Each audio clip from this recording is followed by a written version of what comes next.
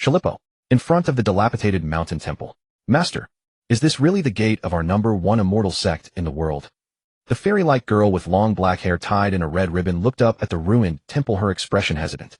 The young man in a worn-out Taoist robe turned around looking at the promising seedling he had finally managed to trick. Chu Xingchen's handsome face revealed a hint of masterly bearing as he said, "A mountain is not famous for its height, but for the immortals who dwell in it. You are still young, do not be attached to appearances." The girl in the pink flowing celestial dress revealed a look of sudden realization. "I understand, master. Is there a hidden world inside? I read in the legend of Qishan's immortal cultivation that behind a broken door lies splendid glory." Li Yingling, her face full of excitement, trotted over and pushed open the dilapidated drafty door, her eyes filled with anticipation for the wonders inside. What met her eyes was a half-destroyed statue of a deity, cobwebs hanging from the beams, not yet swept clean. The original offering table had been moved in front of a broken wooden board apparently used as a desk, but the offering table had one corner propped up with a stone that had been wedged underneath. Nearby was a simple stove made of stones with a small iron pot on top. Li Yingling felt that this was just a dilapidated, unvisited statue of a deity, and it looked like a beggar's dwelling. Chu Xingchen also stepped into the ruined temple, his expression calm, and without any embarrassment saying, "From now on, don't read those mortal-written storybooks anymore, they'll rot your brain. Wait, master, I'll take down the wooden board beside the statue for you to use as a bed. This temple is a bit big, you can sleep wherever you want." Li Yingling felt her vision go dark and timidly asked, "Master, isn't cultivation supposed to be like this?" Chu Xingchen said confidently, "Cultivation is exactly like this." Li Yingling timidly asked, "But aren't other sects all splendid and magnificent with floating palaces above towering peaks? Have you seen it with your own eyes or heard it from a fellow cultivator? In the storybooks. Isn't that how it's always described? You know, they're just storybooks. Nowadays cultivation doesn't concern itself with that. As long as you can become an immortal, that's a good cultivation." Chu Xingchen seized the point. "Those mortals, what do they know about cultivation? Do they understand the great way is simple?" Li Yingling replied weakly, but this is too simple. Stop talking nonsense. Are you going to cultivate or not?" "I will." Chu Xingchen sat down on the wooden plank, cleared his throat, and revealed a hint of a smile. "Then hurry up and kowtow to become my disciple." Li Yingling heard this and seemed reluctant as she moved her feet.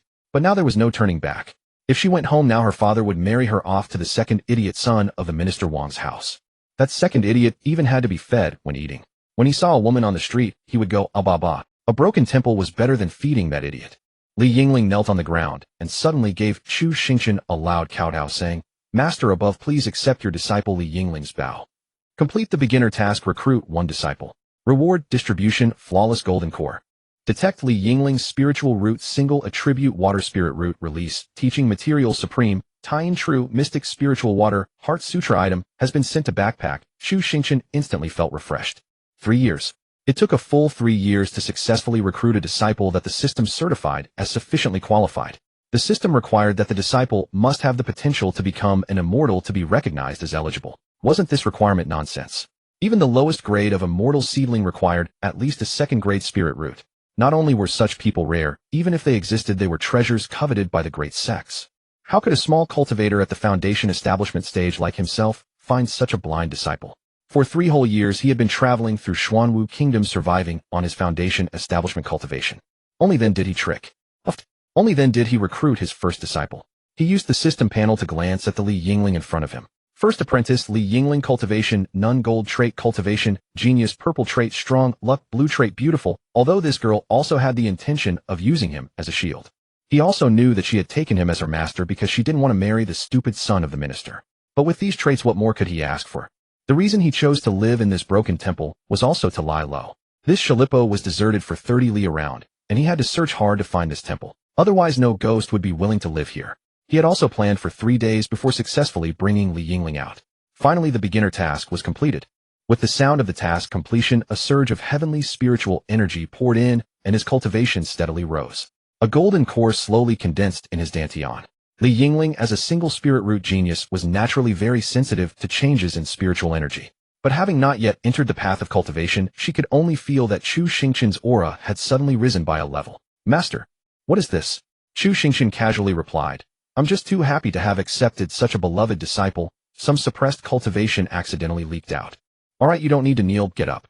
Li Yingling nodded in sudden realization, then stood up and asked with some confusion, "What about the other disciples? As the number one sect in Xuanwu Kingdom, you must have accepted many disciples, master. Where are they?" Currently only you. Li Yingling was stunned. Master you. Chu Xingchen said calmly.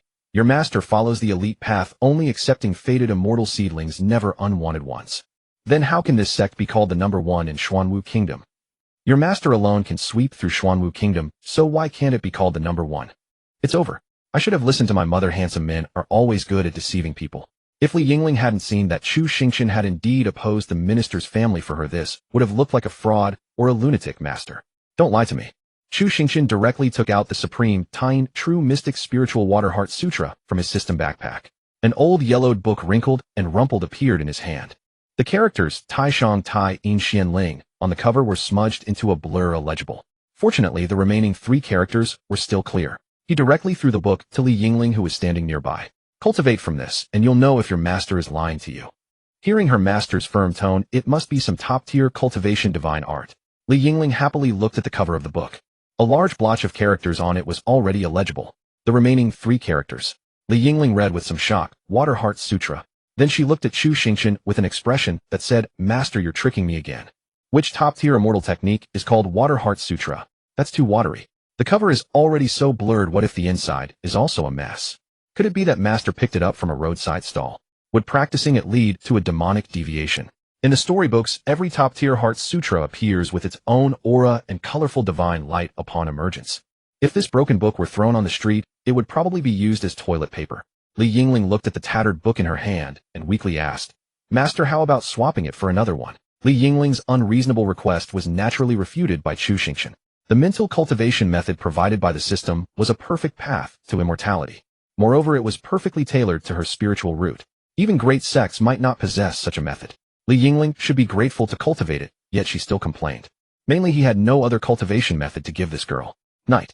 Li Yingling lay on the cold wooden board, missing her soft pillow at home. She really couldn't fall asleep. Although she was dressed, not having a blanket covering her belly made her feel uncomfortable all over. Li Yingling called softly, Master. Chu Xingchen's impatient reply came, What are you doing not sleeping in the middle of the night? The temple door is drafty. I'm cold. Chu Xingchen yawned. Get up and walk around. When you're not cold, go to sleep. Li Yingling weakly retorted, But won't I get cold again after lying down? Chu Xingchen said helplessly, I told you that mental cultivation method is called the supreme, true mystic spiritual water heart scripture. Just practice it boldly, and you'll be fine. At Qi refining layers 3 or 4, you won't feel cold anymore. Li Yingling silently glanced sideways at the divine manual lying beside her, the water heart scripture. Master, your words are really hard to believe. All right, die if I must. I chose this master myself, so even with tears I'll cultivate. Li Yingling gritted her teeth, stood up, picked up the water heart scripture, walked to the fire, opened the first page, and looked at the first line. I, Water Spirit True Lord, declare that this method is the exclusive supreme art of the true immortal realm. Water Spirit True Lord. Wow, a true immortal method. Li Yingling's mood improved slightly as she looked at the second line. I, Raging Wave True Lord, what Water Spirit True Lord wrote is really watery. I have revised it. The effect is even more powerful. Everyone can cultivate with confidence. Wow, a great power, even kindly revised it. Li Yingling nodded in satisfaction and looked at the third line. I see overturning True Lord, those 2 above are both useless. What rubbish they wrote, misleading students. I have revised it. Li Yingling quickly scanned the first page. Good heavens. The entire first page was filled with lines starting with, I name True Lord, denouncing the previous ones as useless. According to the first page, this water heart scripture had been revised by at least 17 great powers. In other words, it was a cultivation method that had gone through 17 versions. Li Yingling tremblingly turned to the next page. Please don't revise it anymore. Li Yingling felt darkness before her eyes, but she endured and continued reading. I, North Sea Emperor, don't you dare revise it again. You're weak and love to scribble nonsense. I almost went into Qi deviation. This version I've revised is the final version. Non-toxic, cultivate with confidence. One more reminder. Don't you dare revise it again. She looked at the next paragraph. Luckily, no one had revised it further. However, layer after layer of thick ink had completely blotted out the original words. On this entire page, the only line not blotted out was, Water, the origin of the spiritual source of heaven and earth. Great, a useless cliché. She decisively turned to the next page. The entire page was blacked out, but then red ink was used to write, but the red was also largely blotted out. Then multicolored ink stains made the whole paper pitch black. Then white paint was used to forcibly write over it. These great powers were quite unwilling to admit defeat. With all the colorful characters, Li Yingling felt her eyes were dazzled. Li Yingling raised her head, looked at Chu Xingchen, lying on the wooden board, and weakly said, Master, if I go into Qi deviation, will you be able to save me in time? Chu Xingchen propped himself up, looked at Li Yingling squatting by the fire, holding the water heart scripture, and sighed. Just cultivate with confidence, you won't go into chi deviation. Would your master harm you? Master, are you sure you didn't pick this up from the roadside? You've seen it yourself? Do you think you could find such a method by the roadside? Li Yingling heard this and looked down. Indeed, the cost of ink for this forgery was too much. Li Yingling weakly said, Master, I'm really going to cultivate. Please protect me. Chu Xingchen stood up from the wooden board, walked to Li Yingling's side, and nodded. Rest assured, I will keep you safe.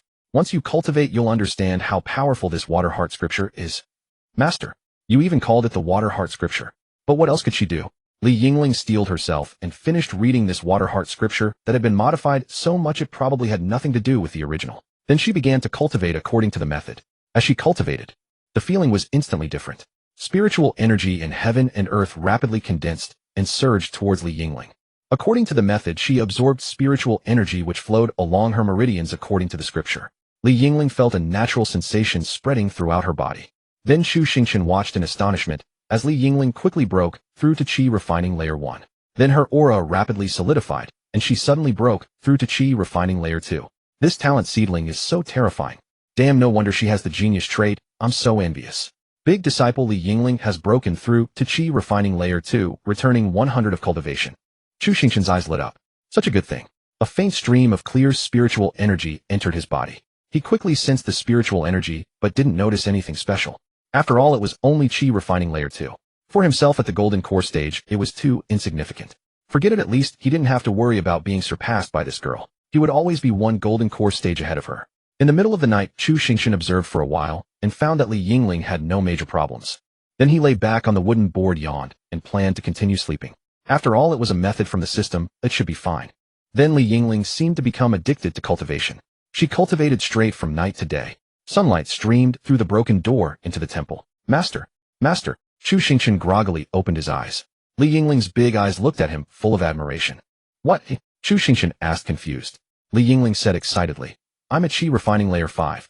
I reached Qi Refining Layer 5 in one night. That water heart scripture is truly a top-tier immortal method. Chu Xingchen yawned, turned over to continue sleeping, but still perfunctorily praised, well done. Looking at Chu Xingchen, who planned to go back to sleep.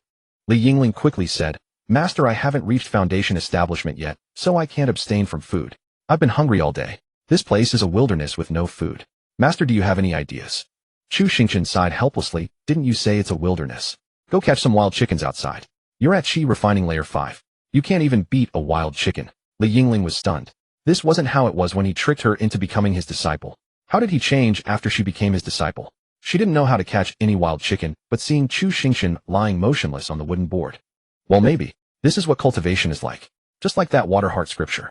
After comforting herself, Li Yingling grabbed a wooden stick nearby and walked out of the temple, intending to hunt a wild chicken. Just as she stepped out of the temple, Chu Xingchen's voice came from behind. Remember to save 2 chicken legs for your master. Li Yingling, who had just entered Qi Refining Layer 5, almost stumbled. When Li Yingling emerged from the deep forest, returning to the dilapidated temple in a dusty state, it was already noon. Her pink flowing immortal dress was covered in mud with smudges of dirt streaking across her face. The wooden stick in her hand had been replaced by a wild rabbit. Her original target had indeed been a pheasant, but they perched high in trees, making them difficult to catch. She could only grab a pitiful little rabbit, though her heart ached at the thought. The rabbit was indeed adorable, but its belly was even more pitiful, wasn't it? She pushed open the door of the dilapidated temple. Li Yingling glanced over and saw her makeshift master tending to a pot of hot water. Chu Xingchen looked at the dusty Li Yingling's side and asked, I sent you out to hunt. Why do you look like you were beaten by the wild? Li Yingling was so exasperated she almost choked and initially wanted to argue loudly. But recalling how formidable the Water Heart Sutra was, she wondered if her master might truly be a hidden expert. Perhaps he was simply tempering her spirit. She could only weakly retort, they're not that easy to catch. Chu Xingchen walked over, took the rabbit from Li Yingling's hands, and pinched its ears to inspect it. Too thin. Next time catch a fattier one. Fatter rabbits taste better when roasted. Oh. Glancing at Li Yingling's crestfallen expression, Chu Xingchen confidently said, no need to make that face. Wait until I show you my skills. I'll give you plenty of motivation for your next hunting trip. Li Yingling wore a puzzled expression, and then she watched Chu Xingchen pull out a dagger.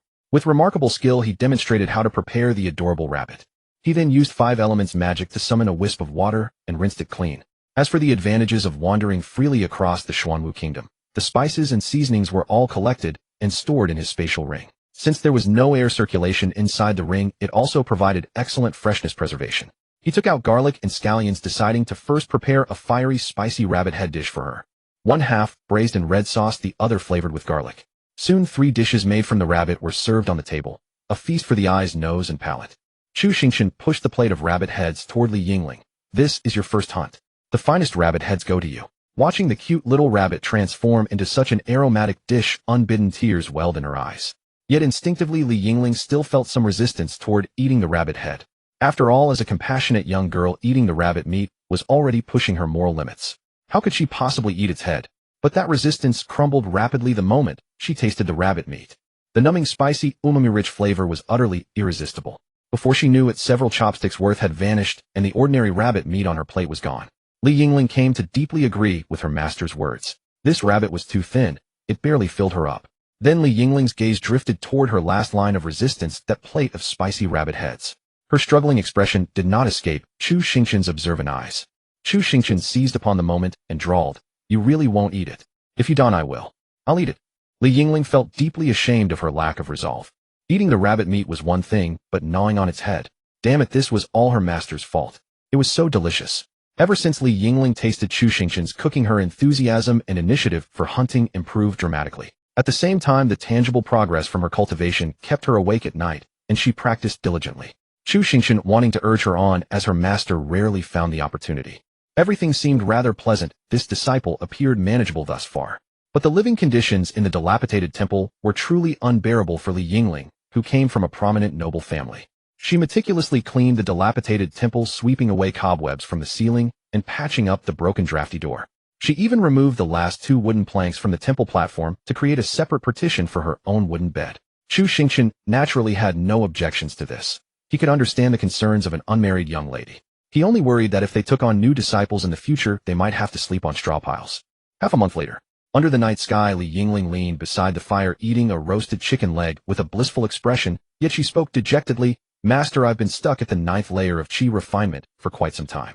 Chu Xingchen seasoned the roasted chicken and replied, "Practice more, and you'll break through." Li Yingling cleared her throat lightly. "Master, I've read in adventure tales that when cultivators hit bottlenecks, they always have magical pills or spiritual plants to assist their breakthroughs. Right? As the foremost sect in the Xuanwu kingdom, and you as the greatest cultivator here, you must have plenty of fine pills and such, don't you?" Chu Xingchen looked up at Li Yingling, who wore an expression of eager anticipation. In short, what her words really meant was, "Old fogey dropped those pills already." What made him laugh was that he didn't even have pills himself. If he hadn't taken on her as a disciple, he would still be at the foundation establishment stage. What did she expect a foundation establishment master to produce? Still, it wasn't entirely hopeless. Chu Xingchen glanced at the night sky. This Xuanwu kingdom was located in a remote region far from the central continent, where golden core cultivators were as common as dirt.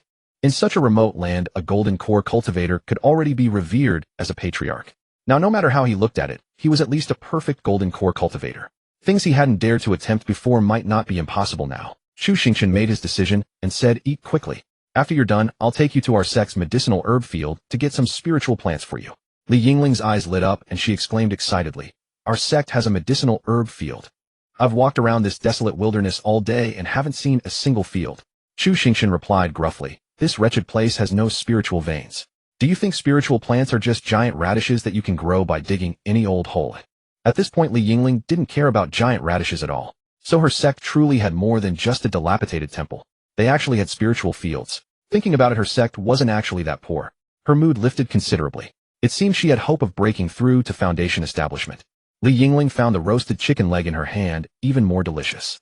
Forgetting all notions of noble lady decorum, she quickly devoured the entire leg. "Master, I'm full, let's go now." Chu Xingchen couldn't help but feel speechless. This girl didn't even bother to hide her desire to extract pills from her master. But leaving early would be more suitable in terms of timing. Chu Xingchen sighed and said, "Let's go." On a dark and windy night, the master and disciple from the dilapidated temple set off toward the southeast. An hour later, as Li Yingling climbed the rugged mountain path, she couldn't help but ask, "Master, isn't this spiritual field too remote?" "Spiritual veins are always like this. We're almost there." Another half hour later, Li Yingling finally saw the spiritual field Chu Xingchen had mentioned. She had to admit it was truly different. Under the moonlight, the spiritual plants occasionally shimmered with a pure radiance that echoed the silver glow of the moon. The medicinal field's protective measures were quite impressive as well. A pale yellow barrier surrounded the relatively small spiritual field. Li Yingling's excited gaze fell upon Chu Xingchen, but when she clearly saw what her master was doing, her excitement dimmed considerably. Chu Xingchen was carefully using his spiritual power to quietly melt a large hole in the barrier. After scanning the area, he handed a cloth bag to Li Yingling. I'll keep watch while you go in and grab what you need. Take whatever catches your eye. This is our own spiritual field. No need to be polite. Upon hearing this, Li Yingling felt dizzy and somewhat disbelieving. Master, were you trying to swindle your disciple? Staring at the burlap sack that had been forcibly thrust into her hands, Li Yingling, who was no fool, realized at once that this must be the medicinal field of another sect. As a well-bred young lady from a distinguished clan, the act of stealing was a severe challenge to her moral principles.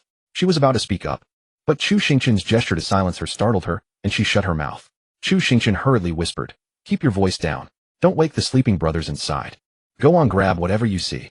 The sack in her hand, the spiritual plants within her master's urging. At this moment the arrow had been loosed, and she had no choice but to proceed. Gritting her teeth, Li Yingling carefully crawled through the large hole. Wasn't it said in all the storybooks that the world of cultivation was full of deceit and treachery? One's own ascension meant that others could not ascend. Cultivation, it must be so. Stepping into the spirit field, the nervous Li Yingling paid no attention to what she was taking. She simply grabbed the nearest spiritual plant and plucked it out by the roots. Caring neither for its effects nor for the proper technique, she stuffed everything into the sack. Gradually she became excited and began seeking out the plants that glowed the brightest. These things were like candles. She could take them back to use as lamps. Finally, Li Yingling filled the entire sack to the brim before reluctantly preparing to return. This time it was Chu Xingchen's turn to be dumbfounded. Good heavens, this spirit field was not large to begin with. After all, it belonged to a small sect. He dared not provoke the large sects for now, but this girl had shown no restraint at all, nearly uprooting a quarter of the field. Li Yingling had just run out in high excitement. Perhaps too thrilled, she failed to suppress her footsteps, and the drowsy disciple guarding the field was awakened. Blearily opening his eyes, he saw a large patch of herbs missing from the field, especially several urgently needed by the sect leader. Uprooted roots and all. What heartless thief would steal even the herbs for restoring yang? Are you as impotent as the sect leader? The guard disciple bellowed in rage while ringing the alarm bell. Thief! Someone come! Thief! Li Yingling's heart instantly raced. Chu Xingchen reacted swiftly, grabbing her hand and using the earth escape technique to flee at once. Li Yingling vaguely heard, "That damned scoundrel. Stealing the immortal herbs I painstakingly gathered. Furong, I have failed you." Chu Xingchen's earth escape technique was a special skill provided by the system for escape. He had practiced it diligently, and it was extremely fast. When they emerged again, they were in some unknown place. Chu Xingchen swiftly set up deceptive traces to mislead their pursuers, then led Li Yingling in the opposite direction. He repeated this maneuver at least 8 times. Only then did he cautiously use earth escape to return to the broken temple. Taking the sack from the still shaken Li Yingling, Chu Xingchen began sorting the spiritual plants inside. After identifying 2 plants, Chu Xingchen frowned. Why had this girl brought back so many young nourishing herbs? Li Yingling, still trembling, asked, Master, we won't be caught, will we?" Chu Xingchen replied with an air of calm. "No, I've already covered our tracks, steady as a rock." Recalling his deft movements and lightning-fast earth escape. And now, looking at his utterly composed expression, it was clear he was a seasoned veteran. Li Yingling inquired, "Master, do you do this often?" "Not often, but back when my cultivation was low, I often got into trouble while traveling through the Xuanwu Kingdom, so I picked up the skill." "Then, Master, your cultivation must be quite high now, so why do you still run? What would you have me do? Kill everyone who comes?" Chu Xingchen sorted through the plants, then said, "Don't overthink it. I had a small grudge with that sect before, and today I pulled a few of their weeds to settle the score." Intrigued, Li Yingling asked, "What grudge?" Chu Xingchen sighed. The sect leader had a Dao companion who was beautiful, but of mediocre character. The leader loved her deeply. Later, that Dao companion took a fancy to my unmatched charm and tried to seduce me repeatedly, but failed. However, the sect leader found out. I explained to him that I wasn't the only one she pursued. His own senior disciple was also involved with her. But that only infuriated him more, and that old dog chased me for 3 days and 3 nights. Hearing this, Li Yingling couldn't help but laugh. Chu Xingchen glanced at her, but said nothing, simply sorting the plants. He then picked out a few herbs of suitable age, removed the roots, and tossed them directly into a pot nearby. He set aside the remaining plants for later use, storing them in a spatial ring. Then he lit a fire, added water, and began to boil. The novice gift pack from the system contained basic alchemy and artifact refinement techniques. Unfortunately, one required a furnace and the other a forge. But after careful study, he found that while artifact refinement required a forge, alchemy could be done without one. A pot would suffice, though the results were somewhat inferior. Moreover, the appearance would certainly not be as neat as that from a proper alchemy furnace. Composing his mind and focusing his energy, he began to refine. Surprisingly, after reaching the golden core stage, his control over spiritual energy was much more adept. The essence of the herbs was quickly extracted. The pot of water soon turned a deep green. Then he reduced it over high heat to preserve the medicinal potency. The entire pot of water was condensed into a droplet the size of a pill. Chu Xingchen carefully wrapped the droplet in spiritual energy and looked at Li Yingling. "Open your mouth, good disciple." Li Yingling was stunned. Weren't alchemical pills supposed to be solid? Why was hers liquid? And that green oily liquid looked more like poison than medicine. How could she open her mouth? She asked weakly, "Master, are you sure this is edible? If it weren't for the poor effect and side effects of eating raw spirit-nourishing grass, I wouldn't bother refining it for you." Chu Xingchen said impatiently. "Hurry up and open your mouth. After you take it, go cultivate." Hearing this, Li Yingling reluctantly opened her mouth and swallowed the green liquid pill. As the liquid burst in her mouth, an intensely bitter taste twisted her face. She barely managed not to spit it out. But the effect was indeed remarkable. Spiritual energy began to surge within her. Li Yingling quickly returned to her bed, sat cross-legged, and began to cultivate. Chu Xingchen observed her condition for a moment, found no issues, and then sat back on his own bed. He opened the system interface to check. The novice tasks were two. One was to recruit a qualified disciple, and the other was for that disciple's cultivation to reach the foundation establishment stage. Once Li Yingling reached foundation establishment, the second novice task would be complete. Then he would be rewarded with a divine ability and could unlock the formal tasks. Tears welled up, whose novice task took over 3 years to complete. Chu Xingchen quickly took out several spirit stones from his spatial ring and rapidly arranged them into a simple spiritual gathering formation to ensure sufficient spiritual energy for Li Yingling's breakthrough.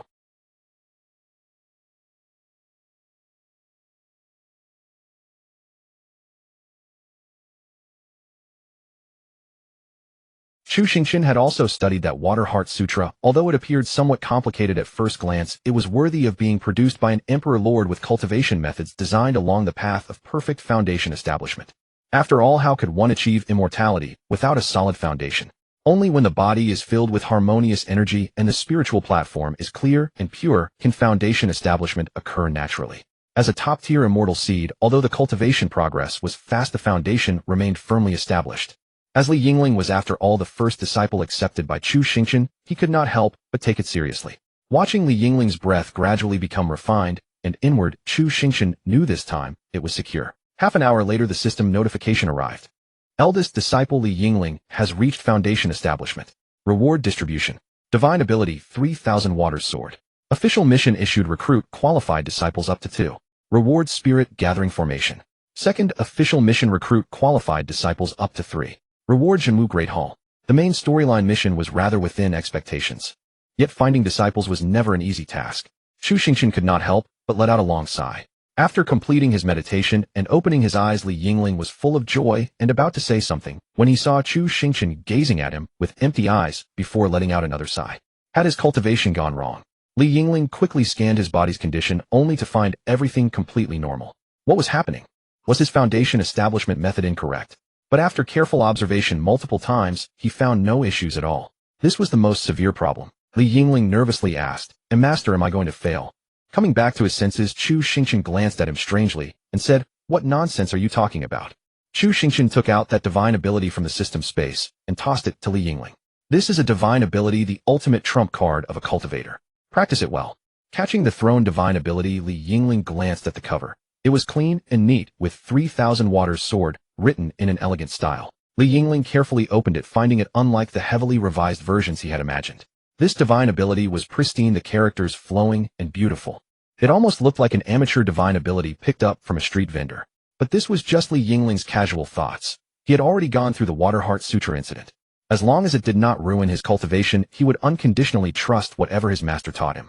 He happily flipped through the divine abilities sword manual, but after reading for a while felt there was still something missing from his understanding. Li Yingling asked, "Master, do you have a sword?" The question sounded almost like an insult, but Chu Xingchen understood what he meant. Chu Xingchen glanced at Li Yingling, then tore off a small piece from his wooden bedboard and quickly shaped it into a wooden sword using spiritual energy, tossing it to Li Yingling. "Practice more with this. If it breaks, Master will make you a new one. We have plenty of trees at the entrance." After over half a month, Li Yingling had grown accustomed to his master's eccentric ways and silently picked up the simple wooden sword from the ground. He then quietly retreated to his own wooden bed, showing no visible excitement about his foundation establishment breakthrough. Chu Xingchen sighed again, wondering where he could find such a dedicated immortal seed disciple. Betrayal from a past life. Blood feuds stained deep.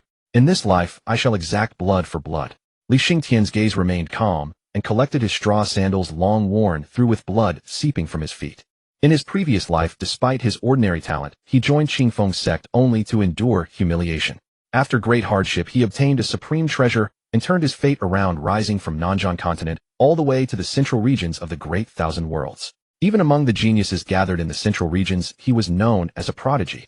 Unfortunately, the naive young self was tricked by a demonic sect enchantress left with nothing. She even drained his cultivated nascent soul dry. And most hateful of all, that demonic enchantress never even let him hold her hand. Damn it all. Since given another chance at rebirth this life, he would have no place for women in his heart. His destination was a mountain temple in the forest of Shirley Slope. Inside the mountain temple lay a stone containing 1,000-year bone jade. By absorbing and melting it, subduing the inner demons it awakened, one could transform their very nature and bones. To achieve transformation into the heavenly demon Tao body. The reason a mountain temple was built in Shirley Slope, a place rarely visited by humans desolate for tens of miles around, was because a great power had left this opportunity for those destined in future generations. In his previous life, he was that destined one. This life, he came faster than before. He was still that destined one. Truly, fate. Unutterably wonderful. Li Xingtian crested a familiar small steep slope. His heart grew more exhilarated, for beyond this slope lay the mountain temple.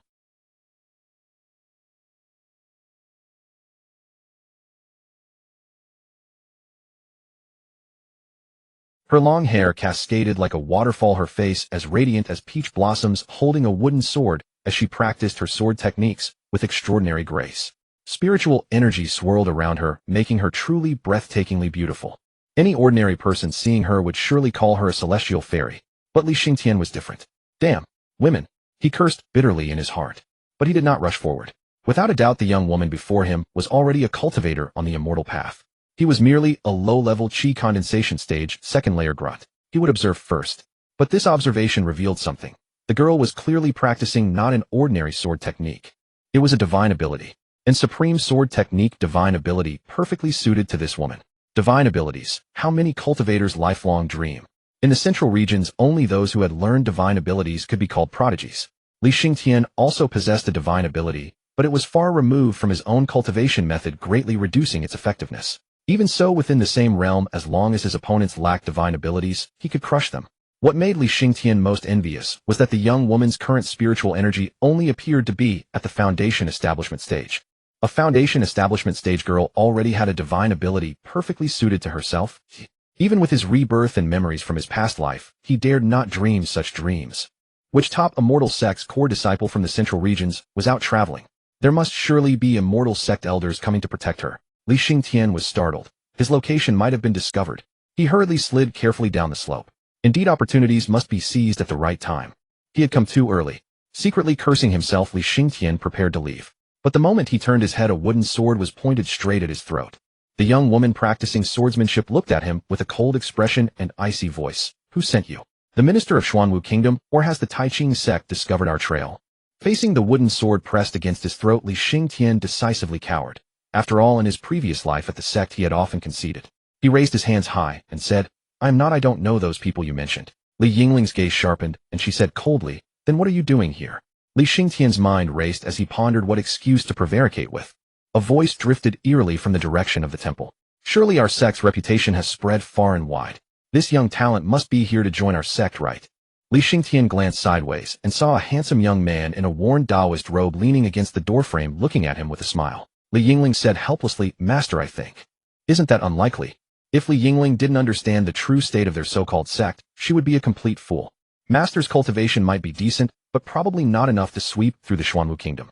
His identity was questionable, and no one knew where he got so many top-tier techniques. But to say that the sect was famous enough to attract disciples was pure fantasy, like talking in one's sleep. Chu Xingchen then leisurely walked over. He carefully scrutinized the young man before him. Short hair, somewhat thin.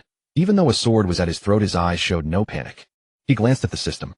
Target: Li Xingtian Cultivation Chi Refining Layer 2 Gold Attribute Reincarnator Purple Attribute Decisive. In killing Blue Attribute Valuing Loyalty and Bonds meets conditions for taking a disciple. The system had just notified that a person meeting the conditions for taking a disciple had appeared nearby. With a sweep of his divine sense, he discovered that this person had been caught by Li Yingling. Chu Xingchen clicked his tongue in amazement at the young man. Good heavens, a reincarnator. This looks exactly like a protagonist template. especially the attribute of valuing loyalty and bonds. Clearly the sect leader's little cotton-padded jacket pity, it's a male. Since a disciple had come to him of his own accord, he had to recruit him by any means. Li Xingtian was startled to see Chu Xingchen looking as if he had seen through him. He hadn't expected the one to come was not a guardian, but her master in person. Li Xingtian took a deep breath and asked slowly, "May I ask which sect this senior belongs to?" Hearing this question, Li Yingling also looked at Chu Xingchen with great curiosity. Because she didn't know either, how every time Li Yingling asked her master would brush it off without answering. In fact, this question had troubled not only Li Yingling for a long time. It had also troubled Chu Xingchen for a long time. As someone suffering from naming difficulty, he had always wanted to come up with a meaningful and elegant name. Now seeing Li Xingtian's puzzled gaze, Chu Xingchen knew that he had to say something. Otherwise this prospective disciple might slip away. He looked up at the sky. Then Chu Xingchen said calmly, "The sect is called the Heavenly Tao Alliance." Heavenly Tao Alliance. Li Xingtian's pupils contracted, daring to name after the Heavenly Tao. He had been too narrow-minded in his past life. He had long heard that there were many hidden immortal sects in the central continent. Presumably these two were from one of those hidden immortal sects. Li Xingtian quickly cupped his hands and said, "I am just passing through. I didn't mean to disturb." Chu Xingchen hastily raised his hand to interrupt Li Xingtian, squinting his eyes as if he had sensed something. "You carry the scent of karma. This is time." Upon hearing this, Li Xingtian's heart pounded wildly, and he dared not look up to meet Chu Xingchen's eyes. Could this man see through time and karma? What level of cultivation was this? Soul formation or tribulation transcendence? In this remote corner of the southern Jianbu continent, encountering such a formidable figure. Could it be that he was also after the bone jade? Yet in his previous life, he had obtained the bone jade, meaning this senior hadn't found it. Why was he still thinking about the bone jade? Could he afford to think about such things at a time like this? This man had already seen through his time karma. Nor did he know that he was a reincarnator. Would this big shot tie him up for research? While Li Xingtian was caught in a frenzied mental storm, someone else was also racking his brains to fool the reincarnator before him. After a moment, Chu Xingchen spoke softly. "Kid bearing great karma on your back. It's hard to say if it's good or bad." Li Xingtian was stunned, feeling that the senior seemed to be hinting at something. He quickly asked, "Senior, what do you mean?" Chu Xingchen pretended to be profound and said, "Time is a torrent, a great trend of law. Going against the current will either shatter you to pieces or make you famous throughout the world." Li Xingtian took a deep breath, seeming to understand Chu Xingchen's implication, and said firmly, "Whether it's shattering to pieces or becoming famous, I already know what I must do in this life." Chu Xingchen nodded with satisfaction, looking like he approved of the young man's spirit. Cultivating immortality is itself going against the heavens. Chu Xingchen showed a hint of hesitation, then sighed. "Forget it. You are fated with me. Would you be willing to become my disciple?" Li Xingtian was slightly startled, looking at Chu Xingchen in disbelief, as if he wanted to say something, but stopped. Chu Xingchen naturally saw his concern. He was simply afraid of being tricked. Since Li Xingtian was a reincarnator, his current cultivation was only Qi refining layer 2, and his feet were rubbed raw and bloody. Presumably there was something very important for him inside this dilapidated temple. As for what that thing was, did he need to think twice? It was clearly Li Xingtian's most crucial means of turning the tables, his most important opportunity. As if reading Li Xingtian's mind, Chu Xingchen smiled dismissively. "You still underestimate the people of this world. What you consider a priceless treasure is merely a trivial thing in our eyes. Go ahead, take your destined opportunity." Li Xingtian's hidden thoughts were instantly exposed, and he couldn't hide his astonishment as he looked at Chu Xingchen. Chu Xingchen maintained his lofty demeanor. "It's a pity that you are short-sighted and fail to recognize what true opportunity is." Li Xingtian struggled internally, but still cupped his hands, and said, "Thank you, senior, for your mercy. However, I am not accustomed to the constraints of a sect. I hope you can understand." Chu Xingchen silently shook his head, and turned away, no longer looking at him. Yingling let him go, although she didn't know what her master was pretending about, or what the two of them were mysteriously discussing. But when it was time to give her master face, Li Yingling would naturally do so without hesitation. She withdrew the wooden sword in her hand, and respectfully bowed slightly to Chu Xingchen. "Yes, master." At the same time, on the side unseen by Li Xingtian, she secretly winked at Chu Xingchen, indicating that she was very obedient. Chu Xingchen nodded with great satisfaction. Li Xingtian cupped his hands in thanks again, then climbed back up the small slope, not daring to look back. He stepped into the temple. The temple now showed many signs of habitation, quite different from when Li Xingtian first came. Even the wooden boards under the statue platform had been removed cleanly. Li Xingtian's heart skipped a beat, and he hurriedly walked under the statue and reached out to touch the floor. But he found that the small stone in his memory was gone. What was going on? Had the senior taken it? But he spoke so casually, and his cultivation was unfathomable. At this point, he was only at Qi refining layer 2. If the senior wanted to control him, he could just act directly. There was no need to deceive him. "Where did that thing go?" "The thing you're looking for. I used it to prop up the table leg." Chu Xingchen's voice came from behind again. Li Xingtian didn't turn to look at him, but instead followed Chu Xingchen's words and looked at the table leg nearby. The 1,000-year bone jade he had been longing for was indeed propping up the table leg. Though he had seen it, Li Xingtian did not immediately reach for it. Instead, he turned again, clasped his fists in gratitude, and said, "Thank you, senior." Chu Xingchen waved his hand dismissively, his expression calm and unruffled. Li Xingtian slowly rose to his feet and made his way directly toward the Millennium Bone Jade that he had yearned for since his rebirth. Raising the corner of the table, he grasped the stone-like Millennium Bone Jade once more in his palm. A profound sense of relief settled over Li Xingtian, as though a heavy burden had finally been lifted from his heart. After offering Chu Xingchen another grateful bow, Li Xingtian hurriedly withdrew from the ruined temple, the Millennium Bone Jade secured in his possession. Li Yingling watched Li Xingtian depart, then stepped into the dilapidated temple with a puzzled expression. "Master, you're just letting him leave like that." This was the same master who refused to move unless there was something in it for him. Yet today he had so readily allowed the man to depart with the treasure. Upon hearing his disciple's words, Chu Xingchen dropped his lofty air at once. "Continue your practice at home. I must take care of something outside."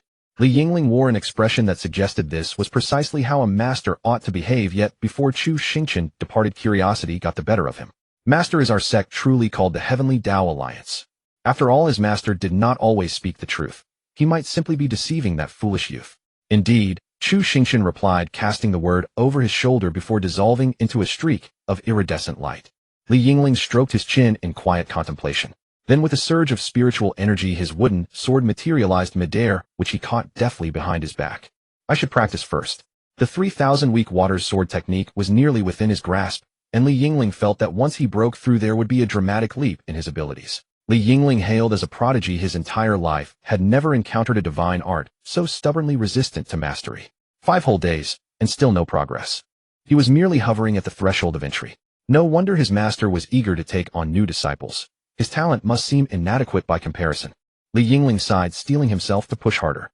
Meanwhile, Li Xingtian, his destination clear, set off at once for the nearest town. Refining the Millennium Bone Jade required a quiet, secure environment, a full day's work. Returning to his former sect was out of the question. Those who went back were fools, and he had slipped away in secret anyway. He was likely already branded a deserter on the sect's blacklist. He would find an inn in the nearby town, pay handsomely, and ensure no one disturbed him. Once the refinement was complete, he would make for Zhongzhou without delay. There lay opportunities within his reach. Yet one concern weighed heavily upon him. It was the words of that senior figure still echoing in his mind. Had he truly missed the opportunity meant for him? He exhaled wearily. His former sect had disappointed him beyond measure. In his previous life, he had risen to become one of Zhongzhou's renowned prodigies without any sect's backing. Why should this time be different? He would undoubtedly achieve the same in this lifetime. Why tether himself to some so-called sect? With his resolve firm, he cleared away all doubts. Whatever he chose, he would not regret it. A day of arduous travel later, Li Xingtian finally reached his destination, a sizable town. Upon arriving at the inn, he made no move to rush upstairs and begin refining the Millennium Bone Jade just yet. Instead, he ordered a full meal. As a mere Qi condensation layer 2 cultivator, the journey had been taxing and his provisions had long been exhausted. He had been starving for quite some time, yet this sensation of hunger was one he had barely experienced since his rebirth. A faint smile touched Li Xingtian's lips. It felt strangely, wonderfully real, but the smile soon faded.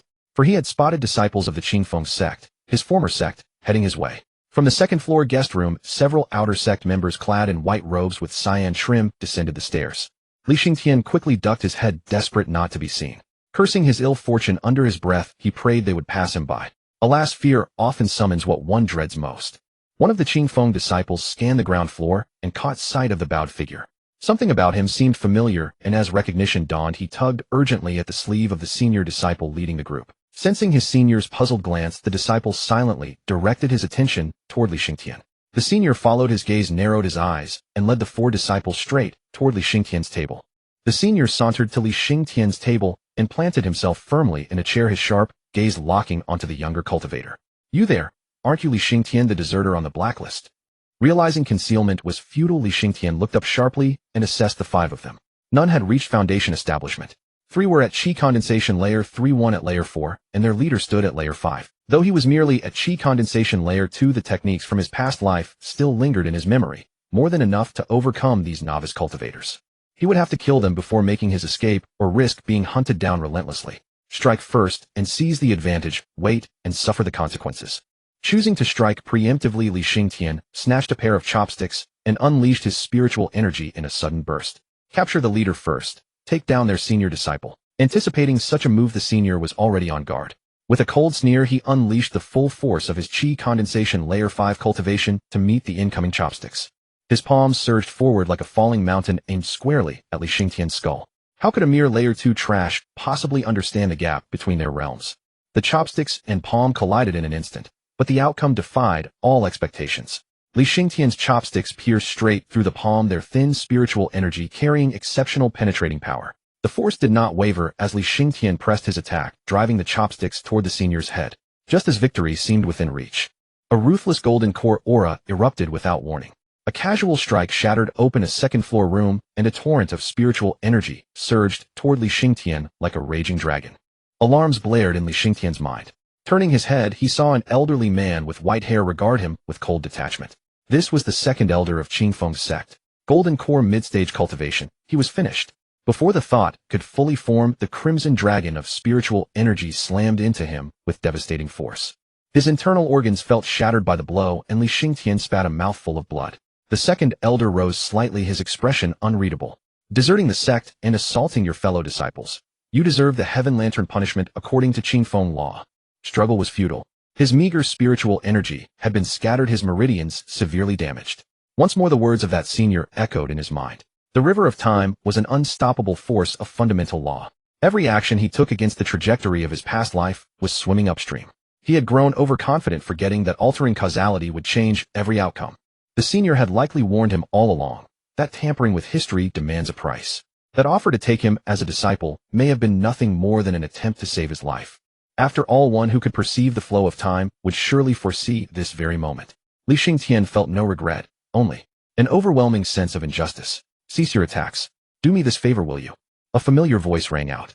Li Xingtian turned his head to see Chu Xingchen regarding him with an expression of mild regret, a cup of clear tea in hand, sipping slowly. The second elder on the second floor swiftly turned his gaze toward Chu Xingchen, who had just spoken. Unable to sense the cultivation realm of this handsome, young man, the expression on his face finally shifted. Who is this fellow Taoist? Chu Xingchen slightly shook his head, picked up a pair of chopsticks from nearby, and gently extended them forward. A profound and inexplicable sword intent surged violently from the chopsticks, transforming into a white dragon coiled around them as spiritual energy swirled. Is this a divine ability? The second elder suppressed his astonishment, took a deep breath, and quickly softened his demeanor. He cupped his fists and said, "That man is a traitor from our Qingfeng sect who has injured our disciples. Regardless of emotion or reason, you should not stand in my way." Chu Xingchen sighed. "Fellow Taoist, I also have no desire to bully others with force. However, this person shares some destiny with me. Could you spare his life? I can make compensation." The second elder pondered for a moment, then shook his head. "If we let him go so easily, our Qingfeng sect will lose all authority outside." "Spare me."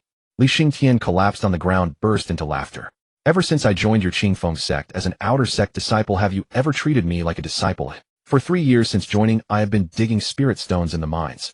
Out of 17 recruits from my village, I am the only one still alive. If you spare me, are you just telling me to stop mining spirit stones and instead go to the untamed forest where even inner sect disciples dare not tread to dig spirit plants?" The second elder's heart skipped a beat.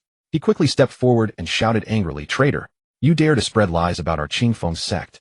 Chu Xingchen paused for a moment, then sneered. "So I was the one in the right after all. No wonder someone with the loyal and righteous trait would never betray his sect." He looked up at the old man on the second floor through his system panel. Shengwan Hong. Cultivation golden core mid-stage. Blue trait deeply scheming. White trait adequate aptitude. Black trait frail and decrepit. Black trait haunted by inner demons. Upon seeing these traits, Chu Xingchen's confidence surged. So he was facing a sickly old man. With superior martial strength and the moral high ground, was I invincible? Chu Xingchen sneered loudly. "I once thought Qingfeng sect was a noble, righteous cultivation sect, but it appears to be nothing more than a blood-sucking parasite. How could I, of the Central Continent Heavenly Tao Alliance, associate with someone like you? Now, you old dog, either slink back with your tail between your legs, or I'll rip your head off and kick it like a ball today." With those words, the spiritual dragon of sword intent coiled around the chopsticks roared fiercely, rapidly expanding before fixating menacingly on the second elder. It carried an air of imminent attack at the slightest provocation. By now, the remaining patrons in the tavern had long since scattered. Only the Qingfeng sect disciples remained, hiding to one side as they watched the standoff between the two. Did the second elder truly dare to fight? He could not perceive the true cultivation of the seemingly young man before him, which meant the man was at least at the golden core mid-stage. Even putting aside the unknown true cultivation of the youthful-looking opponent, just that display of divine ability alone, against even a mere golden core early-stage youth, one could hardly claim victory. How much less against someone of unknown strength. Furthermore, the term Central Continent struck like heavenly thunder in the southern Zhangzhou region. Which sect that had established itself in the Central Continent would Qingfeng's sect dare to provoke? Though he suspected the young man might be bluffing, who would risk gambling on it? The second elder's expression remained unchanged, but his mind was already racing to calculate how to respond without losing face. Just then a flattering voice came from outside the door. Esteemed Taoists, please don't fight, don't fight. Chu Xingchen swept his divine sense outward and saw a middle-aged man dressed in the uniform of the director of the Xuanwu Kingdom's Demon Suppression Division. His cultivation was at the Foundation establishment midstage. The middle-aged man said, Elders, surely there is no need for violence when words will suffice. Besides, this is a mortal town. If you were to fight, setting aside the question of how many mortals would die, taking on unnecessary karmic retribution would hardly be worthwhile. What do you think, esteemed elders? The second elder instantly felt relieved. Stroking his beard gently, he said, Since this director has spoken, our Qingfeng sect will grant you the face of courtesy. Chu Xingchen slowly retracted the chopsticks. Though killing the old man would be simple, it would invite trouble later. Most importantly, this was Xuanwu Kingdom territory. Provoking the authorities over this one old man would hardly be rational.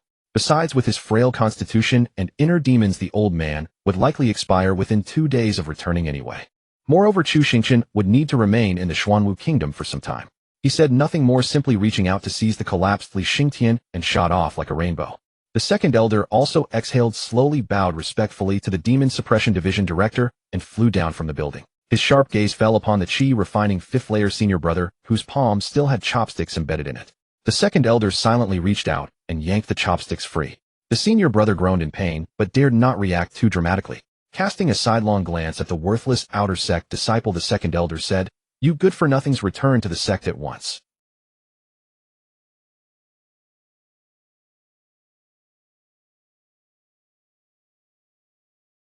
Chu Xingchen, ever cautious about misleading his enemies, darted between several locations before leisurely making his way to the ruined temple with Li Xingtian.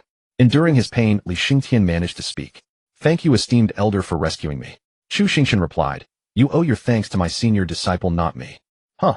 Li Xingtian's expression was thoroughly confused, but Chu Xingchen offered no further explanation.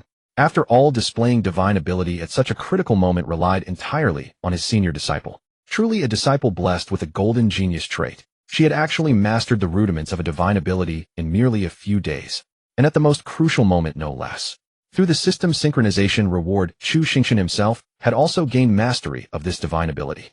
Otherwise, Chu Xingchen suspected he would not have frightened away the Qingfeng sect elder so easily. I shall reward her properly upon our return. All of today's chicken legs are hers. As a golden core true person, Chu Xingchen did not take long to return to the ruined temple with Li Xingtian. There Li Yingling was already playing with a wooden sword, guiding several streams of water that formed a coiling dragon around the blade. She seemed quite amused. Nevertheless, Li Yingling sensed the two approaching figures and promptly returned her wooden sword, hurrying out to welcome her master. Watching the two descend gently before Chu Xingchen could even open his mouth, Li Yingling glanced at the severely injured Li Xingtian, her expression clouded with hesitation. Master, even if he wasn't interested, there was no need to beat him so badly and bring him back like this, is there? Chu Xingchen retorted sharply, You understand your master's style well. Next time you handle such matters yourself. Li Yingling's expression grew even more conflicted, and she timidly replied, Master, I have no experience with such matters. If I mess up, please don't blame me. Li Xingtian quickly interjected, I was not injured by the elder. Fair maiden, please do not misunderstand. Chu Xingchen simply supported Li Xingtian into the ruined temple, glanced at Li Yingling and grumbled, This girl is cunning and loves to deceive. She is fooling you. Li Yingling chuckled mischievously and followed Chu Xingchen into the ruined temple. Chu Xingchen supported Li Xingtian and laid him on his plank bed. Sensing the condition within Li Xingtian's body with his spiritual energy, Chu Xingchen frowned slightly, for Li Xingtian's current state was indeed far from optimistic.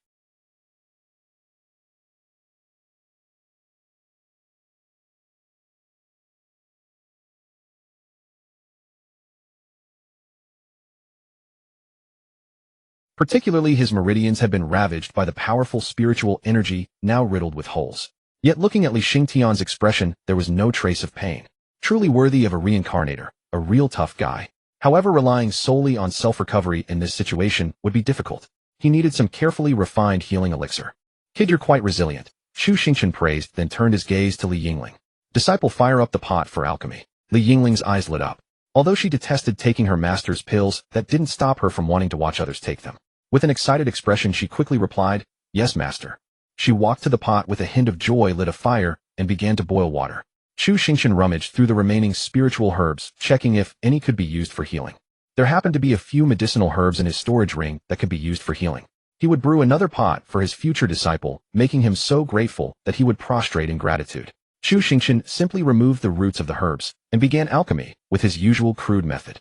A pot of clear water started turning green and murky after adding a few green spiritual plants. A foul herbal smell began to permeate the air. However, Li Yingling felt no discomfort. Instead, she watched the gradually murky medicinal brew with great delight. After all this time, it wasn't her who had to drink it. When the water in the pot had reduced by half, Chu Xingchen added the last ingredient, blue moon flower.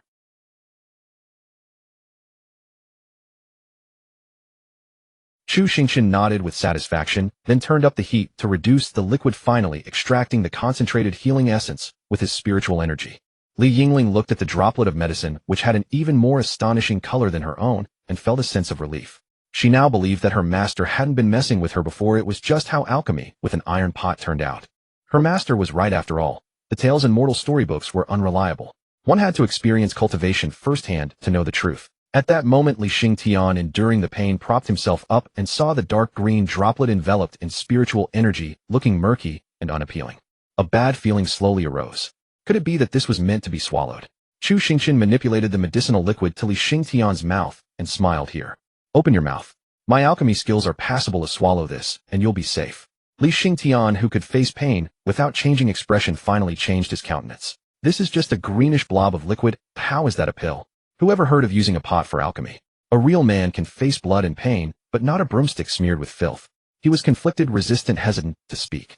If not for the fact that the man before him had saved his life, Li Xingtian would have definitely resisted and shoved this strangely smelling drop into the other's mouth. Yet seeing the senior's confident expression, Li Xingtian couldn't bear to refuse. He closed his eyes with a look of heroic martyrdom and opened his mouth. If worst comes to worst, he could give his life back. Indeed, the taste of the medicine did not disappoint. Its color, a putrid smell accompanied by a terrifying bitterness, exploded from the tip of his tongue straight into his soul. Li Xingtian's expression grew more ferocious. Yet what surprised him was that as an intense rejection and burning sensation traveled down his esophagus, the components within the medicinal liquid began to slowly nourish his veins and damaged internal organs. The physical pain suddenly receded. However, Li Xingtian felt even more uncomfortable after taking the medicine.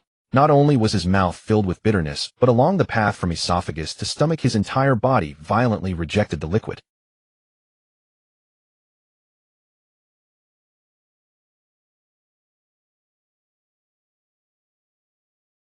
As the first experimental subject, Li Yingling said with great empathy, "Master, this isn't something you can just endure." Chu Xingchen turned and cast a dark glance at his senior disciple. Catching her master's gaze, Li Yingling quickly changed her tune. "Actually, the taste is quite acceptable. No need to endure at all." Chu Xingchen naturally wouldn't dwell on such a trivial matter. After all, their smooth journey out was largely thanks to this senior disciple. After checking that Li Xingtian was largely fine, he began to question Li Yingling. "I see you've gained a preliminary grasp of that divine ability. How do you feel?" Li Yingling, hearing her master's question, thought about how it took her so many days just to barely begin. She thought her master was being sarcastic as before, but she couldn't refute. Li Yingling unconsciously twirled her jet black hair with her right hand, her pretty face slightly flushed. She turned her head and said shyly, "It is quite powerful, but it's somewhat difficult." Chu Xingchen was taken aback. "You only practiced for a few days and already mastered it, and you call that difficult?" Truly a disciple with the genius, a tribute, showing off her humble brag right in front of her master. Chu Xingchen cleared his throat, putting on his master's authority. "Ahem, just practice diligently." "Yes, master." The night, a broken temple before a campfire. Chu Xingchen directly gave the roasted rabbit head to Li Yingling, the greatest contributor of the day, and then distributed half a rabbit to Li Xingtian. Li Xingtian was mostly recovered and could sit up. Apart from its unpleasant taste, the medicinal liquid was actually quite effective. Li Xingtian felt it was even more effective than ordinary healing pills. Looking at the half rabbit on the plate, fragrant and appetizing, he then glanced at Li Yingling, who was merrily gnawing the rabbit head. It must be said, a beautiful fairy gnawing on a rabbit head was indeed quite an impressive sight. Li Xingtian didn't move. Instead, he stared at the steaming half-rabbit before him. It wasn't that he wasn't hungry, but this rabbit, he had no reason to eat it. "Eat," Chu Xingchen said softly to the silent Li Xingtan. "This rabbit doesn't have a contract of indenture." Li Xingtan naturally understood the implication, but he hadn't been thinking along those lines. He hurriedly explained, "No, it's just that I haven't yet repaid your life-saving grace, Senior." Chu Xingchen watched the flustered Li Xingtian smiling and nodding on the surface, but under the table his hand was frantically gesturing to Li Yingling.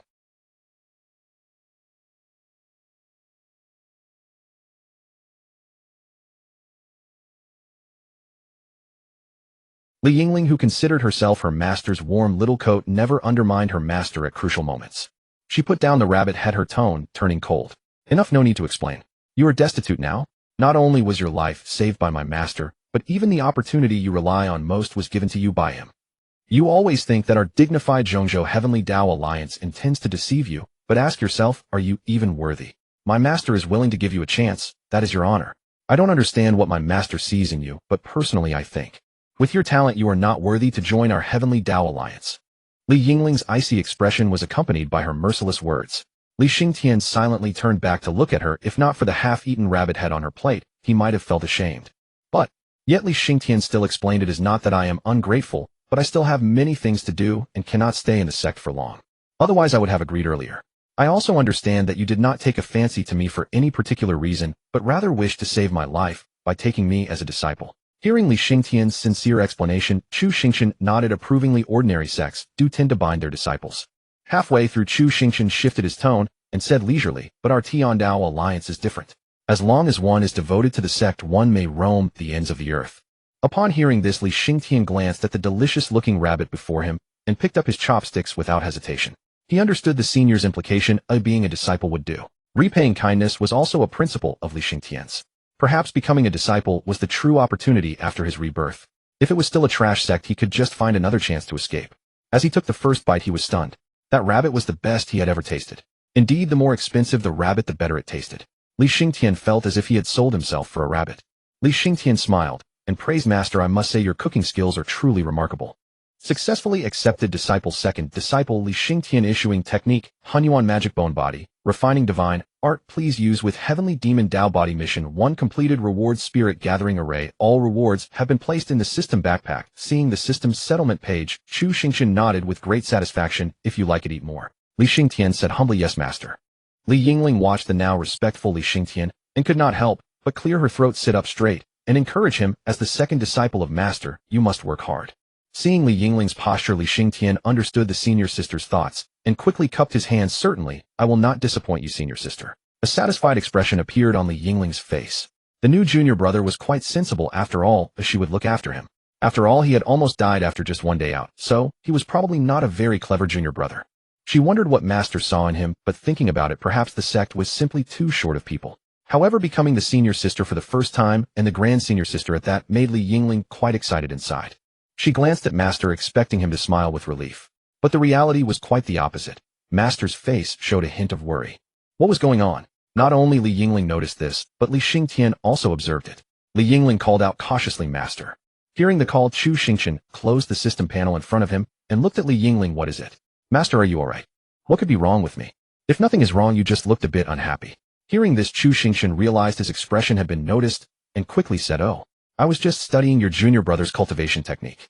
Li Xingtian quickly interjected, "Master, there is no need. I have my own cultivation technique." Chu Xingchen did not say much, but extracted the system's Hunyuan magic bone body, refining divine art. A book with a blood-red cover materialized in Chu Xingchen's hand. He handed it directly to Li Xingtian and comforted him, "It's fine. First take a look at this technique. If you do not think it suitable, you can continue with your own." Hearing that it was not mandatory, Li Xingtian breathed a sigh of relief and reached out to take the book, which faintly exuded a bloody aura.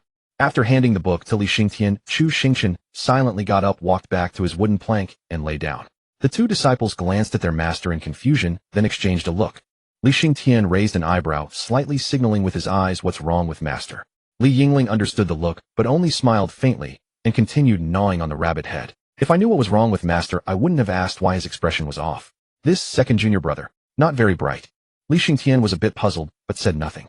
He looked down at the dark red-covered book in his hand. The characters on the cover were written with great momentum, carrying a hint of killing intent. Curiously, he touched the cover and found it was just ordinary paper. A copy. But how could a copy have such a bloody smell? Without overthinking, Li Xingtian opened the first page. His mind was shaken. He skimmed through it rapidly and then turned to the second page. The more he read, the more astonished he became. Seeing his shocked expression, Li Yingling comforted him with the air of an experienced senior-junior brother. It's normal for cultivation techniques to undergo many revisions, and some blurring of characters is also normal. Practice with confidence. Li Xingtian silently glanced at Li Yingling, then looked back at Chu Xingchen lying on the wooden bed. He lowered his voice incredulously. Senior sister, is our Tiandao alliance a heretical sect? Frowning, Li Yingling retorted, heretical sect? What nonsense are you talking about? We cultivate righteous heart techniques. There is no heretical sect here.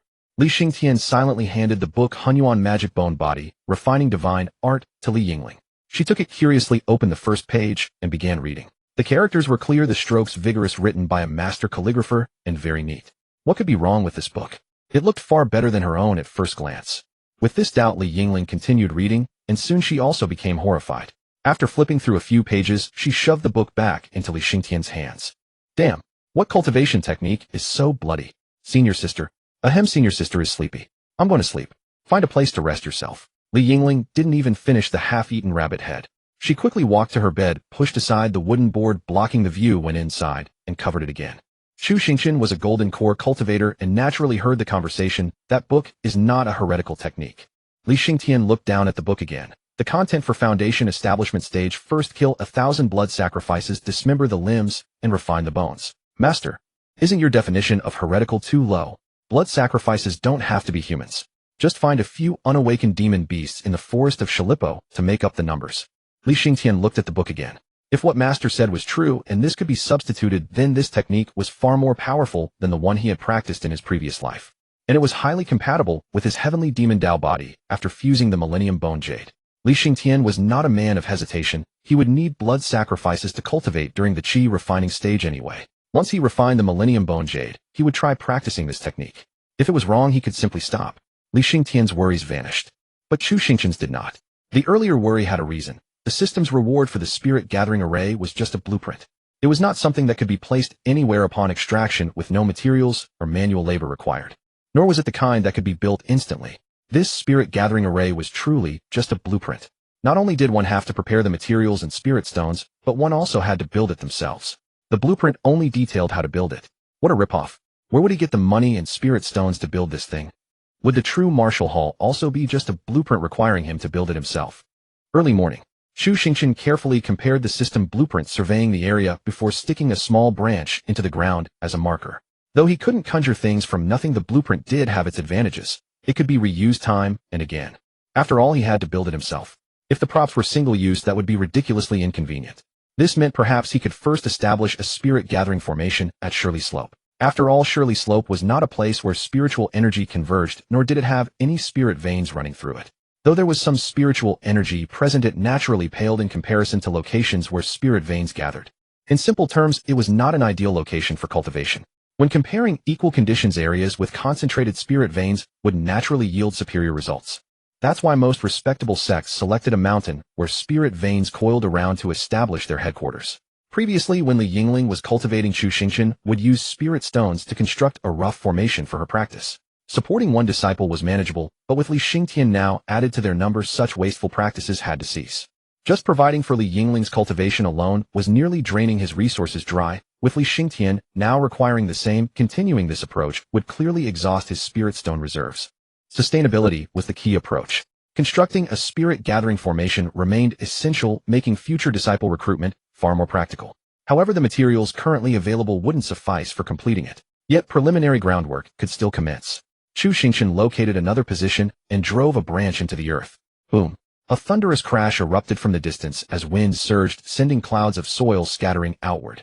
Chu Xingchen swept his hand dismissively to disperse the gust, then stepped forward quickly. His gaze fell upon Li Yingling, who wielded a wooden sword with intense focus as she excavated a large pit.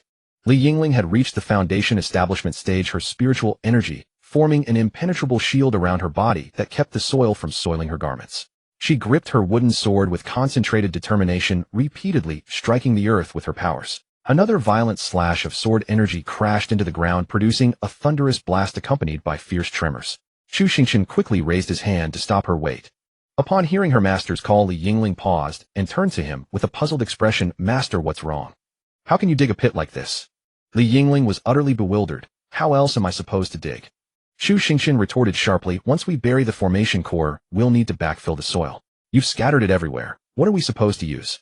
Your head, oi. Hearing her master's words, Li Yingling silently glanced at the soil, drifting away in all directions. But she still protested slightly aggrievedly. But if I don't dig this way, it would take forever.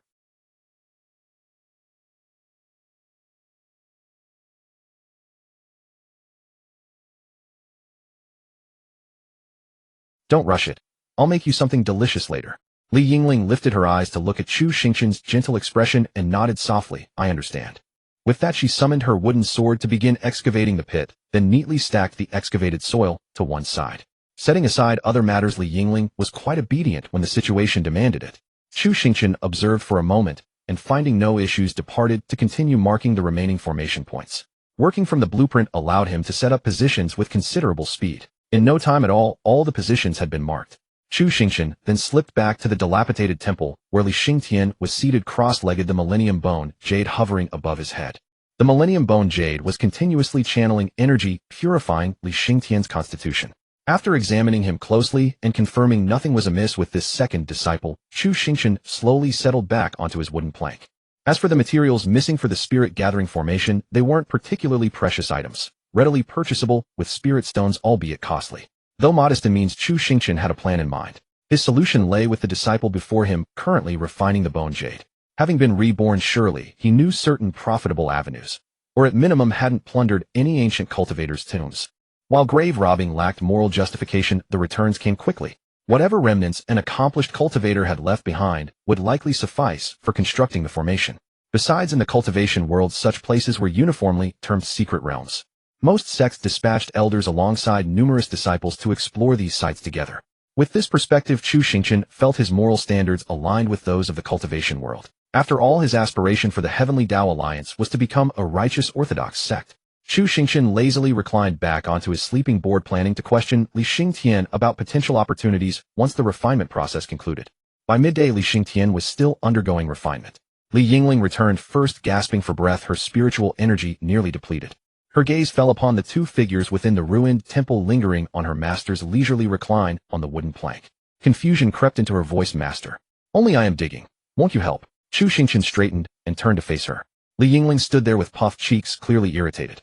Clearing his throat, he replied calmly, Do you really think your master is shirking? Isn't that precisely what you implied? Li Yingling countered.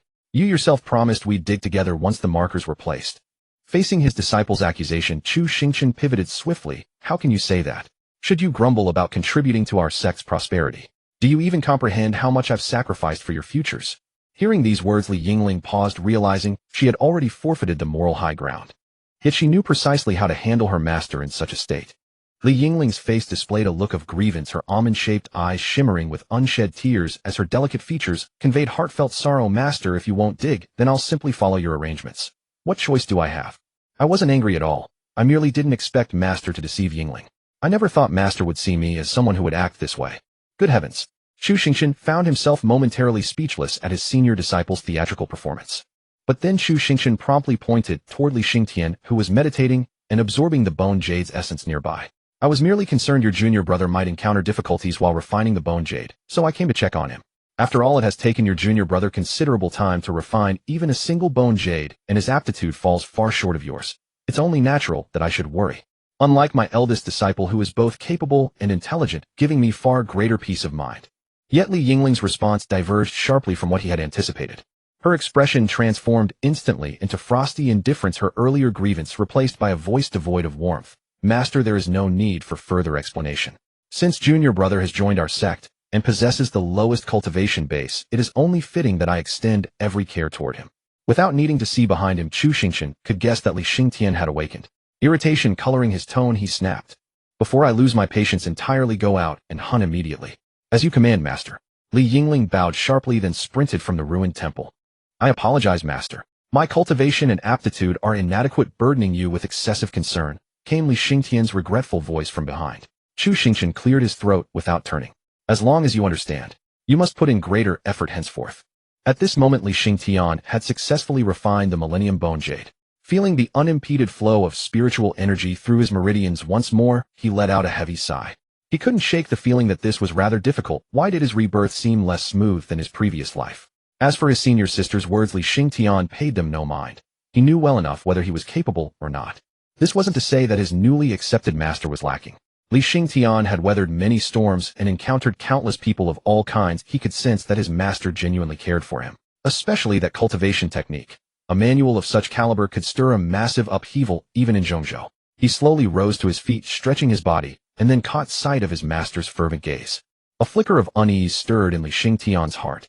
Master what's wrong?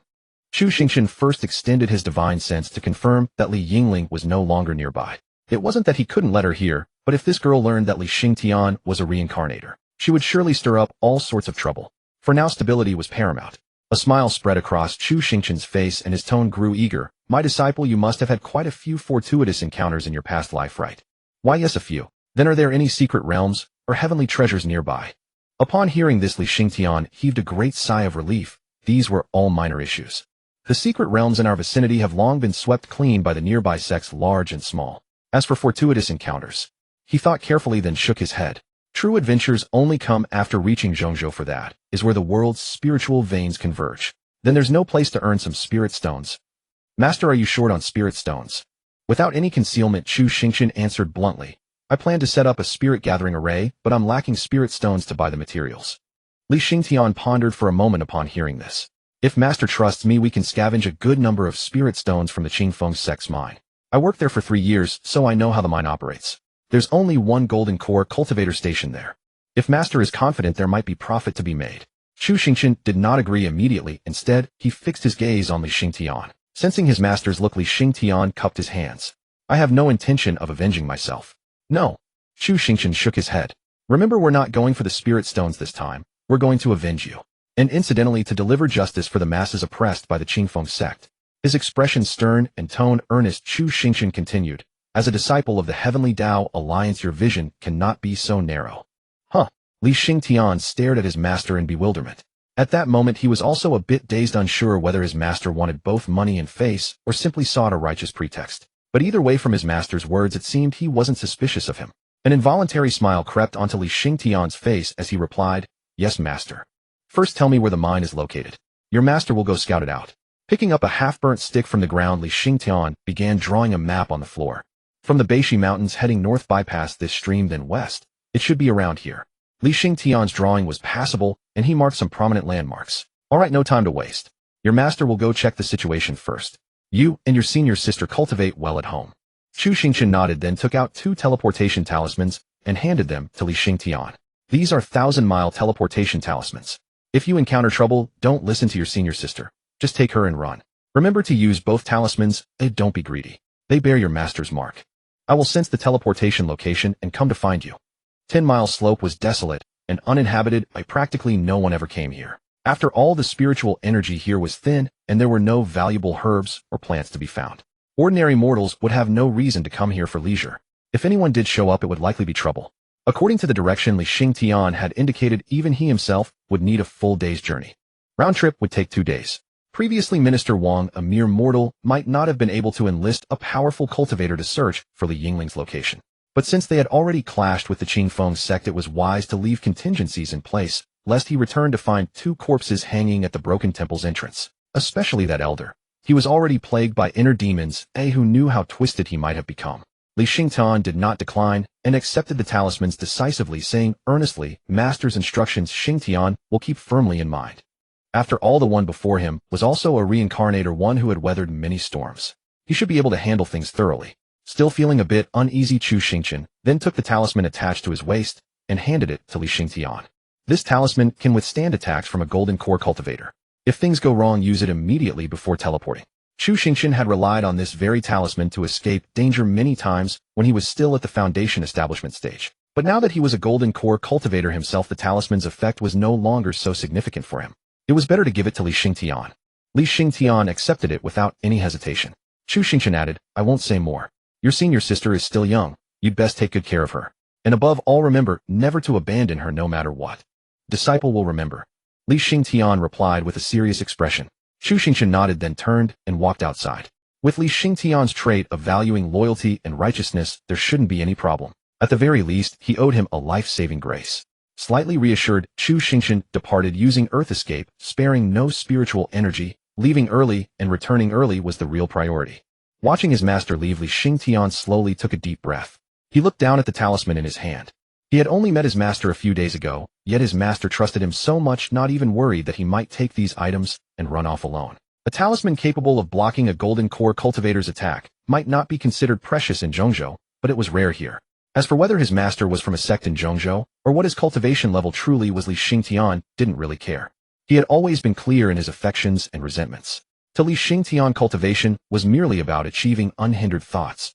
Feeling his master's sufficient trust was enough for him. Taking another deep breath, he tucked the talisman into his bosom. Li Xingtian took out the mixed primordial demon bone body forging divine art that his master had given him. He had had some reservations before, but now he would just cultivate it and see. Sitting down quickly, Li Xingtian decisively switched to cultivating this technique. To his surprise, as soon as he practiced, the feeling was different. He could sense that his innate Tao body was being fully activated. This was something he had been unable to achieve in his previous life. This cultivation technique seemed to perfectly match him. Master had indeed given him a treasure. Once he started cultivating, he lost track of time. When he opened his eyes again, it was already dark and his senior sister had returned, sitting by the fire. Li Yingling noticed that Li Xingtian had finished his cultivation and looked at him, asking, "Where's Master? Where did he go?" Li Xingtian did not hide the truth and answered earnestly, "Master went to scout the Qingfeng sect's mine. He should be back in 2 days." Upon hearing the answer, Li Yingling seemed a bit dejected, but she didn't say anything more. She just lifted the wild pheasant she had caught earlier. "Junior brother, you haven't reached Foundation establishment yet, so you can't abstain from food. You must be hungry, right?" A little. Then cook this pheasant." Li Xingtian knew nothing about cooking. He was about to refuse, but then remembered his master's instructions. "Yingling is still young, you must take good care of her." With a sigh, he took the pheasant and began to cook it. Half an hour later. "Junior brother, what is this thing you've cooked? Are you trying to poison your senior sister?" Today marked the first day of the master's departure from the dilapidated temple. Li Xingtian slowly opened his eyes and rose from the crude wooden bed pieced together from a few planks. The main hall was mostly occupied by the master and senior sister, along with a large iron cauldron used for both cooking and alchemy. There was no longer enough space for another bed, so Li Tianxing slept in the area behind the statue of the deity. However, senior sister had already planned to build a small wooden hut outside the temple. After all, as the only woman among them, it was natural to maintain a sense of propriety between the sexes. The master had given his approval for this matter, and senior sister had begun construction several days ago, making rather swift progress. In time, Li Xingtian would no longer have to sleep in the inner chamber behind the statue. The reason for his aversion to that spot was a hole in the wall through which mosquitoes often invaded at night, along with unknown insects that would bite him. At this moment, Li Xingtian had not yet reached Foundation establishment and could not protect himself with spiritual energy, making the mosquito attacks utterly vexing. Thus, he fully supported senior sister's plan to build a hut and even lent her considerable assistance. It was estimated that the small hut would be completed in another 2 or 3 days. As for yesterday's chicken, after seeing its gruesome remains, senior sister did not touch a single bite. However, senior sister insisted that Li Xingtian finish it himself. He naturally understood this request. After all, she had caught the chicken, and he had cooked it into such a sorry state, so it was only right that he ate it. Initially, Li Xingtian had thought that the chicken, having met such a tragic end, would be utterly unpalatable. Yet upon tasting it, he found it surprisingly acceptable. Perhaps it was due to the rough and potent healing elixir the master had administered. Li Xingtian felt that the chicken was merely a bit gamey, a little bland, and the meat rather tough. Aside from that, the flavor was quite decent, at least within the realm of human consumption. But senior sister's assessment was far less kind. She called the pot of chicken dead chicken bathwater. However, since she had already reached Foundation establishment and could abstain from food, Li Xingtian did not worry about her going hungry. Having promised the master to take good care of senior sister as best he could, Li Xingtian was not one to break his word. Though, the idea of a junior brother looking after his senior sister did sound a bit odd. From outside the temple gate, several bursts of intense spiritual energy fluctuations came. Li Xingtian stepped out of the temple and turned his gaze toward Li Yingling in the distance. She was holding a wooden sword, continuously striking a large tree with precise control of her divine ability. The force was just right, and the tree fell cleanly along the path of the sword energy. Admittedly, senior sister was remarkably diligent. Even while felling trees for the hut, she was cultivating her divine ability. And her progress seemed impressive. Indeed, even in the Central Prefecture, senior sister's talent could be called extraordinary. When they first met, it was clear she had not yet mastered her divine ability. Yet now, so soon afterward, she wielded it with ease. With such talent, the master's claim of coming from the Central Prefecture might indeed be true. But why was the master so poor? Could it be that the master had sneaked away from some sect in the Central Prefecture, just as Li Xingtian himself had done? He did not dwell on the thought, however, because at this moment the Heavenly Tao Alliance was finally beginning to resemble the sect he had imagined. even though the sect currently consisted of only 3 people, the master and his 2 disciples. Senior sister, who had just felled the tree, seemed to notice him and turned around, her gaze meeting Li Xingtian's.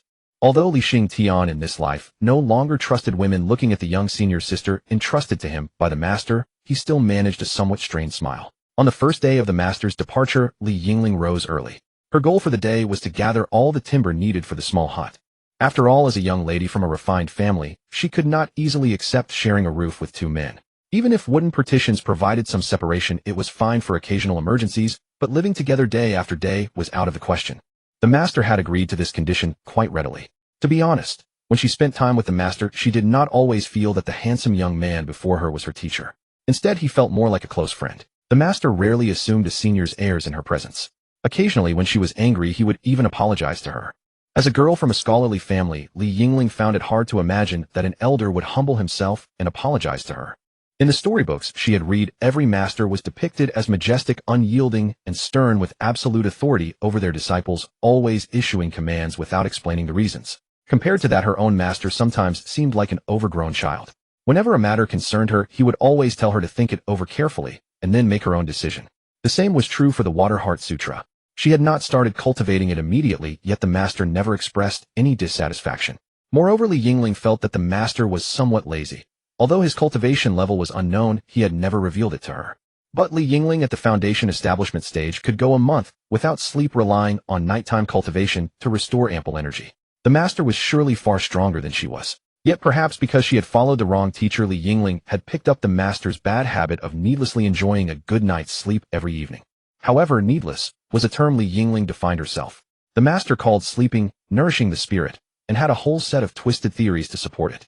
Though these twisted theories could not convince Li Yingling, she unconsciously began to follow the master's schedule and learned to sleep. Perhaps it was because watching the master sleep soundly while she labored at cultivation made her feel unfairly treated. Many thoughts flashed through her mind. Li Yingling struck down another tree with a single blow. Her recent mastery of the divine ability was becoming increasingly effortless. Sensing a gaze from behind, Li Yingling turned around and saw her so-called junior brother.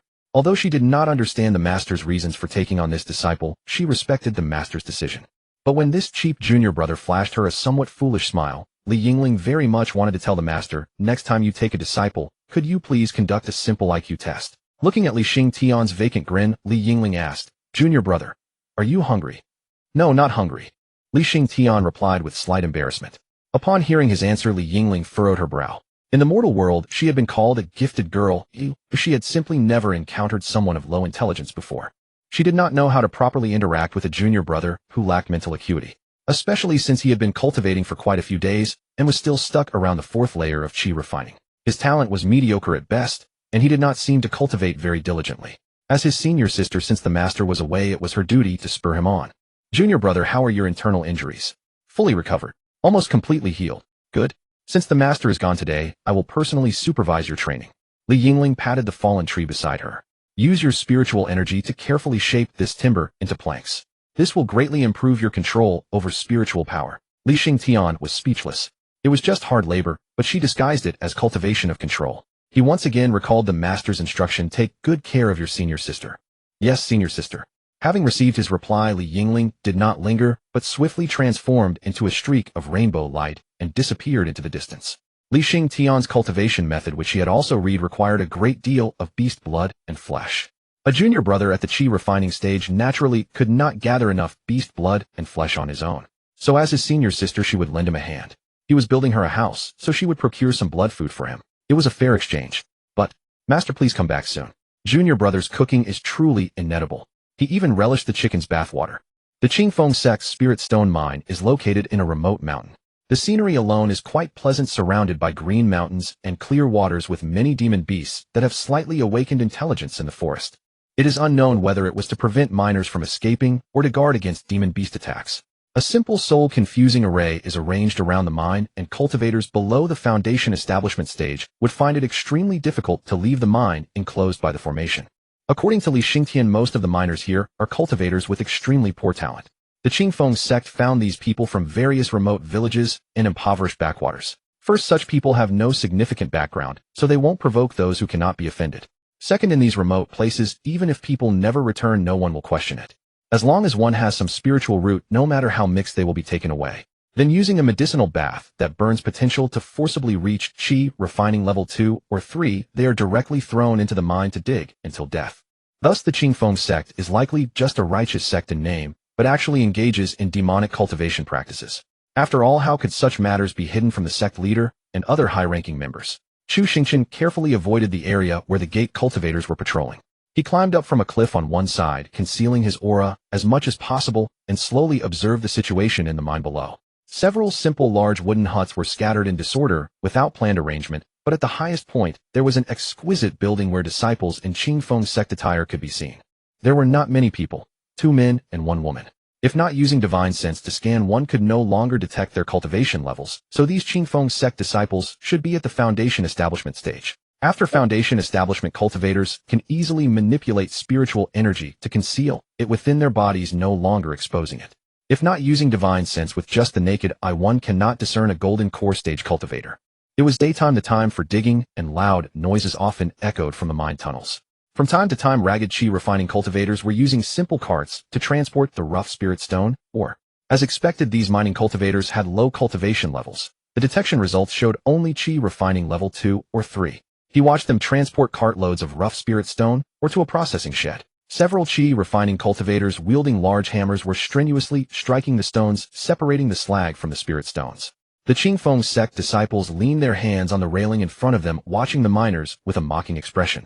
Chu Xingchen swept his gaze and quickly locked onto a warehouse-like building which occupied a large area, but strangely there were no guards around it. According to Li Xingtian, a golden core cultivator was likely stationed inside.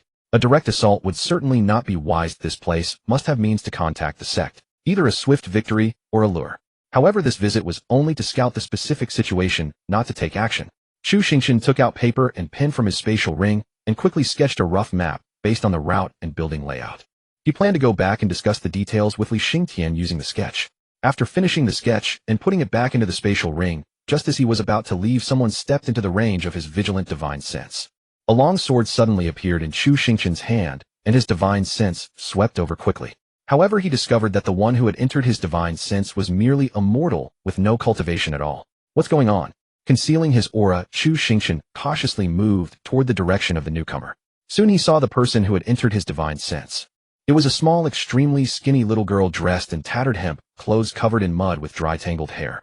Her face was dirty, but her eyes were very bright. So Chu Xingchen could clearly observe that her expression was dazed and helpless, and she looked around with a somewhat panicked demeanor. Chu Xingchen watched as she kept struggling to walk in one direction, then unconsciously circled back to the starting point. What is this?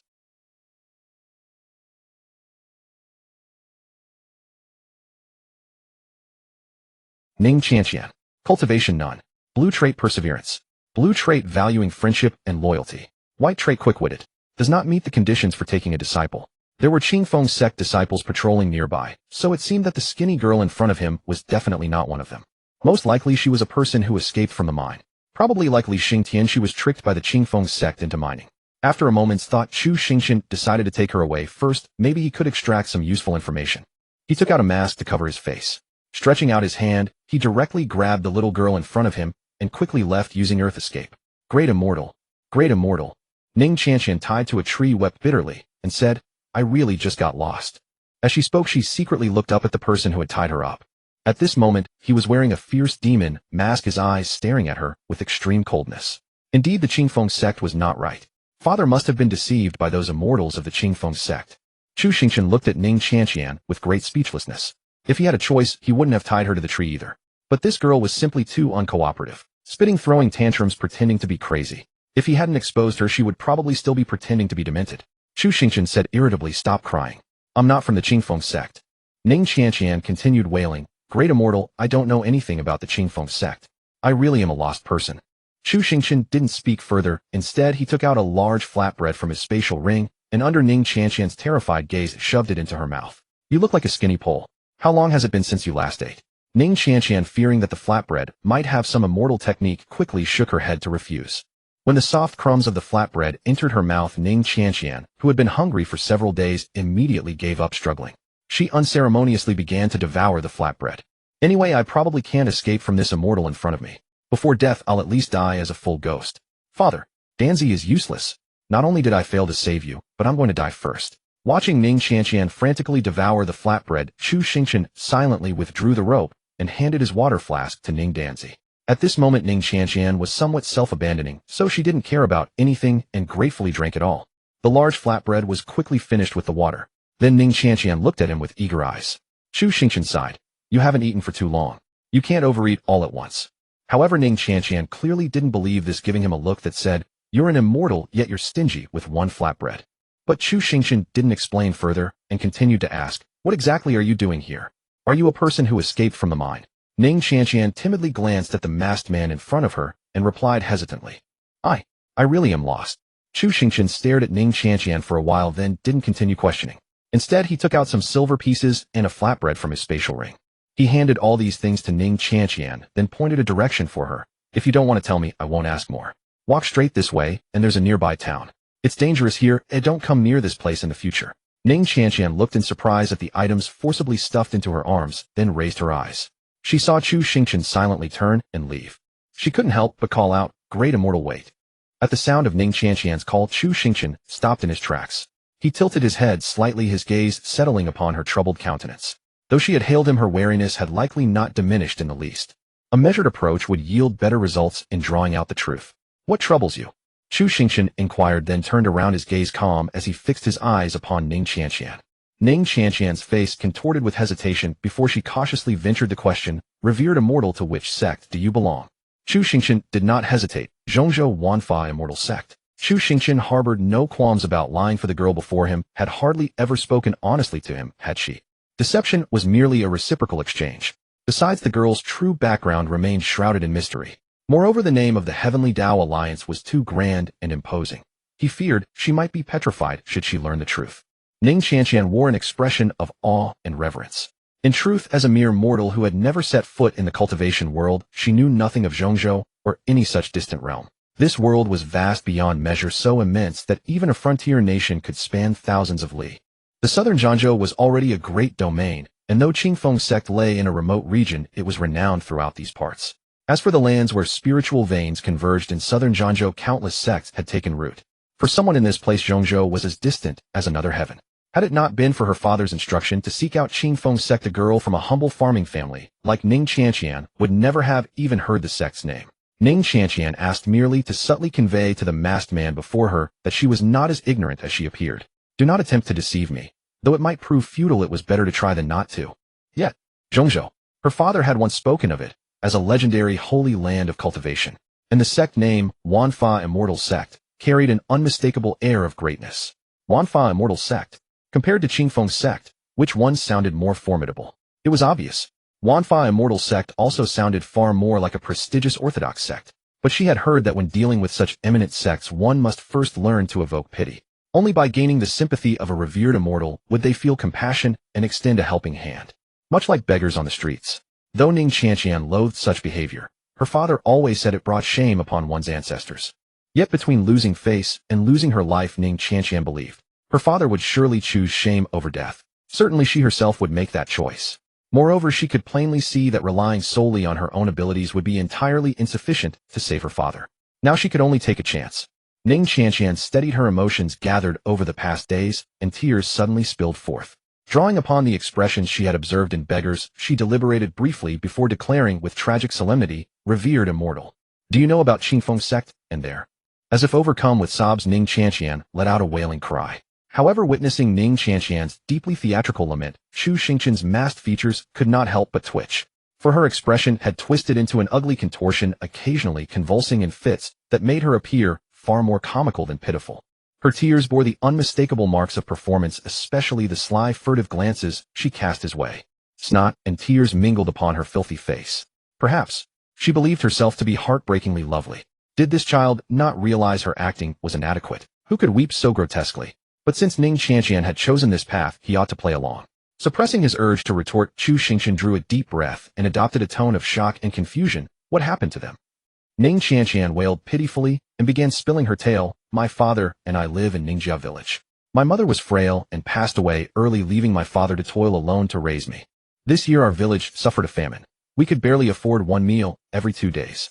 When the people from Qingfeng sect arrived, they deceived my father into believing they offered the path to immortality. They promised that once one cultivated immortality, one could have anything desired. My father was foolish enough to believe them. He only took the food they gave me before following them away. My father abandoned me thus, and many other brothers were also deceived and taken away. Chu Xingchen gazed at the filthy, emaciated Ning Qianqian before him and sighed softly. That father was hardly foolish. Perhaps he simply wished to leave a glimmer of hope for his daughter. Then how do you know they are frauds? Hearing the question, Ning Qianqian quickly reached into the ragged hole-ridden clothes and produced a tightly wrapped cloth bundle. Her trembling little hands hastily unwrapped it. Wrapped inside was nothing precious, merely a handful of dry yellow earth.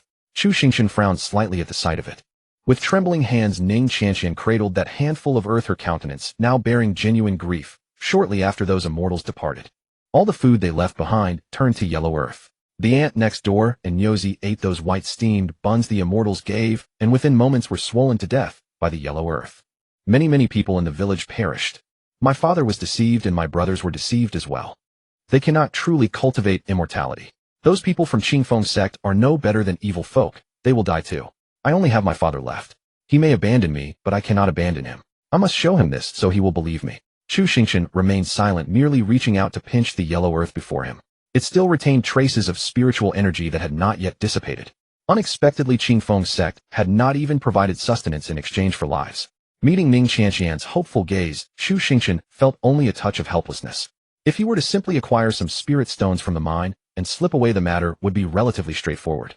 However, rescuing someone under the protection of a golden core true person and Qingfeng sect's reinforcements was no easy task. Or rather, he would most likely fail to preserve even one mortal. Yet nothing was absolute. Blindly rushing into action would inevitably lead to his defeat.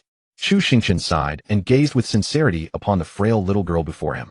Her feet had long since shed any proper shoes, bound only by several strips of vine. Dried crimson blood stained the vines. Wind and dew had blackened Ning Qianqian's face, and her slender frame seemed as though a single breath could topple her. These mountains were rugged and treacherous, riddled with sheer cliffs.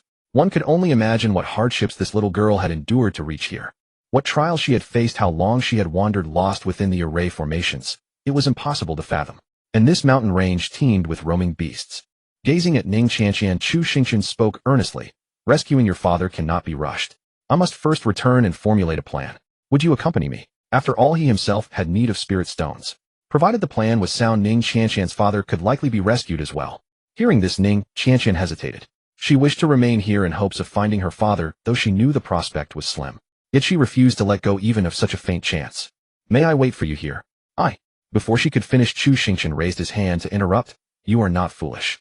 You ought to understand that staying may not serve your father's interests. Ning Qianqian fell silent for a moment, then nodded, her voice pleading.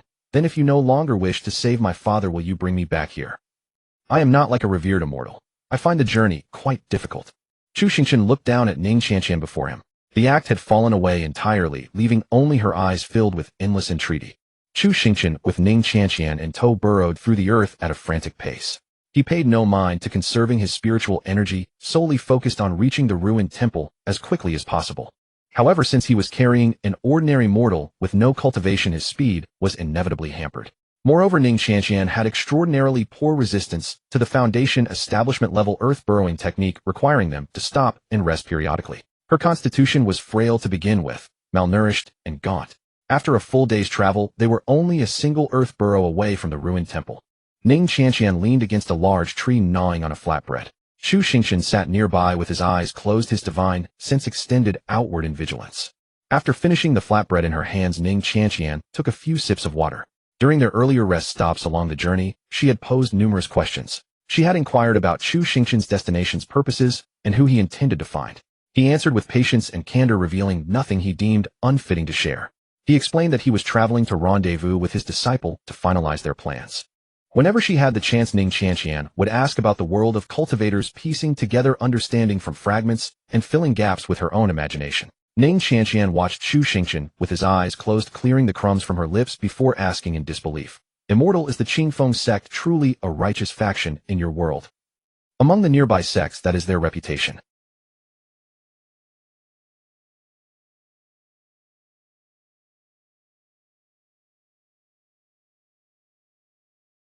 Ning Qianqian understood this logic, for she was not foolish despite her limited experience. Yet recalling her father's retreating figure, she remained troubled by his words. She asked him whether his sect engaged in similar deeds. Chu Xingchen opened his eyes and retorted that if he were capable of such things he never would have shown mercy and taken her with him. Despite her endless questions throughout the journey, Chu Xingchen maintained his patience. After all, once he rescued her father, he would likely never see the girl again. Ning Qianqian nodded in agreement at his response, for the facts supported his words, yet an undercurrent of unease lingered within her. Ning Qianqian was not naturally talkative, but spoke to ease the anxiety within her. Chu Xingchen could read her discomfort immediately given her youthful appearance and petite stature. It was natural for her to feel unsettled given circumstances beyond her comprehension and capability. In her world, immortals belonged to entirely different realms. Chu Xingchen offered reassurance, saying his sect conducted affairs openly and uprightly, never engaging in deeds that would incite heaven's wrath or the people's resentment. The cultivation world regards our sect as the leader of the righteous path. Boasting carried no legal consequences, and Ning Qianqian, lacking such knowledge, could not distinguish truth from fabrication. Ning Qianqian's eager expression, whether genuine or not, suggested deep admiration. She then asked, "Immortal, surely your disciples are all likewise noble individuals?" Chu Xingchen nodded without hesitation, pride evident in his voice. "My eldest disciple is a cultivation genius, kind and caring toward fellow sect members, deeply respectful of his teacher and the Tao. As for my second disciple, having traversed the mortal realm, yet preserved his true nature, he is a disciple of deep loyalty and unwavering principles, also profoundly reverent toward his master. Both cultivate the orthodox path of immortality, practicing righteous techniques without ever resorting to unorthodox methods. Only open and upright can describe our sect." Ning Qianqian offered flattering words once more, and after some casual conversation and a brief rest, the two continued their journey back. After approximately another half hour of earth burrowing, they neared the ruined temple, though Chu Xingchen did not proceed directly, instead bringing Ning Qianqian back to the surface nearby. As they approached, an intense stench of blood surged from the direction of the temple. Chu Xingchen's expression darkened. Had his disciples fallen into peril? Yet the transmission talisman had not activated. Given the overwhelming presence of blood, it must have been a fierce battle rather than an instantaneous kill, so the talisman should have triggered under such circumstances. Ning Qianqian lacked cultivation and could not sense the bloodlust ahead, but she cautiously glanced at Chu Xingchen's troubled expression. Though she didn't understand what had transpired, she recognized she should remain silent and observant. Chu Xingchen's divine sense swept rapidly toward the temple, quickly detecting two familiar presences within, their energy bright and vigorous, clearly alive. Then what accounted for this blood scent? Had his disciples been up to mischief again? Li Xingtian had experienced rebirth himself. Why would he still recklessly associate with Li Yingling? Chu Xingchen reassured her that his disciples had simply grown unruly. Ning Qianqian nodded in acknowledgement. With the destination now near, Chu Xingchen opted against further earth burrowing, instead guiding them through the air with controlled spiritual energy. Ning Qianqian gasped in wonder upon experiencing flight for the first time, quickly growing accustomed to the freedom of soaring through the sky. A smile spontaneously crossed her face, an instinctual response to humanity's innate desire for freedom. The experience quietly liberated her from the weight of her inner turmoil. But as the ruined temple came into view, and she saw the immortal flying directly toward it, her smile vanished completely. The dilapidated temple radiated a chilling aura, though such mere supernatural coldness was not enough to frighten her. What truly terrified Ning Qianqian was the carnage before the temple, bones and viscera covering the ground in a grotesque carpet. Rows of rib cages still clinging to raw crimson flesh lay scattered alongside animal skulls of unidentified species discarded haphazardly. The carcasses included bears, tigers, wolves, and even rabbits and pheasants, their skulls piled together in a morbid mound. The scene was utterly gruesome, and the thick stench of blood reached her nostrils on the wind, making her stomach churn. Even more disturbing was the intermittent crimson glow emanating from within the temple. A demonic beast lay feeding on humans to cultivate its power. Swallowing hard, Ning Qianqian stammered, asking if he intended to vanquish the demon, reasoning that such an explanation was the only way to justify his direct flight toward the sinister temple.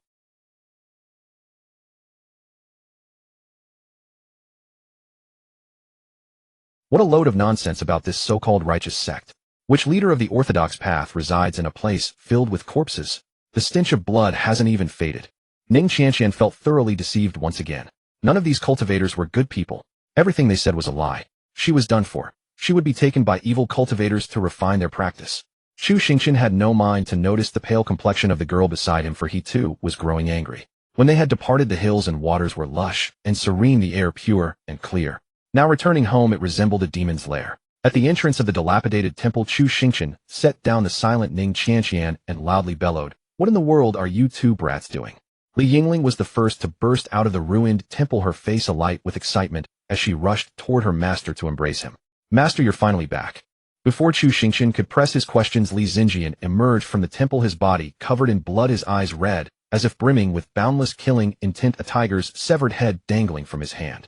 His first words upon seeing Chu Xingchen were the same, though tinged with a note of sorrowful lament. Master, you're finally back. Pushing Li Yingling aside, Chu Xingchen pointed toward the grotesque display of animal carcasses and demanded, what is the meaning of this? Li Yingling glanced over and understood immediately what angered her master. She promptly shifted the blame. This is all the result of Junior Brother's cultivation. Standing nearby, trembling and clinging to the faintest shred of hope, Ning Qianqian's heart sank at those words. Though unfamiliar with the cultivation world, even a prestigious orthodox sect should not employ such bloody methods of training, should they? Ning Qianqian turned her gaze toward the pile of severed heads and felt certain that her own skull might be adorning it next. Chu Xingchen then turned his eyes toward Li Xingjian, who held the tiger head, his expression heavy with stern reproach. Faced with his master's piercing glare, Li Xingjian fell silent and timidly cast his eyes toward his senior sister, torn between speaking and remaining mute regarding her attempt to shift the blame. Most of the animals had been caught by senior sister, and as for the current state of affairs, she arguably bore greater responsibility. After all, Li Xingjian had originally intended to dig a pit far away and bury these remains. It did look rather gruesome, and the odor was terrible. But senior sister found the task too troublesome and suggested waiting until there were enough to bury them all at once. Li Xingjian suspected, however, that it was simply because senior sister's cottage was sheltered from the wind, so she could hardly smell the fetid stench of blood at night. Still, it was a minor matter, and Li Xingjian had agreed. He had grown so absorbed in his cultivation over the past 2 days that he failed to notice the pile of carcasses outside. Seeing this scene upon exiting, it was only natural that his master would be furious. And yet, as senior sister claimed, the root of this situation did indeed stem from his own cultivation. Thus, Li Xingjian could only bow his head and admit his fault. I apologize, master. I have become too absorbed in my recent cultivation. I will handle it immediately. Li Yingling watched Li Xingjian move to dispose of the bones, then turned her attention to the frail Ning Qianqian standing beside her master. She appeared so thin and small, her face deathly pale, her tiny hands trembling incessantly. She didn't even measure up to second junior brother. Master, is this a new disciple you've taken on? No, this is the doing of Qingfeng sect. Chu Xingchen sighed and gestured for Ning Qianqian to follow him into the ruined temple. Terrified, she dared not accept and timidly replied, I'll just stand at the doorway. Seeing her pallid face, Chu Xingchen fully understood she had been frightened by the gruesome scene. He quickly explained, fear not. We truly are a reputable orthodox sect, not evil cultivators. My second disciple merely requires beast blood and flesh to consolidate his foundations before achieving foundation establishment. Hearing this, Ning Qianqian glanced once more at the pile of animal heads. Fortunately, there were no human skulls, and her anxiety eased slightly. She followed Chu Xingchen's steps into the temple. Inside, the dilapidated temple was surprisingly neat, nothing like the hellish vision she had imagined. A simple, clean floor stretched before them. No piles of skulls, no scenes of bloodshed. Only 2 modest wooden beds, basic yet tidy. 2 iron pots sat nearby, one large, one small. The larger pot churned with crimson-red blood, while the smaller one remained spotlessly clean. Li Yingling followed closely behind. Since beginning to practice that unorthodox technique, she and Li Xingjian had hunted nearly every creature within range. After all, 10 Mile Slope was not a convergence of spiritual veins devoid of rare beasts or spirit animals. They could only rely on ordinary creatures for cultivation, which yielded low efficiency and required sheer quantity to compensate. Master, how did it go outside? Li Yingling poured a cup of water from the kettle on the table and handed it to her master. Chu Xingchen shook his head slightly. It was acceptable, though Qingfeng sect's actions were somewhat excessive. How so? Li Yingling asked, puzzled. Chu Xingchen briefly recounted Ning Qianqian's ordeal and shared what he had witnessed at the mine. After hearing the full account, Li Yingling nodded calmly. As a noblewoman from a prestigious clan, she had heard many tales of such heartless cruelty since childhood. Her own family might well have been guilty of similar deeds. Yet this did not mean she condoned such atrocities, and more often than not she had been powerless to act. As a concubine-born daughter, her status within her original home was scarcely better than that of a servant. Otherwise, her father would never have arranged her marriage to a fool. She cast a sympathetic gaze upon the silently bowing Ning Qianqian and offered words of comfort. We will do our utmost to assist you. Please put your heart at ease. Ning Qianqian nodded silently, her grateful eyes turning toward Li Yingling. Thank you, senior sister. Chu Xingchen said nothing further, but signaled Li Yingling with his eyes to continue comforting Ning Qianqian, for perhaps a woman could better empathize in such matters. Stepping out of the temple, Chu Xingchen spotted Li Xingjian hauling and arranging the beast carcasses.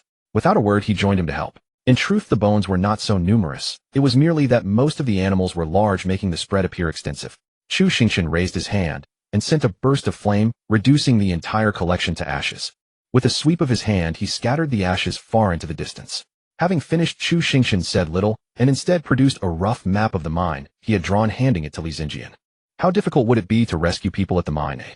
Li Xingjian studied the terrain map and replied, if Master were at the soul transformation stage, it would pose little challenge. Chu Xingchen fell silent. Li Xingjian cleared his throat lightly. Even at the nascent soul stage, a swift strike would suffice. This master can currently only deploy the strength of a flawless golden core cultivator. Rolling the terrain map back up, Li Xingjian did not press further questions nor hesitate. Instead, he stated earnestly, as long as the plan is thorough and well detailed, it should not prove particularly difficult. Within the dilapidated temple, Li Xingtian was cultivating diligently. According to his own plan, he needed to break through to the foundation establishment stage as soon as possible. According to the system prompt, his current cultivation level was the 8th layer of qi refining. It was estimated to take another 2 days. Meanwhile, Li Yingling and Ning Qianqian were drinking chicken soup, for Li Yingling could not expect a significant improvement in the qi refining stage, even if she pushed herself. She had merely been a cultivation genius, not a reincarnation of a great powerhouse. As for Ning Qianqian, she failed to meet the conditions to be accepted as a disciple, suggesting her aptitude was rather poor. Cultivating would be futile, so drinking more chicken soup would be more practical.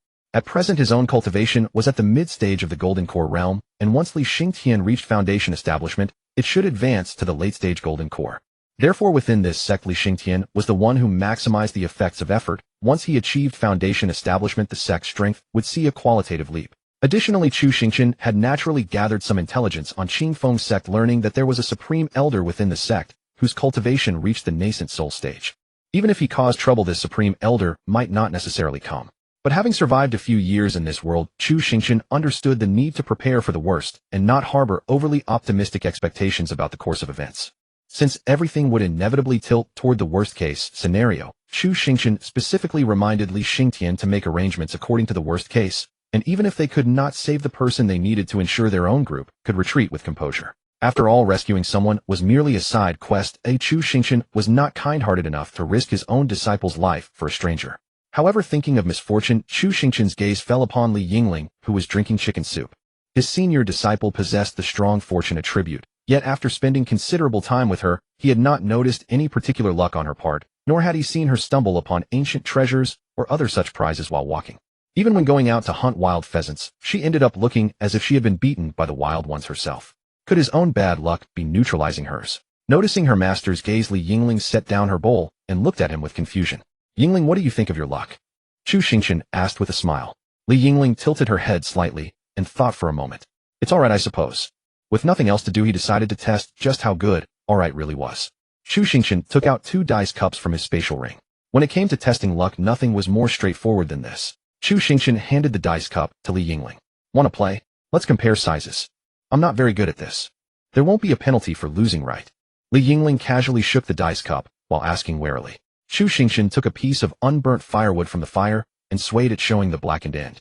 Whoever loses gets a stroke drawn on their face. Hearing this, Li Yingling's eyes lit up. She was still young after all, and naturally excited about such an activity. But she carefully checked both the dice cups and dice first to make sure her master was not cheating. The competition between master and disciple began quickly. Li Yingling shook the dice cup vigorously while muttering something under her breath, then slammed it down onto the dining table with considerable force. Her gaze was sharp and confident as she looked at Chu Xingchen, as if victory were already assured. Chu Xingchen appeared calm on the surface, but internally he remained highly vigilant, for he truly had not cheated, either carefully shaking the dice cup afterward. Both slowly lifted the cups at the same time. Li Yingling had 3 dice, showing 665. Chu Xingchen had 666. Master, did you use spiritual power to cheat? Facing this unbelievable result, Li Yingling gave him a suspicious look. I didn't cheat. Chu Xingchen was also quite surprised by this outcome. Could Li Yingling with her strong fortune attribute really lose at dice to him? However, since Li Yingling's suspicious gaze had not faded, Chu Xingchen had no choice but to say, then let Ning Qianqian shake the dice for me. Ning Qianqian, who was happily drinking soup, put down her bowl and cautiously glanced at the dice cup. I don't know how to play. Li Yingling immediately handed the dice cup to Ning Qianqian, as she would not dare to let her master continue shaking it. Just shake it casually. Ning Qianqian looked up at Chu Xingchen and, seeing him nod in agreement, simply shook the cup a few times before placing it on the table. Li Yingling's confidence surged. As long as her master did not cheat, her luck would surely paint his entire face pitch black. Her earlier modest comment was merely polite humility. Since childhood, whenever a game involved luck, she had never lost. Growing up in the courtyard, she had relied on various small games to accumulate plenty of loose silver. The legitimate children in the courtyard would go out of their way to avoid her. Li Yingling was now full of confidence, declaring firmly, "That doesn't count. The real game starts now." About 10 minutes later, Li Yingling, her face completely blackened, sat dazedly in her chair, seemingly contemplating life. For an entire 10 minutes, she had not won a single round. Even when she managed to shake 3 sixes, Ning Qianqian could casually get 3 sixes as well. At first she suspected her master was cheating with the dice cup, but after switching, nothing changed. This was the first time she had lost so miserably, and judging by her master's expression, he had not cheated either. The branches used for drawing on faces had been depleted by several, casually discarded by Chu Xingchen nearby. Chu Xingchen's face was completely unmarked, and he was now looking at Li Yingling with equal confusion. Could Li Yingling's strong fortune attribute be fake? How could this happen, her not winning a single round? Chu Xingchen turned his gaze to Ning Qianqian, whose attribute entries also lacked any luck bonus. Could his own luck be overwhelming Li Yingling's? But recalling what had happened when he first arrived in this world, Chu Xingchen quickly dismissed the thought from his mind. Back then he was so unlucky that even drinking cold water would get stuck in his teeth. This good fortune must trigger under different circumstances, right? Li Yingling, with her pitch-black face, stood up and gave her master a gloomy look. It was not that she could not handle losing, she was simply frustrated. "Master, I'm going back to my room to sleep." These past 2 days Li Yingling had finished building her little hut near the wind-sheltered side of the dilapidated temple quite close by. Chu Xingchen waved goodbye to Li Yingling. Ning Qianqian, still holding the dice cup, asked cautiously with curiosity, "Big immortal, did you really cheat?" "No." Chu Xingchen glanced at her before pointing to the bed where Li Yingling had first slept. "You will sleep in that bed tonight." The dividing wooden plank had not been moved yet, and Li Xingtian had previously slept in this bed. Since Li Xingtian would be training harder these days anyway, he should not sleep here for now, or simply continue sleeping at the back. After all, he was their master. He could not be the one sleeping at the back. Ning Qianqian said nothing, merely placing the dice cup back on the table before obediently following instructions and returning to the partitioned wooden bed. Chu Xingchen collected everything and then lay back on his own bed to rest with his eyes closed. It must be admitted that Li Xingtian's physical improvement after refining the Millennium Bone Jade was truly immense, coupled with a cultivation technique that was even more suited to him. At the very least, in terms of progress in the qi refining stage, Li Xingtian's cultivation speed was already comparable to that of Li Yingling, who possessed the cultivation genius attribute. After several days of intensified training, Li Xingtian had finally reached the point of breaking through to the foundation establishment stage. At this moment he was seated cross-legged with a refined blood meal placed before him, a sticky dark red thick clot of blood. After reaching foundation establishment with the subsequent technique, there would be no need to go through the trouble of hunting blood meals. What one needed to do after foundation establishment was to refine one's own flesh and blood. So speaking of the trouble of this technique, it was only somewhat troublesome during the qi refining stage. Chu Xingchen with some reluctance took out all the remaining spirit stones from his spatial ring and set up a simple spirit gathering array for Li Xingtian, providing enough spiritual energy to smoothly break through to the foundation establishment stage. These were all the spirit stones he could take out for now. He was truly drained dry by his disciple. He couldn't help feeling that there couldn't be a sect poorer than his own in the world. Inside the dilapidated temple at that moment, Li Yingling was boiling water by a small pot with a strange expression on her face, as if she was anticipating something. Ning Qianqian had also changed into Li Yingling's clothes, a pale blue patterned woven skirt. Although it was a bit loose, at least it was no longer the dirty tattered linen clothes. Being somewhat of a neat freak, Li Yingling gave Ning Qianqian a thorough scrubbing. The sound of water in the small hut that day rang from morning till noon, and occasionally Ning Qianqian's wails could be heard, indicating that Li Yingling had been quite rough. The effect was remarkable, but at least Ning Qianqian no longer looked like a refugee. Dressed in that outfit, she gave off the impression of a child from the slums wearing princess attire. However, Ning Qianqian was naturally not used to wearing this outfit. At that moment she was carefully adjusting the sleeves, which were too wide for her to keep them from getting dirty on the ground. Although Li Yingling repeatedly said it didn't matter, Li Xingtian, who was about to break through to foundation establishment, did not look so well. He looked grimly at Li Yingling and the pot of water that had begun to boil. He took a deep breath, looked at Chu Xingchen, and said seriously, "Master, actually I am confident I can do it without taking those pills. Good medicine tastes bitter." Chu Xingchen placed the last spirit stone into position. As the placement was completed, dozens of spirit stones began to glow. "Rest assured, I know that the taste of my medicine was off. This time, trust me, I've researched what seasonings to add to make the pill taste absolutely delicious." "Master, are you sure you're talking about pills and not the chicken leg your senior sister chewed on?" Chu Xingchen took out the few remaining proper spiritual herbs from his spatial ring, just enough to barely refine one batch. You may not trust my alchemy skills, but you cannot doubt my cooking, dear disciple. Recalling his master's cooking, Li Xingtian felt that this statement had some credibility. He thus looked at his master, expecting him to keep his word. As he spoke, Li Xingtian saw his master's usual alchemy technique. When the green liquid began to bubble, Li Xingtian felt that his own face, like the liquid, was starting to turn green. What change was there? However, just as the pill was about to complete extraction and concentration, Chu Xingchen quickly took out honey and cooked flour from his spatial ring and mixed in some strange seasonings. After mixing the flour and honey together, he carefully dipped the flour into the medicinal liquid to absorb it. Soon the small amount of liquid was absorbed by the flour, and a greenish pill appeared in Chu Xingchen's hand. He picked up the pill and shook it, finding it quite firm with no sign of crumbling. Great.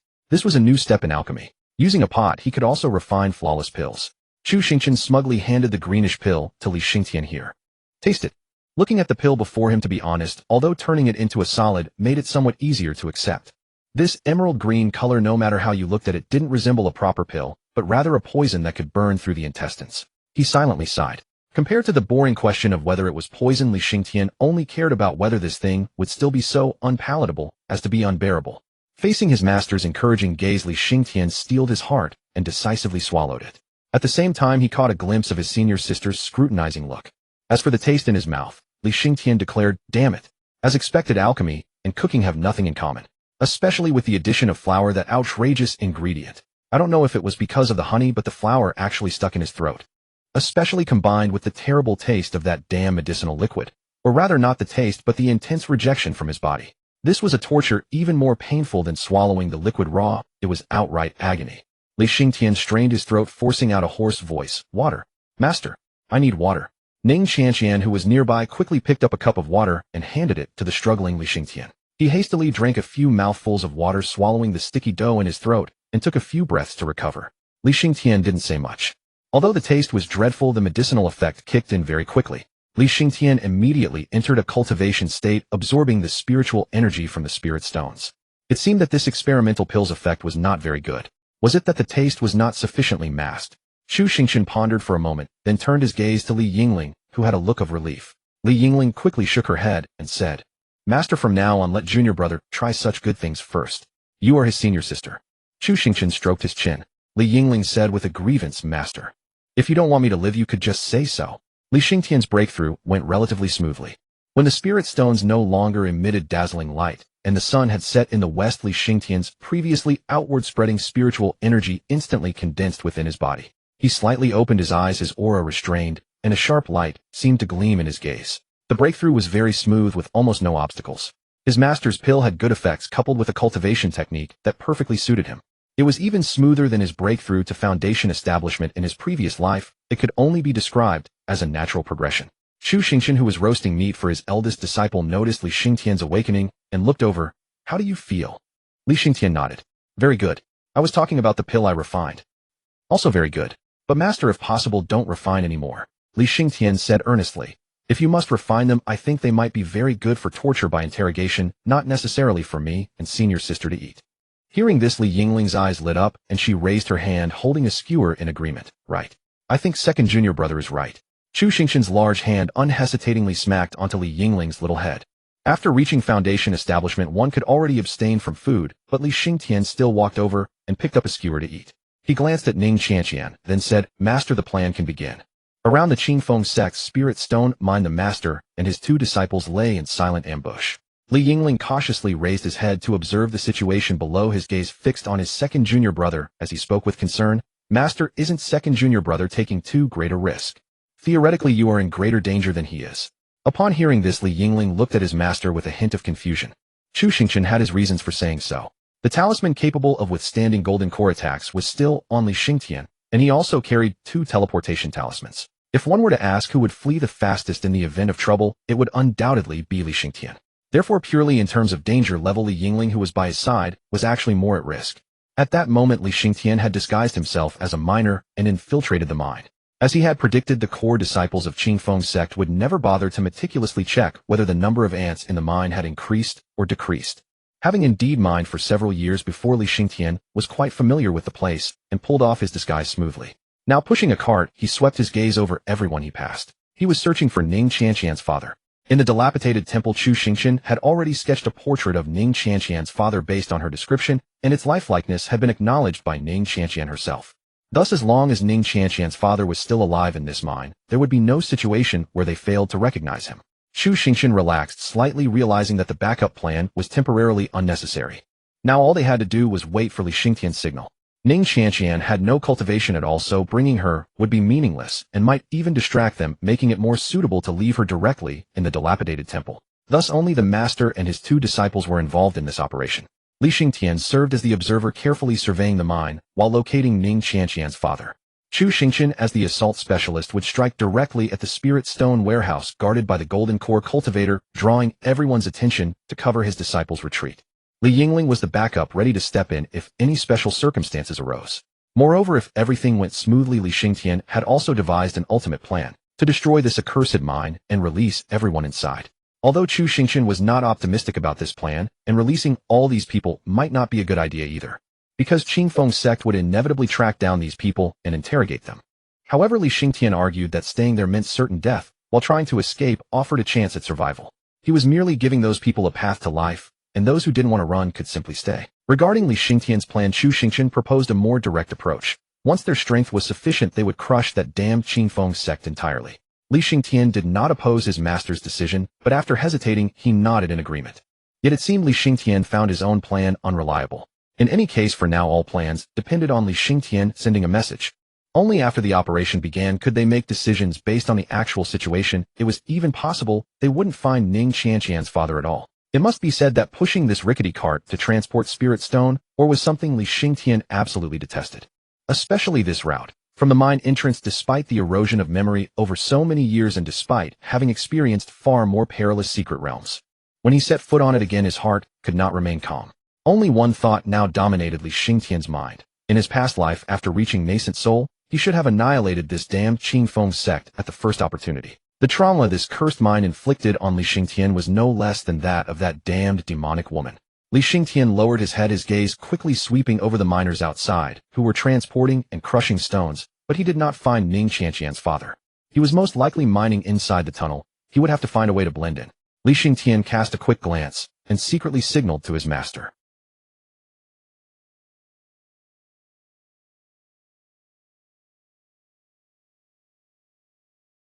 Two of them quickly rose and dashed toward where the sword whistle had come from. The remaining one pulled the massive bell at the center of the mine. The clanging sound of the bell rapidly spread. After a brief wait, a sharp sword whistle sounded from afar. 3 Qingfeng sect disciples who had been chatting idly suddenly turned toward the source of the sound. Noise quickly filled the valley. The crowd began to stir, instinctively clustering together, and Li Xingtian decisively blended in. Soon 2 Qingfeng sect disciples came running from a distance. They had been on guard at the periphery. When the bell rang, they immediately rushed over. They quickly scanned the surroundings, warily suppressing the restless crowd. At the same time, a Qingfeng sect disciple inside the mine sprinted out. Behind him, a number of miners came running out as well. His sharp eyes swept over the panicked crowd as he barked loudly, "Everyone line up by shift." At that shout, the previously agitated crowd quickly calmed down and began finding their positions. Li Xingtian's gaze swiftly swept over the fleeing crowd, and soon he spotted Ning Qianqian's father. He was now almost emaciated beyond recognition. If not for his qi refining cultivation, he would have long since perished. Still, he was alive at least. Li Xingtian then glanced sideways at the warehouse, waiting to see if the golden core cultivator inside would show himself. That person was the key to determining how far the plan could go. A quarter of an hour later, the 2 Qingfeng sect disciples who had gone to investigate returned together, lifting the alert. Li Xingtian quickly merged into the crowd of miners, and under the arrangement of the Qingfeng sect disciples, began walking toward the mine tunnel. Yet the predicted golden core cultivator did not appear. "I will return to the sect now to report to the sect leader and the elders. You all stay vigilant." An older Qingfeng sect disciple took charge. "This is a critical moment. We must ensure the mine operates normally no matter what. Everyone be attentive." The other Qingfeng sect disciples quickly clasped their hands in salute. "Yes, senior brother." Having successfully infiltrated the mining crowd, Li Xingtian followed the main group as they slowly entered, then quickly approached Ning Qianqian's father and secretly slipped the so-called token that Ning Qianqian had brought into the hands of Ning Kuan, Ning Qianqian's father. In the dimly lit mine tunnel, Ning Kuan's eyes locked onto Li Xingtian as he tightly gripped the cloth that felt like sackcloth in his hand. Li Xingtian didn't look at him, only murmured softly, "Qianqian." Ning Kuan's eyes lit up, then his expression shifted drastically as he urgently asked, "She Before he could finish, Li Xingtian raised a hand to stop him, his gaze sweeping over him. No matter what, stay close to me later. What are you doing? Hurry up. The supervising Qingfeng sect disciple shouted urgently from the side. If the quota isn't met, you won't even get to sleep. Li Xingtian paid no more attention to Ning Kuan. Instead, he quickly picked up a discarded pickaxe and walked forward. A dozen paces ahead, there was a turn. At the corner, a faint yellow candlelight flickered eerily. Li Xingtian's heart suddenly skipped a beat as a chill ran down his spine. An extremely uneasy feeling instantly flooded his mind. This mine, wasn't it a bit off? He hadn't felt this way when mining in his past life. He quickly grasped the 1,000-mile teleportation talisman his master had given him. Carefully following the crowd as they rounded the corner, what came into view was not a mine tunnel waiting to be excavated, but a scene of utter horror and terror. Before him lay not the narrow or veins awaiting extraction, but an expansive ritual ground where several bizarre heads hung high upon the sacrificial altar at the highest point. 6 figures clad in loose black robes sat cross-legged at 6 positions, absorbing the blood chi from the surrounding blood pools. Countless lives had perished upon the blood-stained altar.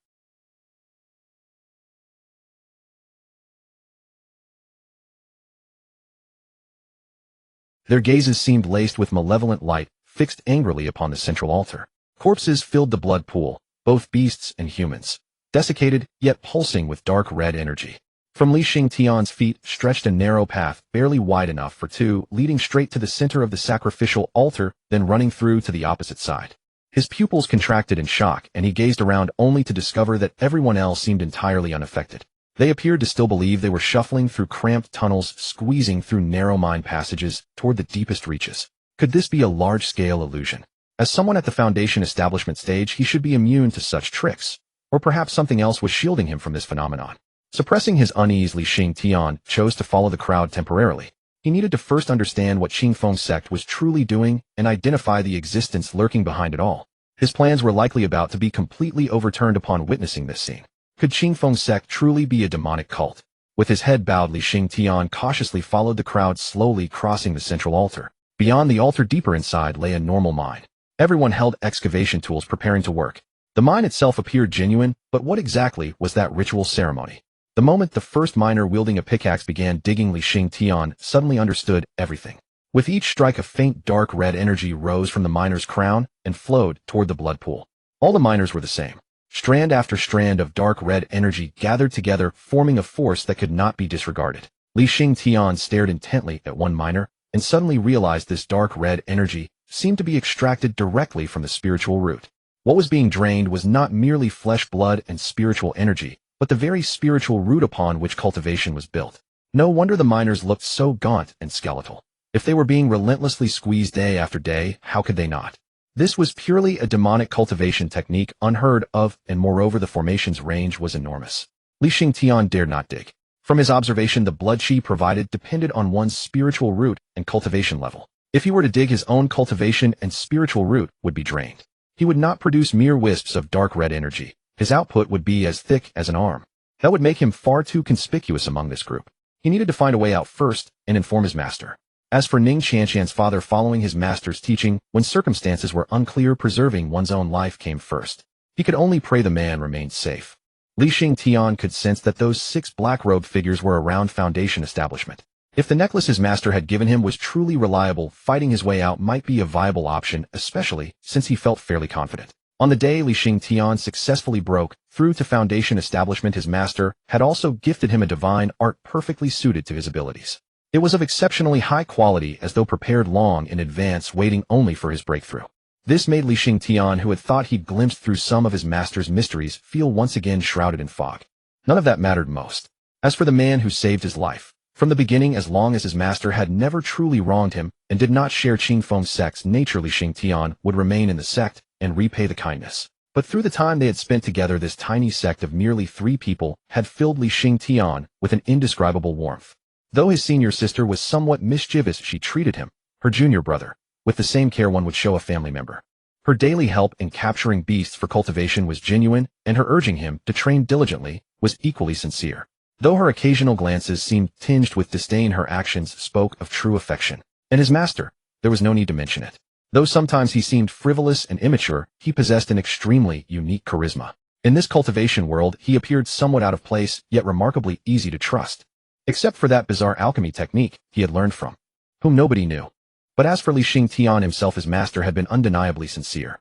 From their very first meeting, offering up an opportunity already within reach to later on.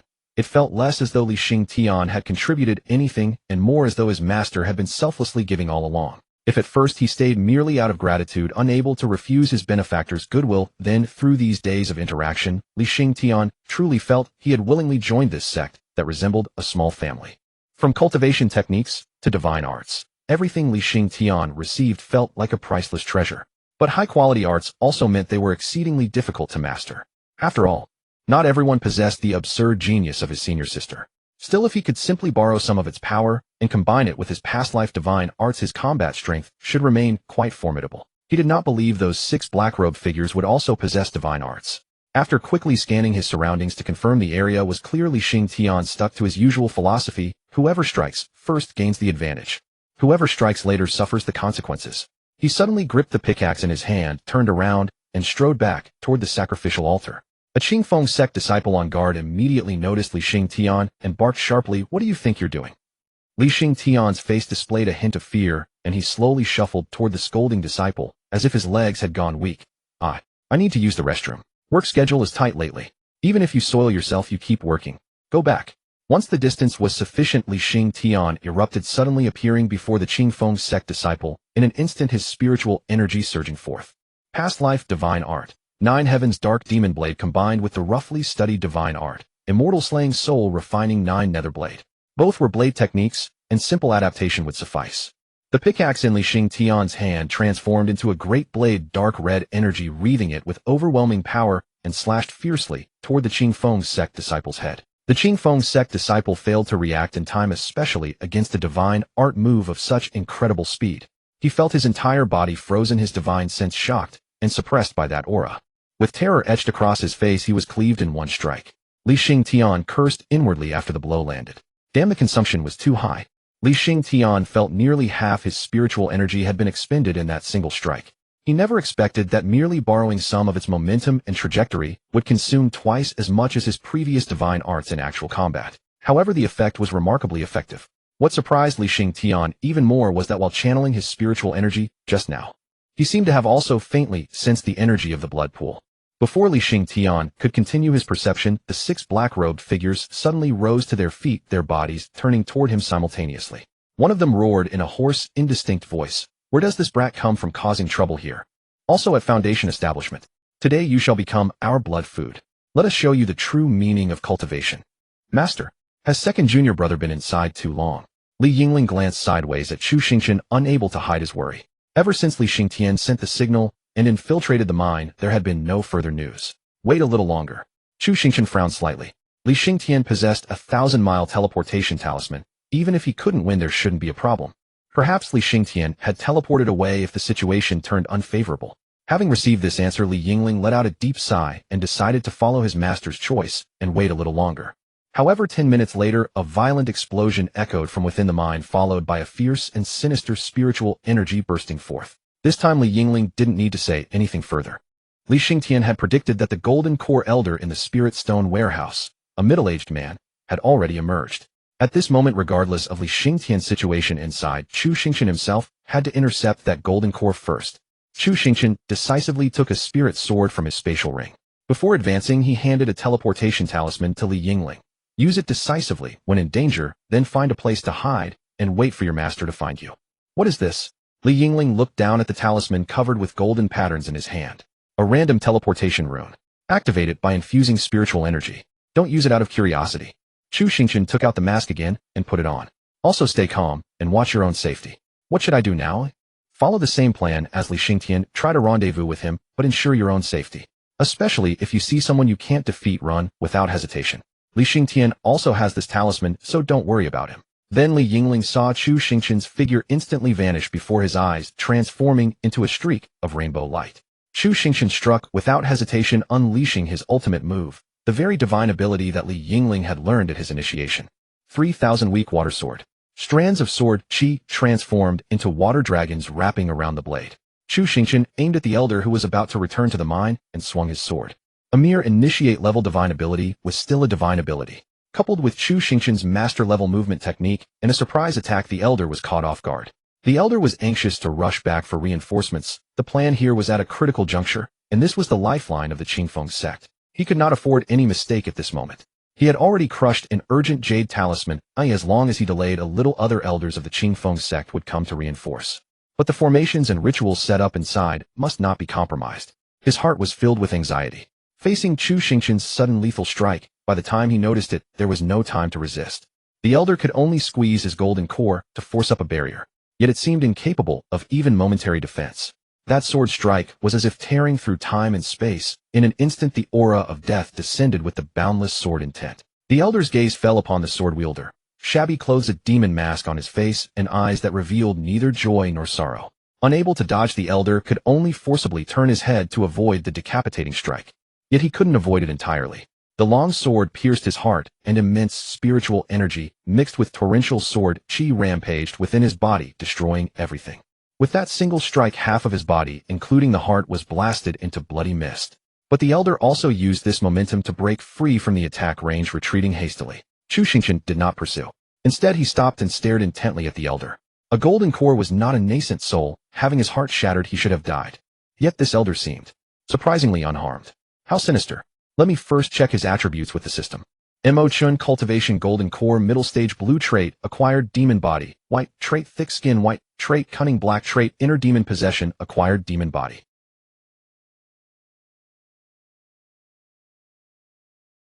That elder steadied himself, a hint of relief on his face. Suddenly his body erupted with black-red spiritual energy which quickly and wantonly devoured the nearby chi refining stage 2 to 3 miners who had not yet reacted. Rapidly absorbing their blood and flesh to convert into energy, he swiftly regenerated the half of his body that had been destroyed. That previous strike had directly shattered his golden core's protective barrier, and that sword technique, as if naturally perfected, was clearly a divine ability. A cultivator with a divine ability and one without are on completely different levels. Especially since this person's cultivation seemed above his own. At this moment, all he could do was stall for time, waiting for other elders of the sect to come to reinforce. Mo Chen quickly spoke, "Taoist friend. There must be some misunderstanding. This is the Qingfeng sect's mine." Chu Xingchen's tone was calm and unruffled, a mine of a heretical sect. "Upholding justice for heaven is my bounden duty." Receiving a response, Mo Chun sighed in relief. Just a few words to stall for time was enough. This fool, even if he was at Golden Core late stage and knew a divine ability, so what? The nascent soul ancestor of the sect would also arrive soon. Mo Chun quickly cupped his hands. "Our Qingfeng sect is a righteous cultivation sect certified by the Immortal Alliance Pavilion of Danzhou in the south. How can you call it a heretical sect?" Seeing Mo Chun cupping his hands, Chu Xingchen felt a surge of joy. Damn, it's true that villains die from talking too much. What kind of brain would think he would continue to waste words with him? If striking the body wasn't effective, then strike the head. "But you..." Chu Xingchen opened his mouth as if to speak, but his sword never stopped. His figure flashed forward, reaching Mo Chun in an instant. The sword chi around his spirit sword now coiled like flowing water. This sword strike cleaved toward Mo Chen's head without hesitation. Yet unexpectedly it still missed. Mo Chen suddenly released a dark red blood mist enveloping the surroundings. The aura that Chu Xingchen's sword had locked onto abruptly vanished, or rather the locked target had become that mass of blood mist. Chu Xingchen hastily erected a spiritual energy barrier to isolate the blood mist, as he didn't know what it was. At this point he could no longer worry about spiritual energy consumption. The spirit sword in his hand suddenly burst with dazzling light, sending thread-like streams of water into the blood mist, where sharp spiritual energy quickly severed all connections. "You are the heretic." A sneak attack. Mo Chen's angry voice came from within the blood mist. If not for his precaution, that sword might have truly taken his head.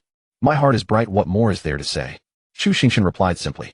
The thread-like chi suddenly erupted like a flood, beginning to erode all the blood mist. Mo Chen knew he could not maintain the blood mist form any longer, or it would be a slow death. He hastily solidified his body again. Now Mo Chen's blood-red eyes glared at Chu Xingchen. This brat was bullying him simply because he lacked a divine ability. Chu Xingchen's expression was calm. An unblemished Golden Core late-stage cultivator fighting a Golden Core middle stage with a divine ability to boot. If he couldn't win overwhelmingly, he would be useless. The spirit sword in his hand shone again, with the essence of water quickly gathering on the blade. He planned to finish this Golden Core within 2 moves. But then a sudden change occurred, from the mine behind him. Several bloodied figures flew out from the mine, smashing through all the buildings and embedding themselves into the surrounding rock walls. Chu Xingchen couldn't help but worry. He turned to look. After those bloodied figures flew out, Li Xingtian emerged, demonic flames blazing. Dark red, bloodthirsty spiritual energy clung to his body, and his crimson eyes were filled with boundless killing intent. Some unknown sinister blood carrying a strange and eerie aura seemed to be under Li Xingtian's control, swirling around him along with the spiritual energy. Had he fallen into demonic possession? Why did he look so sinister? Li Xingtian walked out of the mine and saw his master. His voice, both manic and respectful, called out, "Master!" Mo Chun was also dumbfounded, staring at Li Xingtian. He had never seen this man before. The one he called master certainly wasn't him. So he must be calling that masked man who claimed to have a bright heart. Wait, of everyone here, your disciple is the most damn sinister, and you still claim to have a bright heart. Mo Chun pointed at Li Xingtian in grief and anger. You guys are the real heretics, aren't you? In response to the elder's furious rebuke, Chu Xingchen unleashed an even more ferocious divine ability. A sword intent cascading like a waterfall surged toward the elder like a tsunami. Now the second disciple's condition appeared far from favorable. No matter how one looked at it, something was amiss. From any perspective, time was not on his side. After all, his disciple was only at the Foundation establishment realm. Even with a teleportation talisman to preserve his life, it was far from a sure thing. The correct strategy now was to seek a swift resolution. Mo Chun was struck with terror, feeling as if his entire aura was locked in place. Facing that overwhelming sword strike, he sensed a death omen flashing wildly above his head. Master, wait.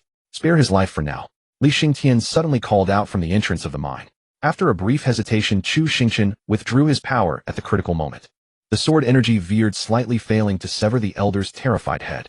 Seeing his master hold back, Li Xingtian breathed a sigh of relief, and then dashed forward swiftly. He charged straight at the elder, and a blood-colored spiritual energy abruptly emerged from his hand, pressing firmly against the elder's head. Although Chu Xingchen's strike had not taken the elder's life, the elder had still endured the full force of that blow.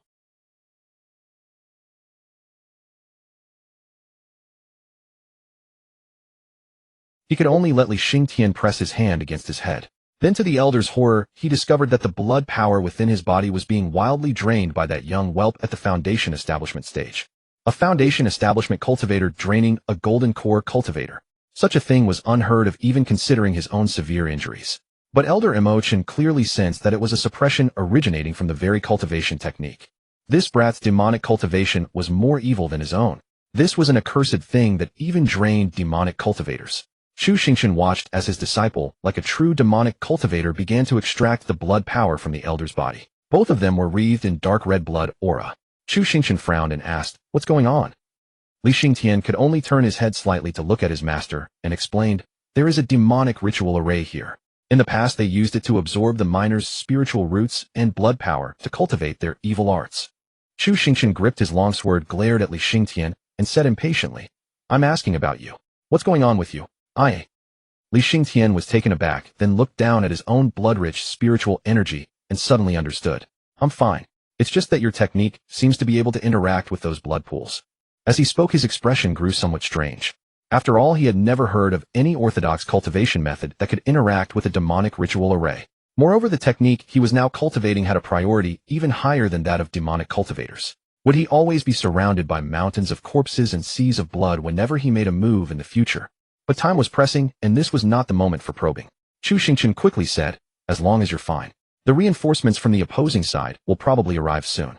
How is the situation?" Li Xingtian quickly sensed his spiritual energy filling up rapidly, and his cultivation base surged upward with the circulation of the technique. He immediately replied, "I just saw Senior Sister heading into the mine. I've killed all the Foundation establishment cultivators inside, so she should be safe. Master, go to the warehouse, take what you need, and withdraw immediately. I'll handle this one." Chu Xingchen nodded slightly, then his figure dashed straight toward the warehouse. The other Foundation establishment disciples of the Qingfeng sect had already fled in all directions the moment their elder was cut down with a single sword strike. No one came to stop Chu Xingchen now. He kicked open the warehouse door with a single blow. The sight that greeted his eyes made him pause for a moment. The number of spirit stones in the warehouse was considerable, but there was an array inside that used the blood energy transmitted from the mine to nourish these spirit stones. The spirit stones before his eyes were no longer the usual pale blue ones radiating spiritual fluorescence. Instead, they were light red, exuding a bloody odor. Unbelievable. If he took these spirit stones out to buy something, wouldn't he be instantly branded a demonic cultivator? These people had to defile spirit stones of all things. But he couldn't worry about that for now. With the thought, "Since I'm already here," Chu Xingchen shoved all the spirit stones in front of him into his spatial ring. The ring space was soon filled to the brim, leaving only a few scattered spirit stones. Chu Xingchen casually picked up two more, tucked them into his robe, and did not continue to be greedy. When he went out, Li Xingtian had already dealt with Elder Imo Chun. The elder now resembled a dried corpse, nothing but skin and bones. Chu Xingchen looked and saw that Li Xingtian's cultivation had reached the middle stage of foundation establishment, catching up to Li Yingling's progress. Now Li Xingtian was preparing his first plan. He was preparing the simplest teleportation array, so simple that its destination and distance could not be determined. Chu Xingchen tossed a few blood-red spirit stones from his spatial ring to Li Xingtian to power the array. Just then Li Yingling emerged from the mine, dragging a person in her hand. Li Yingling was also wearing a ghost mask, and in her hand, she held Ning Qianqian's father, Ning Kuan. As she walked out, many miners rushed out of the mine behind her. You've all seen it. Staying here means certain death sooner or later. Li Xingtian said, his hands still busy. I'm drawing a teleportation array now. This array can teleport to an unknown distance and an unknown destination. It's very likely you'll be caught by the Qingfeng sect disciples again. You can also choose to stay. I won't force you. But this opportunity comes only once. Think it over yourselves. Those who are willing step into the circle. Li Xingtian's voice, amplified by spiritual energy, reached the miners' ears clearly. All the miners looked at the scene before them with some confusion. However, among them were sharp-eyed ones. The battle inside the mine, just now with spiritual energy sweeping through, had shattered the formation base of some illusion array. As the illusion faded, the miners naturally saw the blood-filled pools and the blood food extracted from their own bodies. How could they not understand that even if they slaved away here, in the end those Qingfeng sect people would drain them to the marrow? Someone among the miners spoke excitedly. Thank you, benefactor, for saving our lives. We have nothing to repay you. Li Xingtian did not reply. He simply kept his head down and finished drawing the last stroke of the array. He placed the spirit stones into the array nodes. The array suddenly burst into light. Li Xingtian took a deep breath and said, don't thank me. Just remember, if you have the chance, don't stand by and do nothing. For some reason, seeing those people reminded Li Xingtian of the brother from his village with whom he had grown up as close as kin. That brother had died here. He then let out a bitter laugh, wondering why he wanted to save them. But isn't cultivation about achieving a clear mind and free will? If he wanted to do it, then do it, whether for peace of mind or in memory of that brother. In the end, it was what his heart desired. Then he turned to look at his master. His master simply gave him a slight nod. At the mine, despite rushing, the Qingfeng sect members were ultimately too late. By the time the group of Golden Core elders, led by Shangguan Hong, arrived, the mine was nearly deserted. The 5 Golden Core elders now hovered above the mine, rapidly expanding their spiritual senses to scan the area. As it turned out, Li Xingtian's claim that the teleportation array was unstable was indeed true. Extremely unstable. The elders' spiritual senses swept across the vicinity and detected several miners still within their range. One elder quickly spoke. There are still miners around who haven't escaped. You go after them. Oh, I'll search here myself. Shangguan Hong lowered his eyes, his voice calm. Fine. The other elders understood that this was Shangguan Hong's only chance to break through to nascent soul. Though he appeared composed on the surface, his heart was likely seething with rage. He was the one who least wanted trouble here. Entrusting this place to Shangguan Hong might be the best choice. Shangguan Hong flew down, and the first thing he saw upon stepping onto the mine's ground was Elder Imo Chun drained into a desiccated corpse. He slowly extended his hand and carefully examined Elder Imo Chun's condition. Soon Shangguan Hong quickly concluded that Imo Chun had been drained dry by someone. Moreover, while still alive, the blood and qi in his body had been completely sucked out without any resistance.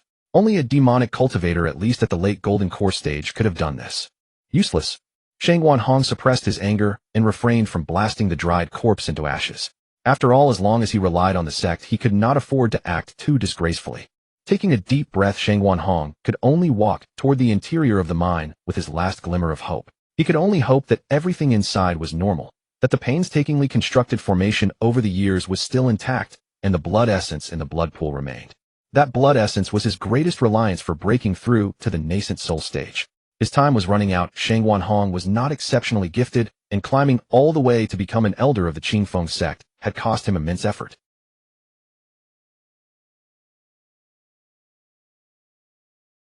In truth, even before entering the mine tunnel, when Shangguan Hong swept his spiritual sense inside, he already knew everything was lost.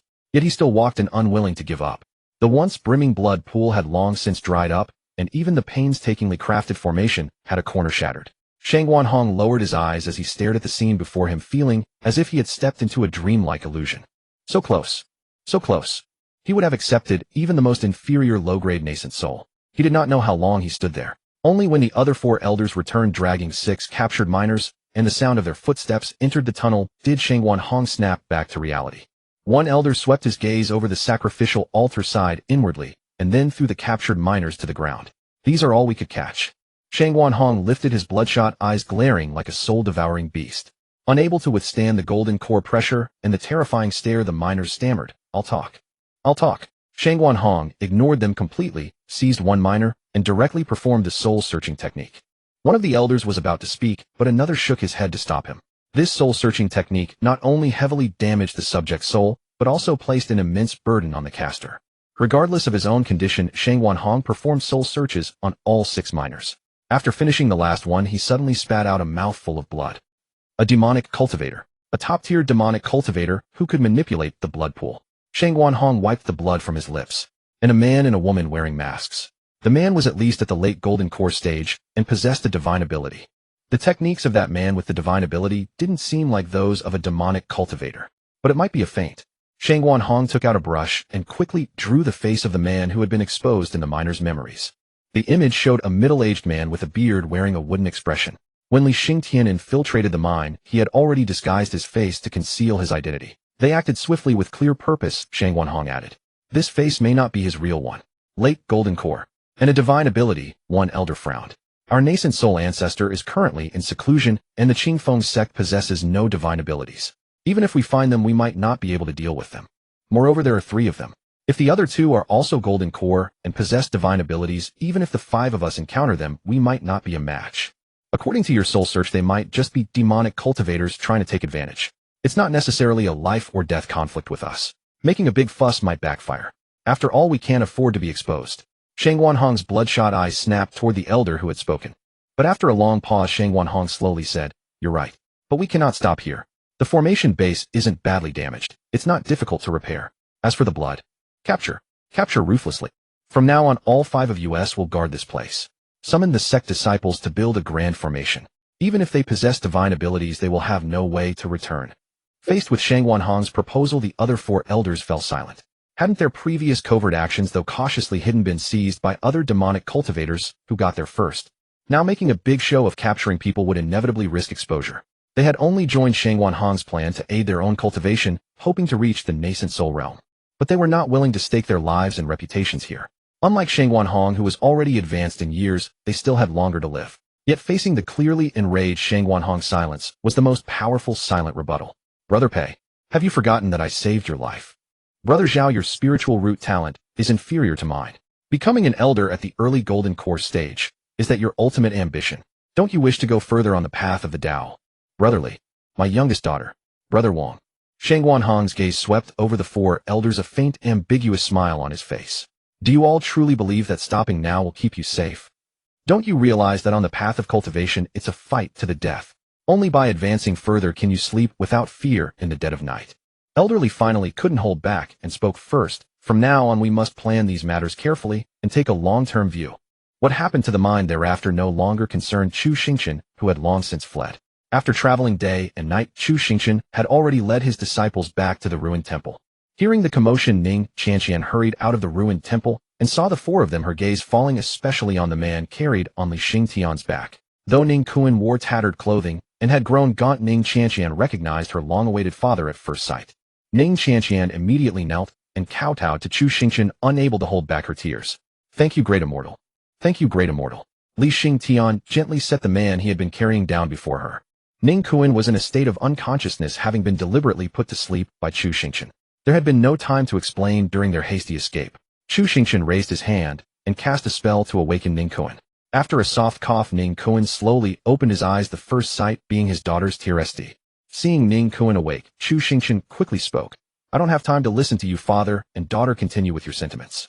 His words caused Ning Qianqian and Ning Kuan to freeze, all their unspoken words suddenly caught in their throats as they turned their gazes toward Chu Xingchen. "I don't expect you to repay me in any way. Consider this merely an act of kindness. If by some chance you are captured by Qingfeng sect in the future, just don't betray me." As Chu Xingchen spoke, he took out a water flask, food, and some loose silver from his spatial ring. "You have cultivated to the 2nd layer of qi condensation. Head east from here, and you will find habitation. These provisions should suffice to get you there. Use this silver to make your own way, though staying farther away will be safer. Consider this me seeing my rescue through to the end. There is no need for further words. Take these things and leave now. You can talk on the road." Ning Qianqian naturally understood Chu Xingchen's meaning. After the matter settled, the retribution from Qingfeng sect would surely follow. Chu Xingchen could hardly be expected to protect her and her father for life, but the fact that he had rescued her father was already more than enough to fill Ning Qianqian with profound gratitude. She kowtowed 3 times to Chu Xingchen, then helped up her father who had not yet grasped the situation. Benefactor, rest assured. Even at the cost of my life, Ning Qianqian will never utter a single word. Chu Xingchen turned his back without responding, which served as a dismissal. Father, let's go, Ning Qianqian said softly. We'll talk about everything on the road. Hearing this, Ning Kuan hesitated with words half-spoken, then abruptly kowtowed to Chu Xingchen before rising and departing together with Ning Qianqian. As they grew farther away, Chu Xingchen suddenly turned back, looking at his senior and junior disciples. Let's go. We need to move quickly. This place is no longer safe. Strictly speaking, Li Yingling was not particularly surprised by her master's order. To be honest, the moment she saw her master bring Ning Qianqian back, she understood that after the task was completed, he would inevitably relocate the entire sect. It was undeniable that a small sect had its advantages. 3 people with backpacks on their backs were a sect in itself. They could go anywhere to the ends of the earth. She simply cast a lingering glance at the small wooden house she had just finished building and the formation pit she had freshly dug. All for nothing, every bit of it. With a slight sigh, Li Yingling walked toward the wooden house and began packing her belongings. Li Xingtian, however, remained standing where he was. He had nothing to pack. He had brought little when he arrived. Chu Xingchen shot him an annoyed glare and said, "If you have nothing to carry, then help your master pack. Not a single pot, bowl, or ladle is to be left behind. I spent considerable money on all of those." Yes. Upon hearing this, Li Xingtian obediently entered the ruined temple and began gathering the cookware. Meanwhile, Chu Xingchen quickly began leaving false traces around the area. He had formerly resided here merely to lay low after offending the minister of Xuanwu State. Now there was no need to fear the minister of Xuanwu State. After all, he certainly could not summon a nascent soul expert. Beneath the nascent soul realm, Chu Xingchen, relying on Li Yingling's hard-won mystical art and his own flawless golden core, could claim invincibility without exaggeration. What posed a genuine threat now was Qingfeng's sect. They might send their nascent soul elder after him. Although Chu Xingchen was confident he could escape such pursuit, he could not guarantee the safety of his disciples with absolute certainty. It was wiser to prepare for contingencies beforehand rather than rely on luck when danger was possible. Chu Xingchen had long decided upon undertaking this venture that he would flee immediately afterward. He had already grown uneasy staying in this ruined temple. The primary issue was its poor location and slightly depleted spiritual energy. Chu Xingchen had never intended to establish his sect. It was merely a temporary stop. Here, where human habitation was sparse, having Li Xingtian come knocking was like finding a pie dropped from the sky. Could he really sit and wait for the next blind hare to stumble into his snare? Therefore, from the moment he brought Ning Qianqian back to the ruined temple, he had already harbored this intention. After all, the sect information he had provided was fabricated, claiming they were from the Central Plains. Even if Ning Qianqian were captured and revealed, everything Qingfeng's sect might not persist in investigating under the guise of a Central Plains sect's authority. Why not trade a dilapidated temple address for a substantial sum of spirit stones? Li Yingling carried few belongings and simply shouldered a small pack as she approached. "Master, where shall we go this time?" After briefly fabricating misleading traces, Chu Xingchen looked toward Li Yingling and asked, "Where would you like to go?" Li Yingling suggested, "How about a place with clear mountains and pristine waters?" "An excellent proposal. I shall keep it in mind." Chu Xingchen nodded perfunctorily. From her master's dismissive tone, Li Yingling knew her suggestion had been rejected. At that moment, Li Xingtian emerged carrying a large pack on his back. "Master, I have packed all the valuable items. Carrying the remaining inexpensive belongings would be rather cumbersome." Since Chu Xingchen's spatial ring was already filled with those blood-cheese spirit stones, these items had to be carried by his disciples. Thus, bringing fewer things was not a problem. Chu Xingchen's gaze swept over his senior and junior disciples. Both were looking at him with anticipation. He could hardly suppress a smile. Chu Xingchen had run away many times before, for one had to do rather reckless things to deceive worthy disciples into taking him as a master. In the past, he had always fled alone. But now, his entire sect was running away alongside him. Chu Xingchen shouted, "My good disciples, let's go. We're running away." A smile barely concealed itself on Li Xingtian's face. "Yes, master." On Li Yingling's face, however, anticipation shone brightly. "Off we run. Yuzhou City. Young master, this house is splendid. It sits beside the Chuanyu River, and the Flower Lantern Festival will arrive in a few days. At that time, the lanterns will float downstream along the Chuanyu River, passing right by here. You will be able to watch the beautiful lanterns drift past right at your doorstep." A middle-aged property broker introduced the wide river nearby, slightly bowing as he opened the door to a courtyard house.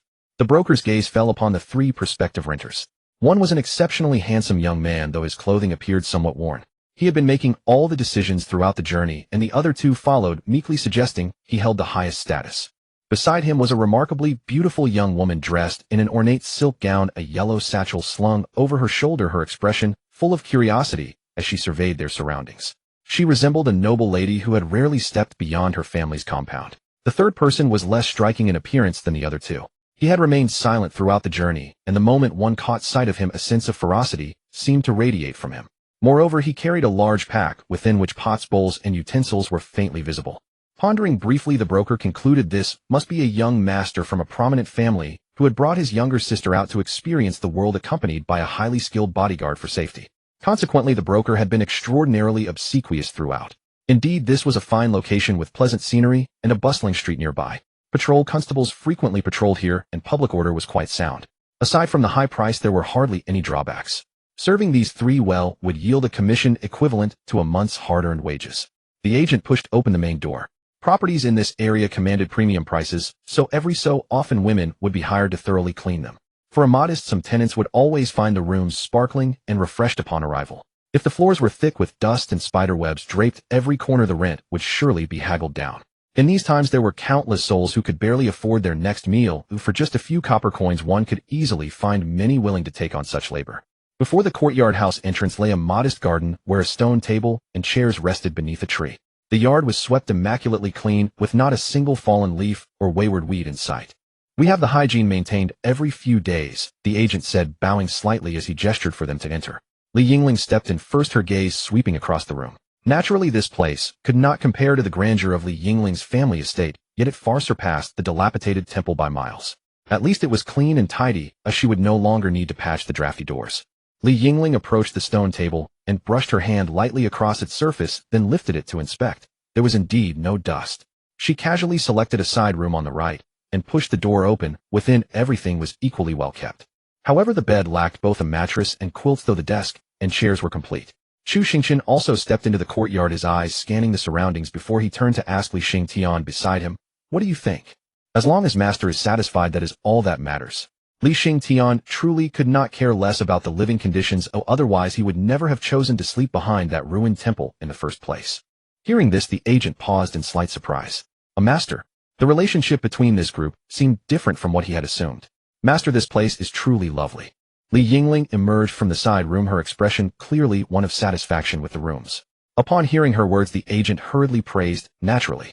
Throughout all of Yuzhou City, few can match the location and quality of this property." Noticing his senior disciple's contented expression, Chu Xingchen decisively drew out 20 taels of silver from his robes. "Let us lease it for half a year. Complete the paperwork yourself and hand it to me later." The agent's eyes lit up instantly. He eagerly accepted the silver and respectfully offered the courtyard key to Chu Xingchen with both hands. "Excellent. Here are the keys, and the lease documents will be delivered this evening." After receiving the keys, the agent, displaying keen discretion, promptly withdrew and departed. Seeing their master secure the residence, Li Xingtian decisively shouldered his belongings and strode inside, placing his pots, bowls, and cooking utensils where they belonged. "Master, why did you choose to come to Yuzhou City?" Li Yingling asked curiously. She had originally thought her master would lead her deeper into some mountain retreat. Her senior disciple's question was remarkably perceptive. Chu Xingchen indeed had his reasons for coming to Yuzhou City. An excellent question. "I shall explain everything properly tonight. For now, let us see what we lack. You two may go to the market and purchase what is needed. We may well be staying here for some time." As he spoke, Chu Xingchen untied the silver pouch from his waist and tossed it toward Li Yingling. "Understood, master." Li Yingling's eyes brightened as she caught the pouch. "Junior brother, come, let us head to the street." "I'm coming." After setting down his bundle, Li Xingtian emerged from the side room, but his first instinct was to glance toward his master. Chu Xingchen nodded. "Go ahead. Purchase some essentials with your senior sister." "Yes, master," Li Xingtian replied with a bow. With that, Li Yingling energetically ushered her junior brother out for shopping. Expecting to buy quite a lot, she actually had Li Xingtian reload the bundle they had just unpacked onto his back. As the two figures gradually disappeared into the distance, Chu Xingchen first closed the outer gate, then proceeded to establish concealment arrays at several hidden positions around the courtyard. The arrays were not particularly powerful. They merely served as early warnings, allowing him to detect any spellcaster who entered and granting him a glimpse through divine sense. Thus, no spirit stones were needed for operation. Chu Xingchen left behind strands of his own spiritual energy sufficient to last until his return. With everything in order, Chu Xingchen's figure suddenly dissolved in the center of the courtyard. Now, if one were to ask where the finest establishment in Yuzhou City could be found, the answer would naturally be Manshun Yuan. Its courtesans, as lovely as spring itself, filled the grounds with warmth. Breezes of spring rain refined elegance. Everything one could desire was present there. But if true refinement were the measure, the title would belong to Zhu Yuting. While Manshun Yuan offered everything from the finest to the most accessible, anything readily obtainable could hardly be called truly elegant. After all, matters solvable with money were but superficial. For wealthy young masters, spending gold posed no difficulty. Zhu Yuting was entirely different. Even the servants who poured tea and water were untouchable in manner and speech. And as for the pure courtesans, those skilled in zither chess calligraphy and painting, within Zhu Yuting each was more aloof and proud than the last. Even offerings of 1,000 taels of gold would earn nothing but a single reply: she is unavailable. Not even a glance through the white veil was permitted. Those who had ever beheld a pure courtesan of Zhu Yuting without her face veil were exceedingly rare.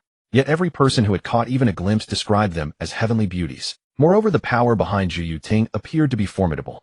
To this day, no one in all of Yuzhou City had managed to compel a pure courtesan to receive someone she did not wish to see. Thus, this unattainable pinnacle of distinction became the highest ideal pursued by men. Anyone who could witness the face beneath a pure courtesan's veil would possess a tale legendary enough to echo throughout all of Yuzhou City. Strictly speaking, Zhu Yuting was actually divided into two parts. The front section, where entertainments and music were offered to guests, bore the name Zhu Yuting itself. Beyond that stood the Baiyu Lu, where the pure courtesans resided. At this moment, Chu Xingchen stood within Baiyu Lu, in the private chamber of Yao Qin, one of the pure courtesans. The room was remarkably sparse, devoid of any unnecessary ornaments. Not even rouge or perfumes could be seen. At the tea table, Chu Xingchen sipped gently from a cup of slightly bland tea. Opposite him sat a young maid with a charming round face and large almond-shaped eyes, puffing her cheeks in irritation as she glared at his relaxed demeanor. The maid held a teapot, still warming water. As for savoring the tea, truthfully, Chu Xingchen merely lacked the refinement to appreciate it properly. He knew the tea was expensive, likely beyond his means, and seized the opportunity to drink freely while it cost him nothing. Tsk tisk. After downing the cup in one gulp, Chu Xingchen still could not discern what made it special, but he was not above offering his assessment: too bland. Next time, be less stingy with the leaves. There is almost no flavor at all. The maid nearly choked on her anger, desperate to hurl the teapot at the shameless man before her. Did this fellow have any idea how precious this single serving truly was? Did he know that even this modest amount was reserved from what her miss ordinarily cherished and seldom drank? For an ordinary servant like herself, catching even the fragrance of this tea was occasion enough for celebration. The maid let out a cold snort and retorted sharply, "If you cannot appreciate it, then do not drink it. Do not be rude, Xiaoling." A cool feminine voice drifted through the doorway. Hearing her name scolded, Xiaoling instantly straightened, hastily rose from her chair, and stood obediently to the side. Chu Xingchen raised his gaze toward the entrance. A tall woman stood there, draped in a white silk gown, her face concealed by a white veil. Her long silky black hair was gathered elegantly by a white jade hairpin. Though her features were hidden, those subtly cold eyes were breathtakingly beautiful. Even without seeing her full countenance, one could perceive that the woman before him must be a celestial beauty. She held a zither in her arms, her gaze fixed steadily upon Chu Xingchen seated in the chair. "It has been a long time, Miss Yao Qin." Chu Xingchen broke the silence first. Yao Qin did not answer immediately. Instead, she carried the qin into the room and set it on the table. Only after taking her seat did she slowly speak. "It has been far too long. I actually thought you had died." Chu Xingchen picked up an unused cup from the side, poured tea for Yao Qin, and handed it to her. Just as he was about to explain, Yao Qin spoke first. "I forgot. Using your own words, someone like you who brings chaos is meant to linger for 1,000 years. You are not so easily killed." Xiaoling, standing respectfully nearby, could not help but burst out laughing. But the moment Yao Qin cast a cold glance her way, she quickly stifled her laughter. Yao Qin waved to the maid beside her. "You may leave first." Xiaoling hesitated, looking up at her miss. Her miss was always getting completely fooled by this guy. If she left without giving her miss a heads up, who knew her miss would not fall for his tricks once again? It was truly strange. Her miss was so clever, yet in front of this young man, she seemed even more foolish than Xiaoling herself. Xiaoling reluctantly spoke softly, "Miss." Yao Qin did not move her gaze or say a word, simply waving her hand once more, sighing inwardly, knowing that if she did not recognize the situation, her miss would grow angry. Though filled with reluctance, Xiaoling could only retreat through the door. As Xiaoling departed, only the veiled Yao Qin and Chu Xingchen remained in the room. Yao Qin did not lift her gaze, instead lowering her eyes to look at the qin on the table, gently plucking the strings. "Speak, what business do you have with me this time?" "Miss Yao Qin, why do you speak so distantly? It makes it seem as though I am always coming to you with requests." "Huh, distant?" Who had been calling her Miss Yao Qin the entire time from the doorway to now? Yao Qin still did not look up, her tone growing even colder. "Has there ever been a time you came to me without asking for my help?" These words made Chu Xingchen pause slightly.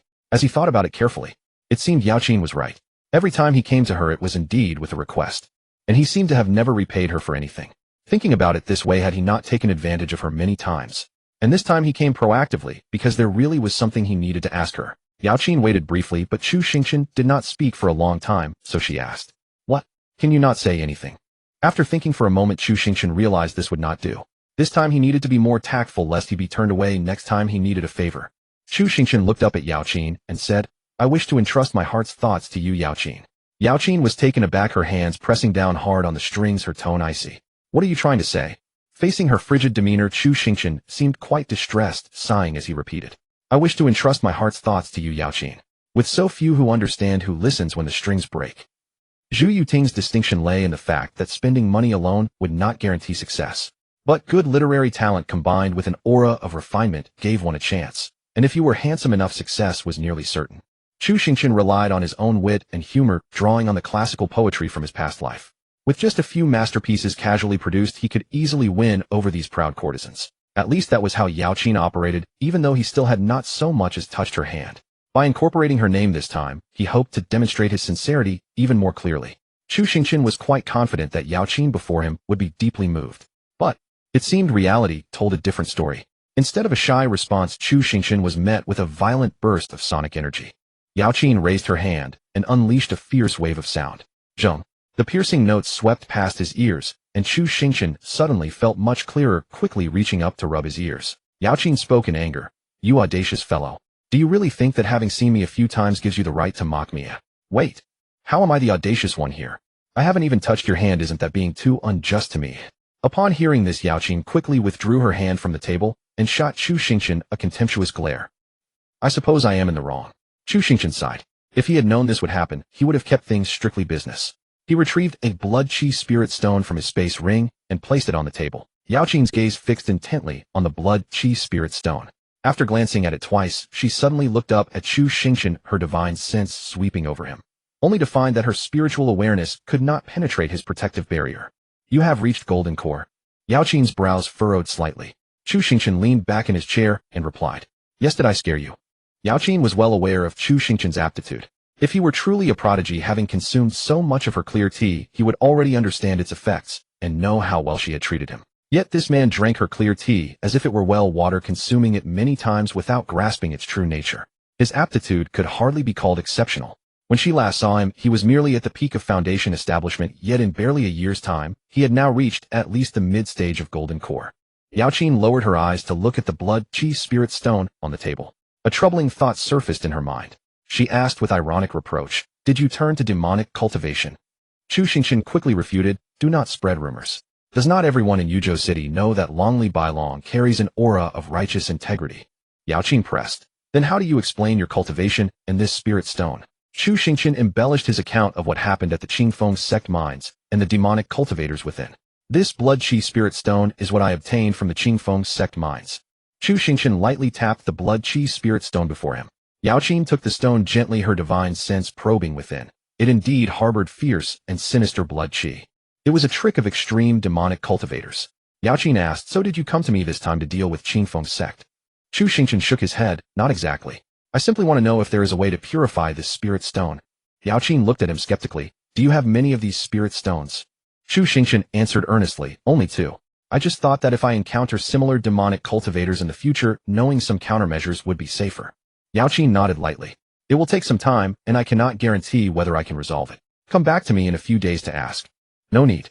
I will be staying in Yuzhou City for some time. When you have results, just send someone to deliver a letter to this address." Chu Xingchen picked up a brush from the side and wrote down his current address. Yao Qin glanced down at the flowing cursive script and the address within Yuzhou City. This was the first time Yao Qin could accurately know where to find Chu Xingchen. She reached out to take the paper, tucking it into her sleeve. "Is there anything else?" Chu Xingchen rose and said, "Nothing else. I will await your good news." As he finished speaking, he stood up to leave. "Wait. Leave behind the lyrics you just mentioned before you go." "What lyrics?" Chu Xingchen. "All right, I will write it right away." When Chu Xingchen returned to his sect's small courtyard, his disciples had not yet come back from their shopping. He wondered where his eldest disciple had gone to stock up on goods. It had been so long, and she still had not returned. However, the most pressing matter regarding spirit stones had been entrusted to his old acquaintance Yao Qin. The most important arrangement was now in place, which was also his primary purpose for coming to Yuzhou City. He thought the probability of resolving this smoothly was quite high. After all, based on Chu Xingchen's speculation, the entire Zhu Yuting was likely connected to a cultivation sect. When he first encountered Yao Qin, she had already attained golden core cultivation. In such a remote place, a golden core cultivator could be regarded as an ancestor and enjoy the status of an elder. Yet here at Zhu Yuting, she was still playing the zither. Such a configuration. It was more consistent with a sect from the Central Plains. Therefore, Chu Xingchen was quite confident in Yao Qin's ability to resolve this matter. After all, the spirit stones in his spatial ring were entirely these blood chi-infused spirit stones. If he were to take them out and spend them, righteous cultivators would undoubtedly eliminate him on the spot. Moreover, aside from demonic cultivators, no one would accept such blood chi spirit stones. Although Chu Xingchen currently appeared exceedingly wealthy, in reality, he could not produce a single usable spirit stone. He had money but could not spend it. Chu Xingchen retrieved the small formation he had set up before leaving and walked into the main room his disciples had specially prepared for him. Chu Xingchen's gaze swept across the room. It was indeed fairly tidy, furnished with tables and chairs. Sitting down, he took out one of the blood chi spirit stones and began to examine it closely. As an impeccable golden core cultivator, he was qualified to study it. However, the more he researched, the more Chu Xingchen realized how truly peculiar these spirit stones were. The blood chi and the spiritual energy within the spirit stones actually showed a tendency to merge. This was quite remarkable in a certain sense. Spirit stones form when spiritual energy flowing along ley lines condenses over time due to its extremely high density, particles attracting and bonding until they coalesce. During this process, the spiritual energy gradually stabilizes and excludes anything outside of pure energy. Once spiritual energy fully crystallizes into a spirit stone, this property becomes even more pronounced. Therefore, tampering with spirit stones in such a manner is actually a highly skilled craft. It was not impossible to say, but rather very difficult. The technical level demonstrated in these blood chi spirit stones did not seem like something that could be achieved in such a remote location. Just as Chu Xingchen was frowning in deep concentration, his eldest disciple's voice rang out from outside. Master! Chu Xingchen put away the spirit stone, rose, and walked outside. He pushed open the door and paused in surprise. Li Yingling walked through the gate with a large bundle on her back, a bright smile on her face. Behind her, Li Xingtian carried an enormous package 2 or 3 times his own size. Strictly speaking, Chu Xingchen felt this had already exceeded the category of a mere package. Such a massive package could no longer fit through the door. Li Xingtian scanned his surroundings, and when he noticed no one was paying attention, he suddenly hurled the package over the courtyard wall with all his strength. Li Xingtian then darted into the courtyard ready to catch the package he had thrown. Chu Xingchen raised his hand slightly, controlling the airborne bundle and guiding it gently to the ground. Gazing at the large package before him, Chu Xingchen curiously asked Li Yingling, "Have the prices in Yuzhou City dropped so much? With that little silver you managed to buy all this?" Hearing this, Li Yingling proudly lifted her chin. After setting down her bundle, she gave her junior brother a suggestive look, beckoning him to recount her glorious achievements to master. "I did not buy these," Li Xingtian said with a wistful expression. "A vendor set up a ring toss game on the street. After landing a ring, you draw a random prize. Senior sister spent all her money drawing at that stall." Chu Xingchen paused in surprise.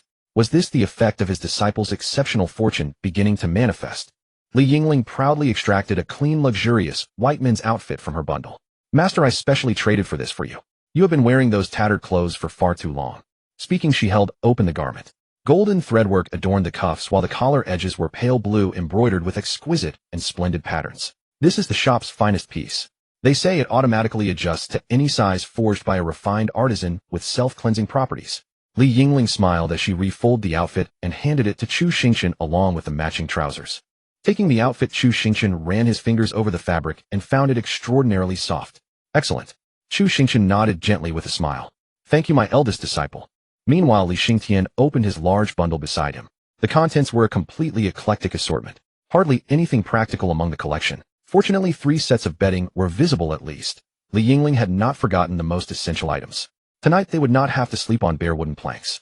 Chu Xingchen approached with a puzzled expression, studying the pile of items with careful attention.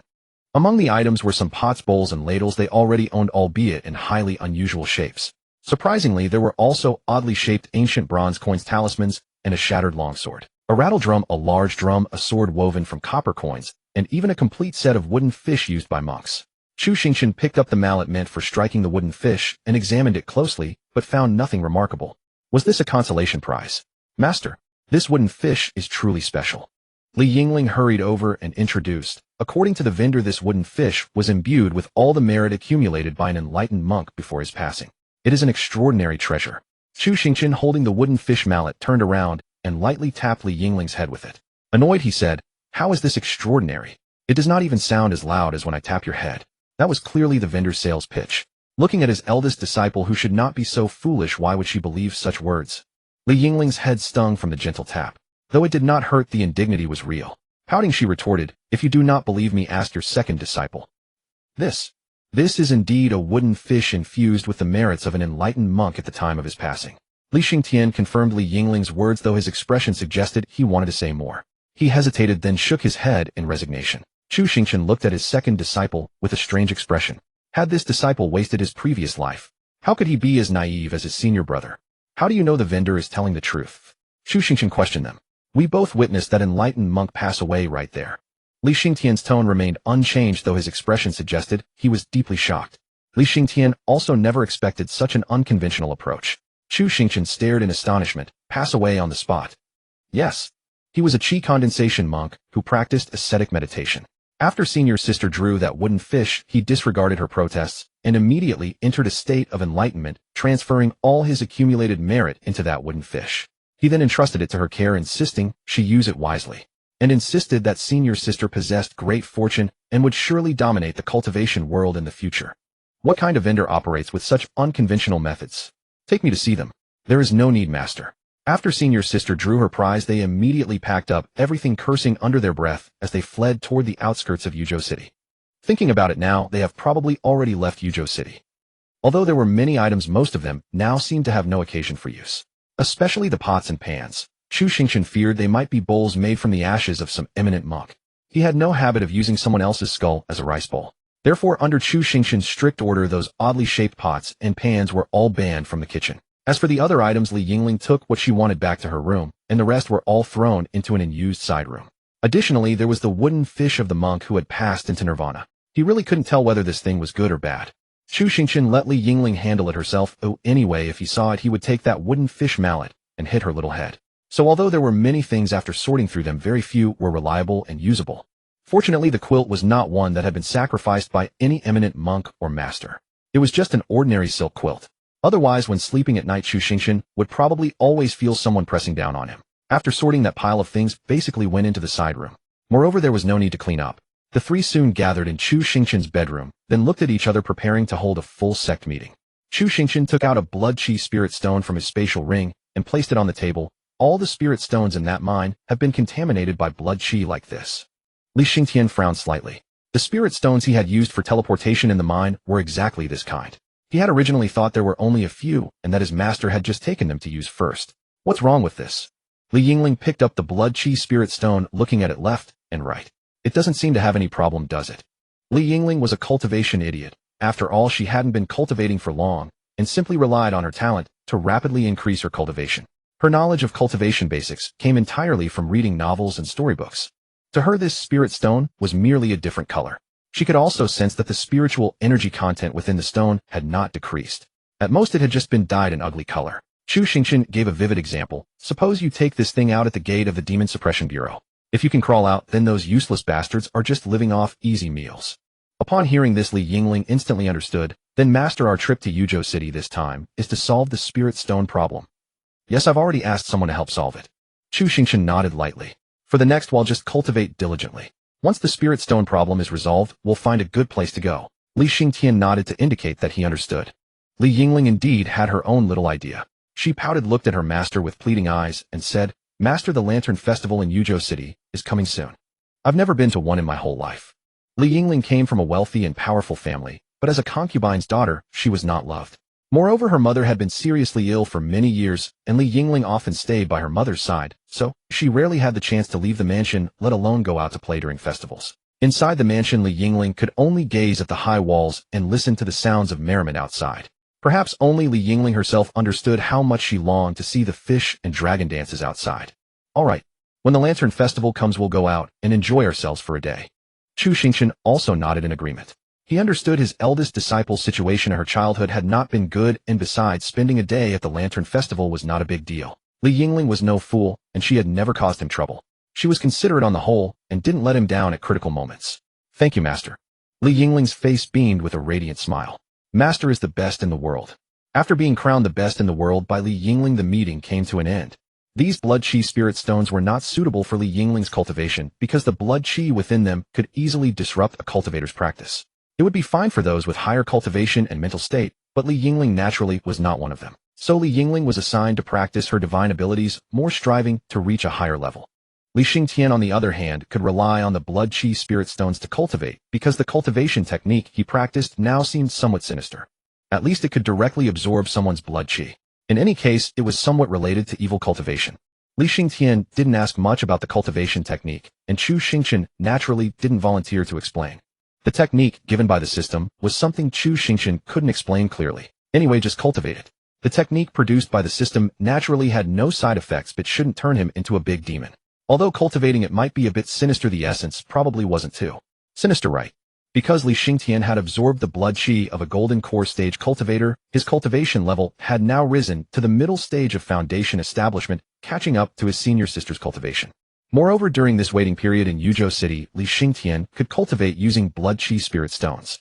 It seemed that the junior brother surpassing the senior sister was just around the corner. As for what Chu Xingchen did, naturally it was openly slacking off. After all, his eldest disciple was exceptionally talented. The divine abilities she comprehended were as good as if he had comprehended them himself. His second disciple cultivated diligently, and the spiritual energy he cultivated was equivalent to what Chu Xingchen cultivated himself. Through the system's rewards, one spirit stone was effectively used as two. If he used spirit stones to cultivate himself, that would be a total waste. So after setting up a shielding formation in Li Xingtian's room to ensure no spiritual energy fluctuations during cultivation and avoid attracting attention, Chu Xingchen had done everything he could. Previously, he had to cook himself to satisfy his disciples' cravings, but now that they were inside Yuzhou City, they could just go out and eat whatever they wanted. He didn't have spirit stones, but Chu Xingchen still had a fair amount of silver and gold. As a cultivator, he was extremely poor. As a mortal, he was wealthy. That was the true portrayal of Chu Xingchen. Thus, a few days later, an idle Chu Xingchen decided to engage in a mental cultivation session, fishing. Since fishing was not allowed inside Yuzhou City, he had to go outside the city. So not far outside Yuzhou City by a large river, Chu Xingchen lounged in a chair, holding a fishing rod, leisurely fishing. From time to time, a stream of pure spiritual energy would surge into Chu Xingchen's body. This was the feedback from Li Xingtian's cultivation. It was completely automated cultivation. Moreover, through this feedback, Chu Xingchen could also know how much Li Xingtian had slacked off today, which was a form of remote monitoring. He could remotely catch his disciples who liked to slack off, but his two disciples were actually quite diligent. The most outstanding was still Li Xingtian, who devoted almost all his time to cultivation. Chu Xingchen often received feedback rewards from the system. Gonna be skunked again. As the sun began to set slightly in the west, Chu Xingchen planned to pack up and go home.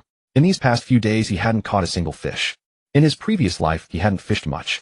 After coming to this world, he had been running around to recruit a disciple and had even less time to fish. But being skunked was not an option. Even draining the water wouldn't make him skunked. He couldn't go home and let his disciples laugh at him.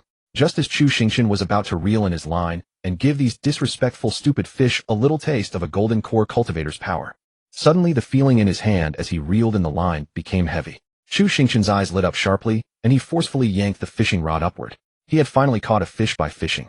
As the fishing rod broke the water's surface, a huge figure leaped out of the water. Chu Xingchen glanced over. What a big fish. Then he suddenly frowned and looked more closely. Damn, it wasn't a fish. It was a huge corpse. This must be all Li Yingling's fault. That wooden fish was definitely a cursed wooden fish. Bullshit, monk's merit. Whose merit would make you catch not fish, but a corpse?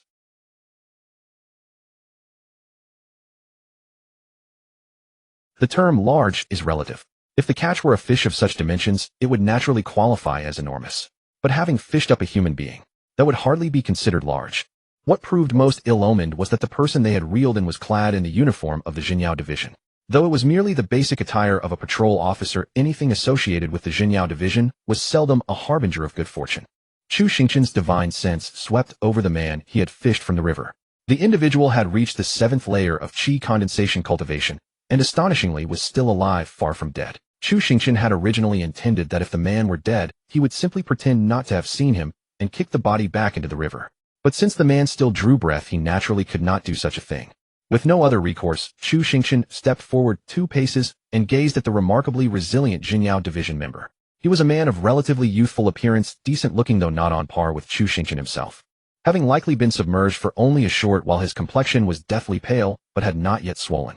His eyes remained shut, yet a dark red energy could be seen flowing along the meridians of his neck. Chu Xingchen's brow furrowed slightly. Was this poison? Out of caution, he retrieved a silver needle from his waist, and channeling spiritual energy, guided it into the affected meridian. After the dark red energy pulsed around it, the poison-testing silver needle remained entirely unreactive. It was not poison. Slightly relieved, Chu Xingchen extended his divine sense to scan the man's meridian network and discovered that the dark red substance was actually a violent chaotic energy. It was currently surging along the meridians, ravaging the man's body. Without intervention, he would likely not survive long. Sighing softly, Chu Xingchen took several silver needles and inserted them into the man's major acupoints along his primary meridians, sealing his heart passage to ensure the energy would not reach and destroy his heart. As for whether the energy might rupture the meridians elsewhere in his body, Chu Xingchen could offer no guarantees. Once the needling was complete, he delicately manipulated his spiritual power and transferred the man onto the reclining chair he used while fishing. Throughout the entire process, he made no direct contact with the young man. Grasping one corner of the reclining chair, he carried both the chair and the youth toward Yuzhou City, which lay not far away. Yuzhou City's gates were naturally guarded. Chu Xingchen's unusual procession, one man and one reclining chair, stood out strikingly among the crowd, further compounded by the fact that the person on the chair wore the distinctive robes of the Zhenyao division. This only drew greater attention. Before Chu Xingchen could even approach the city gate, two guards broke from their post and sprinted toward him. Their eyes swept over the pale-faced youth on the reclining chair, still dripping wet from the river, with several large silver needles protruding from his body. For a moment they hesitated, then immediately reached out to check the pulse at the youth's neck. Upon feeling the faint beat, they let out a sigh of relief. One guard, clearly experienced with such situations, called out urgently toward the city, "A member of the Zhenyao division lies gravely wounded and unconscious here. Send a rider to summon aid from the Zhenyao division at once." Almost immediately a horse galloped from the gate into the city. His approach demonstrated considerable experience. Rather than dragging a critically injured person all the way to the Zhenyao division, it was far wiser to have their own people come and render treatment. The guard glanced at the silver needles before speaking more gently. "Thank you for your assistance, brother. Please wait here. A reward from the Zhenyao division awaits those who help save their people." Chu Xingchen sighed and nodded resignedly. The promise of a reward was likely genuine, but so was the suspicion that they might detain him as a suspect and prevent him from leaving. Such was the burden of rescuing others. Seeing Chu Xingchen's full cooperation, the two guards also relaxed somewhat. After all, anyone capable of saving a Zhenyao division member must itself be among the cultivators. And since he was willing to cooperate, it was natural to assume this was merely an accidental rescue. Fortunately, since this was a matter of saving a life, the Zhenyao division responded swiftly, indeed faster than a galloping horse. A figure clad in the same Zhenyao division robes sprinted toward the gate at extraordinary speed. Chu Xingchen looked up and saw a petite, apparently young girl with her hair tied into two small braids that bounced with each step she took. The young healer carried a medicine case, her short legs propelling her forward with remarkable speed.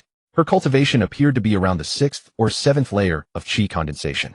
She quickly zeroed in on Chu Xingchen's position, hurrying forward and immediately fixing her gaze on the young man and the silver needles sealing his major acupoints. The young healer first checked the pulse, confirmed it was still present, and then noticed the dark red energy surging violently within the meridian channels sealed by the needles.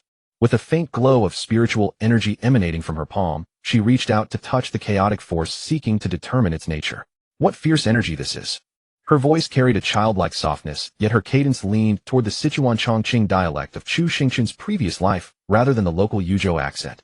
She must be from out of town. Though she spoke with seriousness, there was an oddly endearing quality to her demeanor. "Did you administer those silver needles?" The young healer looked up at Chu Xingchen. Chu Xingchen nodded. "Yes, I did. Is there a problem?"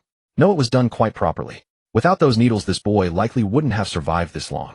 The young healer asked, "Are you also a physician? Lend me your hand. I am not a doctor. But if it is something simple, I can try to assist. Come on, there's no time to summon others now, and the boy cannot hold out much longer. Those burly men are too clumsy to be of any use. Just follow my instructions from here on."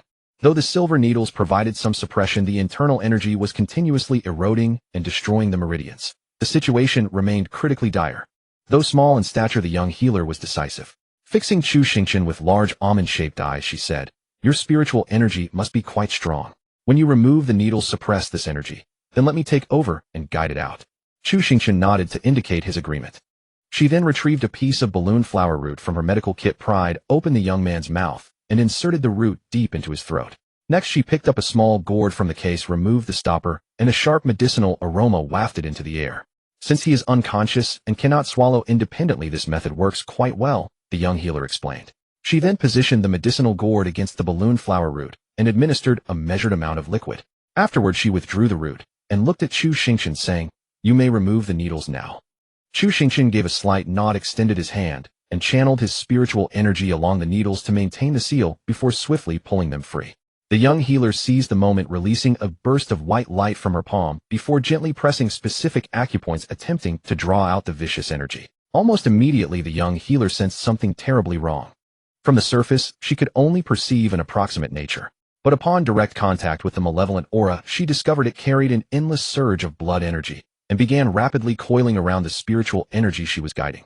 As the aura breached the skin, the familiar quality of the blood energy caused Chu Xingchen's brows to knit instantly. How was it nearly identical to the blood energy contained within blood chi spirit stones? The young healer felt the blood energy viciously attacking her spiritual energy, while simultaneously corrupting the surrounding flesh. Her brows furrowed instinctively as she cried out, "This is bad."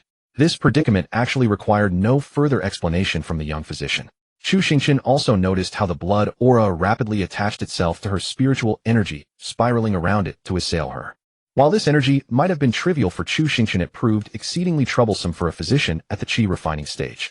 Her expression grew grave, and the small hand lightly pressing against the acupoint trembled faintly. Seeing the young physician struggling, Chu Xingchen reached out and grasped her arm, carefully modulating the flow of spiritual power. He concealed his cultivation level as best he could, calibrating his spiritual output to roughly that of an early foundation establishment cultivator. Downplaying one's cultivation could often sidestep considerable complications. With Chu Xingchen's assistance, the physician managed to dispel the blood aura successfully. Sweat beaded on the physician's forehead as relief washed over her features, and she turned to Chu Xingchen with gratitude in her eyes. "Thank you. Without you I would have been in serious trouble." "This wasn't necessary," he replied, "though I fear these silver needles may prove difficult to remove. My cultivation falls short, and I doubt I can extract all of them." The physician glanced at Chu Xingchen again, having initially thought him merely handsome, but now realizing his cultivation was quite impressive, certainly at least at the foundation establishment stage.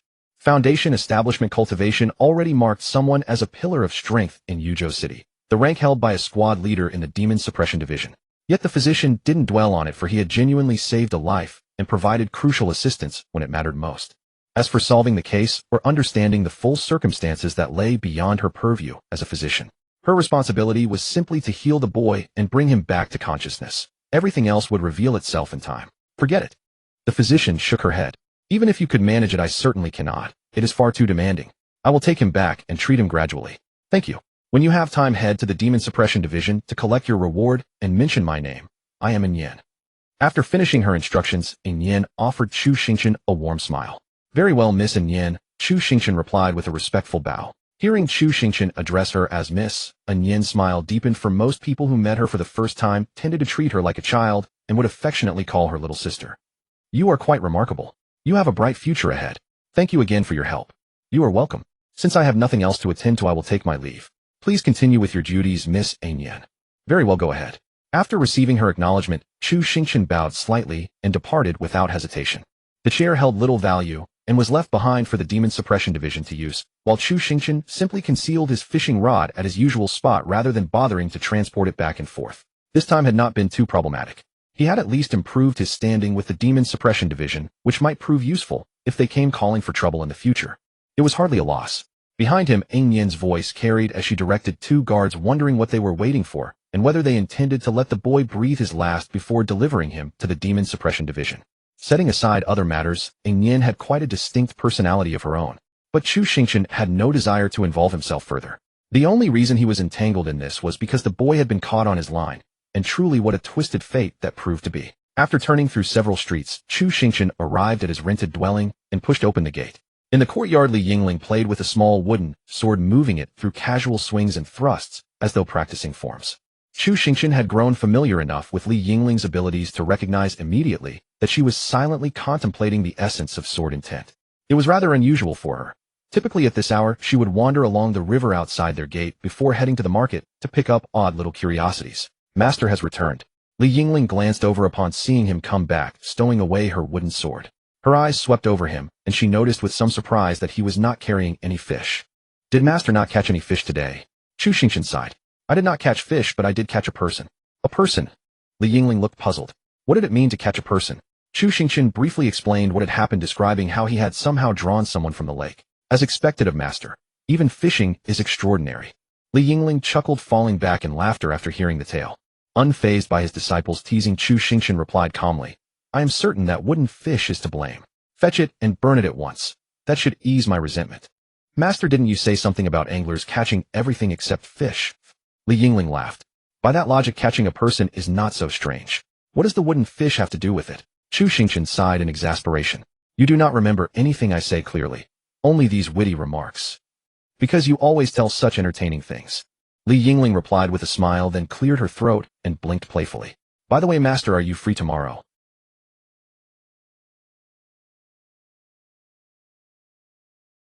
Li Yingling tugged at her master's hand. There is a small temple fair before the Lantern Festival. They say it is quite lively, and it begins tomorrow evening. Won't you come with me, Master? If you do not go, I cannot very well go alone, can I? Surely you would not be heartless enough to let me go by myself. Chu Xingchen's expression remained unchanged. To be honest, I actually am quite heartless. Master, Li Yingling drew out her voice coquettishly. You are the best master in the world. Having spent enough time with Chu Xingchen to grow close, she had come to understand her master somewhat. When it came to his disciples, whether herself or Li Xingtian, he always displayed an instinctive tenderness. For requests that were not excessive, he typically showed little resistance. Moreover, her master never put on airs or maintained a stern demeanor, and combined with his genuine concern, these qualities made him all the more rare. For Li Yingling, her master undoubtedly ranked first in her affections. Chu Xingchen swept Li Yingling's hand away with an expression of distaste, and said wearily, very well. At this rate, you will be the one calling the shots in this sect. Seeing her request granted, Li Yingling could hardly conceal her delight, and eagerly declared her loyalty. Yingling will always stand by Master's side. Whatever Master says is supreme. Chu Xingchen remained impassive. With only 3 members in their sect, including himself as the patriarch, if Li Yingling did not side with him, she would at most align with Li Xingtian. Li Xingtian was truly a model disciple who required no worry, so he would naturally support Chu Xingchen. By this reasoning, even if Li Yingling did not side with him, the exchange principle dictated she would ultimately align with his side as well. Therefore, Li Yingling's declaration held no real significance. Within the Demon Suppression Division, Yin regarded the young man Chu Xingchen had rescued with a grave expression. This was troubling, in truth exceedingly so. But the difficulty did not stem from the unconscious youth lying in bed. Despite his unimproved condition, as long as he survived to reach the Demon Suppression Division, Yin was confident she could secure his release. Moreover, the youth's injuries were hardly the real problem in Yin's eyes, merely requiring additional effort to treat. The actual complication was the young squad leader from the Demon Suppression Division standing beside him. Good heavens! How could this youth be the biological younger brother of that female demon? Do you mean his meridians are completely destroyed, leaving him a cripple? Yin studied the woman clad in the black Demon Suppression Division captain's uniform, tall and imposing with a short blade at her waist. Positioning herself behind, Yin could only see her back and the long sleek black hair that mirrored the chilling elegance of that female demon. Even from behind, the woman radiated an overwhelming sense of menace. Her mere silhouette carried a powerful oppressive presence. Cough, cough. Yin struggled to find her words. He is not exactly a cripple. It is just. Now Yin felt that he had read too few books, and his mind was utterly unable to come up with suitable words to beautify the young lad who was likely to become a cripple. After all, the young lad before him might never have the chance to use both hands for eating again. Yin pulled out a silver needle from the left hand, but even after the needle was removed, the meridians in that hand were on the verge of complete collapse. If he could lift it to eat, that would already be a testament to Yin's superb medical skills. As for the other silver needles still lodged in major acupoints, it was estimated that he could hardly move at all. The blood energy had already begun to churn through the meridians. Moreover, it wasn't just his hands and feet that were difficult to move, his lower body was also sealed by silver needles.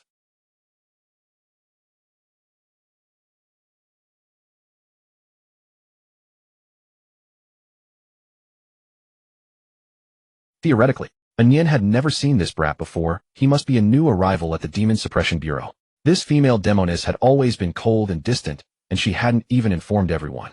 At least the kid is still alive, right? Yin could only console the Demon Suppression Bureau's female demoness in this way. Zhao Wanqing's hand unconsciously reached for the short knife at her waist.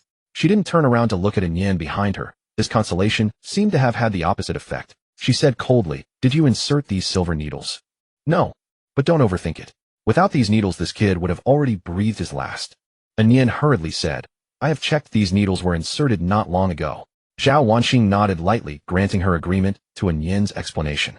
Then she drew the short knife from her waist, gently sliced open the meridian, and the blood energy within the young lad's body instantly surged toward the newly arrived spiritual energy. Zhao Wanqing's expression remained unchanged. She took out a talisman from her waist, instantly pressed it onto the blade, absorbed some of the blood energy, and then carefully stored the talisman away.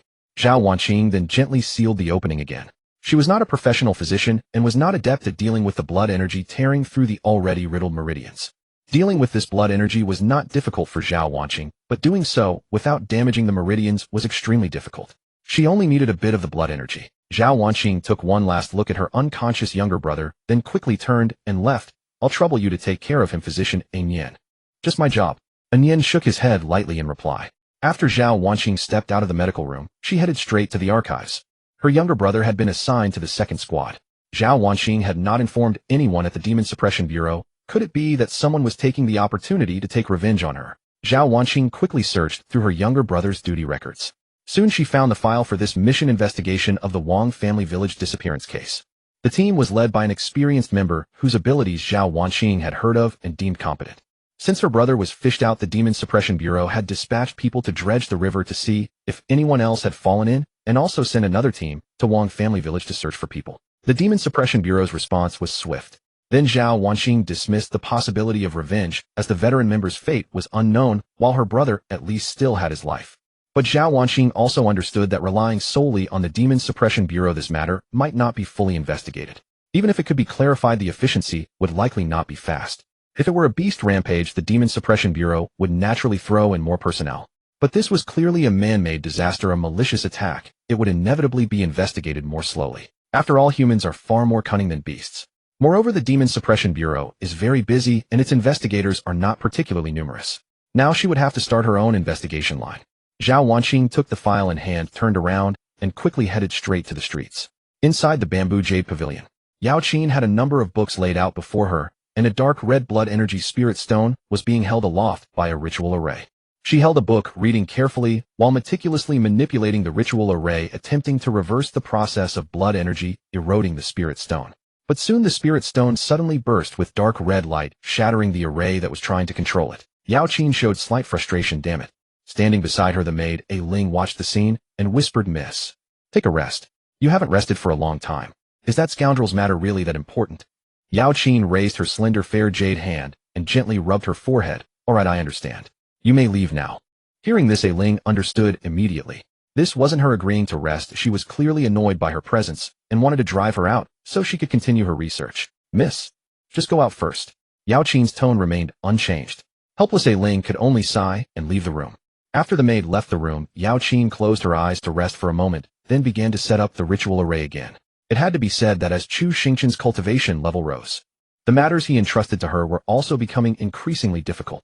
This spirit stone was not something Yao Qin could easily resolve, even though there were many books in the sect for reference. But after all, it was his request. In a new attempt, Yao Qin failed without surprise. As the ritual array was once again dispersed, the blood energy spirit stone fell onto the table, making a clear sound. She felt somewhat discouraged, but at least progress had been made.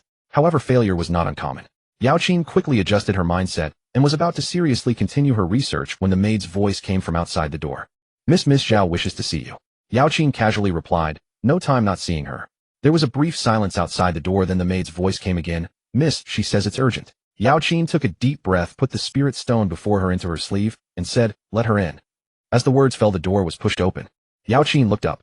At the door stood Zhao Wanqing, her expression somewhat downcast, the usual confidence in her eyes greatly diminished. I'm busy lately. Say what you need and leave. Zhao Wanqing took 2 steps inside, then clasped her hands and said, I need your help. No time. Yao Qin replied almost instantly. These people all thought of her as what? Whenever they had a problem, they came to her. Couldn't they learn to solve it themselves? Zhao Wanqing, as if she hadn't heard, took out the talisman sealed with blood energy and placed it on the table. I need you to help me investigate the origin of this blood energy. It attacked someone from the Demon Suppression Bureau. In the future, if you need anything, I will never refuse. Blood energy. Originally having no interest and planning to let Zhao Wanqing finish and then leave, Yao Qin's gaze instinctively turned to the talisman on the table upon hearing this. No way. After a slight hesitation, Yao Qin reached out to touch the talisman. As spiritual energy flowed into the talisman, she instantly felt the violent blood energy within it. Yao Qin suddenly clenched the talisman in her hand, closing her eyes in anger. I understand. I'll send someone to inform you when I have results. Zhao Wanqing showed a surprised expression, not expecting Yao Qin to agree so decisively. Before coming, Zhao Wanqing had already prepared to be repeatedly rejected. What puzzled her was that from Yao Qin's expression, it seemed she knew some inside information about this blood energy. However, Zhao Wanqing understood the sect behind Yao Qin and trusted her stance. Thank you. Zhao Wanqing clasped her hands, did not linger, and quickly turned to leave. She still had many things to do.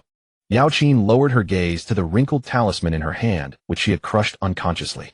The blood energy within it surged with a violent, offensive nature, yet in essence it seemed largely similar to the blood spirit stone Chu Xingchen had given her. Only the blood energy in the talisman was clearly harnessed for attack, while that in the spirit stone remained relatively stable. Coupled with Chu Xingchen's rapid cultivation progress, she had simply trusted him and never pressed for answers. The Qingfeng sect was quite far from Yuzhou City. How could they risk extending their reach to the vicinity of Yuzhou?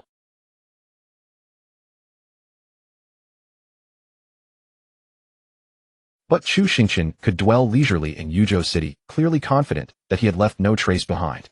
Chu Xingchen was no fool. If someone had been tailing him, he would have discovered it quickly. Otherwise, given all the reckless things he had done before, he would have perished long ago. This could only mean Chu Xingchen must be hiding something from her. Or perhaps he had even turned to evil cultivation. Yao Qin clenched the talisman in her hand. I'm going out to change clothes. Whatever it is, we'll talk when I get back. Miss, aren't you taking me with you? The maid asked hurriedly. No. Yao Qin replied, picking up her clothes with a decisive tone. The maid Xiao Ling seemed to want to say something, but in the end could only watch as her mistress hurried away. Yao Qin lowered her gaze once more to the note in her hand. It was the address Chu Xingchen had given her, claiming it was his current residence. Confirming the address, she stood before the closed courtyard. This was where Chu Xingchen now lived. Yao Qin reached out and gently knocked on the door. A response came quickly. Coming. The voice was not Chu Xingchen's, but a woman's. The closed door soon opened. A pure and beautiful young girl swung the door open with a broad smile, but when she saw Yao Qin, her expression froze, and her smile faded. You have the wrong door, right? Yao Qin frowned slightly at the girl, then asked coldly, Does Chu Xingchen live here? Li Yingling was also startled by the woman before her. Cold in temperament, beautiful in features. Who was this directly dropping her master's name? Could she be one of the master's former lovers? Or an enemy? More importantly, how should she answer this question? The master's whereabouts were uncertain. What was clear was that the woman before her possessed cultivation. At her own foundation establishment stage, Li Yingling could not see through her at all. That name sounds somewhat familiar. What business do you have with him? Li Yingling tried to circle around the question. I have something to discuss with him. What is it? Yao Qin's brow furrowed. What does that have to do with you? Does he live here or not? Li Yingling forced a friendly smile. I can't quite recall the name, but my younger brother has a good memory. He'll surely know if Chu Xingchen lives here. Let me ask him. Wait a moment. With that, Li Yingling quickly closed the door and hurried to her junior brother's room, knocking rapidly. Soon Li Xingtian opened the door and looked at his senior sister. What's wrong? Something's happened. Li Yingling whispered. There's a woman at the door looking for Master. I don't know what she wants. Go find Master quickly and tell him there's a cold, beautiful woman looking for him. If she's here to pick a fight, come back and give me a signal, and I'll say Master doesn't live here. If she's one of Master's lovers, then make sure he comes back at once. Li Xingtian frowned slightly. Was his senior sister overthinking things? But looking at her serious expression, he nodded and agreed to her plan. After all, caution never hurts. Li Yingling instructed. All right, take the back door. I'll stall her. Be careful yourself, senior sister. Li Xingtian added a word of caution before swiftly turning and heading to the back door. As for where his master had gone, he had a fair idea. Every time the master went out, he would tell his disciples his whereabouts so they could find him if anything happened. At this moment, the master was probably listening to tunes at a brothel. Ever since the master fished up a corpse, he had decided to change his approach to temper his mindset. But Li Xingtian couldn't understand how listening to tunes at a brothel could temper anything. What was so good about listening to women sing opera? Li Xingtian slipped out through the back door, carefully surveying his surroundings to ensure no one noticed him, then hurried toward the brothel his master had mentioned. The brothel was not far. A few streets were a mere stone's throw for a mid-foundation establishment cultivator. In no time, Li Xingtian stood before the establishment. Several scantily clad women leaned seductively at the entrance, holding pipa and other instruments, softly singing lewd lyrics. Even from the entrance, one could tell this place was highly improper. Truly scandalous. Did no one in Yuzhou City care? Master must have lost his senses.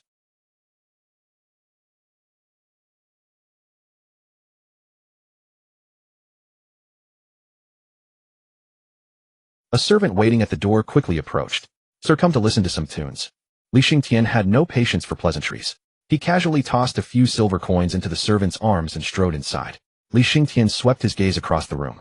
Almost every man had a woman in his arms engaging in indecent acts. Soon he spotted his master in the farthest corner. To his surprise, his master was not behaving like those commoners, groping and pawing. Instead, he was savoring tea, a gentle smile on his face as he conversed with a woman holding a pipa. Li Xingtian didn't think much of it. and quickly walked forward. Chu Xingchen was savoring his tea. The woman with the pipa gazed at him with admiration.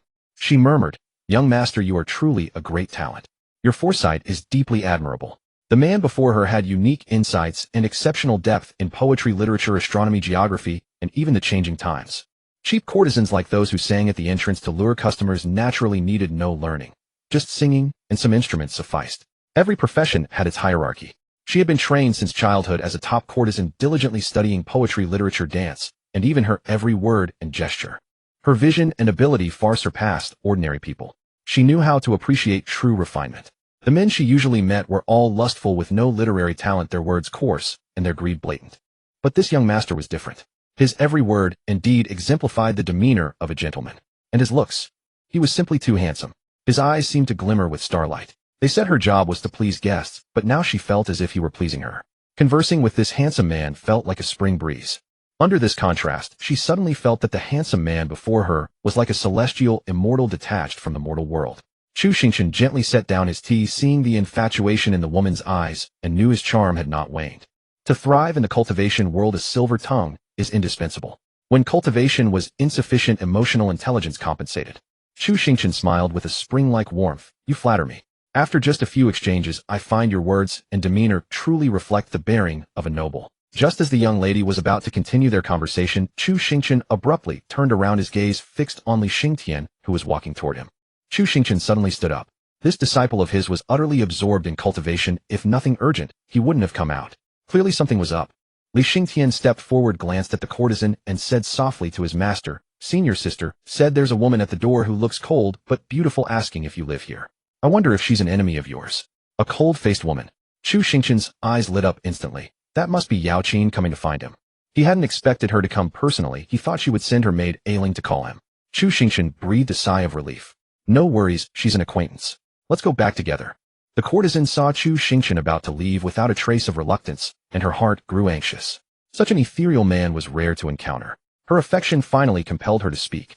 "Young master, this humble one is called Wanyan. May I ask your distinguished name?" Chu Xingchen paused in his departure, glanced sideways with a look of reluctance, but finally sighed. "We are both adrift in this world, why need we know each other's names?" With that he turned and left without hesitation. For Chu Xingchen, this was merely a chance to practice his long-unused eloquence. Now it seemed his skills were still as sharp as ever. "Don't cling to me, I'm just a legend now." Only Wanyan stood frozen, holding her pipa, murmuring, "Meeting. What? Need we know each other?"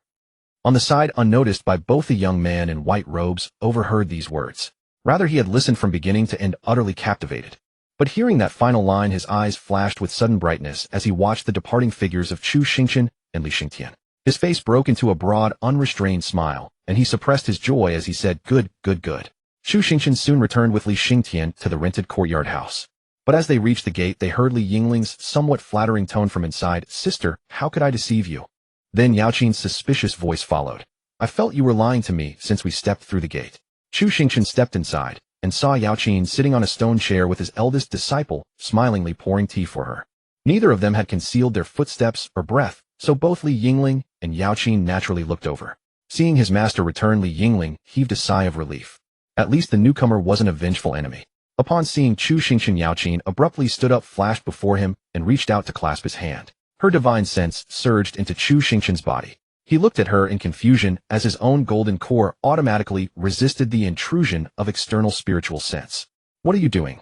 Yao Qin's expression was cold, and she said bluntly, "Let me see." "Isn't that improper? With so many people around. Then the matter you entrusted to me ends here." Compelled by the threat of poverty, Chu Xingchen relented and allowed Yao Qin's divine sense to enter his body. Li Yingling stared dumbfounded at the scene. What was going on? Li Xingtian silently watched, inwardly thinking it was a tedious romantic affair. The master was good, but he hadn't yet seen through this layer. A pity. Once Chu Xingchen released the protection of his golden core, Yao Qin's divine sense entered smoothly. Then Yao Qin stood frozen in shock. The spiritual energy flowing inside him was incomparably pure, of the highest quality, and its aura was balanced and serene. The circulation speed of his spiritual energy was extremely fast, and the breathing interval of the golden core was rapid. This was clearly the level of a top-grade golden core. Moreover, the spiritual energy level should be at least late-stage golden core. However, Yao Qin carefully examined, and after confirming there was no trace of the blood energy from talismans and spirit stones, she sighed with relief and released his hand. At least Chu Xingchen had truly not turned to evil cultivation. That was a fundamental issue. Chu Xingchen asked strangely. What's with the odd behavior today? Yao Qin took out the talisman that Zhao Wanqing had given her and handed it directly to Chu Xingchen. Look at this talisman. The blood energy matches the blood spirit stone you gave me. Taking the talisman, Chu Xingchen slightly activated it, and the blood energy gushed out. But this blood energy, was it given to you by the Demon Suppression Bureau? How do you know? Yao Qin looked at him suspiciously. That person who was attacked by the Demon Suppression Bureau. I fished him out of the Yuzhou River outside the city. I saved his life. Chu Xingchen suddenly felt that no matter which world, it was all a huge shoddy setup. How could he have fished up a person only to have the matter circle back to him?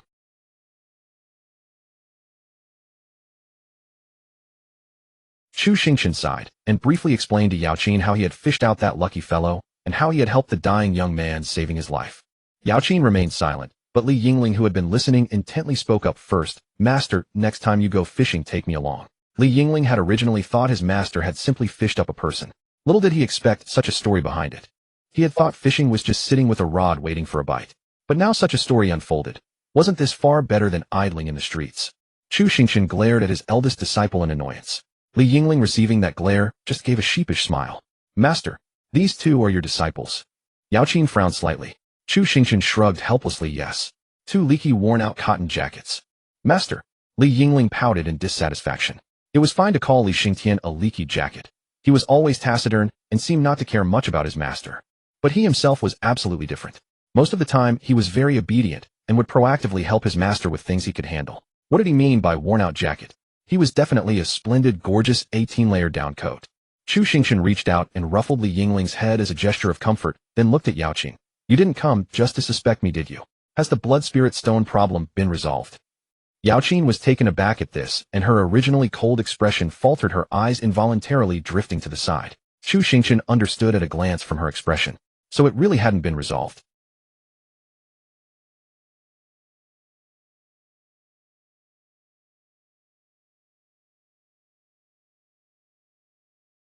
Those spirit stones were taking up space in the spatial ring. No need. Yao Qin's instinctive refusal stopped abruptly, for what came next exceeded her expectations. I'll cook today, Chu Xingchen continued, then paused and looked at Yao Qin. No need for what? Yao Qin immediately changed her wording. No need to cook too much. Although Yao Qin had long reached the golden core stage and no longer needed to eat, subsisting only on the tea rations provided by her sect, but the prospect of Chu Xingchen cooking personally was still hard to resist. A man of such literary brilliance and gentlemanly demeanor preparing a meal just for her. Setting that aside, Chu Xingchen's appeal was only amplified in Yao Qin's eyes. He nodded. Very well, but the kitchen is nearly empty. Yingling, take your junior sister and go buy some ingredients. Whatever you both enjoy. Right away, master. Li Yingling agreed without hesitation. It had been a long while since she'd tasted her master's rabbit dishes. This time she'd make sure to buy 2 whole rabbits so he could prepare his signature spicy rabbit. Buying the ingredients meant having the power to dictate what the cook would prepare, a responsibility Li Yingling thoroughly enjoyed. After watching his 2 disciples depart for the market, Chu Xingchen turned and gestured toward the tea Li Yingling had prepared. Shall we have some tea first? Yao Qin agreed readily. Yes. Chu Xingchen picked up a fresh cup and poured her tea. How have you been lately? You seem a bit tired in your eyes. Don't push yourself too hard. Yao Qin was startled by his words and quickly looked down. Recently, she hadn't been resting much, having been consumed by studying the blood energy spirit stone. Could her face have grown haggard from the strain? As if reading her thoughts, Chu Xingchen continued, though there's less of that coldness about you now. You seem more approachable. I always thought you kept everyone at arm's length before. I still remember the first time I went to Bamboo Jade Pavilion to hear you play the zither. I couldn't even catch a glimpse of you. Yao Qin took a gentle sip. The tea wasn't fine, but it had an unusual smoothness. Did you think Bamboo Jade Pavilion was some kind of brothel, eh? Hardly anyone could match the couplets at the entrance. Just getting into the main hall to hear a piece was considered a privilege. Chu Xingchen nodded in agreement. That's true. It took me half a month of matching couplets before I could see your shadow through the screen window. Suddenly turning around, there she was where the lights grew dim. Yao Qin replied with an unchanged expression. I originally thought you were a talented man with great ambitions, but after our conversation that day, I realized you were just an uneducated troublemaker. Chu Xingchen asked curiously, then why did you meet with me again? I simply happened to find troublemakers less detestable on that occasion. Yao Qin looked down at her teacup, where a single tea leaf was slowly spinning in the center. Yao Qin raised her head again and asked Chu Xingchen, I sense your spiritual energy is pure and profound, at least at the mid to late golden core stage. A year ago you were merely at the peak of foundation establishment. Since you haven't turned to demonic cultivation, how have you advanced so rapidly? Could it be you were deceiving me all along? In the cultivation world, one rarely asked another about sudden breakthroughs. It was considered highly impertinent. After all, such progress might stem from a rare opportunity or from the deep accumulation of one's cultivation methods. The former could attract unwanted attention, while the latter might reveal vulnerabilities in one's practice. Hence, it remained an unspoken rule in the cultivation world never to inquire about another's rapid advancement. Chu Xingchen sighed softly. Let's call it fate then. I'm not sure how to explain it myself. What I can say is that a year ago when I saw you, your cultivation was indeed only at the peak of foundation establishment. Yao Qin didn't press further, simply nodding gently. With the most pressing question answered, Chu Xingchen kept her company in casual conversation, swapping stories of where he'd courted danger throughout the past year. By the time Li Yingling returned with the groceries, considerable time had passed. Chu Xingchen asked her to keep Yao Qin company while he took the purchased ingredients to the kitchen. Li Yingling had bought a considerable amount, much of it her own favorites. Chu Xingchen selected what he needed and set to cooking. This world had never placed great emphasis on culinary pursuits. After all, once one reached the foundation establishment stage, one could survive on qi alone, and those who truly held power were cultivators. Consequently, the overall standard of cooking here remained quite low, which only served to make Chu Xingchen's culinary skills stand out all the more. In any case, he was confident it would win over Yao Qin. The look of astonishment on her face after tasting the sweet and sour pork told him everything. He knew his cooking was more than enough to impress her. Yao Qin, who had maintained proper dining etiquette, watched as Li Yingling devoured her food with such fervor she might have licked the plate clean. Li Yingling never felt the need to be formal around her master, and on top of that she'd noticed something. Yao Qin seemed to harbor feelings for their master. She couldn't help herself. Though she maintained an air of elegance, her chopsticks moved noticeably faster. Combined with Yao Qin's habit of chewing slowly and deliberately, this sometimes made her cheeks puff out like a hamster's before she'd methodically chew. It clashed delightfully with her usual cold demeanor, creating an endearing contrast. Li Xingtian had little interest in food anyway. After all, Li Yingling had once called him someone who could drink chicken bathwater without blinking. So he ate merely for show, content to take the occasional bite, just to feel included. Chu Xingchen, meanwhile, would occasionally steal dishes from his senior disciple, watching with amusement as Li Yingling hesitated reluctantly before ultimately yielding. All in all, the meal passed in comfortable ease.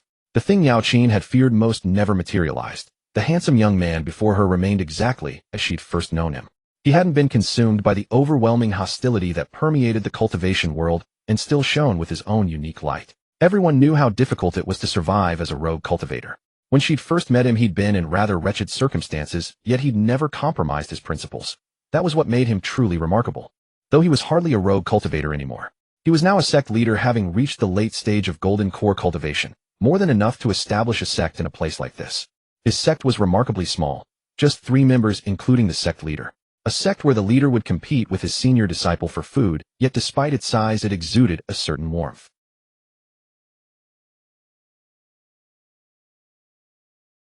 After all, it was already dark. If she stayed any longer, she'd have to spend the night. By the time Yao Qin returned to her room, she heard her maid's somewhat anxious voice. "Miss, you're finally back."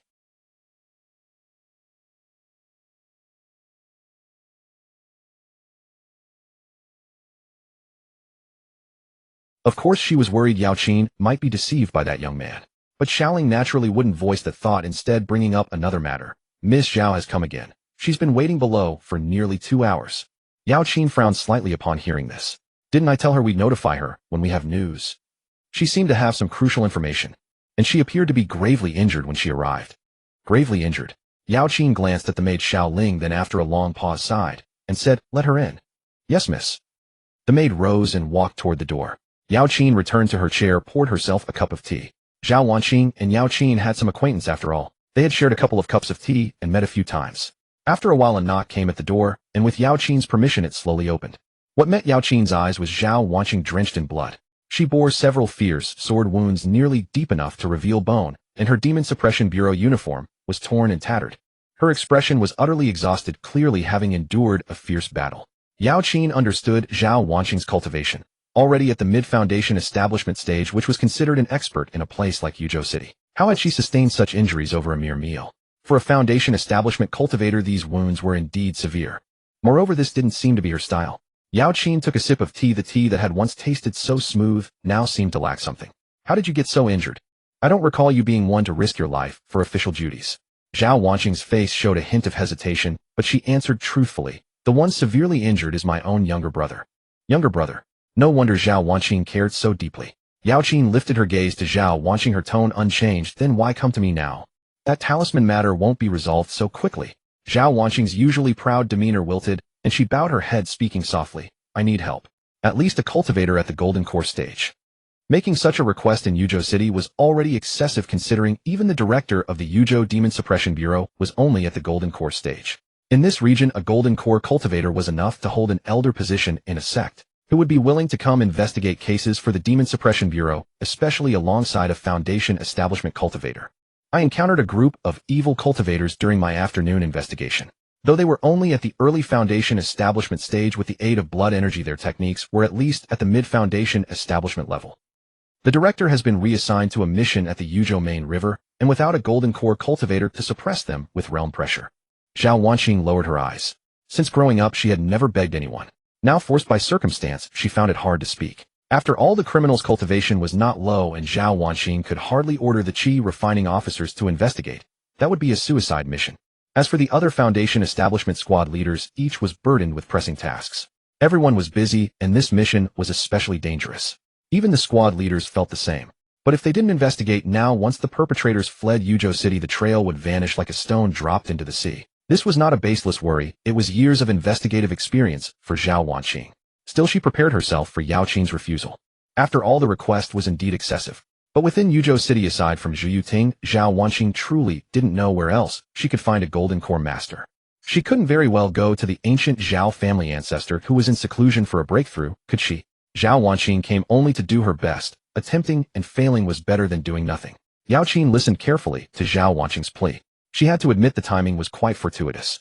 If she hadn't accepted Chu Xingchen's commission, she would most likely have had to refuse Zhao Wanqing's request.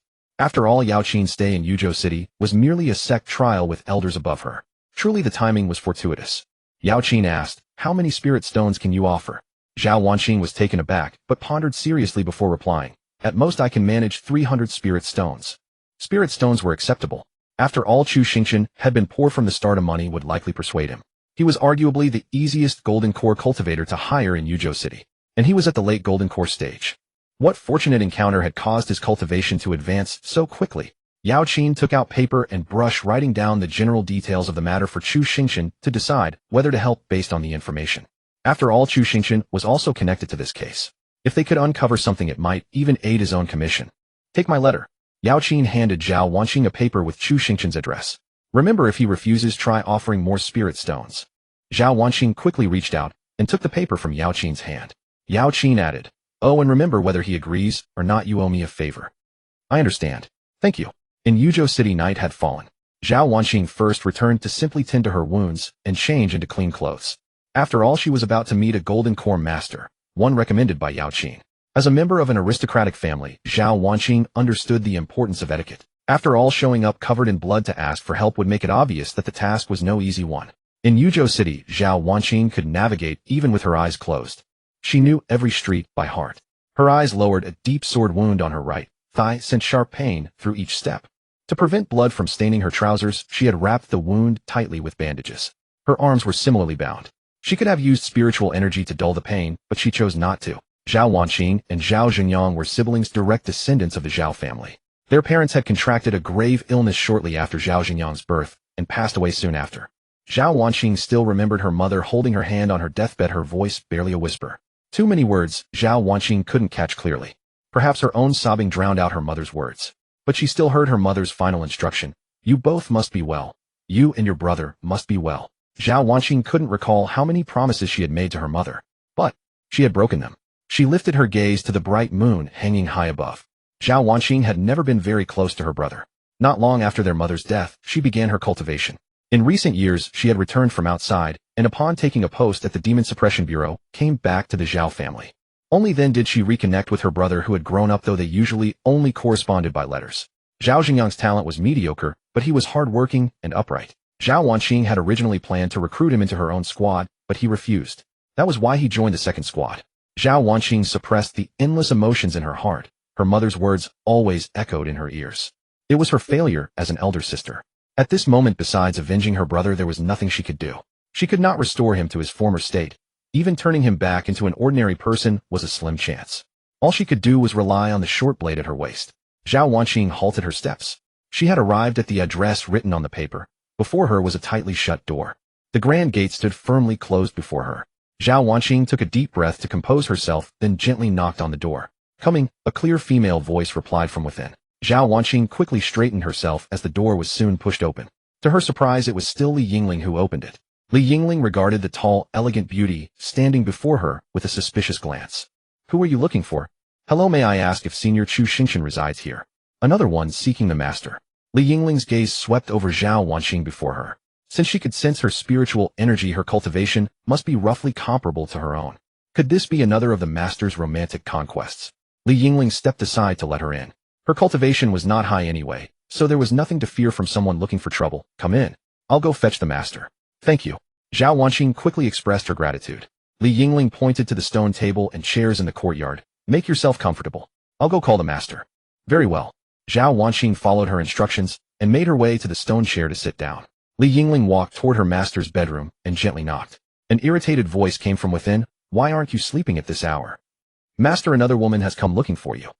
Again, how is it that I've acquainted myself with so many people in Yuzhou City without realizing it? Chu Xingchen opened the door, caught his senior disciple's suggestive glance, and looked toward the stone table nearby. A woman with long black hair and a cold, serene face was now gazing at them with visible tension. She's unfamiliar. I've never seen her before. Then again, why is she so nervous? Could it be that something I did in the past has finally caught up with me?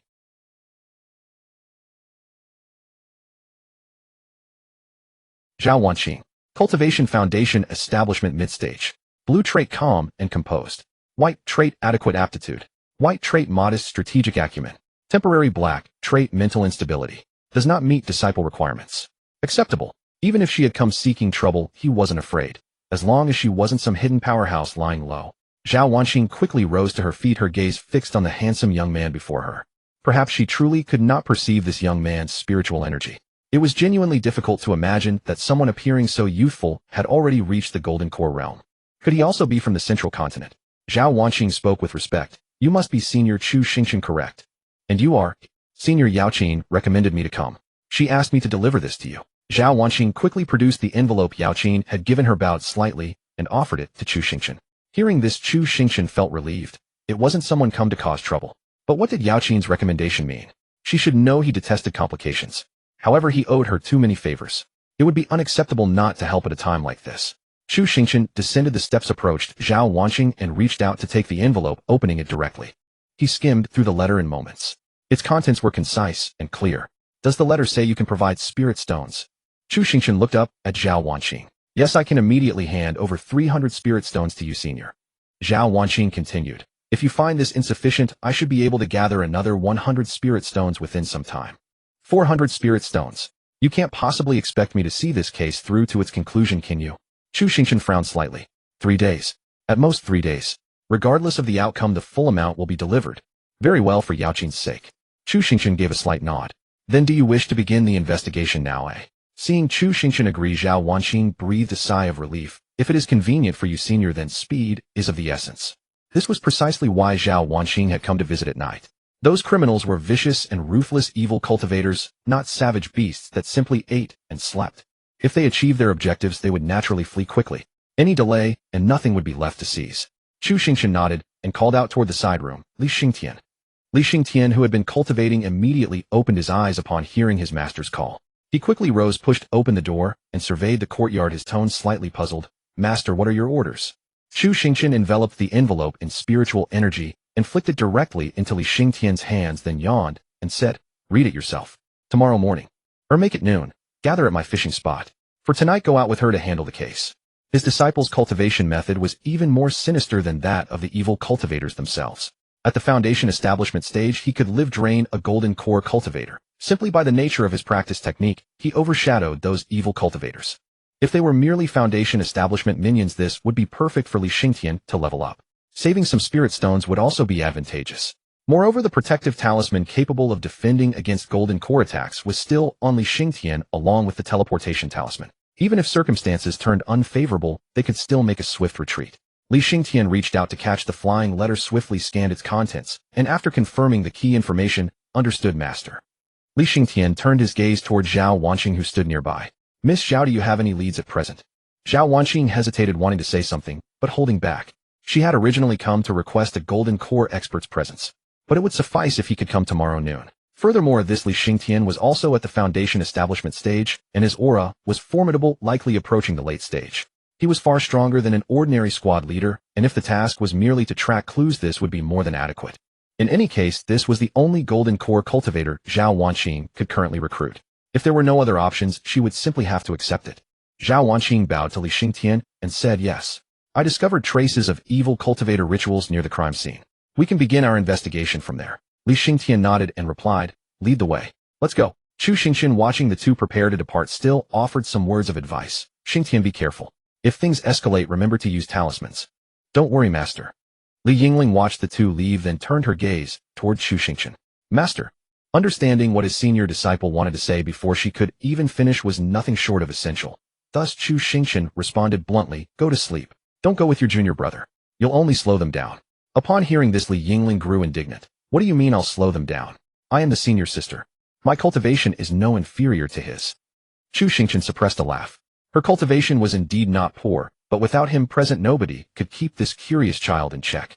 When investigating the case, it wouldn't be Zhao Wanqing directing Li Xingtian.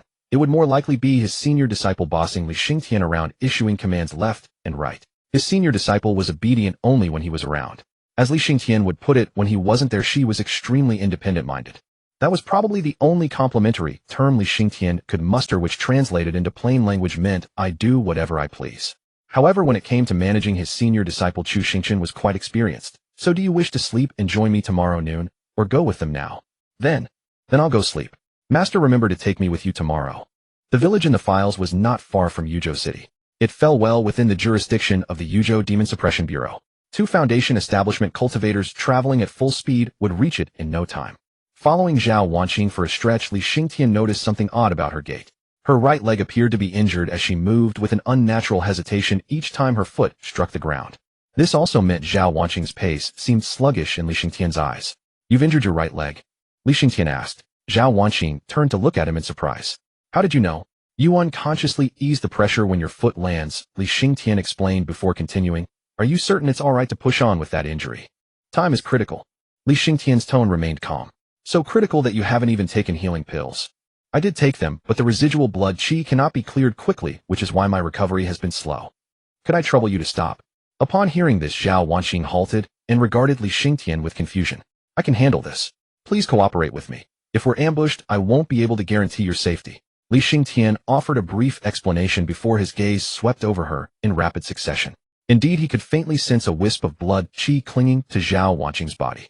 These wounds. There seem to be quite a lot. Forgive the intrusion, but please bear with me for a moment. Li Xingtian also stopped channeling spiritual energy around several wounds where blood qi had settled. After Li Xingtian's spiritual energy made contact with the blood qi, it seemed to recognize its master and quickly submitted beneath the control of his power. With a slight gesture, the blood qi surged forth from Zhao Wanqing's wounds, drawn out by Li Xingtian's spiritual energy. Zhao Wanqing stood frozen in astonishment as the vicious, lingering blood qi within her body, something that had seemed destined to haunt her for life, was effortlessly drawn away by that spiritual energy without any resistance. It was as though an 18-year-old daughter raised in the family had been swept away by a mere finger signal from a reckless youth with wild hair. Zhao Wanqing hesitated on the verge of asking, deeply curious about how Li Xingtian's spiritual energy could suppress blood qi so effortlessly. It's a matter of cultivation method. Li Xingtian readily understood the expression on Zhao Wanqing's face. Master called me rather than senior sister for a reason. Thank you. Zhao Wanqing expressed her gratitude. In any case, with that clinging blood qi gone, the pain had undoubtedly diminished significantly.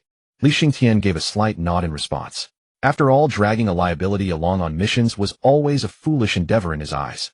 Experience from his previous life had taught him one thing clearly: never team up with fools. At this point, Zhao Wanqing already counted as half a fool in his estimation. If she failed to demonstrate anything noteworthy during the upcoming investigation, Li Xingtian would consider taking over command and handling matters his own way. This is where I discovered traces of their ritual formation. Zhao Wanqing pointed to a patch of empty ground with no visible marks. They moved swiftly. We need to hurry. Li Xingtian's gaze swept quickly across that clearing. If Zhao Wanqing was telling the truth, the ground had indeed been cleaned thoroughly, leaving not a single useful trace behind. Zhao Wanqing kicked at the position where the formation's core had been, detecting no energy fluctuations whatsoever. Their ritual sacrifices have grown so brazen.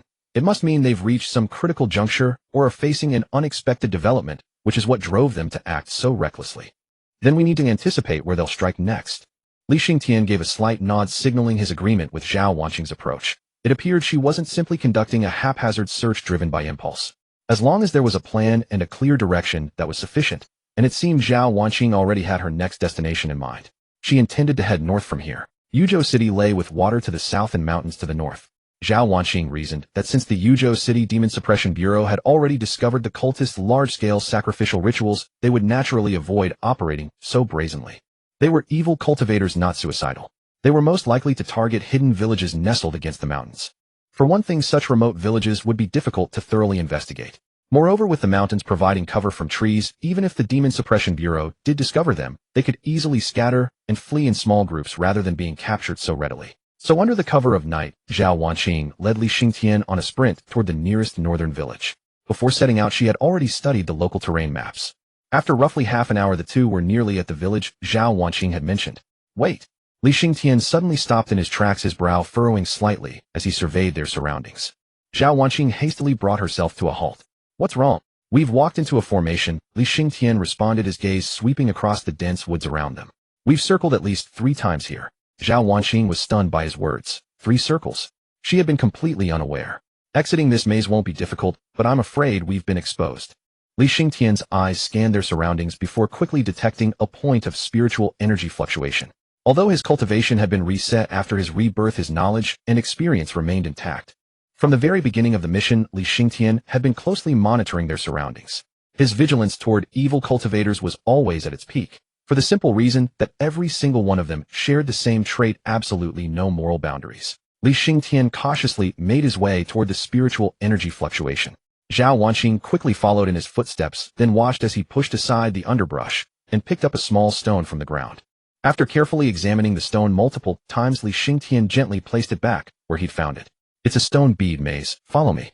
Zhao Wanqing promptly followed behind, Li Xingtian watching as he turned left and right, seemingly walking in circles. Yet after a few rounds, he actually managed to navigate out of it. Then Zhao Wanqing froze in shock. Before her lay a village that had already been slaughtered to its last soul. Every house had been reduced to ash, and the stench of fresh blood hit them like a wave carried on the cold night wind. At the entrance of the village, beheaded corpses hung from every branch of the trees. Li Xingtian looked down at the ritual formation traces still visible at his feet. They hadn't even bothered to clean them up. How dare they? Zhao Wanqing's voice trembled slightly. There was a world of difference between abducting villagers for sacrifice and slaughtering an entire village. The ritual sacrifices of evil cultivators were nothing more than extracting blood, chi, and human souls to enhance their own cultivation. But whether it was blood, chi, or souls, adult males were always the optimal choice. The women, children, and elderly could provide hardly any usable blood chi at all. In fact, they might even contaminate the spiritual energy. Therefore, even the most ruthless evil cultivators would never resort to such pointless destruction. After all, this was an entire village. Every last person, including the weak women and children, had been spared. This was nothing short of massacre. Li Xingtian spoke up. They left in such a hurry that they didn't even bother to clean up the ritual formation. I'll collect these traces to analyze back at the bureau. You go inside and check if there's anything useful we might have missed. Glancing at Zhao Wanqing's expression, he could tell she had lost her composure, so he quickly made arrangements. Zhao Wanqing stepped into the village. The bloodstains on the ground had long dried, but the pungent smell of blood still lingered. The burnt houses had collapsed into ruins. As she walked along, traces of the sacrificial ritual array could be seen on the ground. These heretical cultivators had intended to massacre the entire village from the very beginning. No corpses were seen along the way except for the one hanging from the large tree at the village entrance. Clearly the bodies had been moved to the array's focal point. Zhao Wanqing took a deep breath, suppressing the indescribable emotions within her. If there was any place where the heretical cultivators might have left useful traces, it was most likely the array's focal point. Her eyes scanned the surroundings for clues, but her steps remained swift as she headed toward the village center.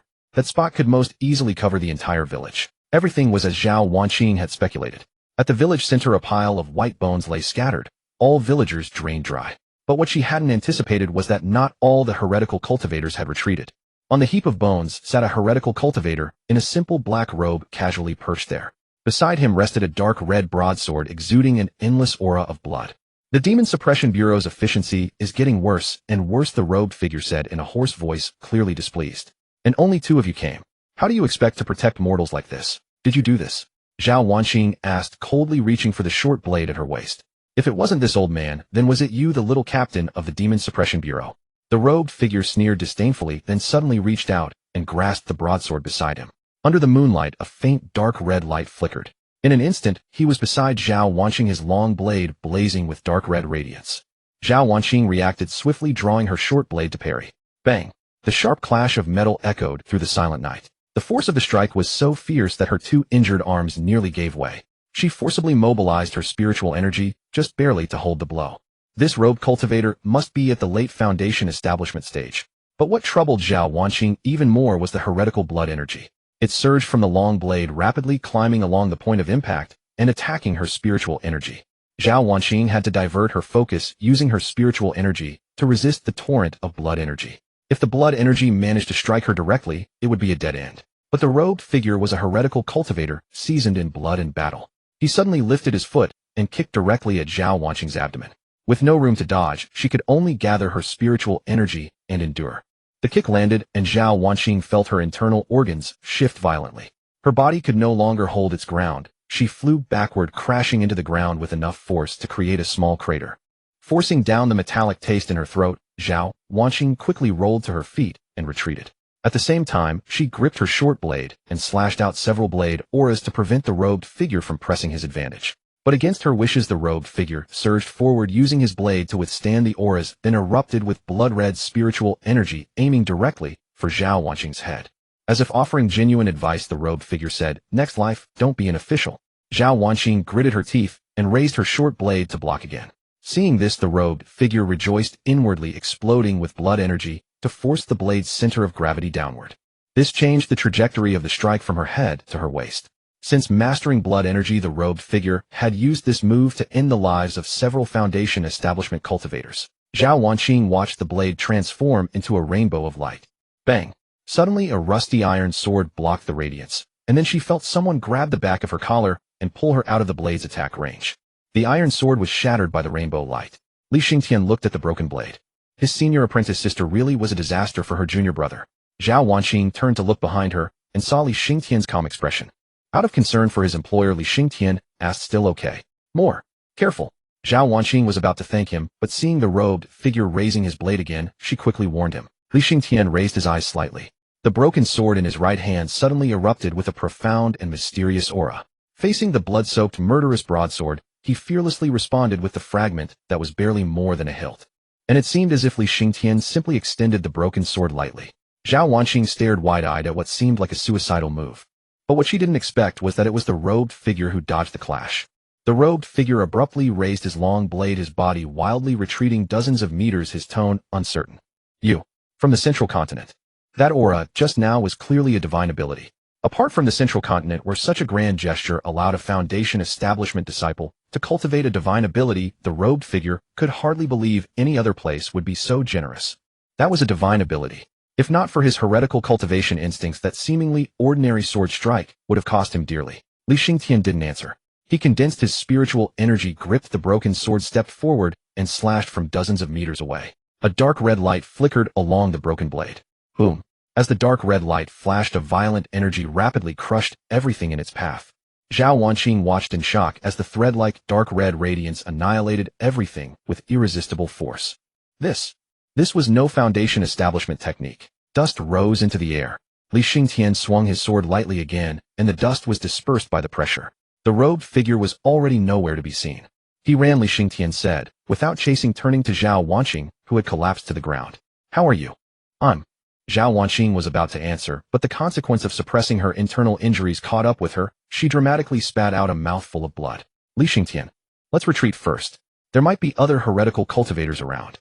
I might not be able to protect you in your current state." Zhao Wanqing knew her situation was dire and agreed with Li Xingtian's plan. "Let's go back to the Demon Suppression Bureau first." As soon as she spoke, she coughed up another mouthful of blood. "I'll support you now." "Please don't speak," Li Xingtian said seriously. Zhao Wanqing took a deep breath and nodded lightly. How humiliating.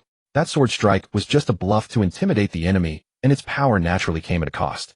That single slash drained half of Li Xingtian's spiritual energy. To guard against other heretical cultivators lying in ambush, Li Xingtian could only retreat at a slower pace, with Zhao Wanqing conserving spiritual energy for emergencies.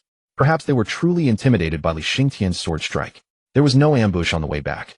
After nearing Yuzhou City, Li Xingtian did not follow Zhao Wanqing's instructions to return to the Demon Suppression Bureau, but instead took her to the courtyard house first. Facing the closed gate, Li Xingtian grabbed Zhao Wanqing by the collar and leaped over it. Before he could report to his master Chu Xingchen, pushed open the door, his gaze quickly locking onto Zhao Wanqing, whose face was pale from spitting blood. What happened? Senior. Zhao Wanqing spat out another mouthful of blood. Chu Xingchen. Well, now he knew what was going on. Zhao Wanqing's injuries were actually quite severe. Just from the pallor of her face, it was evident she had vomited to the point of anemia. On the way back, she had taken emergency healing pills to prevent the situation from worsening. Li Xingjian had brought Zhao Wanqing back to the courtyard for a reason. That ritual formation was essentially identical to the one within the Qingfeng sect's mind. It was highly likely of the same origin. When Li Xingjian saw the formation in that corner of the village, he had sensed it. That was why he proposed to memorize the ritual himself and let Zhao Wanqing enter to investigate the clues. This information should first be reported to the master to see if there are any hidden dangers and whether it was orchestrated by the Qingfeng sect. Or perhaps frame the Qingfeng sect directly, letting the Demon Suppression Bureau exterminate them to eliminate future troubles. But this step also required careful planning to prevent the Demon Suppression Bureau from investigating and tracing back to their own sect. Whether it was Zhao Wanqing's commission or the Bureau's inquiry, in Li Xingjian's heart the small sect of only 3 people mattered more. The commotion in the courtyard was considerable, and Li Yingling had not yet fallen asleep. Hearing the noise, she pushed open the door. Her gaze quickly locked onto Zhao Wanqing, whose breath was weak and face pale, clearly heavily injured. Seriously wounded? Li Yingling asked. Zhao Wanqing took a deep breath, suppressing the chaotic energy within her. Nothing major. The Demon Suppression Bureau has professional physicians. Li Yingling's tone was sincere, and she even feared Zhao Wanqing would refuse, so she quickly stepped forward and took her hand. Since you're here, my master's alchemy skills are unparalleled, especially with healing pills. It would be too much trouble for the senior. No need. My master is currently adjusting the flavor of the pills. You can help him taste them. That's a favor in itself. Li Yingling looked at her junior brother. Junior brother, don't you agree? Li Xingjian felt a bit speechless, but it was clear that if he didn't support his senior sister now, the next time master concocted some strange pill, she would have an excuse to make him try it first. Remembering master's flower pills. Li Xingjian finally said, against his conscience, senior sister is right. Well, then I do have some new ideas. Chu Xingchen did not decline. After all, both his disciples now looked at his pills as if they were poison. This was the perfect chance to prove himself. Li Yingling still held Zhao Wanqing's hand and directed her junior brother. Junior brother, fetch the pot. Fetch the pot. Zhao Wanqing frowned. What could they do with a pot? But then she saw Chu Xingchen take out several spirit herbs from his spatial ring. Were they going to refine pills on the spot? Li Xingjian also brought out the iron cauldron used for alchemy from the kitchen. A bad premonition arose in Zhao Wanqing's mind. Were they planning to refine pills with an iron cauldron? She had never seen an alchemist use an iron cauldron before. As it turned out, good premonitions rarely came true, but bad ones always did.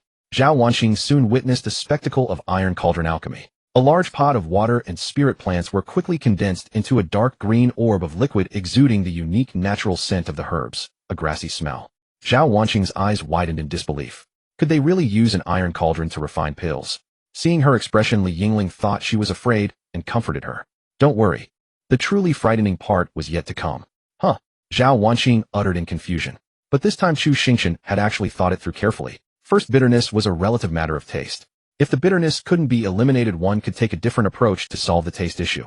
If the bitterness couldn't be tasted, then it wasn't bitter, right? There were many ways to lose the sense of taste. This time Chu Xingchen selected a herb that also had the effect of enriching the blood. Now healing and blood enrichment were accomplished in one go. Given Li Xingjian's deep aversion to flour, Chu Xingchen decided to forego flour this time. Done. Come and try it. Chu Xingchen wrapped the greenish water orb in spiritual energy and presented it to Zhao Wanqing. She had watched the entire alchemy process and recognized all the herbs as healing ingredients. In theory, what was produced from these things should be edible. However, staring at the dark green water orb, Zhao Wanqing steeled herself and swallowed it directly. At first there was a slight bitterness, but it quickly dissipated. Yet as the green liquid flowed down her throat, an intense reaction occurred. It was an indescribable sensation, her body instinctively rejecting the liquid with a violent resistance. From the moment she swallowed, her body fought back fiercely. But the medicinal effect seemed to ignore the body's resistance, barging into her system as brazenly as a bandit kicking down a door. And the effect was indeed remarkable. Zhao Wanqing could clearly feel her internal organs recovering. Yet at the same time, they were repelling the medicinal power. But she could also feel a soothing sensation of recovery. At that moment, comfort and discomfort coexisted. It was like having the sole of her left foot tickled with a feather while the right foot was being scratched, but scratched in the wrong place. An irritating feeling of being scratched, but not quite right. Zhao Wanqing now had only one thought. This medicine felt even more sinister than those heretical cultivators.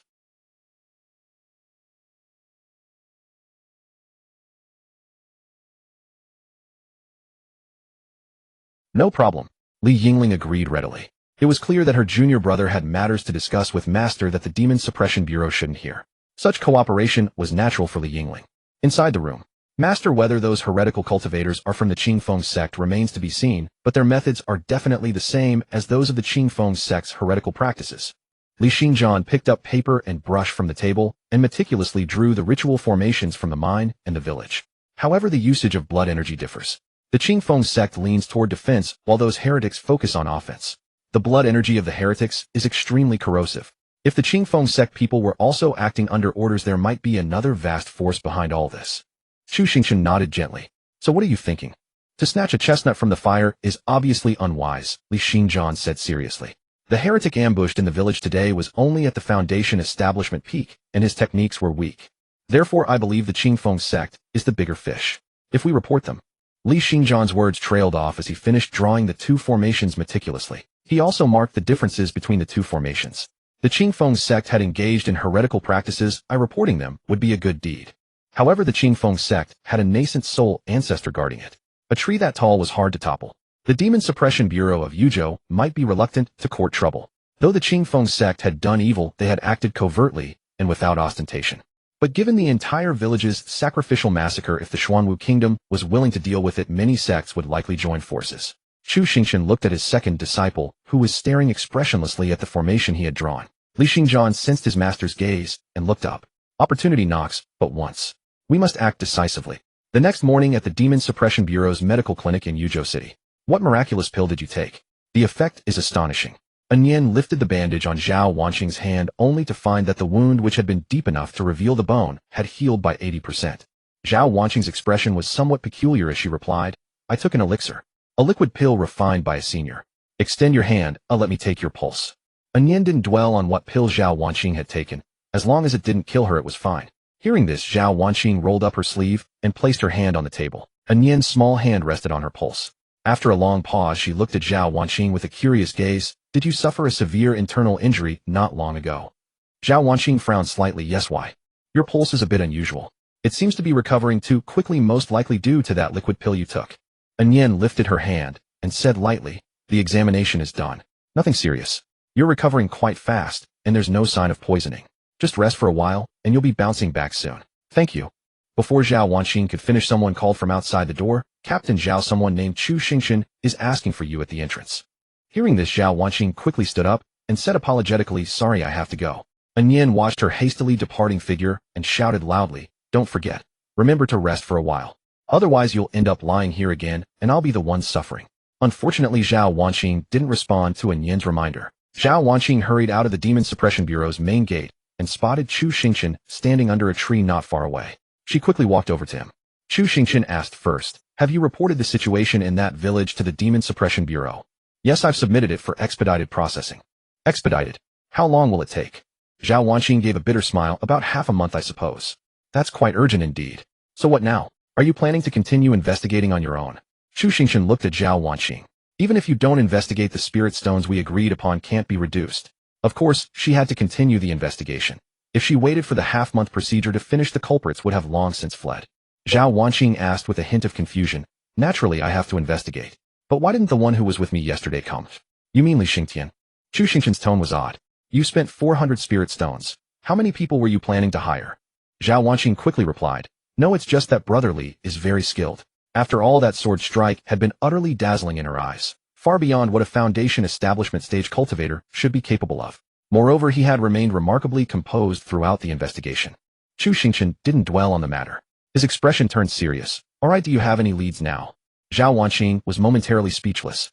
The Peak Foundation establishment evil cultivator from yesterday was likely deliberately left behind by the group to gauge the Demon Suppression Bureau's progress and adjust their plans accordingly. Moreover, that evil cultivator hadn't been killed by Li Xingtian, which probably alerted the enemy. If she continued with the original investigation plan, she would only be led around in circles by the evil cultivators, repeatedly coming up empty. The next direction of the investigation would have to change to keep up with them. But that was easier said than done. The clues were already exceedingly scarce. Chu Xingchen smiled and suggested, if you're out of ideas, how about following me? Zhao Wanqing looked at him in surprise, hesitated, then nodded in agreement. Since she had no leads anyway and Yao Qing's recommendation should be reliable, she might as well follow this senior and see if he had a good plan. Besides, as Li Xingtian's master, this senior must be even more meticulous than his disciple. Seeing Zhao Wanqing nod, Chu Xingchen turned and headed out of Yuzhou City laughing as he walked. You know, solving cases isn't always that hard. You have to see through the surface to the essence, not cling doggedly to fixed clues. Let your imagination run. Zhao Wanqing frowned slightly. The words made sense, but using imagination still had to be grounded in reality. Otherwise, wasn't it just daydreaming? Chu Xingchen glanced at her silent expression and understood that she wasn't taking his words seriously. But it didn't matter. Soon she would realize what it meant to find a new path. To the south of Yuzhou City, the Yuzhou River connected inland and reached the coast, making water transportation extremely developed. Such a terrain naturally led to rampant smuggling. Ordinary merchants smuggled salt, hoarded grain to drive up prices, while the more sophisticated dealt in exotic antiques and trinkets. But it wasn't just commoners who engaged in smuggling. Cultivators did too. After all, they pursued immortality, not delivery services. Traveling downstream by boat wasn't exactly slow. Many cultivators with poor talent but a relentless pursuit of the immortal path would also smuggle herbs, pills, or other less respectable items to earn some spirit stone profit. Everything in the world follows supply and demand. If someone wants it, someone will sell it. Calling these people evil cultivators might be too harsh, but they were certainly not good people. They could be considered a gray area. For an official of Zhao Wanqing's level, she naturally wouldn't bother with gray areas. She had her hands full dealing with evil cultivators and monstrous beasts, so how could she find time to arrest those lowly and scrupulous cultivators? Moreover, those low-level cultivators weren't united. They formed their own factions, each guarding their own small territory, unable to cause much trouble. But what Zhao Wanqing might not know was that in such a place the one who could protect their own turf might not be the strongest, but was certainly the most well-informed. If Zhao Wanqing understood the characteristics of this area, she wouldn't have worn that expression. Chu Xingchen and Zhao Wanqing were now standing at a remote unloading dock of the Transport Guild. Not far away, people were carrying large cargo boxes on an old cargo ship. Zhao Wanqing frowned at the dilapidated dock, where several Qi refining stage cultivators armed with rusty blades glared at them menacingly. She genuinely didn't understand what good coming here would do. Did he want her to arrest these low-level smugglers? The dock guard spoke to them in a hostile tone. What are you here for? Chu Xingchen gestured. Show them your Demon Suppression Bureau squad leader token. Though she didn't understand the purpose, Zhao Wanqing cooperated and took out her waist token. Without waiting for Zhao Wanqing to speak, Chu Xingchen stepped forward and said, Demon Suppression Bureau business. Call your boss out for questioning. All officers, please wait. I'll fetch him right away. Seeing the token, the dock guard immediately lost his earlier arrogance and began bowing and scraping. The Demon Suppression Bureau token carried exceptional weight here. After all, these people didn't have the reckless courage of evil cultivators. They were essentially businessmen, so naturally they wouldn't dare lay a hand on Demon Suppression Bureau personnel. Thus they were easily manipulated by the Bureau. Soon a Foundation establishment stage cultivator adorned in gold and jewelry hurried over, speaking with extreme humility. Officers, we're just running a small, honest business. We haven't broken the law. If you want to make an arrest, you should go to the next dock and catch Wang Ermatzi. That scoundrel deals in human trafficking, and he lends money at exorbitant interest, forcing good women into prostitution. His crimes are abhorrent. He's utterly wicked. If you want to arrest him, I'd be happy to lead the way for you officers. Facing the shameless collaborationist speech of a Foundation establishment cultivator, Chu Xingchen unhesitatingly examined his attribute panel. Target Guanquan. Blue attribute, flexible bottom line. White attribute, somewhat intelligent. White attribute, ruthless and merciless. Black attribute, low talent. Seeing the attribute panel, Chu Xingchen smiled with satisfaction. A flexible bottom line. Wasn't this exactly the talent he was looking for? Lucky break, I'll pick him. Chu Xingchen remarked. You strike me as a talented man. It can't be easy to have your own dock here, can it? Guanquan smiled sincerely. Thanks to the grace of you two officers, I'm barely getting by. We came to ask you for a favor, to handle a case. Chu Xingchen patted Guanquan on the shoulder. You should be free, right? No problem. Whatever you officers command, everyone at my dock will do their utmost. No need for that many. Just you alone will do. Guanquan was taken aback. Just him alone. Given the things he'd been up to lately, he wasn't much better than the Wang Ermatzi, who had just been reported. Who the hell would dare go on a mission with a squad leader from the Demon Suppression Bureau? Could these two be planning to entrap him? They said they wanted help with a case, but what if they were actually here to nail him? Guanquan put on a reluctant face and tried to wiggle out. Officers, more hands make lighter work. Indeed, Captain. Let's call more people from the Bureau. Chu Xingchen nodded in apparent agreement, then his expression shifted abruptly. His tone turned harsh as he glared at Guanquan. You'd better summon as many as you can. Don't say the Demon Suppression Bureau is bullying you. The threat was unmistakable. Faced with Chu Xingchen's menace, Guan Quan swiftly capitulated. He had no choice but to kneel. These two were clearly here to pick a fight. The doc was his entire life savings. He could run, but the doc couldn't run with him. He could only show a pained expression and speak in a aggrieved tone. Officers, what case do you want to investigate? Can't you tell me here? I'll cooperate fully. Seeing the look on Guan Quan's face as if he were about to cry, Chu Xingchen decided to get to the point before he scared the man off. Haven't you been approached by someone buying a huge amount of ritual foundation stones at a premium? Guan Quan was stunned, a sense of unease rising in his heart. As he was calculating how to respond, he looked up and saw Chu Xingchen's half-smiling expression. Taking a deep breath, Guan Quan said with a bitter smile, there is indeed a group that bought a lot of ritual foundation stones, and they didn't care about the markup at all. Hearing this, Zhao Wanqing's eyes lit up immediately. If she still didn't get it by now, she'd be a fool. She pressed on, who bought them? What are their names? Guan Quan gave her a strange look, seeming to hesitate. Where did this foolish girl come from to become a squad leader? Why do you think they spent a fortune to buy here instead of going to the legitimate treasure pavilion? Of course, it's because their identities couldn't be disclosed, or rather their faces were plastered on wanted posters. Zhao Wanqing quickly grasped the point after seeing Guan Quan's odd expression, and she realized she had just been foolish. Chu Xingchen said seriously, all right, now you should know what those people are using the foundation stones for, right? Guan Quan said in a wrong tone, we hear. Chu Xingchen cut him off coldly. Think carefully before you answer. You only have one chance. Seeing Chu Xingchen's icy expression and tone, Guan Quan realized that he wouldn't get off easily today without revealing something. He glanced at the many subordinates around him, helpless. Guan Quan quickly raised both hands. Sir, I really don't know. Chu Xingchen instructed Zhao Wanqing beside him, take him away. Zhao Wanqing was taken aback. What good would taking him away do? Was he planning to bring him back to the bureau for torture? By the time they pried his mouth open, wouldn't it be too late? Nevertheless, she obediently escorted Guan Quan out. The subordinates watched their boss being taken away, none daring to step forward. Guan Quan cooperated fully, offering no resistance, but he shouted, officers, I really don't know. Chu Xingchen ignored him and turned to leave. Zhao Wanqing followed closely, pressing the still shouting Guan Quan forward. After walking a distance, Chu Xingchen suddenly turned into an alley. Zhao Wanqing quickly steered Guan Quan into the same alley, but it turned out to be a dead end. Chu Xingchen stood aside watching them. Guan Quan stopped shouting and said ingratiatingly, sir, could you please ease up? Zhao Wanqing looked at Chu Xingchen, and upon his nod, she released her grip. Chu Xingchen asked, now care to talk? They seem to be a group of evil cultivators. The recent blood sacrifices were most likely their doing. Guan Quan hurriedly said, sir, I only sold a small portion of that batch. Once I learned what they were up to, I stopped selling immediately. Zhao Wanqing watched as the man who had seemed so defiant a moment ago now groveled like a lackey. This. Chu Xingchen, slightly impatient, said, say something useful. They're planning to set up a massive ritual. A very large one. Guan Quan quickly added, I have information that they purchased a Taishan stone to serve as the array core. Chu Xingchen asked, who sold it? Guan Quan blurted out, Wang Er Matzi sold it. Before Chu Xingchen could even ask, Zhao Wanqing instinctively reached for the short knife at her waist. Chu Xingchen said somewhat speechlessly, what exactly did Wang Er Matzi do to offend you so much? No, it really was Wang Er Matzi who sold it. I had managed to get my hands on one at a high price, but that Wang Er Matzi snatched the deal. I lost a lot of money on that stone. Zhao Wanqing was also at a loss for words. Well, so that's how it was. Guan Quan pleaded, honorable officers, that's all I know. You're not being honest. Chu Xingchen reached out and patted Guan Quan on the shoulder. Do you think we just came here to try our luck? Guess who sent us to find you? Guan Quan's expression shifted rapidly, then he asked cautiously, Wang Er Matzi. Chu Xingchen suddenly summoned his spirit sword and placed it directly against Guan Quan's neck, his voice cold. It was your great-grandmother. She came to me in a dream last night and said if you concealed even one word, I was to send you up to see her.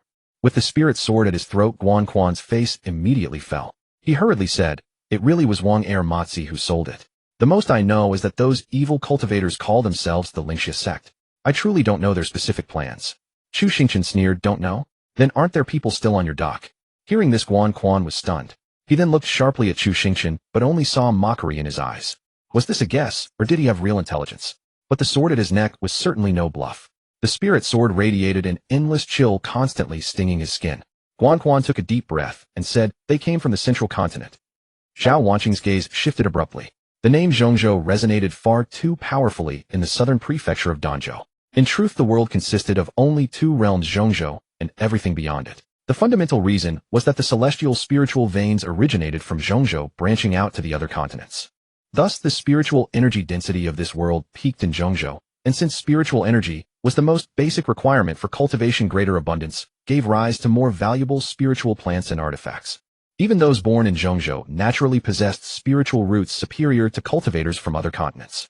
Zhongzhou dominated all other lands with an insurmountable might. The sects of Zhongzhou did not even deign to expand beyond its borders. Universally, they found the other continents too impoverished to yield any worthwhile profit. Rarely did Zhongzhou cultivators venture to other continents. Those who did were either utterly unable to survive in Zhongzhou or had completely given up on advancement. Yet once one embarked on the path of cultivation, who would not wish to witness the grand Tao and majestic bearing of the supreme cultivators? Hence an evil cultivator from Zhongzhou carried an immense aura of oppression. However, if such evil cultivators were reported to the Zhongzhou Immortal Alliance, cultivators from Zhongzhou would naturally come to deal with them.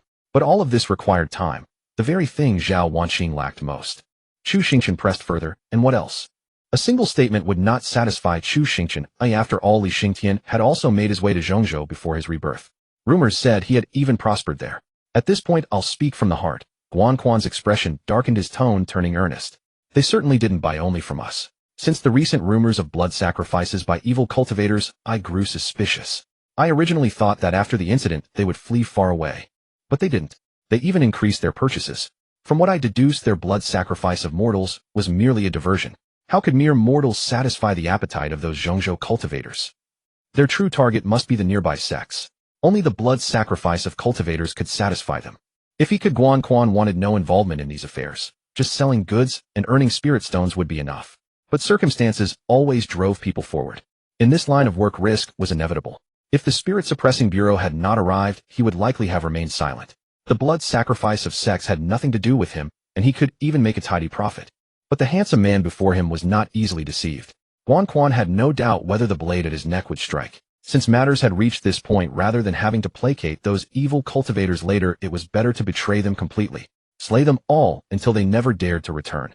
That would also free him from future worries. Guanquan's expression turned savage. If you truly intend to handle this, investigate the sects. You might find unexpected gains. Chu Xingchen slowly withdrew his spirit sword, his gaze shifting to Zhao Wanqing, who had witnessed everything. Her brow furrowed deeply, her hand already gripping her short blade. After a long silence, she spoke, "You may leave now." Relieved, Guanquan immediately drew a short blade from his waist, and under Zhao Wanqing's astonished gaze, he dealt himself several fierce wounds. Then he turned and sprinted toward the pier. Zhao Wanqing stared after his retreating figure, puzzled. A self-inflicted injury. Isn't that too obvious? Chu Xingchen chuckled lightly, offering an explanation. Many things can't be clarified with words alone. No matter what you say, suspicion will naturally arise. For him now, what matters is his attitude. Zhao Wanqing turned to look at Chu Xingchen and asked, "Do you think his words were the truth?" "What do you think?" Zhao Wanqing lowered her head with a heavy expression. After a long while, she said, "He was probably telling the truth." "Then do you still intend to continue investigating?" Chu Xingchen's tone was flat. Zhao Wanqing cupped her hands. "I won't trouble you further, senior. Thank you for your help." After all, it involved Zhongzhou. The strongest among those evil cultivators were at least at the golden core stage, further enhanced by their terrifying blood energy. 400 spirit stones were hardly enough to induce a golden core true person to take such a risk. Sheer nonsense. Chu Xingchen asked, "It's fine, but do you still plan to investigate alone?" Zhao Wanqing answered firmly, "Yes." Chu Xingchen teased, "You're too foolish to investigate on your own. Even if I can, I must." "Ah, you really are dense. You can't even understand my words." Zhao Wanqing asked in confusion, "What does senior mean?" "Raise the price." Guanquan, covered in blood, ran back to his own pier, pushing aside the underlings who tried to help him. He rushed straight to a small room and flung open the door. Inside, a black-robed figure sat calmly on a chair, his voice raspy. "Back already." Those words caught Guanquan off guard for a moment, but he reacted quickly, speaking urgently. "The Spirit Suppressing Bureau found out. I plan to flee to Lianyang City to lie low. You should run too." "What's the panic?" The black-robed man chuckled lightly. "What of the Spirit Suppressing Bureau?" The black-robed man's leisurely demeanor completely astonished Guanquan. He seemed more like the one from the bureau. Guanquan could not understand why this evil cultivator was so arrogant. "They know you're here. They'll probably send people to arrest you soon. Even if you're not afraid, shouldn't you at least retreat for now?" The black-robed man tapped the table lightly. "Don't rush. Wait a little longer." Guanquan asked in shock. "Wait. For what?" "For the bureau people to arrive, of course." Guanquan felt something was wrong. This evil cultivator was as mad as a demon. He hurriedly said, "What are you thinking? I'm not going mad with you. I'm leaving. Take care of the goods yourself." He turned to leave, but the black-robed man reached out and grabbed his shoulder. "Wait with me." Guanquan's eyes nearly burst with fury. "What are you waiting for?" "For someone to arrive." As the black-robed man finished speaking, a dark red burst of blood energy erupted from his right hand, shooting straight for Guanquan's head. Guan had been on guard. Seeing the attack, he flung himself backward. What the hell is the point of striking me? The black-robed man said nothing more, his dark red spiritual energy erupting violently, the scent of blood heavy and oppressive. He lunged forward, delivering a fierce punch aimed at Guan's head. Guan raised his arm to block. Bang! The punch felt unbearably heavy, and the blood energy drilled into his meridians, violently disrupting his spiritual energy. Guan's talent was poor. His foundation establishment was a cracked foundation forced by pills. The black-robed man, bolstered by blood energy, was at the peak of foundation establishment. Moreover, Guan had already wounded himself heavily before coming, making him even less of a match. The black-robed man glanced to the side and saw Zhao Wanqing approaching. He then intensified his blood energy, as if to ensure she saw it. Then right before Zhao Wanqing's eyes, punch after punch, he smashed into Guan's head. He crushed his skull to pieces. Not far away, Zhao Wanqing witnessed with her own eyes as the black-robed evil cultivator, shrouded in bloodlight, punched Guan's head into a pulp. The senior's speculation was indeed correct. That group of evil cultivators had indeed sent someone to the dock, and Guan must have had secrets he hadn't revealed. To protect their secrets, the evil cultivator had already chosen to silence him. At this moment, Zhao Wanqing turned back, relying on Chu Xingchen's willingness to help to capture this possible evil cultivator. After all, nothing was more convenient than prying open the evil cultivator's mouth. Zhao Wanqing was still far away, but she was merely bait to draw attention. At this moment, Senior Chu Xingchen had already circled around. She could only place her hopes on him. Soon Chu Xingchen, on whom Zhao Wanqing had pinned her hopes, emerged from one side. The spiritual sword in his hand blazed with light. Even from a distance, Zhao Wanqing could clearly feel the overwhelming pressure unique to a golden core stage powerhouse. That pressure was at least that of a late golden core stage expert. Truly worthy of Yaoqing's recommendation. So reliable. Chu Xingchen's long sword transformed into a rainbow of light, striking down fiercely at the black-robed evil cultivator. Boom. That strike was immensely powerful. Dust instantly billowed, obscuring Zhao Wanqing's vision. Then a violent and raging blood light burst forth. They seemed to exchange several blows within the dust. Fierce spiritual light pierced through the haze. Another few massive explosions stirred up even more violent dust. Even the mere aftershocks of spiritual energy from the clash of two top cultivators were terrifying. That turbulent backlash made Zhao Wanqing understand that this was a battle she could not participate in to change the outcome. She might not even qualify to fight. Zhao Wanqing felt a flicker of worry, for the dust obscured her view, and she did not know who was gaining the upper hand. However, this concern did not last long. Amidst the dust, the figure of the black-robed, evil cultivator was the first to retreat, fleeing frantically to the southeast. Immediately after, Chu Xingchen's spiritual sword in hand pursued swiftly. Seeing this, Zhao Wanqing could not help but heave a sigh of relief. Chu Xingchen followed closely behind the black-robed man for about 3/4 of an hour. The black-robed man suddenly stopped, turned around, and pulled down his hooded black hat, revealing a fiendish mask beneath the robe. His hoarse voice changed. "Master, it's far enough here." Hearing this, Chu Xingchen also stopped, expanded his divine sense to confirm no one was around side, and sheathed his spiritual sword. Then he found a large rock and sat down casually. Li Xingtian also removed his fiendish mask, stepped forward, and stood before his master. He looked at his master and asked, "Did it go smoothly?" Smoothly, at least she didn't suspect anything. Chu Xingchen looked at Li Xingtian. "Your acting is really good. On the path of cultivation, one can never have too many skills." Li Xingtian's expression was calm. Then he cupped his hands and said, "Master, I'll go help senior sister with the finishing touches."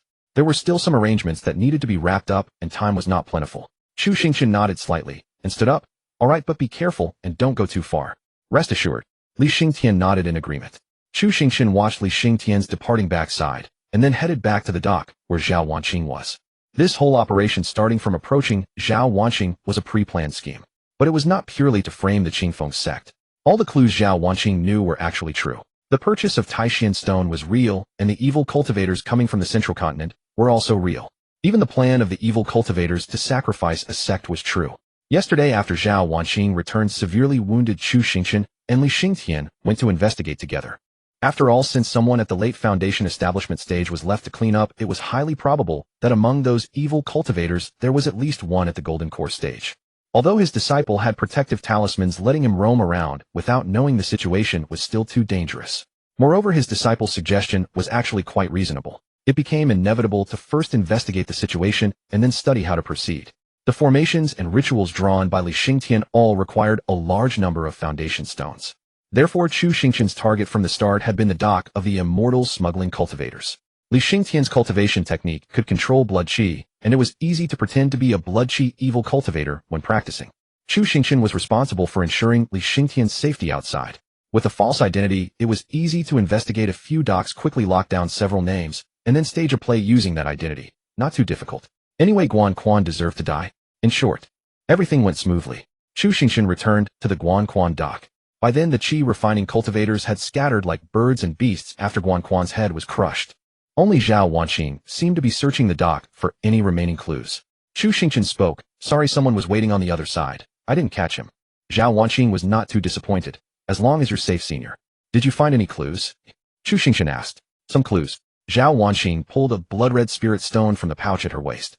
I found it inside his corpse. Chu Xingchen frowned at the spirit stone, and Zhao Wanqing's hand reached out and lightly touched it. This spirit stone was not something he or Li Xingtian had arranged. It was Guan Quan's own. This blood-colored spirit stone was similar to those in the Qingfeng sect's mine, only the blood qi inside was purer. The Qingfeng sect had condensed it from the blood qi of qi refining layer 2 or 3 cultivators, yet even that was inferior to the blood qi in the spirit stone Zhao Wanqing held. Chu Xingchen frowned and said, they might have succeeded once already. A sect has probably been sacrificed. This was likely the secret Guan Quan had been hiding. He had probably used the evil cultivator's method to reach Foundation establishment. No wonder Li Xingtian found the man believed so readily when he approached him. But those evil cultivators were very fast and extremely greedy. Even after succeeding, once they still refused to withdraw, continuing their operations under the pressure of the Demon Suppression Bureau. The situation was now completely different. This time the evil cultivators were truly formidable. Zhao Wanqing looked at the blood qi spirit stone in her hand and nodded solemnly. Let's return to the Demon Suppression Bureau first and send people to investigate the situation at various small sects. Then I'll go back first. If you need anything, come find me at the courtyard. Chu Xingchen sighed and still advised, be careful and act within your means. Now that things had developed so far, Chu Xingchen would have to readjust his plans. Zhao Wanqing clenched the blood qi spirit stone in her hand. The more she investigated, the more unsettling this case became. From initially thinking it was just evil cultivators attacking the Demon Suppression Bureau personnel, to discovering they had blood sacrificed an entire village. Finally, they uncovered their true intention to sacrifice an entire sect. And they had succeeded at least once. Even the smallest sect had a golden core stage cultivator. This matter had escalated too quickly, far beyond Zhao Wanqing's ability to handle. Even the battle between the senior and the evil cultivator was at a level she could never hope to reach. At this moment, only an endless sense of powerlessness weighed down on Zhao Wanqing's heart. At this moment, Zhao Wanqing could only answer softly, I understand, senior. Please rest assured. Inside the courtyard of the Sihiyuan, Chu Xingchen had not been back long before someone came to visit, and at this hour, even Li Xingtian had not yet returned. Li Yingling was also not in the Sihiyuan at the moment. Presumably, she was still finishing up with Li Xingtian. If they returned, the two would likely come back together. Did you arrange all these matters? Yao Qin sat on a stone chair and took a sip of the tea brewed by Chu Xingchen himself. Chu Xingchen's expression remained impassive. Which one are you referring to? Yao Qin set down the teacup, her expression serious. Qingfeng sect. Chu Xingchen sighed. Originally, yes, but after investigating further, I realized that there was no need to deliberately act. The Qingfeng sect probably won't last much longer. Upon seeing that blood spirit stone, Chu Xingchen understood. The Qingfeng sect was probably just a main dish on the evil cultivator's dining table. But this main dish had thorns, the nascent soul grand elder, that forced the group of evil cultivators to slowly plot. Chu Xingchen inquired, did Zhao Wanqing show you that blood spirit stone she brought back? I saw it. Yao Qin's expression also turned serious. We have already reported this to the central continent. A specialist should arrive in about half a month to handle it. This matter is too dangerous. You should stop participating for now and wait for the people from the central continent to clean it up. Chu Xingchen heard this and couldn't help but chuckle lightly, saying nothing in response. Yao Qin held the teacup. I also told Zhao Wanqing to stop. Her younger brother has passed the critical period. Waking up is just a matter of time. Chu Xingchen sighed, seemingly losing interest. I understand. After receiving this answer, Yao Qin nodded lightly, then her beautiful eyes looked toward the azure sky. She didn't speak, simply holding the teacup in her hands. Chu Xingchen shot her a strange glance. In the past, she would have ended the conversation and left. Why was she sitting here quietly today, gazing at the sky? After a moment of thought, Chu Xingchen suddenly realized, are you craving my cooking? Yao Qin glanced sideways at him, still silent. She did want to eat a little, but that wasn't the main reason she came. Unconsciously, Yao Qin rotated the teacup in her hand. Are you free tonight? Chu Xingchen rested his chin on his hand. Tonight. I have some time later. I promised my apprentice I would go to the temple fair together. Then it's nothing. Upon receiving the answer, Yao Qin stood up and turned to walk toward the door. When she reached the entrance, she turned back and warned, as if still worried, I'll pay you for Zhao Wanqing's spirit stone. Don't get involved in this matter anymore. After all, back when Chu Xingchen was poor, he had done countless dangerous things for spirit stones. She was afraid that if he saw a chance for profit, he might go off on another adventure. Chu Xingchen, who had been listless, instantly perked up at this, barely concealing his delight. All right. Rich sister, I promise I won't get involved. Yao Qin frowned in displeasure. What rich sister? That sounds terrible. Don't call me that. Chu Xingchen argued. What's terrible about it? In our hometown, everyone likes a rich sister who is both beautiful and generous like you. I don't care. I don't like it. Don't call me that. Yao Qin gave Chu Xingchen a cold glare, then snorted and turned to leave. The courtyard fell silent again. Chu Xingchen looked down at the tea before him, then suddenly drank it in one gulp. Although the course of events had deviated somewhat, everything was still more or less under control. Master, I'm back. The door was pushed open excitedly by Li Yingling, who was holding a shovel and running in with a beaming smile. Li Yingling boasted, mission accomplished. Li Xingtian followed closely behind her. Master, everything went smoothly. Chu Xingchen first applauded appreciatively. Excellent. Truly worthy of being my two beloved disciples. Upon hearing this, Li Yingling proudly lifted her little head. After his praise, Chu Xingchen changed the subject, but put those preparations aside for now. Meet at the temple fair tonight. Li Yingling quickly asked, did something happen? Chu Xingchen shrugged. It seems things are indeed a bit serious. Yao Qin told us not to get involved. Li Yingling sighed upon hearing this. All that effort for nothing. Oh, well, going to the temple fair with master isn't so bad. Li Xingtian nodded indifferently. Chu Xingchen nodded with satisfaction. All right. The sect's first team-building activity is about to begin. The temple fair was considered a warm-up before the Lantern Festival. The venue was the largest Buddhist temple in Yuzhou City, Shanlin Buddhist Temple. To be honest, the original Lantern Festival had little to do with Buddhist temples, nor was there a temple fair at first. The Lantern Festival was about writing wishes on lanterns and letting them float down the Yuzhou River, symbolizing smooth sailing for one's wishes. The wishes on the lanterns were nothing more than promotions, wealth, and finding a partner. Simple and unadorned. But the reason the temple fair came about is tied to how Shanlin Buddhist Temple became the top temple in Yuzhou City. In this world, since the path of immortality clearly existed, faith was mostly something ordinary mortals who could not cultivate hoped for. And the number of believers was just so, not very many. True cultivators all believed in, I am the master of my own fate. So unlike the monks in Chu Xingchen's previous world, who were exempt from taxes, after losing the boost from faith, the monks here also had to pay taxes. First, monks were human, and second, monks had to eat, and eating cost money. Building a golden statue of the Buddha also cost money. Relying solely on the incense offerings of believers only allowed them to barely get by. To gild the Buddha and Bodhisattvas in gold, that would be nothing but a dream. As it turned out, when monks were driven to poverty, they would also abandon their doctrines. The Shanlin monks set their sights on the most popular festival in Yuzhou City, the Lantern Festival. The original intention of lanterns was to make wishes, but wishes didn't have to be made with lanterns. Buddha works too. You spend money on floating lanterns, but you can also burn incense here. And the cost of a stick of incense is much cheaper than a lantern. In any world, the poor are always many. There were always people who couldn't afford to buy lanterns to make wishes, but the much cheaper incense became an alternative. From then on, the Buddha, who taught people to abandon greed, began to bless people with wealth. Moreover, there were wise men among the Shanlin monks. The Shanlin temple deliberately widened the road outside the temple and rented it out to merchants collecting venue fees. As long as they didn't bring barbecue skewers into the temple, the Buddha could tolerate everything. This attitude indeed attracted many vendors. They even understood hunger marketing, only holding the fair for a few days before the Lantern Festival, never more to maintain popularity. The Shanlin Buddhist temple became rich by riding on the coattails of the Lantern Festival. The Buddha's golden statue grew larger and larger. Of course, organizing a temple fair is far more complex than merely widening roads for vendors to set up stalls. After all, why should they be forced to pitch their wares right at your temple gates? And pay you fees as well? The organizer of the temple fair, Shanlin Temple, must host events attractive enough to draw crowds.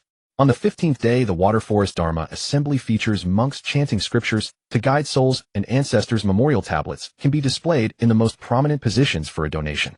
Yuzhou City residents have joked about it. Spend tens of millions in gold, and your ancestor's tablet receives a gilded Buddha at its head. Face-conscious, wealthy individuals naturally take pride in seeing their ancestors' memorial tablets elevated above others. This stands as Shanlin Temple's most profitable venture, and despite annual ridicule from Yuzhou City's denizens, it has never been discontinued. On the 16th day, the Buddhist martial arts competition. On the 17th, the 10,000 Lantern Festival. On the 18th, the Buddhist procession. In short, to ensure a lively atmosphere, Shanlin Temple will practically allow anything, even carrying Arhat statues out for a parade. The sole reason they do not carry the Buddha statue is that the Buddha is simply too heavy to lift. They even cloak it in the noble phrase, divine journey across the four directions to safeguard peace and prosperity. Though Chanlin Temple boasts considerable wealth, numerous followers, and widespread renown, such worldly conduct has drawn unanimous disdain from other temples. Today marks the first day of the temple fair, and today's featured event is the Water Forest Dharma Assembly. Along the temple fair route, Li Yingling wore a pale yellow embroidered dress with 2 pouches at her waist, one black for copper coins, the other silver for loose silver. In her left hand, she held candied hawthorns, while her right grasped a small round fan embroidered with white lotuses on a blue background, gently fanning herself. Countless gazes instinctively fixed upon such a striking young woman. Yet no one dared approach her, largely due to Li Xingchen following closely behind. This stern-faced giant needed only a piercing glance to send anyone with ill intentions into instant retreat. As a late-stage foundation establishment cultivator, a mere look from him was enough to strike terror into mortal hearts. Li Xingchen, dressed in plain black attire, shouldered the large container for selling candied hawthorns on behalf of his senior sister. "I'm sorry, these candied hawthorns are not for sale." Li Xingchen declined the child who wished to purchase some, his expression tinged with mild exasperation. Li Yingling turned her head and noticed the potential buyer was merely a 6 or 7-year-old child. She waved her fan magnanimously and said, "Never mind, junior brother. Give her 1 skewer."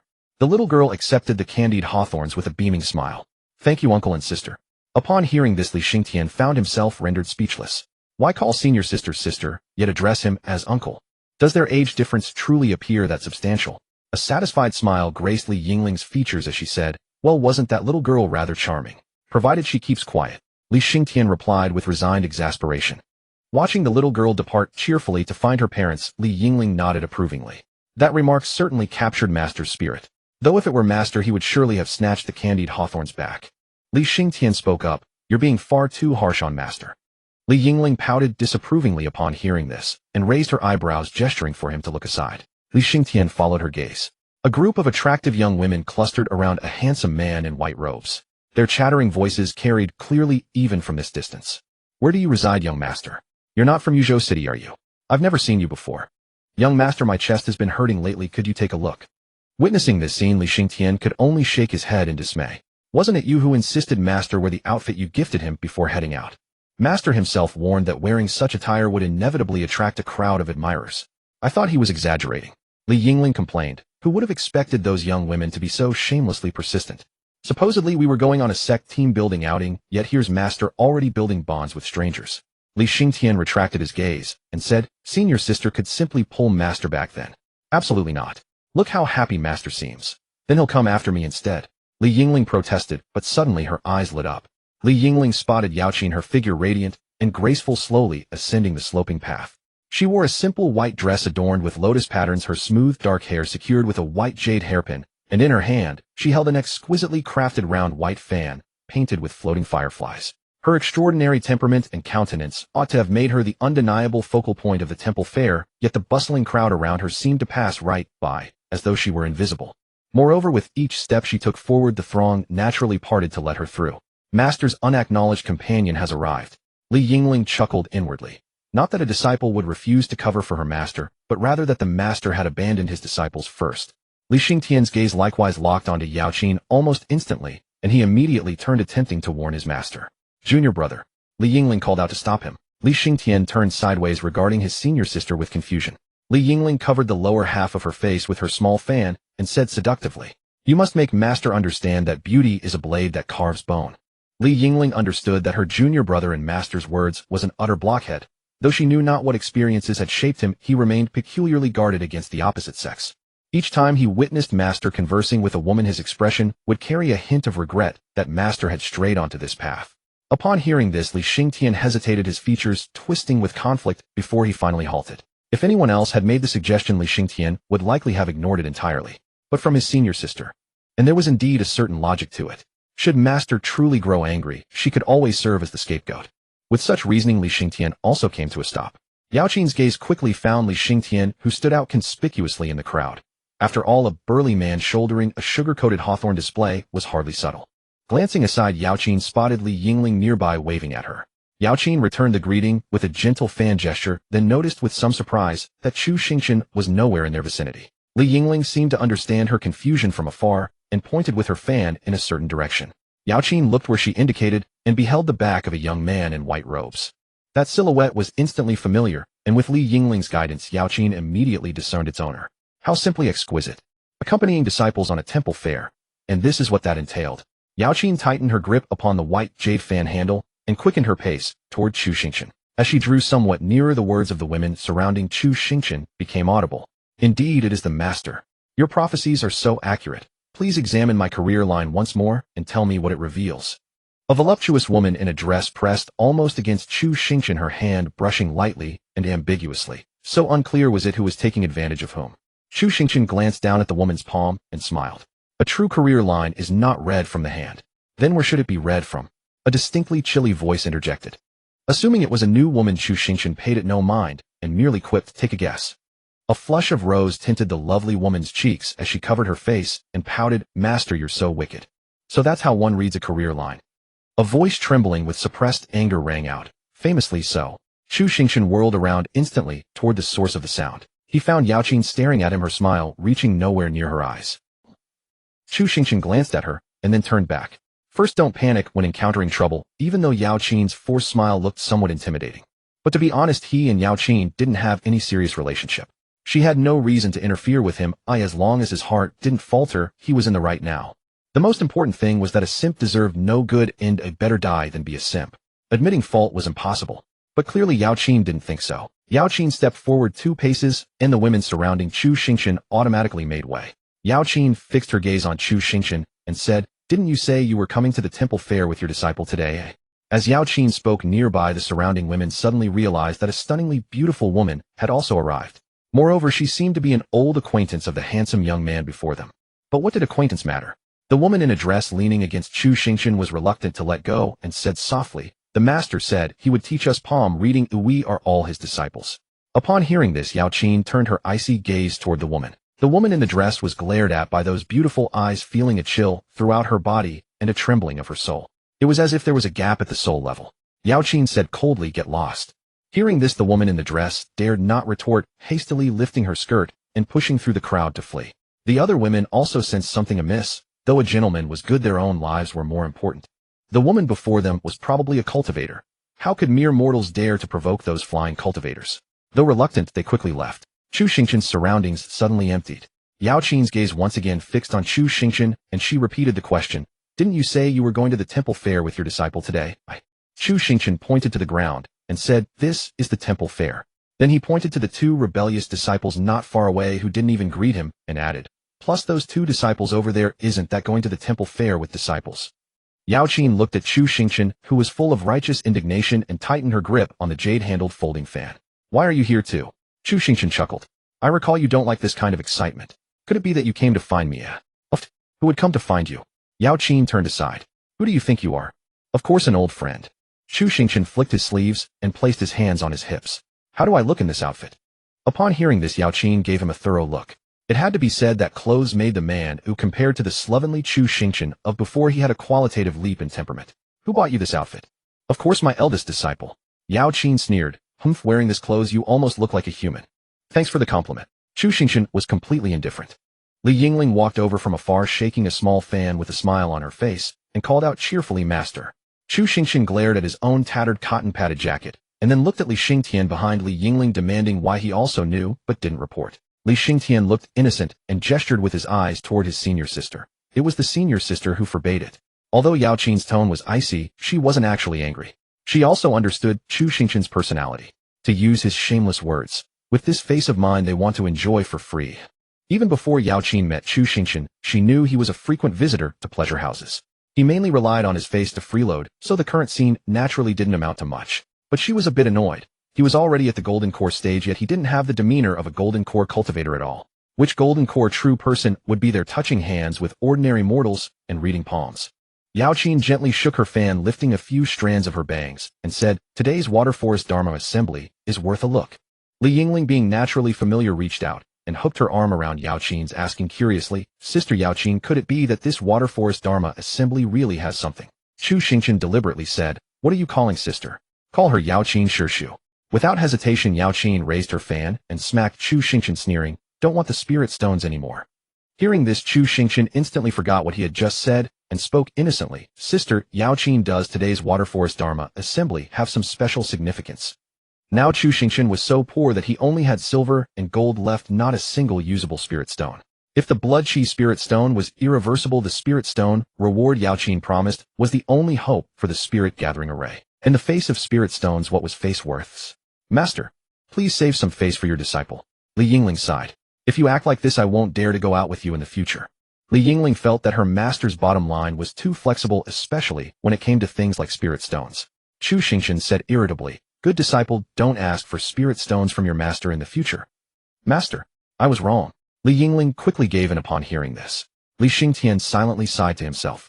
The senior sister had learned her master's shamelessness to perfection. Would she later go out and announce the sect, and other cultivators would suddenly realize, so you are that disciple from the shameless sect? Yao Qin looked at the two live wires with slight helplessness, indeed like master like disciple. Yao Qin began to explain, the Water Forest Dharma Assembly is naturally not just for the fun of it. A Chanlin temple also uses this to absorb the wish power of sentient beings. Chu Xingchen and Li Xingtian lost interest upon hearing this. They wouldn't take wish power even if it was given for free. In this world, cultivation was the only single and absolute broad road. But this world was vast. Besides the main road, there were naturally a few side paths. For example, the martial artist's self-tempering, the path of turning oneself into the world, and the Confucian scholar's path of reading to illuminate the great Tao. Wish power was also one of them, tentatively regarded as a unique form of spiritual power. But even evil cultivators looked down on this kind of power. Any power obtained for free came at a cost, and this was especially evident with wish power. Perhaps it was because wish power did not require spiritual roots or aptitudes. Anyone could absorb it, even mountain spirits and wild monsters. Most mountain spirits and wild monsters occasionally awakened intelligence, but had no cultivation methods, only knowing how to breathe the spiritual energy of heaven and earth. Even with excellent talent, without a cultivation method, they could breathe until death and never break through to foundation establishment. Thus, wish power became the clearest path among the choices available to them. But the cost was also extremely obvious.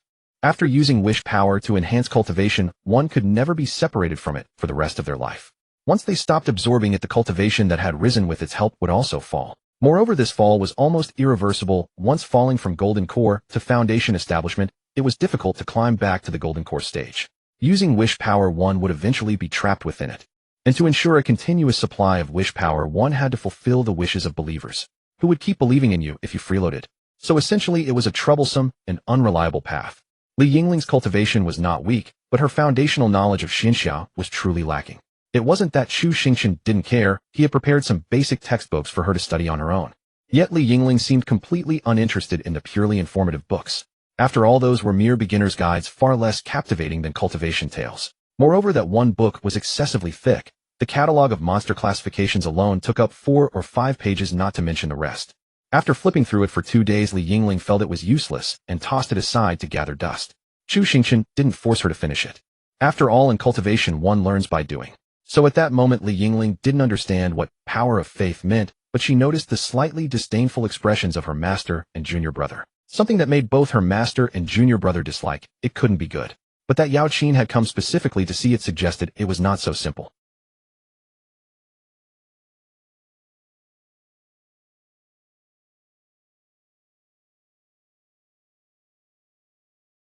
Li Yingling suddenly understood.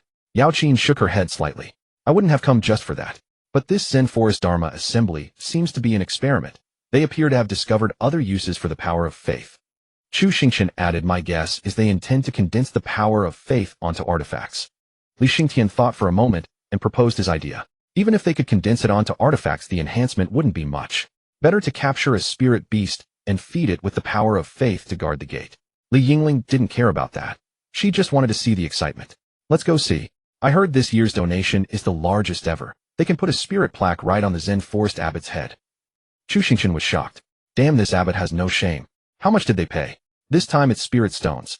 Yao Qin covered her lower face with a fan, but her voice was tinged with amusement. They say the spirit plaque is huge this time. It should be very conspicuous. Li Xingtian was speechless. In his past life, he had never encountered such shamelessness. How was it that after following the master, everyone around seemed to have lost their face?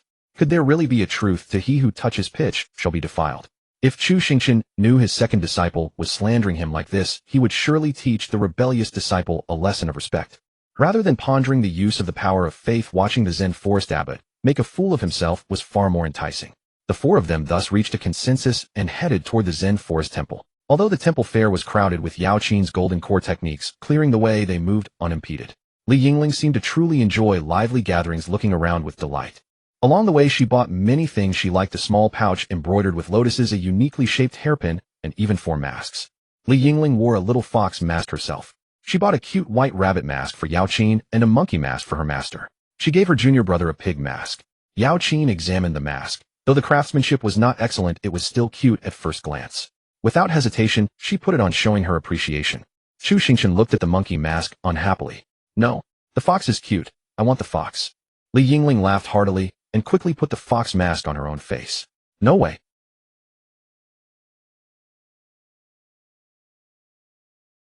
Li Xingtian looked at the pig mask in his hand, then at his master. Master. Chu Xingchen glanced at his second disciple's mask and decisively refused. No, I'm not swapping with you. Li Yingling turned around, her eyes sparkling with joy as she looked at the other 3. Her master reluctantly put on the monkey mask. Under the master's insistence, her junior brother helplessly put on the pig mask. Yao Qin's face, though partially hidden by the cute white rabbit mask, still exuded her unique, aloof elegance. But one could sense she was also happy watching the 2 men put on their masks unwillingly.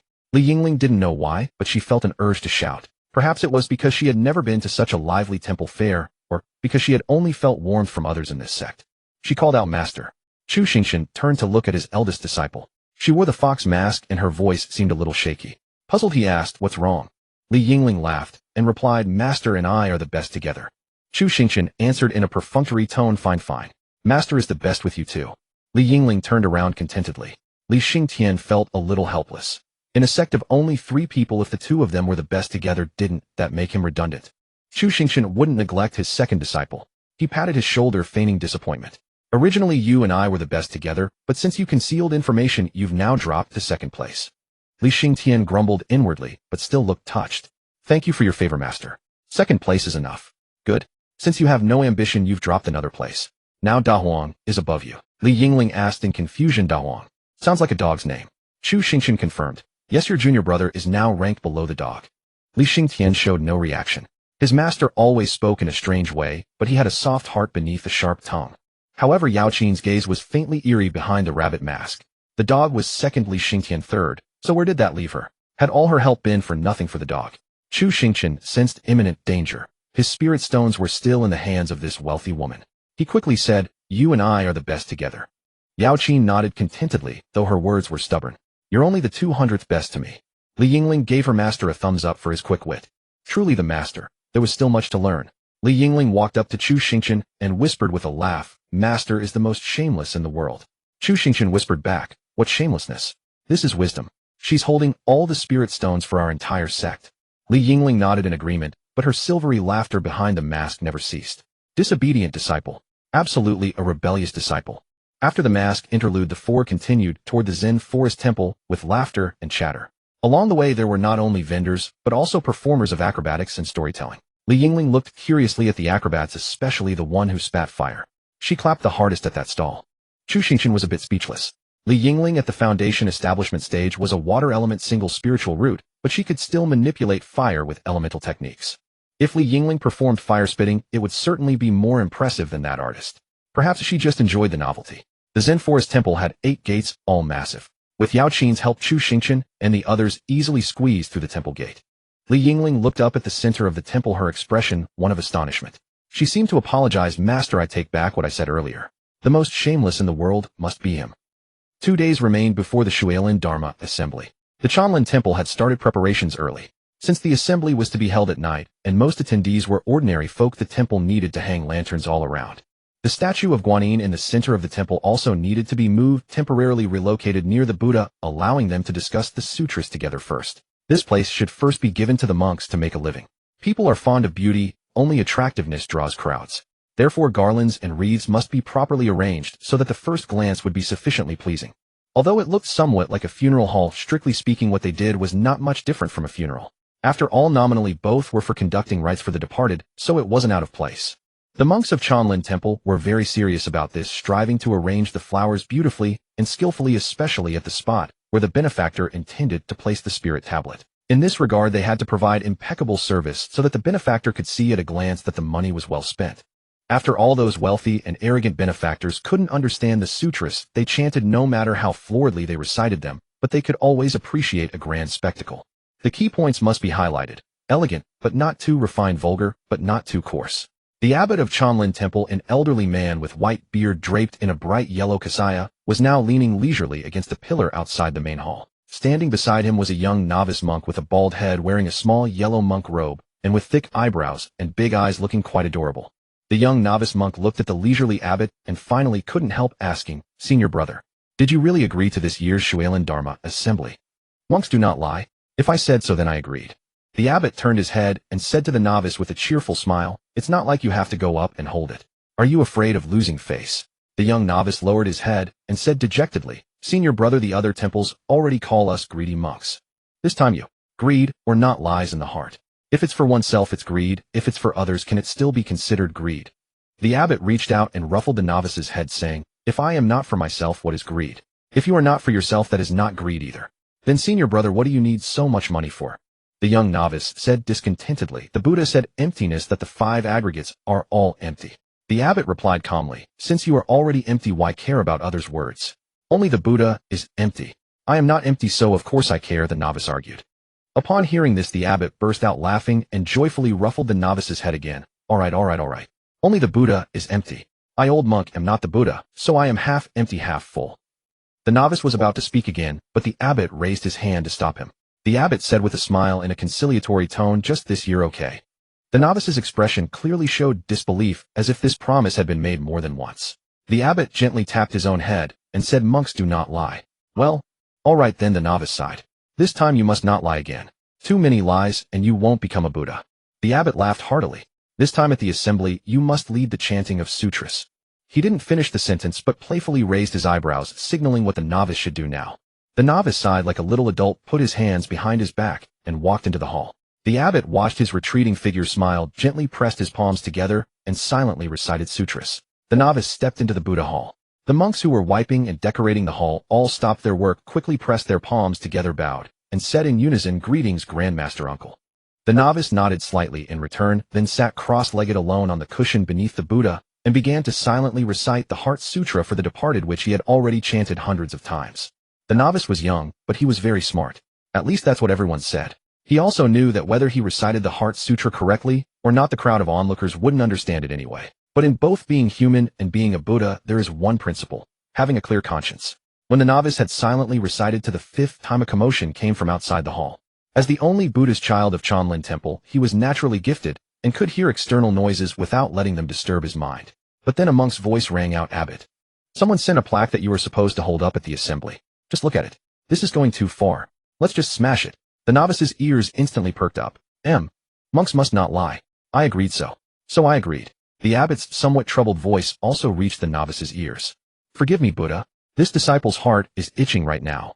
The novice stopped his silent recitation and carefully turned around. What came into view was a conspicuous large plaque. Moreover, it was written in regular script, as if afraid someone wouldn't read it clearly. What was written on the plaque was not a spirit tablet. The novice was stunned for a moment when he saw the plaque, and then he broke his precepts. The novice lost his composure and exclaimed, "Damn it!" Li Yingling was dumbfounded. Even Li Xingchen, who had been reborn, had never seen such a scene and felt that this life was truly not wasted. Chu Xingchen laughed uncontrollably. "Ha! As expected of the number 1 temple in Yuzhou City, to be popular you have to know how to stir up trouble." Yao Qin also couldn't believe it and quickly took off her rabbit mask. She even suspected that the rabbit mask had been tampered with rather than believe that there really was an abbot willing to hold up such a sign. But even after removing the mask, the scene before her remained unchanged. The white-bearded elderly famous abbot of Chanlin Temple, Yuan Jing. At this moment, he stood in the most conspicuous spot among the reeds, holding a plaque high with both hands. The plaque bore small regular script: "Don't compete with the old monk for the nuns." Because their own abbot was holding up this plaque, the monks of Chanlin Temple all looked dejected and dispirited today. Many believers around couldn't hide their smiles and pointed fingers. But the abbot seated high on the platform looked content and at ease, turning a deaf ear to the pointing and ridicule. However, this was not the first time the Shualin Dharma assembly was held at Chanlin Temple, though everyone knew the procedure. This plaque must have been commissioned by someone at great expense specifically to spite Chanlin Temple. After all, no one would believe that an abbot who appeared to be past his prime would willingly hold up such a sign to ruin his lifelong reputation. But for the sake of money, holding up this sign would deal a heavy blow to Chanlin Temple's reputation. At least the temple's reputation for being money-loving would never be shaken off. At the same time, one could look forward to what plaque this famous abbot would hold up at next year's Shualin Dharma assembly. The novice who had lost his composure and broken his precepts 2 days ago walked over from a distance, squeezed through the crowd, came to Yao Qin and the others and asked, "Excuse me, are you benefactor Yao Qin?" Yao Qin looked at the novice who was bowing. At this moment her magical disguise had not yet been dispelled. This novice had no aura fluctuations at all, so he should be an ordinary person. This novice probably had the ability to see through illusions. It must be that this was the Buddha's child that Chanlin Temple had proclaimed to the cultivation world, Yuan Kong. The young novice, monk Yuan Kong, led the 4 of them into the side hall of Chanlin Temple. During the temple fair the main hall was completely open to the public, but the side hall was reserved exclusively for honored guests. No other monks were present in the room. Yuan Kong personally brewed the tea. After taking her seat, Yao Qin asked, "You must be Yuan Kong of Chanlin Temple. Have the donors heard of me?" Yuan Kong spoke with confusion. Yao Qin nodded and said, "The Buddha's son of Chanlin Temple holds some renown, but why have you not yet practiced Chanlin Temple's Dharma methods?" Yuan Kong served the freshly brewed tea to each of the 4 guests, then explained, "The abbot says the time is not yet right." Yao Qin gave a slight nod, as she was not his disciple, so her curiosity was acceptable enough. Li Yingling cared nothing for talk of Buddha's sons, and eagerly asked, "Little monk, doesn't your abbot feel a bit awkward bearing that title?" Yuan Kong let out a heavy sigh. "He is the abbot, naturally he has the final say. Between you and me, if I had any voice in the matter, he would be confined to meditation cells today." Chu Xingchen nodded in agreement. "Indeed, the Buddha's son speaks wisely. I also believe our sect should establish a confinement room for unruly disciples who refuse to obey." The rebellious disciple Li Yingling voted against it. "Master, that is not the way. Sects should transform one another through love. That is the true teaching." As the rebellious disciple spoke, he shot a glance toward Li Xingtian, the second rebel. Li Xingtian quickly pretended to focus on his tea, ignoring his senior sister's signals. "Enough. Discuss your sect's affairs among yourselves later." Yao Qin's gaze drifted toward the doorway. The side hall door faced the large courtyard before the temple, where the abbot had proudly displayed the plaque. This side was also reserved, ensuring that Chanlin Temple's honored guests could enjoy the most expansive and unobstructed view. One could hardly fault Chanlin Temple for treating their honored guests with such elaborate courtesy, though it felt less like a Buddhist monastery and more like an institution bent on flattering superiors. Yao Qin withdrew her gaze and sat upright. "When does the Water Forest Dharma assembly begin today?" "In approximately half an hour," Yuan Kong replied, rising after pouring the tea. He pressed his palms together in reverence. "Today I am leading my junior nephew in chanting sutras, so I cannot stay long. Please make yourselves comfortable." Yao Qin inclined her head slightly. Yuan Kong bowed to each person in the room before withdrawing. Chu Xingchen set aside his playful expression, took a sip of tea, and remarked, "That Buddha's son is quite interesting." Yao Qin looked surprised. "Oh, you can see that?" Chu Xingchen replied with serene confidence. "When have I ever misjudged a person?" Faced with such a statement, Yao Qin could find no rebuttal. Chu Xingchen's insight into others was uncanny. Even upon first meeting someone, he could swiftly perceive their true nature. He had never been wrong, as though he could read the thoughts hidden within another's heart. Yao Qin gently fanned herself. "Then tell me, what makes that Buddha son interesting?" "Born a Buddha son," Chu Xingchen said solemnly. Li Yingling, who had been eagerly anticipating her master's profound insight, instantly lost all interest upon hearing this. Yao Qin, equally unimpressed, cast her gaze back toward the courtyard. He was already the Buddha's son of Chanlin Temple. Such an observation was hardly worth mentioning. Seeing their indifference, Chu Xingchen did not press the matter further. He merely took another sip of Chanlin Temple's distinctive bitter tea. It was without question profoundly bitter. Chu Xingchen had in secret used the system to examine Yuan Kong's attribute tags. Target: Yuan Kong, golden trait, born Buddha son, purple trait, piercing the illusion, blue trait, brilliance, blue trait, compassion, black trait, cultivation, forbidden physique, conditions for taking a disciple met. Bayu, conditions not met. This young novice was indeed intriguing. The golden trait alone carried substantial weight. The other traits appeared promising as well, but the most remarkable detail was the system's brief moment of hesitation. It registered both that the conditions were met and not met, likely due to that black trait, the cultivation, forbidden physique. Had the system determined that the current Chu Xingchen lacked the capacity to resolve it, cultivation, forbidden physique, Chanlin Temple did not merely forbid this novice from cultivating, he physically could not. After a moment of thought, Chu Xingchen spoke aloud. "I believe the merit gathered today is intended for Yuan Kong."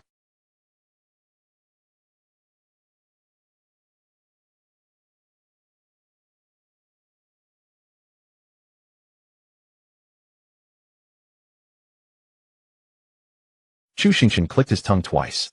"That is a superficial view. You fail to see the essence." Yao Qin let out a dismissive laugh. "Oh, does immortal Chu possess some insight unknown to me?" Chu Xingchen placed a hand on Li Xingtian's shoulder. "A man's unerring intuition.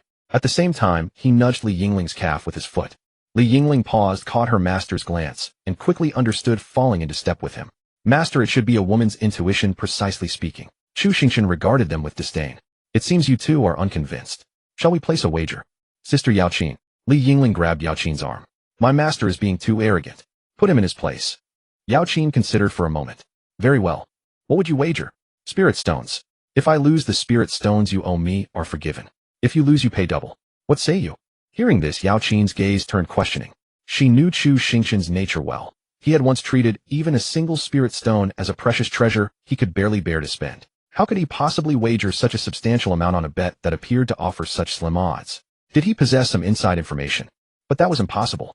Chanlin Temple's invitation had been exceedingly discreet, extending only to a few branch lineages of Central Plains sects. These branch operations were generally established to gather intelligence on other regions. After all, high-level secret realms occasionally emerged in other great continents, being the first to hold such intelligence naturally provided an advantage. Moreover, maintaining these branch operations cost nothing. Chanlin Buddhist Temple could be considered a branch of a Central Plains temple, and it was precisely the allure of merit that had successfully drawn these sects to attend. They would hardly have issued such conspicuous invitations only to allow the assembled sects to watch Chanlin Temple destroy its own Buddha Sun. That would be pure comedy. Chu Xingchen ought to understand this principle as well. Why then was he so confident? Regardless, it was merely a modest sum of spirit stones. If he truly witnessed Chanlin Temple ruining its Buddha Sun, the expenditure would be worthwhile. After all, competition in the Central Plains was fiercer than in other great continents. A Buddhist school losing a Buddha Sun was a benefit to rival sects, a fact all the more true for Yaoqin's own sect. Yaoqin nodded and accepted. Very well, I agree. With the bell of Chanlin Buddhist Temple echoing throughout the grounds, the Water Forest Dharma assembly of this session officially commenced. At the center of the temple courtyard, Yuan Kong, draped in a yellow kasaya and holding a vajra, stepped out from the main hall first, followed by a procession of monks. Two white-bearded monks flanked Yuan Kong on either side. The monk to his left carried a jade purification vase, certainly not a magical artifact, but merely a ceremonial prop.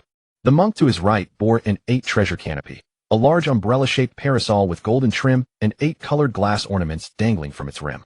Yuan Kong gripped the vajra firmly, his steps steady, chanting Buddhist scriptures. The monks behind them likewise recited sutras in unison. Both white-bearded attendants flanking Yuan Kong possessed foundation establishment cultivation, and their chanting seemed to carry some extraordinary mystical power. The previously noisy and raucous atmosphere grew silent in an instant. Chu Xingchen frowned slightly and asked, "Does the Buddhist sect really deploy tactics like this?" Yaoqin let out a cold laugh. "Otherwise, why does the Central Province hold such disdain for the Buddhist faction?" Noticing his senior sister's puzzled expression, Li Xingtian spoke up to explain. Those two white-bearded monks employed a Buddhist technique with the effect of resonating the heart and mind. Li Yingling nodded in understanding. The ceremony continued. Yuan Kong, his expression grave, made his way toward the prepared meditation cushion. The cushion was positioned directly before the memorial tablet. Yuan Kong took his seat first, then raised his eyes to see his senior brother standing amid a sea of flowers and spirit tablets, wearing an amiable smile that made it look as though they were arranging a funeral for him. And held high above was a plaque that read, "Do not steal our abbess from me." No matter how many times Yuan Kong had seen it, each encounter still left him on the verge of losing his composure. "Abbot, you have disgraced Chanlin Temple beyond measure." Yuan Kong drew a deep breath and firmly closed his eyes. As Yuan Kong settled into place, all the monks fell silent, finding their designated positions to sit or stand. The two foundation establishment monks now seated themselves on either side of Yuan Kong. All present waited for him to speak. Under the weight of every gaze, Yuan Kong did not rush. He first stilled his heart. After a long silence, Yuan Kong closed his eyes and intoned, "Thus have I heard." As soon as his voice rang out, the remaining monks instantly joined in, their voices rising together like the tolling of a great bell. "Thus have I heard." In the side chamber, upon hearing the contents of the sutra, Yaoqin sharply rose to her feet, her gaze flickering between uncertainty and suspicion as it fixed upon Yuan Kong, who continued chanting. Seeing Yaoqin react so intensely, Chu Xingchen quickly turned his gaze toward Yuan Kong as well, yet detected no abnormality. Confused, he asked, "What's wrong? Is something amiss?" Yuan Kong is not reciting a sutra for delivering the departed. He is chanting a Buddhist secret method. "You understand Buddhist scriptures?" "Of course I do. I've heard the Buddhist Salvation Heart Sutra before." After finishing her words, Yaoqin rose and walked toward the doorway, her gaze heavy as it fell upon Yuan Jing, standing among the floral arrangements. Some Buddhist methods bore a striking resemblance to the techniques of demonic cultivators. Could this be an ambush? Were they the target? What other schemes did they harbor? As if sensing Yao Qin's scrutiny, the abbot of Chanlin Temple turned his gaze toward her as well. His smile remained unfaltering as he quietly murmured, Amit Ba. At that moment, several figures emerged from the other side chambers, joining Yao Qin on the same corridor. No doubt the other honored guests invited by Chanlin Temple. One middle-aged man in Taoist robes spoke abruptly. Does anyone here understand what these bald monks are up to? The young man in white holding a book scroll speculated casually, I don't know. Reciting a Buddhist secret method so openly. Could they be planning to silence us? Chu Xingchen also stepped out, his tone grave. Fellow cultivators, I have something to say. A stunning young woman draped in yellow robes glanced over. Upon seeing Chu Xingchen's distinguished figure, her eyes lit up instantly, and she spoke with affectionate warmth. Please speak, fellow cultivator. Chu Xingchen cupped his fists to those on either side before suggesting firmly, strike first. Upon hearing this, the Taoist master nodded in deep agreement, saying, Your words resonate profoundly with me. Thus everyone turned their gaze toward the Taoist master, as if expecting him to make the first move. Yet how could the Taoist master truly act? Though he genuinely disliked the Buddhist faction, they were at least a mainstream and morally upright sect recognized by the public. He certainly would not attack merely because a monk had recited the wrong sutra. Yao Qin spoke up to ease the Taoist master's embarrassment, saying, There is no need for such haste. Let us observe the situation first. The Taoist master cleared his throat lightly. Very well. I will yield to your judgment and grant those bald monks a measure of face. Li Xingtian and Li Yingling then emerged from their side chamber. After observing for a while, Li Xingtian spoke. It does not resemble a secret method. It appears to be a Buddhist Heart Sutra. The scholar in white turned his gaze toward him. Brother, you understand this? Li Xingtian nodded slightly. I have had dealings with the Buddhist faction. If this were a secret method with so many people channeling their energy together, Buddhist lotus flowers should be manifesting by now.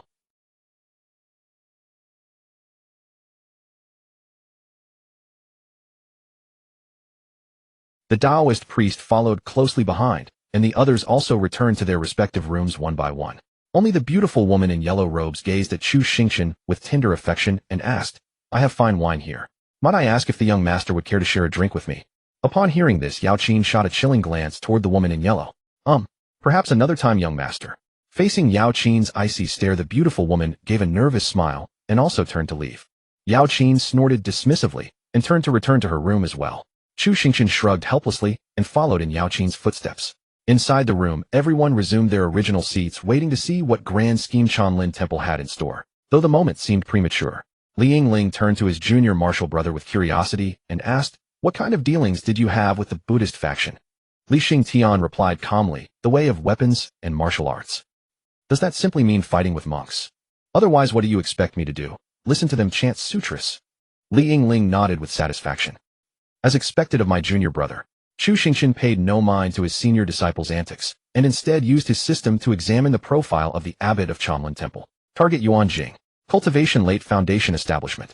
Blue attribute my heart is like his heart. White attribute compassion. White attribute kind-hearted. Black attribute approaching decline. Judging solely by these attributes, the abbot seemed to be a decent person, and likely near the end of his days. As the chanting grew ever louder, suddenly the abbot standing at the center let out a thunderous shout. Our Buddha is merciful. As if receiving an instruction, the two white-bearded monks on either side of Yuan Kong suddenly burst with golden Buddhist light, reaching out to grasp Yuan Kong's left and right arms. Seized, Yuan Kong felt a scorching current surge wildly along his arms, but it dissipated completely after advancing only a fraction of an inch. Satisfying, yet somehow incomplete. Yuan Kong's lips continued reciting the Heart Sutra without pause. Just as he was about to curiously open his eyes to assess the situation, a familiar hand covered his face before he could do so. This hand had touched Yuan Kong's head countless times. He had long memorized its lines and warmth. You have always wished to learn magical arts, have you not? Today your senior brother will teach you. Yuan Jing's gentle voice sounded beside Yuan Kong's ear. Heavy snow fell upon the Chanlin Buddhist temple's main hall. The Buddha statue within was still somewhat dilapidated, the golden paint peeling from its outstretched hand. Yet in the depths of winter the temple could barely afford to feed its monks. How could it concern itself with the Buddha's chipped skin? 5-year-old Yuan Kong sat cross-legged on a cushion beneath the hall, sniffling as he turned the pages of a Buddhist scripture. He had been reading this sutra for half a year now, and with his sharp little mind, he could recite it backward by heart. But his senior brother the abbot still crouched beside him every day, chanting endlessly. Yuan Kong truly couldn't fathom what the abbot was thinking. After 2 more sniffs, he realized his tiny nose could no longer hold back the mucus. He cautiously glanced at the abbot, who seemed half asleep beside him. The abbot's voice drifted out faintly, You'll wash your own clothes today. Yuan Kong felt betrayed and pouted, Senior brother,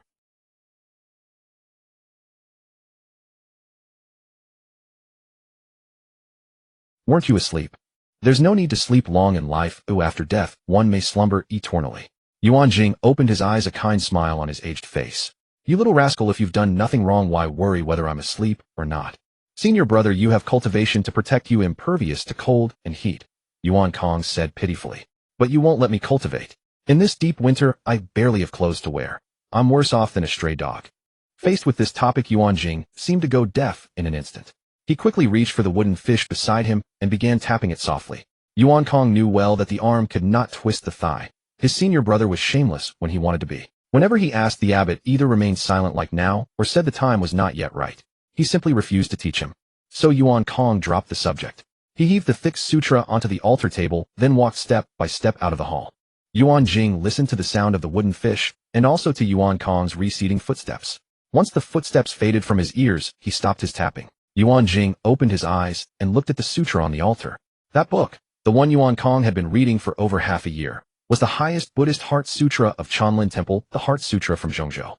Yuan Kong was unquestionably a Buddha child, gifted in both Buddhist doctrine and reasoning and naturally brilliant. Even Yuan Jing, if he were to debate the Dharma with him, might not prevail. Most importantly, the visitors from Zhongzhou had confirmed that Yuan Kong was an innate Buddha child. Such a Buddha child would normally be treasured, fought over by the great Buddhist sects. Yet Yuan Kong was left in Chanlin Temple, never taken to the grand monasteries of Zhongzhou. The reason was simple: Yuan Kong was an innate Buddha child, but he could not cultivate any mental technique. In fact, he inherently rejected any energy not his own, whether Buddhist or immortal. Not a single monastery in Zhongzhou wanted a Buddha child who could only debate scriptures. Thinking of this, Yuan Jing almost laughed. They had cultivated Buddhism all the way to their grandmother's house. Does Buddhism cultivate the heart or the means? But no matter. It was better to stay here than to suffer over there. If they didn't treasure Yuan Kong, he would. That Heart Sutra. Yuan Kong had read it for half a year without any reaction. The judgment from Zhongzhou seemed true. Yuan Jing reached out, touched the sutra, his expression unreadable, then finally put it away. After all, the Buddha said even ordinary people could attain freedom and transformation. No forcing, no forcing. Yuan Jing looked at the heavy snow outside the door. The little one might be disappointed. Lowering his head, Yuan Jing turned around and resumed tapping the wooden fish. The empty hall was now filled only with the crisp sound. Yuan Jing didn't know how long he had been tapping when suddenly he heard hurried footsteps and an urgent shout from a monk. Abbot! The Grandmaster collapsed while washing clothes. Come quickly. Yuan Jing unhurriedly set down his mallet. That little rascal was going too far, just because he caught him once. Now he was pretending to be sick to vex him. This time he would spank his bottom properly. Yuan Jing said calmly, don't panic. Led this old monk to see. The abbot's composure calmed the anxious monk. Please follow me. The monk led the abbot to the side hall. Inside, 2 or 3 monks were wiping Yuan Kong's body with hot towels. Seeing this, Yuan Jing felt a pang of alarm. He hurried forward and grasped Yuan Kong's hand. The moment he touched it, he felt an icy coldness as if it had lost all warmth. Yuan Jing looked at the monk beside him, incredulous. How did this happen? The monk looked at the abbot with a strange expression, then said in a low voice, I saw the Grandmaster washing clothes. I wanted to help, but he said you had punished him to do it, and then. Yuan Jing was speechless. But now assigning blame was useless. Because any energy that entered Yuan Kong's body would automatically dissipate, so Yuan Jing could only rely on the most basic pulse-taking to assess his condition. But after a long while, he could only conclude that the unconscious ice-cold Yuan Kong was perfectly healthy. If he weren't a monk bound by precepts, he would have cursed a blue streak. Yuan Jing's face was as dark as water. After a moment he spoke, take care of him for now. I'll go get someone. The monks in the side hall quickly replied yes. Yuan Jing rose and hurried to the main hall. He stepped onto the altar, took a golden relic from behind the Buddha's right ear, and crushed it without hesitation. The crushed relic dissolved into light. Yuan Jing silently recited a Namo Amitabha, then immediately returned to the side hall. Pushing open the door, he said quietly to the monks inside, all of you leave. No matter what happens, don't come back in. Abbot, go. The monks exchanged glances but had no choice but to withdraw. Once they were all gone, Yuan Jing closed the door, walked to Yuan Kong, and picked up the hot water and cloth. He began wiping Yuan Kong himself. About half an hour later, a stern voice suddenly rang out in the room. You should know when that relic was meant to be used. Yuan Jing turned to look. A lean, muscular, middle-aged bald man stood there wearing a half-draped kasaya in the dead of winter with a dark golden flame totem between his brows. Yuan Jing's expression was calm, unimpressed by the Arhut's nascent soul cultivation. I do know, but it seems the Arhut does not. The Arhut was not angered. Understanding is a matter for the Hall of Doctrine. You summoned me for him. Yuan Jing nodded. Please, Arhut, lend your aid. The Arhut came and went quickly. Now only the silent Yuan Jing and the unconscious Yuan Kong remained in the room. That day the monks of the Chanlin temple waited outside the door for a long time. It was not until nightfall that the abbot finally pushed open the door and emerged from the side room. A look of relief spread across the abbot's face as he gently waved his hand to the monks who had been worrying by the door, signaling that all was well. Seeing Yuan Jing's relaxed expression, the monks quickly let out a sigh of relief. Yuan Jing reassured them, saying, "Go back now. It was just a minor chill. Let him rest for a while, and he will recover." The monks of Chanlin Temple believed this was merely a small episode in the growth of their ancestral master. After all, the next day they did see the ancestral master sniffling and loudly cursing the abbot for being unreliable. In the past, whenever the ancestral master made such rebellious remarks, the abbot would usually respond with a set of Arhut fists. But today the abbot only looked at the ancestral master with a warm smile. That gaze sent chills down the ancestral master's spine, and he immediately admitted his fault. The ancestral master was back to normal, but the abbot seemed to have become a different person. In the past, as long as everyone did not starve, the abbot would not go down the mountain to take on work, for he cherished peace and quiet, and the clamor of gongs and drums at funerals was far too noisy. In the abbot's words, the sutras he had chanted for half a day were just blown away by the swana the moment they left his mouth. But ever since the ancestral master fell ill, the abbot frequently went down the mountain to take on jobs. He took on any kind of work, even interpreting marriage fate for young maidens. Moreover, he actively sought out work, leaving early and returning late each day, then sitting alone on the prayer mat before the Buddha in the main hall, his face etched with exhaustion. He would carefully count all the silver coins he had earned that day, sighing as he did the accounts. When asked by the monks what he was saving for, the abbot would smile and point at the worn-out Buddha statue, saying, "The statue is too old. Ooh, I want to refurbish it." Yet despite earning a great deal of money, the abbot never actually spent it on refurbishing the Buddha statue.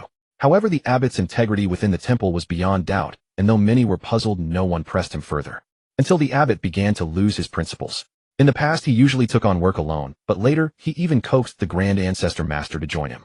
The reason was that the Grand Ancestor Master commanded higher fees. That was the Grand Ancestor Master. He was so thin that his skin clung to his bones, his eyes sunken like a mummy's. Standing beside a corpse in a funeral hall, one could not tell who was dead. One might even think he had risen from the coffin. Stranger still, the Grand Elder, who had long been preparing for a closed-door death meditation, inexplicably agreed to accompany the abbot every day, even willingly braving wind and rain. The most famous temple fair of Chanlin Temple also began during this period. Events such as the Water Forest Dharma Assembly, the sale of memorial tablets, and the rental of stalls to vendors all took place at this time. The abbot indeed earned a lot from the temple fair, but he never spent the money. In fact, the larger Buddha statue in the main hall was now made of stone coated with a layer of copper paint to deceive the eye. The original copper Buddha had been dismantled and sold piece by piece, and through this process the abbot even made a profit by replacing it with a stone one. Daily meals did not improve despite the earnings, so where did all the money go?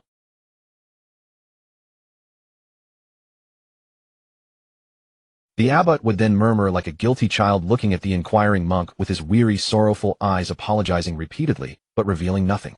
Soon the Grand Elder also stepped forward to support the abbot. From then on, the abbot and the Grand Elder, drawing on their years of authority, finally suppressed all the monks' doubts. Time passed until today's Water Forest Dharma Assembly. Yuan Jing's trembling hand covered Yuan Kong's eyes, and a relieved smile spread across his face, as if he had finally let go of a burden. He whispered, "All beings suffer, hence there is a vow. Child, you were born a Buddha's son. But you must understand, today it is the multitudes who ferry you to Buddhahood." Upon hearing this, Yuan Kong suddenly reached out to grab Yuan Jing's large hand, covering his eyes, but a single word from Yuan Jing made him lower his hand again. He merely said softly, "Child, fear not." Yuan Jing's gaze swept over the two white-bearded monks flanking Yuan Kong, and he smiled, lightly nodding in acknowledgement. The monk on Yuan Kong's left, holding a pure vase, suddenly raised his arm and tilted the vase. A stream of mystical yellow energy poured out from the vase, cascading toward Yuan Kong. Yao Qin stood up in astonishment at the sight. Chu Xingchen and Li Xingtian also stared wide-eyed in disbelief. Only Li Yingling remained dazed, oblivious to what was happening. Chu Xingchen exclaimed incredulously, "Is this the power of vows? How much vow power must it be to flow like water from the jade pure vase?" But that was not all. The white-bearded monk on Yuan Kong's right, holding a canopy of 8 treasures, covered Yuan Kong's head with the canopy and gently shook it. From the 8 colored glass beads, vow power also began to flow out. The 2 streams of vow power swiftly merged. Beneath the canopy, the vow power transformed into scenes in a famine. Yuan Jing scattered 1,000 taels of silver to buy food and distribute it to the victims. Before a flood, Yuan Jing gave everything he had to block the breached dike and save the victims. Yuan Jing and the Grand Ancestor Master went out daily, rescuing people and healing the sick. They held the pure vase, collecting the sparse vow power drop by drop. All the money they earned they gave away, without keeping a single coin. All the monks of Chanlin Temple trembled as they watched the scenes conjured by the Vow Power. Yuan Jing spoke softly, "Thus have I heard." The Vow Power shuddered violently and began to swirl rapidly around Yuan Jing.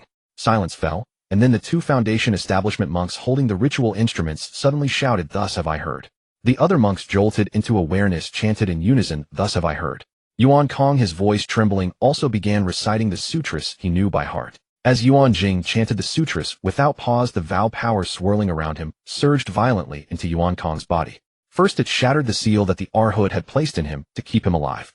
This overwhelming Vow Power instantly flooded into Yuan Kong. Yuan Kong felt a thorough force pour into his entire being, though it began to dissipate slowly upon entering. But the influx of Vow Power was so immense that it kept squeezing into Yuan Kong's body bit by bit, filling him up. Under such consumption, the Vow Power was used up quickly. What was once a mist-like mass now thinned to a mere haze. But fortunately, the Vow Power was finally enough. Yuan Kong suddenly felt that the power entering him no longer dissipated abruptly, but began to accumulate slowly. He soon absorbed the remaining Vow Power completely. After this was done, Yuan Jing let out a relieved smile and removed his hand from Yuan Kong's eyes. But Yuan Kong was now absorbed in internalizing the power and remained motionless. Yuan Jing looked at the Yuan Kong before him and recalled the words of the Arhat that day: "This seal will last at most 10 years. You cannot save him, it is destiny." At that moment, Yuan Jing had countless words to refute the Arhat, but he said nothing. Now, as if talking to himself, he murmured the rebuttal that had been delayed for years: "If everything is destiny, then why practice Buddhism at all?" Yao Qin watched the scene unfolding before her with a grave expression.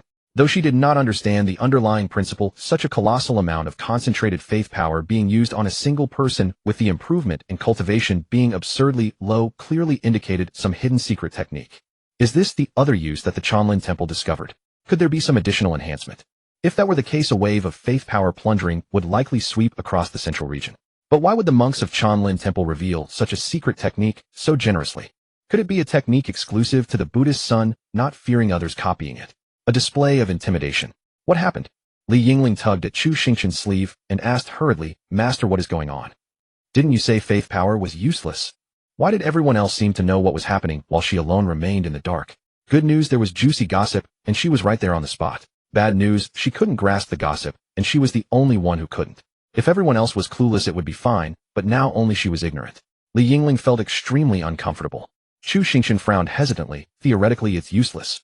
But such a massive amount of faith power entering Yuan Kong's body. Yuan Kong should have skyrocketed in cultivation, yet why did his aura not feel particularly strong?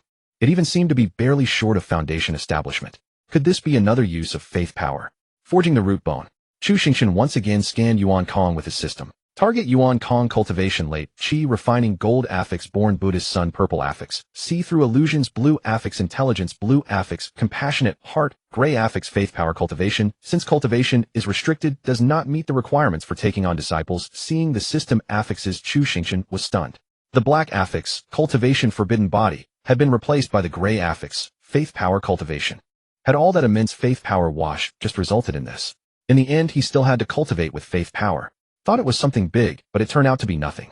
Then the only plausible explanation was that the cultivation forbidden body was not simply unable to cultivate, it must have had other side effects that prompted the Chanlin Temple abbot to act this way. The flaw of this system was precisely here. Why couldn't it provide detailed explanations of the affixes? After reading the affixes, Chu Xingchen spoke slowly. "It seems really useless." Yao Qin did not turn around, but questioned with a tone of doubt. "Are you saying that all that surging faith power was poured into one person's body with no effect at all, and his cultivation remains at the Qi refining level?" "Yes, that's how it should be. So according to this, the Buddhist sun will have to cultivate with faith power from now on. Most likely no escape." Yao Qin laughed angrily. "So do you think it's the abbot who is sick, or you?" Chu Xingchen said seriously, "That Buddhist sun is sick." Hearing this, Yao Qin turned around, intending to hit Chu Xingchen with the folding fan in her hand. Did he still want to tease her at a time like this? But when she turned, she found his expression was not the playful smirk she expected, but a very serious look. This expression meant that Chu Xingchen was not joking with her. He truly believed so. Yao Qin asked, "Do you know something?" Chu Xingchen shook his head. "Don't rush. Since the abbot summoned us here, there must be a reason." Hearing this, Yao Qin could only suppress her doubts. Seeing that her master's words had temporarily ceased, Li Yingling quickly asked, "Master, have you finished talking? Can you tell me what's going on now?" She was determined to get the scoop today. Chu Xingchen sighed and looked at Li Xingtian. "Explain to your senior sister." Li Xingtian nodded lightly and began to explain the situation to Li Yingling. Chu Xingchen and Yao Qin both turned their gaze toward Yuan Jing. The abbot of Chanlin Temple first clasped his hands in greeting to the faithful around him. He said in a very relaxed tone, "Thank you everyone. Our humble temple has nothing to repay. Today, all the income of Chanlin Temple will be donated entirely. At the same time, this is also the last Chanlin Temple fair. I hope all benefactors enjoy yourselves today." Upon hearing this, the crowd continuously called out, "Abbot, don't go. Hold it again. We are willing to donate incense money." The scenes manifested by the faith power were clearly visible to the people nearby, and they all shouted. Yuan Jing listened to the countless voices of persuasion. Without a word, he simply bowed once more, and then turned to walk toward the side hall. With martial monks maintaining order around, those who tried to surge forward were all blocked. Two white-bearded monks at the foundation establishment stage also turned to maintain order. Seeing Yuan Jing approaching, all the invited guests in the side hall stood up and walked out onto the corridor. "Greetings, benefactors." Yuan Jing showed a smile. "Thank you for your trouble in coming today." The Taoist priest said with a solemn expression, "No need. It was indeed an eye-opener, and I also admire the abbot's efforts for the people." Yuan Jing clasped his hands and quickly said, "I dare not. This humble monk only did it for the faith power. I feel ashamed and dare not take credit. Actions are judged by deeds, not intentions. Abbot, you need not be so humble." The white-robed scholarly youth spoke. "Today the Buddhist son of Chanlin Temple seems to have reached the heavens in one step. Congratulations." Yuan Jing gave a bitter smile. "How could it be reaching the heavens? It's merely saving my junior brother's life." Hearing this, Yao Qin's gaze involuntarily shifted to Chu Xingchen beside her. Could it be that he was right again this time? He always seemed to have a strange keenness at such critical moments. Yuan Jing continued to explain, "My junior brother suffers from a strange disease and is not long for this world. This method is the only chance. From now on, his cultivation will never be able to leave faith power." The yellow-robed, beautiful woman frowned and asked, "Then you summoned us here? Surely not just to watch you save your junior brother, Abbot? Today I ask you all to witness that my saving of my junior brother is an act of Chanlin Temple alone and has nothing to do with the Buddhist sect of the Central Region." These words from Yuan Jing stunned everyone. However, those specially invited by Yuan Jing were naturally not foolish. They quickly caught the implication from his words. Had something unpleasant happened with the Central Region Buddhist sect? But Yuan Jing had not finished. He paused for a moment to let everyone digest, then continued, "From this day forward, Yuan Kong is expelled from Chanlin Temple. He is no longer a monk of Chanlin Temple and has no further connection with Chanlin Temple. Our bond is severed." After saying this, Yuan Jing clasped his hands in a bow, and then turned and left with a free and easy air. The people in the corridor looked at each other in bewilderment. The Taoist priest asked in confusion, "What does this monk mean?" The white-robed youth glanced twice at the departing Yuan Jing as if understanding something. He chuckled lightly, and also turned to leave. With the white-robed youth's departure, the guests who had witnessed this grand performance also had no further exchanges and began to leave separately. After all, what they needed to do was not to decide but to report. Soon only Chu Xingchen and his three companions remained in the side hall corridor. Seeing no outsiders, Chu Xingchen sighed. "He acts more like a father than a senior brother." Yao Qi nodded, slightly agreeing with this statement. Yuan Jing's words were extremely concise. Yuan Kong was saved by the Chanlin Temple of Yuzhou City, which had nothing to do with the Central Region Buddhist sect. This meant that Yuan Kong owed no gratitude to the Central Region Buddhist sect. However, Yuan Kong was also expelled from Chanlin Temple, meaning that from then on he had no connection with Chanlin Temple. As one of the branches of the Central Region, Chanlin Temple was naturally controlled by the major Buddhist sect of the Central Region. But with the abbot's words, Yuan Kong, who had been expelled from the sect, could no longer be controlled. The only shackle that could bind Yuan Kong was also untied by Yuan Jing's own hands. Although one might not understand why Yuan Jing was so worried about the Central Region Buddhist sect interfering with Yuan Kong, his loving heart for Yuan Kong was clearly evident. Yuan Jing walked back to Yuan Kong, looked at him twice, and could not hide his smile. "You're awake, yet pretend to be asleep." Hearing this, Yuan Kong slowly opened his eyes and said in a low tone, "Senior brother." Why? He had just heard the abbot's words expelling him from Chanlin Temple. Why what? Yuan Jing reached out and patted Yuan Kong's little head, smiling. "You little outsider monk, do you want to sleep with me tonight, or go back to your small room?" Yuan Kong looked up in surprise at the abbot, seeing the smile on his face. He instantly understood everything. He was expelled, but not completely. Yuan Kong also smiled with relief. "Who would want to sleep with an old man like you?" Inside the courtyard, Li Yingling sat on a stone chair, the stone table before her holding a large thick book. She was immersed in her studies. Yesterday at Chanlin Temple, aside from the last piece of gossip she understood, she had grasped none of the common knowledge of the cultivation world. All of it required explanations, and most of those came from her own junior brother. How did he know so much? Could it be that while she was out shopping and sightseeing, he was reading? Damn that junior brother. He was secretly working hard behind her back. In short, Li Yingling had not enjoyed that gossip at all. She had never imagined that indulging in gossip in the cultivation world required being an insider to truly understand. No, she had to catch up, and catch up fast.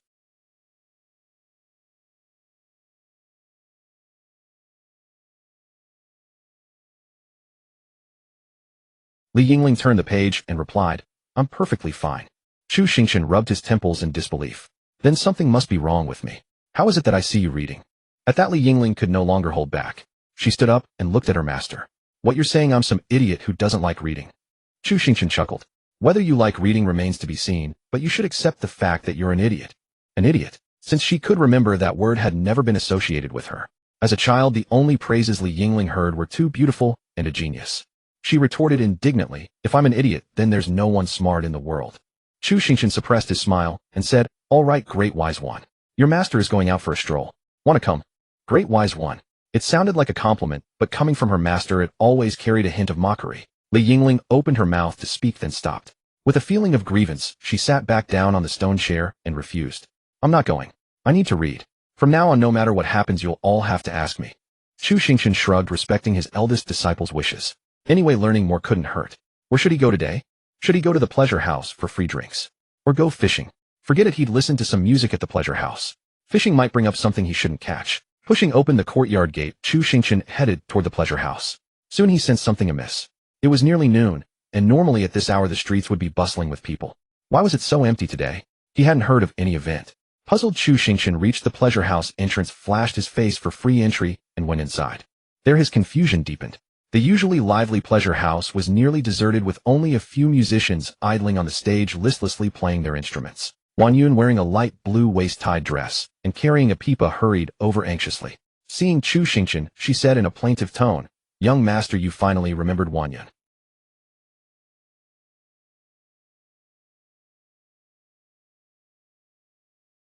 I know. I saw everything clearly from the side hall. Wang Yun's eyes lit up instantly.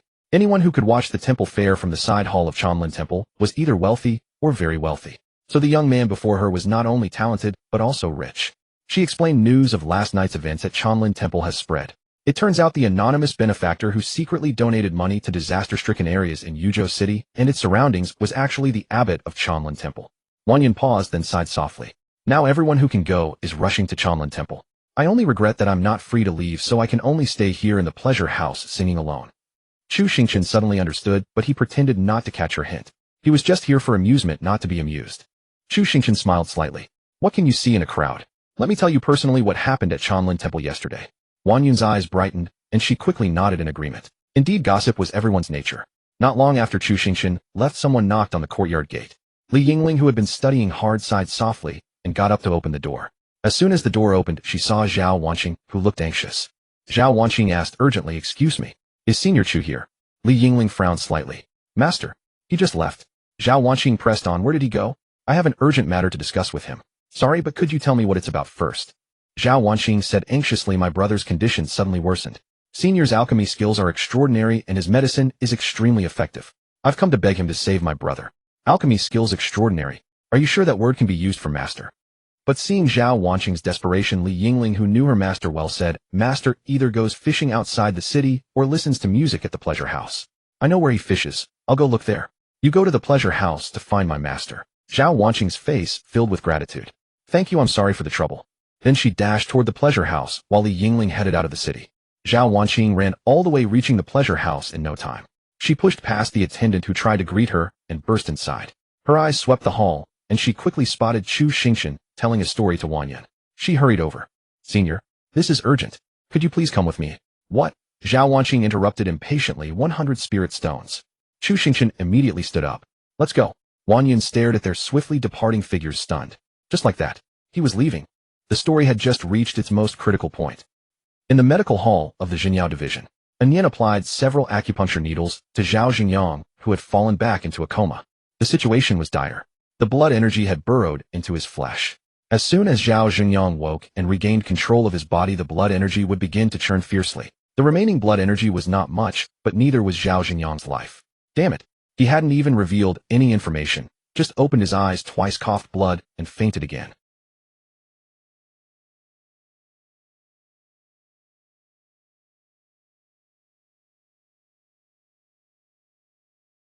They were fine for minor scrapes, but now the man was on the verge of death.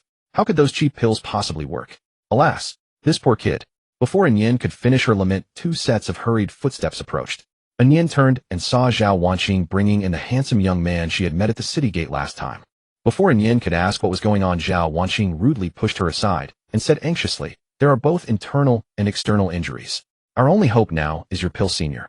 Chu Xingchen nodded to the still-dazed Yin in greeting, then walked over to an empty clay pot that had been set aside for boiling medicine. A clay pot was still a pot. It wouldn't hinder Chu Xingchen's alchemy. He quickly started the fire-boiled water and took spiritual herbs from his spatial ring to begin refining. Then Yin witnessed an alchemy process she had never seen before. Alchemy. Could it be done like this? While Chu Xingchen was refining, Li Yingling, who had found nothing outside the city, wisely came to the Jinyao division. By the time Li Yingling arrived, the alchemy was nearly finished. She stood quietly aside, not disturbing Chu Xingchen. After a while, Chu Xingchen wrapped the emerald green liquid he had just refined with spiritual energy and instructed, "All right, open his mouth."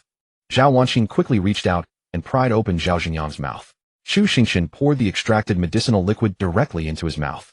Since the patient was unconscious, he omitted the herb that numbed the taste buds. After all, if he was unconscious, he wouldn't taste anything right.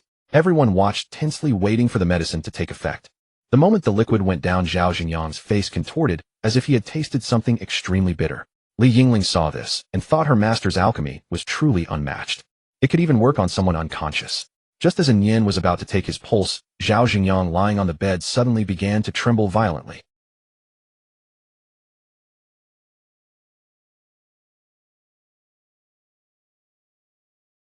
Chu Xingchen's words made Yin instantly doubt her own diagnosis. After all, it was hard to imagine that a person on the verge of death, clinging to their last breath, would react so violently to a single pill swallowed. Swallowing this pill seemed more terrifying than death itself. Zhao Wanqing reacted swiftly, rushing forward to press down her brother's only mobile hand. The left arm, he could still move. This medicine was the last hope they had. Even if he died today, he would die from the pill. Li Yingling watched the scene, sighing and shaking her head. Her master's alchemy skills seemed to have reached a new level, not in terms of efficacy, but in how incredibly bitter the pills had become. After all, the man before her might only endure this once, but as her disciple. From now on, any pills her master refined should first be tasted by her junior brother.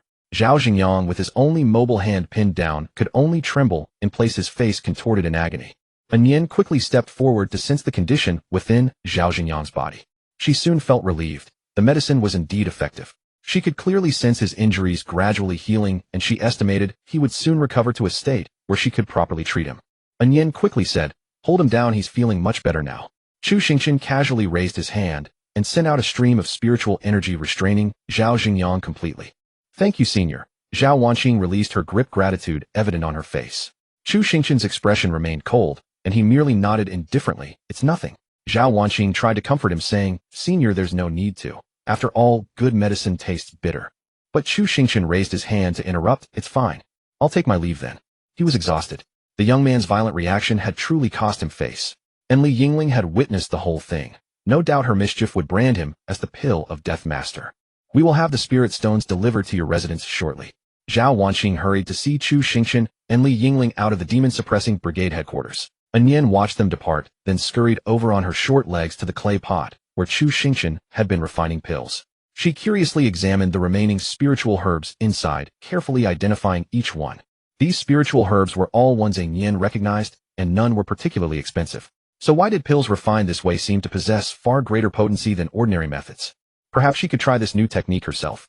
Unlike Zhao Wanqing, who had actually tasted the pill and suffered, Yin assumed the violent reaction was simply due to the pill's overwhelming power. She extended her small hand, preparing to sample the residual herb dregs to examine their medicinal properties. But just as she did, Zhao Wanqing, who had only just returned from seeing Chu Xingchen off, spotted Yin's reckless behavior and urgently shouted, "Stop."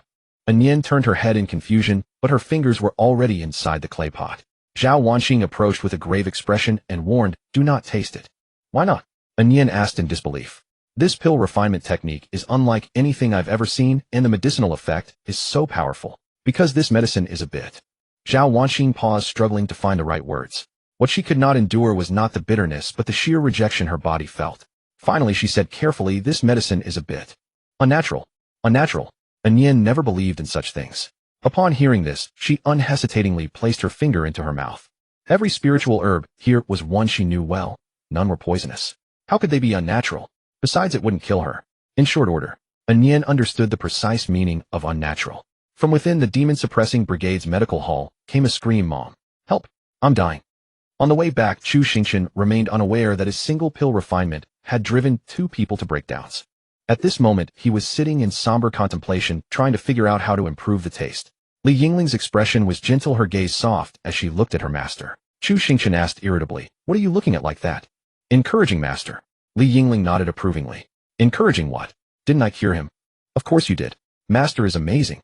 The tone sounded exactly like how she used to speak when being sarcastic toward him. Chu Xingchen's eyes narrowed. "You rebellious disciple. How dare you speak sarcastically to your master?"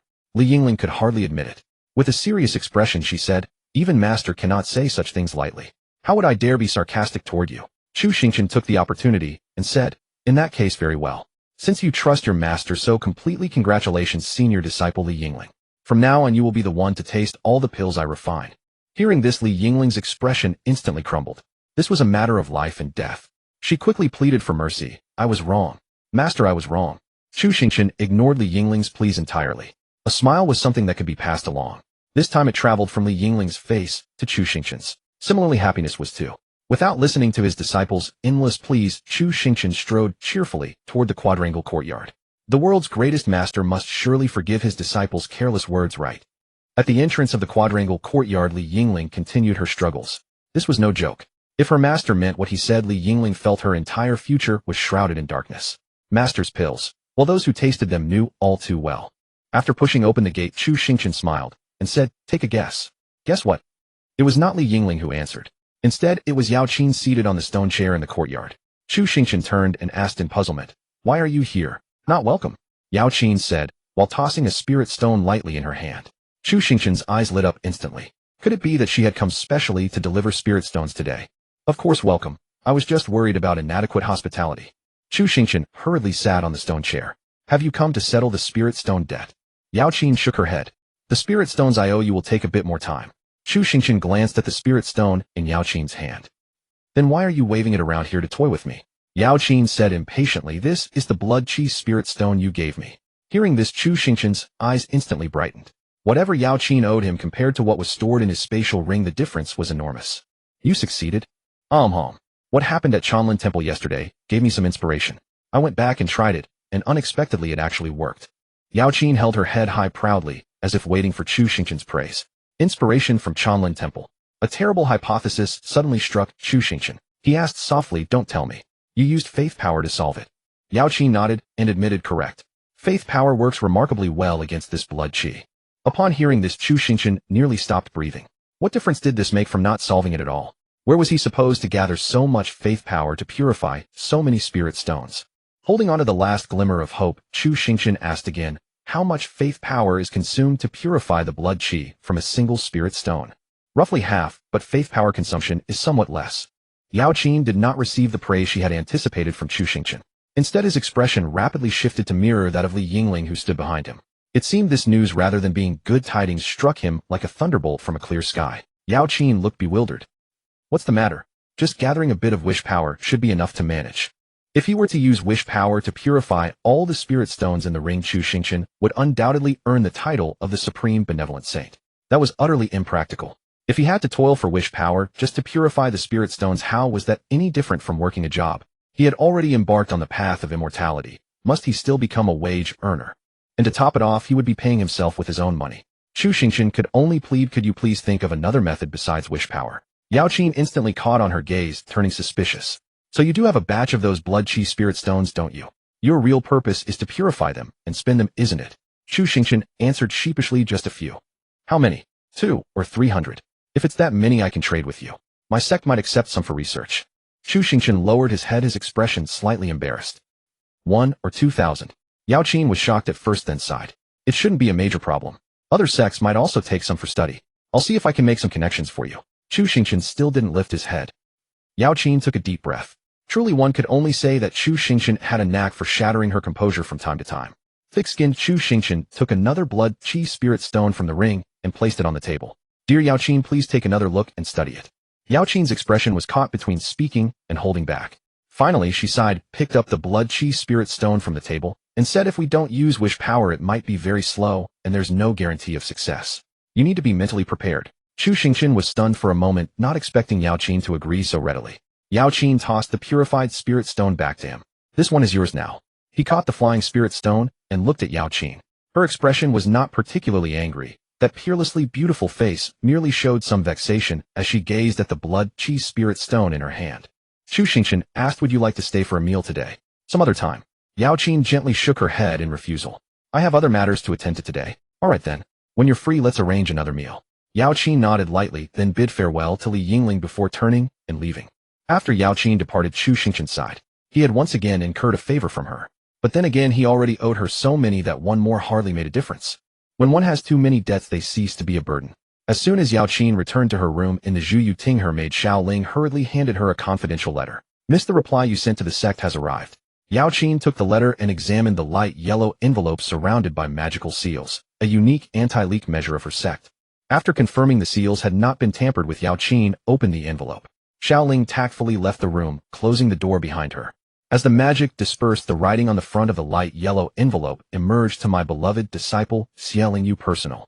Yao Qin gently caressed the 3 characters Xieling Yu with a sense of nostalgia, then opened the letter. Your letter has been received, master. Regarding the calamity caused by the evil cultivators in Zhongzhou, the sect has already reported it to the Zhongzhou Immortal Alliance. According to the directive, you are to act as the sect's full agent to handle this matter. Simply prevent the situation from escalating and await the arrival of sect personnel.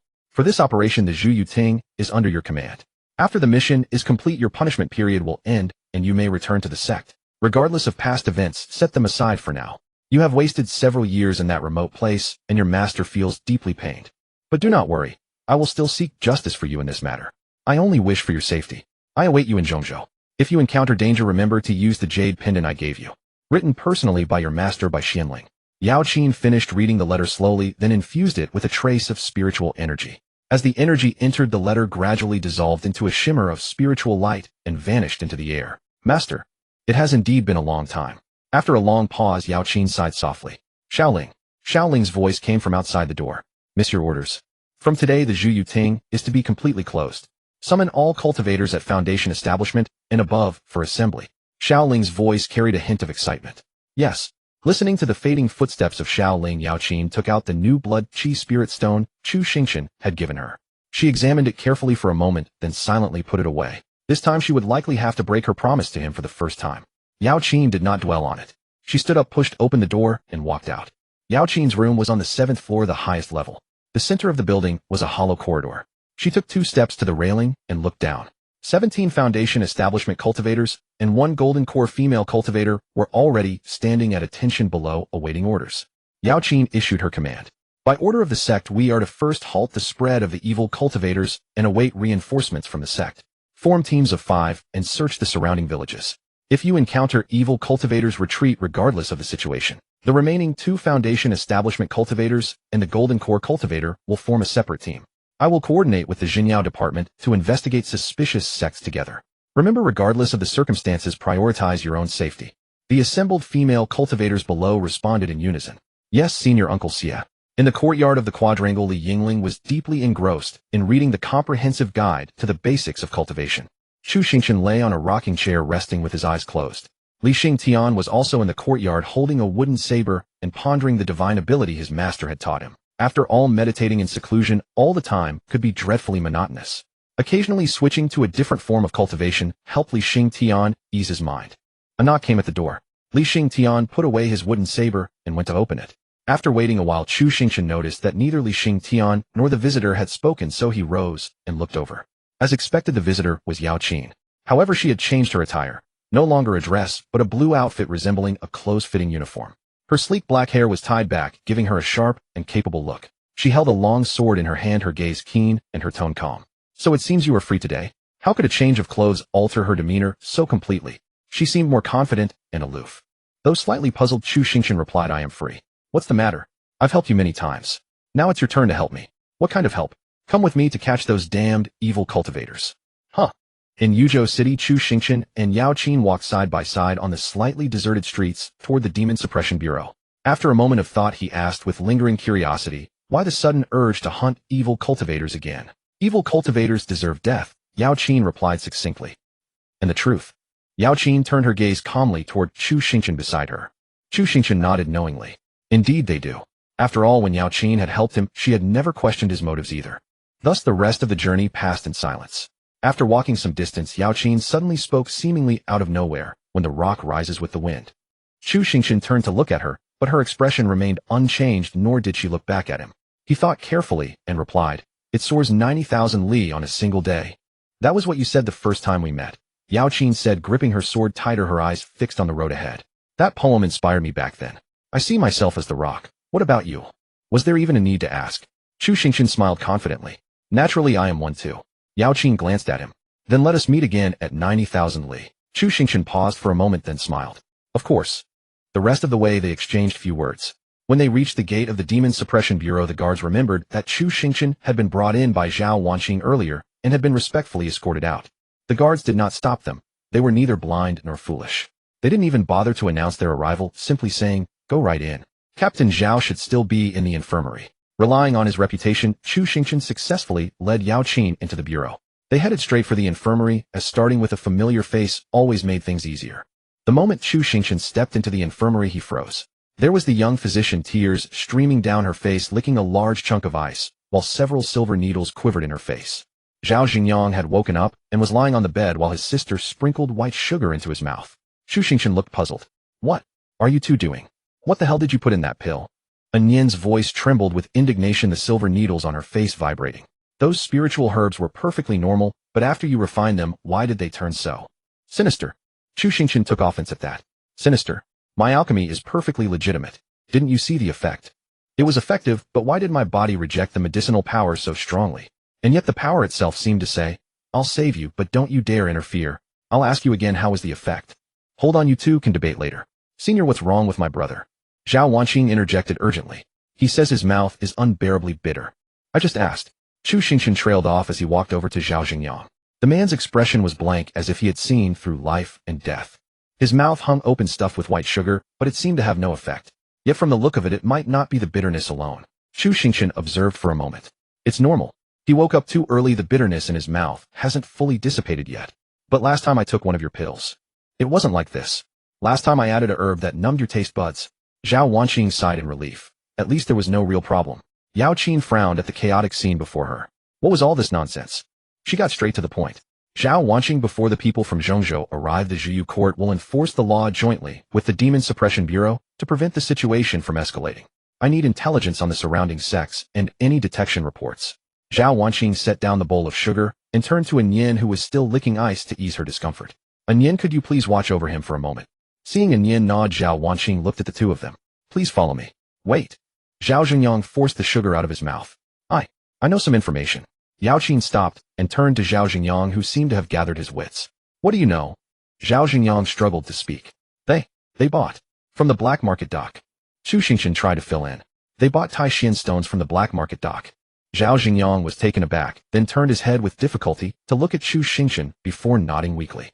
"Their real goal," Chu Xingchen continued, "their real goal is to sacrifice the sect, not ordinary people."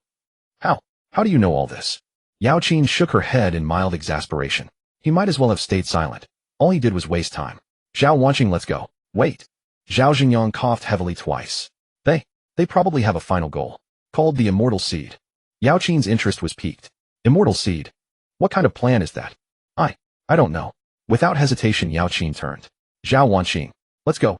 Zhao Wanqing glanced at her aggrieved younger brother, sighed helplessly, and followed them out. Thanks to Zhao Wanqing's reputation, they easily entered the archives. Zhao Wanqing retrieved the sect intelligence. Most of the scouts have not returned yet. For now, these are the only sect reports we have for reference. She then picked up the 2 reports that had come back. These 2 sects are close to Yuzhou City, so we have responses. They report everything is normal. Yao Qin did not take the 2 returned reports. Instead, she picked up the thick volume of sect intelligence, which detailed the cultivation levels of elders and sect masters, as well as the sect locations. Her golden core divine sense swept through the records in an instant. She concluded, as expected, the Qingfeng sect is the most suitable, but it is definitely not the only one. Ever since the evil cultivator incident surfaced, thanks to Chu Xingchen's information, the Qingfeng sect had already been marked. It was just that the people at the Qingfeng sect's mind did not know it yet. Naturally, Yao Qin's primary target was the Qingfeng sect, But before acting she needed to gather concrete intelligence and see if there were any leads nearby. Zhao Wanqing was taken aback. Qingfeng sect. It was quite far from Yuzhou City. Seeing her puzzled look, Yao Qin brushed it off. Intelligence from Zhongzhou. Zhao Wanqing's expression cleared. Yao Qin continued. I have already sent members of the Zhuyu court to scout the surroundings. They will come to the bureau to submit their collected intelligence later. Your cultivation is too low. Stay here to receive the reports. He and I will go to the Qingfeng sect to probe their strength. But the Qingfeng sect's grand elder is at the nascent soul realm. Zhao Wanqing warned, wouldn't that be too dangerous? Yao Qin's expression remained calm. Their ultimate trump card is only a nascent soul. I am not. Faced with such a domineering statement, Zhao Wanqing did not know how to respond. Yao Qin, once she set her mind to it, worked with remarkable efficiency. After giving a few brief instructions, she prepared to depart directly for the Qingfeng sect. Chu Xingchen had no objections to this, as he was merely accompanying her on the investigation. Yao Qin had also confided in him that their goal was simply to conduct a preliminary reconnaissance, preventing any irreparable losses. Before the arrival of those from the central continent, they would try to keep matters under control. The difficulty of solving a problem and understanding it could be described as worlds apart. The distance from the Qingfeng sect to Yuzhou City was relative. For a foundation establishment cultivator, it was naturally far. But for a golden core cultivator, it was not far at all, since after reaching the golden core stage one could fly through the air without needing any external object. Chu Xingchen did not possess any treasure that allowed him to fly, so on his way to Yuzhou City, if he wanted to fly, he had to carry his 2 disciples. Moreover, to guard against a possible attack from the Qingfeng sect, Chu Xingchen chose to accompany his disciples on foot, which slowed them down. However, Li Yingling was still very happy during that journey. Now the situation had reversed. This time, they could be considered to be picking a fight. The 2 of them sped off, and it would take at most half a day to reach the Qingfeng sect. In the sky near the Qingfeng sect, Chu Xingchen asked, do you plan to go to the sect first, or take a look at the mine? Yao Qin replied, no need to alert the enemy. Let's first go to the Qingfeng sect to see what's going on.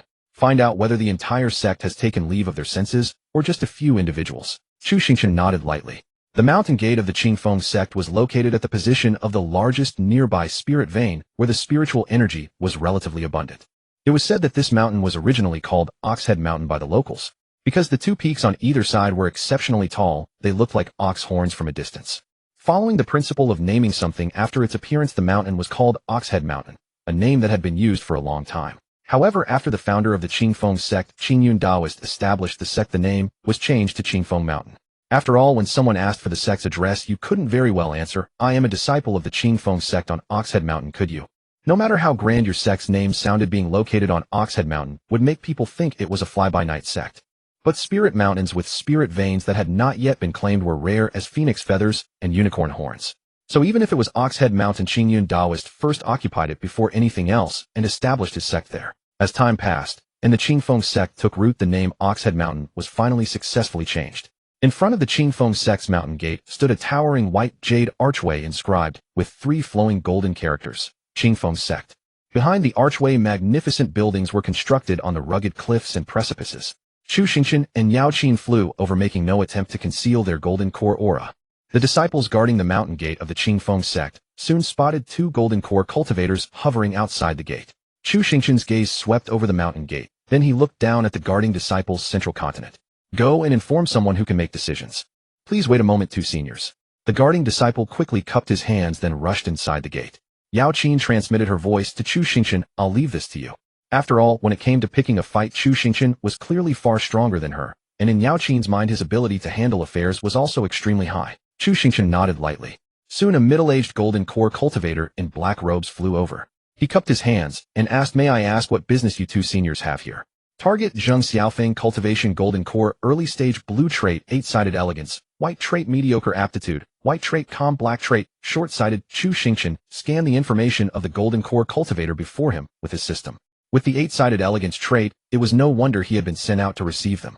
Chu Xingchen said calmly, we are here on official business. We require the cooperation of your Qingfeng sect. Zheng Xiaofeng cupped his hands again and asked, may I ask what matter requires our Qingfeng sect's cooperation? Chu Xingchen took out the token that Yao Qin had given him halfway and showed it to Zheng Xiaofeng, then said coldly, everything. Hearing such an arrogant statement, Zheng Xiaofeng was stunned for a moment. Then he carefully examined the token Chu Xingchen was showing. Soon the name of a sect emerged in his mind. So it turns out to be 2 distinguished guests from the Tianyan sect. A smile instantly appeared on Zheng Xiaofeng's face. No problem, anything can be discussed. Would you 2 like to come in first for a cup of tea? We can talk everything over slowly. Watching Zheng Xiaofeng's face change as quickly as a theatrical performer's, Chu Xingchen truly understood what it meant to be eight-sidedly elegant. However, since Chu Xingchen had never been to the central continent, he didn't understand the prestige of the Tianyin sect, which could make Zheng Xiaofeng change his face so quickly. Thinking of this, Chu Xingchen silently turned his head to look at Yao Qin beside him and transmitted, "Is your sect's reputation that high?" Soon Yao Qin's voice transmission replied, "It's a decent sect in the central continent, but to these people it's a behemoth." This answer was indeed the truth. Naturally, Chu Xingchen and Yao Qin accepted Zheng Xiaofeng's invitation. With a beaming smile, Zheng Xiaofeng led the way, bringing them into the resplendent main hall. Two disciples stood on either side of the main hall. As Zheng Xiaofeng passed one of them, he instructed, "Go call the sect leader first, and also summon all the elders who can be called." The disciple who received the order quickly left to carry it out. This was not a voice transmission, so Chu Xingchen and Yao Qin naturally heard it. Zheng Xiaofeng cupped his hands and said, "Please, both of you." There were seats on both the left and right sides of the main hall. Chu Xingchen casually sat in a seat on the left. Yao Qin sat in another chair beside him. As soon as they sat down, two female disciples walked in from outside the hall, each carrying a pot of tea. They placed the tea on the tables beside the two guests, then both retreated. Zheng Xiaofeng sat on the right chair and said with a smile, "This is the Qingfeng tea, unique to the Qingfeng sect, nourished by spiritual energy. It may not compare to what you two distinguished guests usually drink, but it should have a distinctive flavor." Chu Xingchen and Yao Qin showed no reaction to Zheng Xiaofeng's promotion, as if they had no interest in the tea at all. Zheng Xiaofeng could only force an awkward smile, but the awkwardness didn't last long. Soon a white-haired old man stepped through the door, followed by three golden core elders, also dressed in black casual robes. The white-haired old man quickly locked his gaze on Chu Xingchen and Yao Qin, a smile spreading across his face. "Are you two the distinguished guests from the central continent? I am the sect leader of the Qingfeng sect."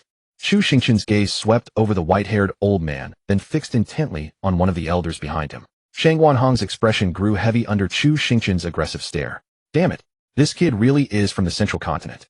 Could he have come specifically to settle scores with me?" Seeing everyone had gathered, Zheng Xiaofeng quickly rose and introduced to the sect leader and elders, "These two are emissaries from the Tianyin sect in Zhongzhou." The sect leader of Qingfeng sect, Chunfeng Ruchuan, smiled and replied, "So you are senior disciples of the Tianyin sect. What brings you to our Qingfeng sect?" Yet in the face of the sect leader's inquiry, Chu Xingchen showed no reaction at all, his gaze fixed unyieldingly on Shang Wanhong. The sect leader's expression grew slightly awkward, his eyes flicking toward Zheng Xiaofeng. The silent inquiry was unmistakable. What in the world is going on here? Zheng Xiaofeng felt utterly helpless within. What sort of mess was this? This job of playing the submissive servant suited him not at all. Every day he endured humiliation in the presence of those he dared not offend, and every problem seemed to fall upon his shoulders as though it were his fault alone. "If I knew everything, would I still be the one bearing this burden instead of you, the sect leader?" But regardless of his displeasure, Zheng Xiaofeng had no choice but to step forward once more. Wearing his familiar ingratiating smile, he cautiously asked, "Do you and Elder Shangwan know one another?" "Indeed, we have crossed paths before." Chu Xingchen had waited for precisely those words, a faint smile touching his lips. "I wonder if Elder Shangwan still remembers me." Upon hearing this, Shang Wanhong fell into a brief silence before replying, "Of course I remember." His tone paused, then carried a note of puzzlement. "But at that time, did you not say you belonged to the Zhongzhou Heavenly Tao Alliance?" Chu Xingchen propped his chin with his right hand, his tone light and dismissive. "Oh, from your words, Elder Shangwan, it seems you suspect me." "Naturally not, I merely." Shang Wanhong's words trailed off mid-sentence, as though savoring the opportunity to stir speculation. The sect leader, seeing this, once again turned his gaze toward Zheng Xiaofeng. That same questioning look. What the hell is going on? Zheng Xiaofeng was exhausted, desperately wanting to snatch the token from Chu Xingchen's waist and smash it into the sect leader's face. He had been playing the cowardly assistant for so many years now, surely he could tell whether a Zhongzhou token was genuine or not. He could only step in once more to mediate. "Elder Shangwan, might there be some misunderstanding between you?" Shang Wanhong remained silent. "A misunderstanding? Hardly." Chu Xingchen said, his tone still frivolous. "Merely an old grievance, nothing more." This time, without needing the sect leader's glance, Zheng Xiaofeng hurriedly interjected with a placating smile. "Our honored guest has such a vivid sense of humor. Are we not here for a mission that requires our Qingfeng sect's cooperation?" Hearing Zheng Xiaofeng's somewhat forced pivot, Chu Xingchen spoke calmly. "Judging by Elder Shangwan's tone, it is quite clear he finds my identity as a Tianyin sect disciple questionable. Would you not care to verify this further?" Chu Xingchen paused, then added leisurely, "Or perhaps we should let Elder Shangwan himself confirm it." Just as Zheng Xiaofeng was about to continue smoothing things over, Shang Wanhong's aged voice rang out first, "Then that would be most fitting." The words left Zheng Xiaofeng frozen in shock, his eyes wide with disbelief as he stared at Shang Wanhong. Was this man out of his mind? Shang Guanhong paid no mind to the way others regarded him, as though he had lost his senses. He had his reasons. If this person had not come, all would have been well. But the moment he arrived, something felt deeply wrong to Shang Guanhong. On the way back, out of an abundance of caution, Shang Guanhong had investigated Li Xingtian's background. The records showed that Li Xingtian had originally worked in the mining area before being transferred to the outer sect due to a shortage of herb gatherers. Shang Guanhong harbored his concerns, but felt powerless to act. After all, he could not defeat this person, and being rescued against his will was simply his own misfortune to bear. When the mining area was first attacked, Shang Guanhong had indeed suspected this person's involvement. But upon reflection, Chu Xingchen's spiritual energy was crystal clear, bearing no trace of demonic cultivation. Moreover, at that time, Shang Guanhong had genuinely believed Chu Xingchen was most likely from Zhongzhou.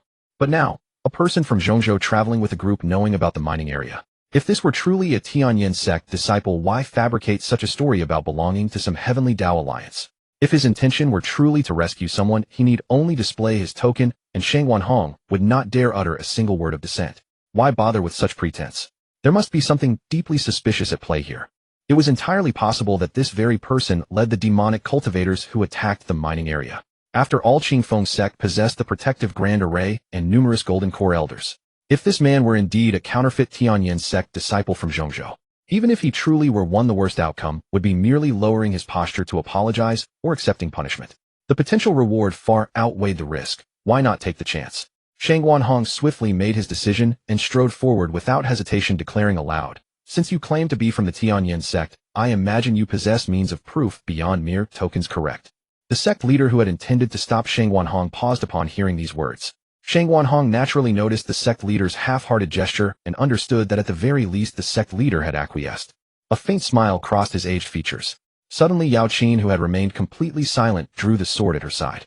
An immeasurable sharpness erupted from her strike, a ferocious sword intent as powerful as though it could shatter stars themselves.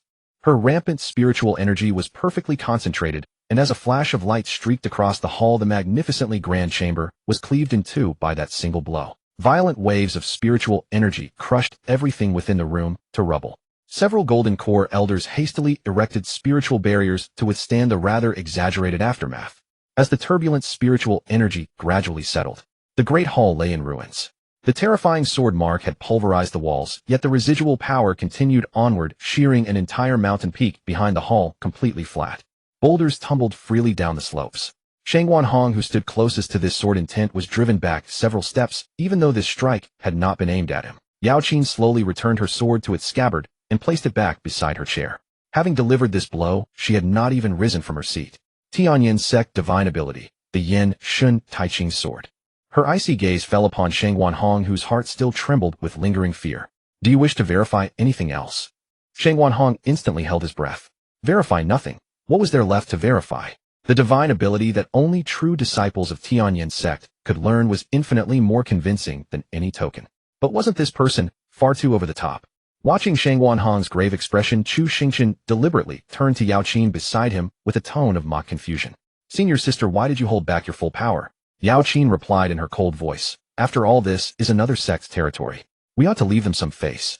Zheng Xiaofeng glanced at the nearly devastated hall. Face? There was hardly any face left. Chu Xingchen nodded lightly, then rose to his feet and casually lifted the long sword resting beside Yao Qin. "My senior sister has proven that I am a disciple of Tianyin sect. Now it is my turn to prove myself to all of you." As Chu Xingchen spoke, he turned toward Shang Guanhong, making a motion as though to draw the long sword, seemingly planning to execute another Yin Shun Taiqing sword strike, bisecting Shang Guanhong in two. The sect leader hastily intervened. "Wait. Honored guest, please wait." What verification was still needed? If another strike of this power landed, would anything remain standing in Qingfeng sect? His eyes blazed with fury as he glared at Shang Guanhong and thundered, "Elder Shangguan, apologize to our two honored guests at once." As for how Chu Xingchen and Yao Qin would react remained to be seen. But upon hearing these words, Zheng Xiaofeng felt an overwhelming sense of relief coursing through his entire body. Finally, thank heavens, he was no longer the one bearing the blame. Faced with the sect leader's rebuke, a shameful flush rose to Shang Guanhong's face.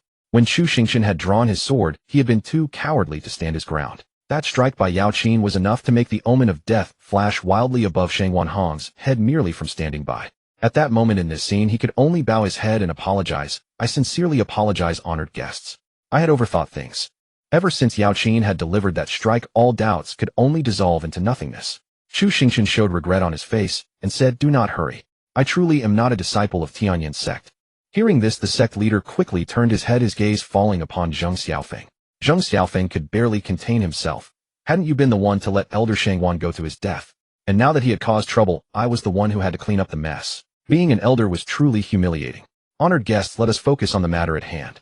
Forced to step up, Zheng Xiaofeng bowed with a stiff smile. "Your identities are beyond doubt. Whatever you need, Qingfeng sect will fully cooperate."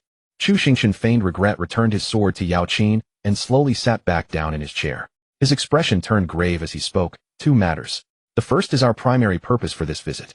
We received a commission from Yuzhou City. Cultists have been conducting large-scale blood sacrifices, seemingly plotting something major, and have fled into this area. I demand that you investigate." Hearing this, the Qingfeng sect leader breathed a sigh of relief. They were not here to make trouble. He quickly replied, "Since it concerns the righteous path, it is our duty to help. May I ask what the second matter is?" Chu Xingchen's gaze turned icy as he fixed it on Shangwan Hong. The reputation of Tianyin sect is not something anyone can question. The sect leader did not respond, instead casting his gaze toward Zheng Xiaofeng once more. "Of course, a life and death question left to me to handle." Zheng Xiaofeng sighed inwardly, bowed his hand, and continued, "Elder Shangwan He." He paused, finally formulating an excuse, merely worried that someone might be using Tianyin sect's name to deceive and swindle elsewhere. Chu Xingchen's tone suddenly turned cold. "So according to your logic, my senior sister and I, even while holding tokens, do not resemble disciples of Tianyin sect at all. We more resemble frauds." Zheng Xiaofeng hastily replied, "Naturally not. Naturally not." Before Zheng Xiaofeng could explain further, Chu Xingchen suddenly raised his hand to cut him off. "I do not care about Qingfeng sect's rules. But from now on, everything will be handled according to Tianyin sect's rules. For every day I investigate within Qingfeng sect, Elder Shangwan shall spend 1 day in the confinement room." The sect leader could only look toward Zheng Xiaofeng, for this was beyond his authority. Shangwan Hong's seniority in Qingfeng sect far exceeded his own. "I agree to this." The sect leader did not hesitate, then turned to the other two elders. "You will personally escort Elder Shangwan to the confinement room." The two elders bowed and accepted the order, then led Shangwan Hong away. As Shangwan Hong departed, Chu Xingchen's expression instantly softened, as though his targeting had been solely aimed at Shangwan Hong. Seeing this, the sect leader breathed a sigh of relief. It was personal, not institutional. That was acceptable. He asked, "May I ask how Qingfeng sect should cooperate with your operations?" Chu Xingchen smiled confidently, as if he had a perfect plan. "Send people out. Using Qingfeng sect as the core, conduct a comprehensive sweep search in all directions to force those cultists out." The Qingfeng sect leader, searching so openly, before they even encountered the cultists would have already fled at the first sign of danger. Moreover, such a search would cover an immeasurable area once it extended beyond the nearby regions. But whatever. Judging from what had just happened, these newcomers were simply disciples fond of showing off. Whether the cultists were caught or not had nothing to do with Qingfeng sect. It might as well play along with these children to avoid further trouble. After a moment's deliberation, the sect leader smiled and agreed. Truly a disciple of Tianyin sect. This is indeed a foolproof plan. Qingfeng sect will arrange personnel accordingly. Chu Xingchen, pleased with these words, pointed at Zheng Xiaofeng beside him. "I enjoy listening to this person speak. Let him serve as my assistant for this mission." Before Zheng Xiaofeng could protest, the sect leader had already agreed faster. "No problem. Young Zheng, you will follow this honored guest from Tianyin sect." Having lost all elder dignity, young Zheng could only nod in agreement. "Excellent. I will visit again if necessary."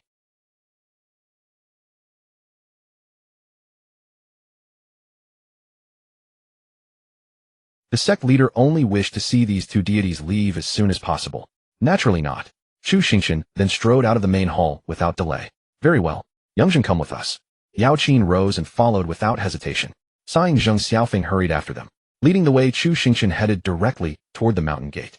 At this moment, many disciples along the corridor watched Chu Xingchen and Yao Qin with extreme caution. That single strike had shocked the entire Qingfeng sect. Moreover, the fact that both had walked away unscathed after delivering that strike meant that beyond their formidable strength, their background was equally impressive. Zheng Xiaofeng followed closely behind. Chu Xingchen had his reasons for doing this. Within Qingfeng sect, there should not have been only the golden core cultivators guarding the minds involved in the cult rituals. One person alone was insufficient to orchestrate such a massive affair. When those elders and the sect leader had entered, Chu Xingchen had scanned each person's panel with his system. Based on the panel tags, the other elders showed no obvious problems. Only Shangwan Hong was different. The black tag possessed by inner demons from the last scan had been replaced with a blue tag, postnatal demon body. And the tag postnatal demon body was exactly the same as that of the cultist golden core at the mine. This meant Shangwan Hong had definitely joined the cult during this period. Now that the initial clue had been found, they had to follow the trail. First, they needed to blind them, making events unclear in their eyes so they could fish in troubled waters. A direct assault on the mine would not be enough to lure out all the big fish. This was precisely why Chu Xingchen had deliberately provoked Shang Wanhong. His true intention was to confine Shang Wanhong, making those slippery eels uneasy, forcing them to cautiously poke their heads out to investigate the danger. Secondly, wasn't the short-sighted Zheng Xiaofeng behind them not only a highly usable tool, but also extremely easy to turn? Chu Xingchen briefly conveyed his thoughts to Yao Qin through telepathic communication. Yao Qin's reply was only a single word: very well. After the three had walked a certain distance outside Qingfeng Sect's entrance, Chu Xingchen suddenly stopped. Zheng Xiaofeng stopped immediately behind him, asking in confusion, "What is it?"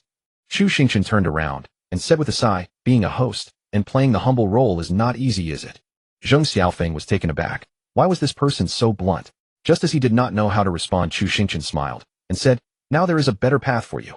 Chu Xingchen paused, then tempted him. "Do you like Tianyan sect?" Zheng Xiaofeng's first reaction was not one of delight. His immediate instinctive thought was, who would casually express fondness for the Tian sect without reason? But upon seeing the ambiguous smile on Chu Xingchen's face, he suddenly snapped back to reality, his heart pounding wildly. If that's what he meant, who wouldn't be keen on it? He'd even be willing to play the humble subordinate at the Tian sect. You? Zheng Xiaofeng stammered, "Do you mean me?" Chu Xingchen confirmed squarely, "Yes, I'm talking about you." Zheng Xiaofeng quickly replied, "Then naturally I am fond of it." Glancing at Zheng Xiaofeng's eager expression, Chu Xingchen slightly drew out his tone. "Is the fondness you speak of the same kind I'm thinking of?"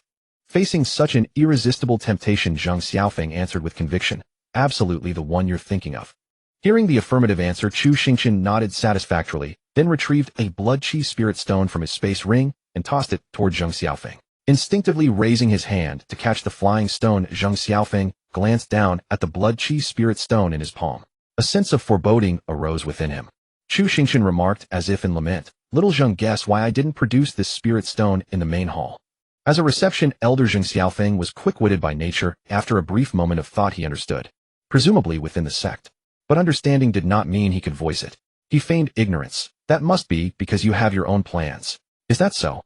Chu Xingchen nodded gently, then used spiritual power to lift the blood chi spirit stone from Zheng Xiaofeng's hand and returned it to his space ring.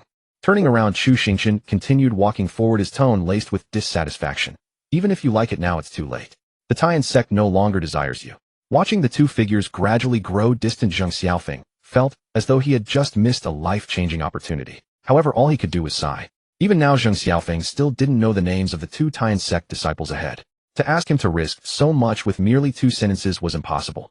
Enough, he told himself. They had simply played him. Zheng Xiaofeng hurried forward 2 steps to catch up with the two ahead. Yet the brief interaction had made him realize that the seemingly casual and handsome young man before him was likely no naive sect disciple. Zheng Xiaofeng quickly prepared himself mentally. In the upcoming activities, he would remain immovable and steadfast. He didn't need to excel. Just ensuring he wouldn't be questioned by the sect leader upon return would suffice. But the subsequent developments surprised him.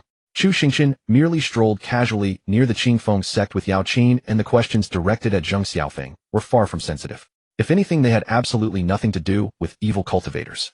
Chu Xingchen leisurely asked, "Little Zheng, does your Qingfeng sect have any good food?" Zheng Xiaofeng quickly clasped his hands and replied, "I have long since abstained from grain. I'm truly unaware of such matters." "Then are there any scenic spots nearby?"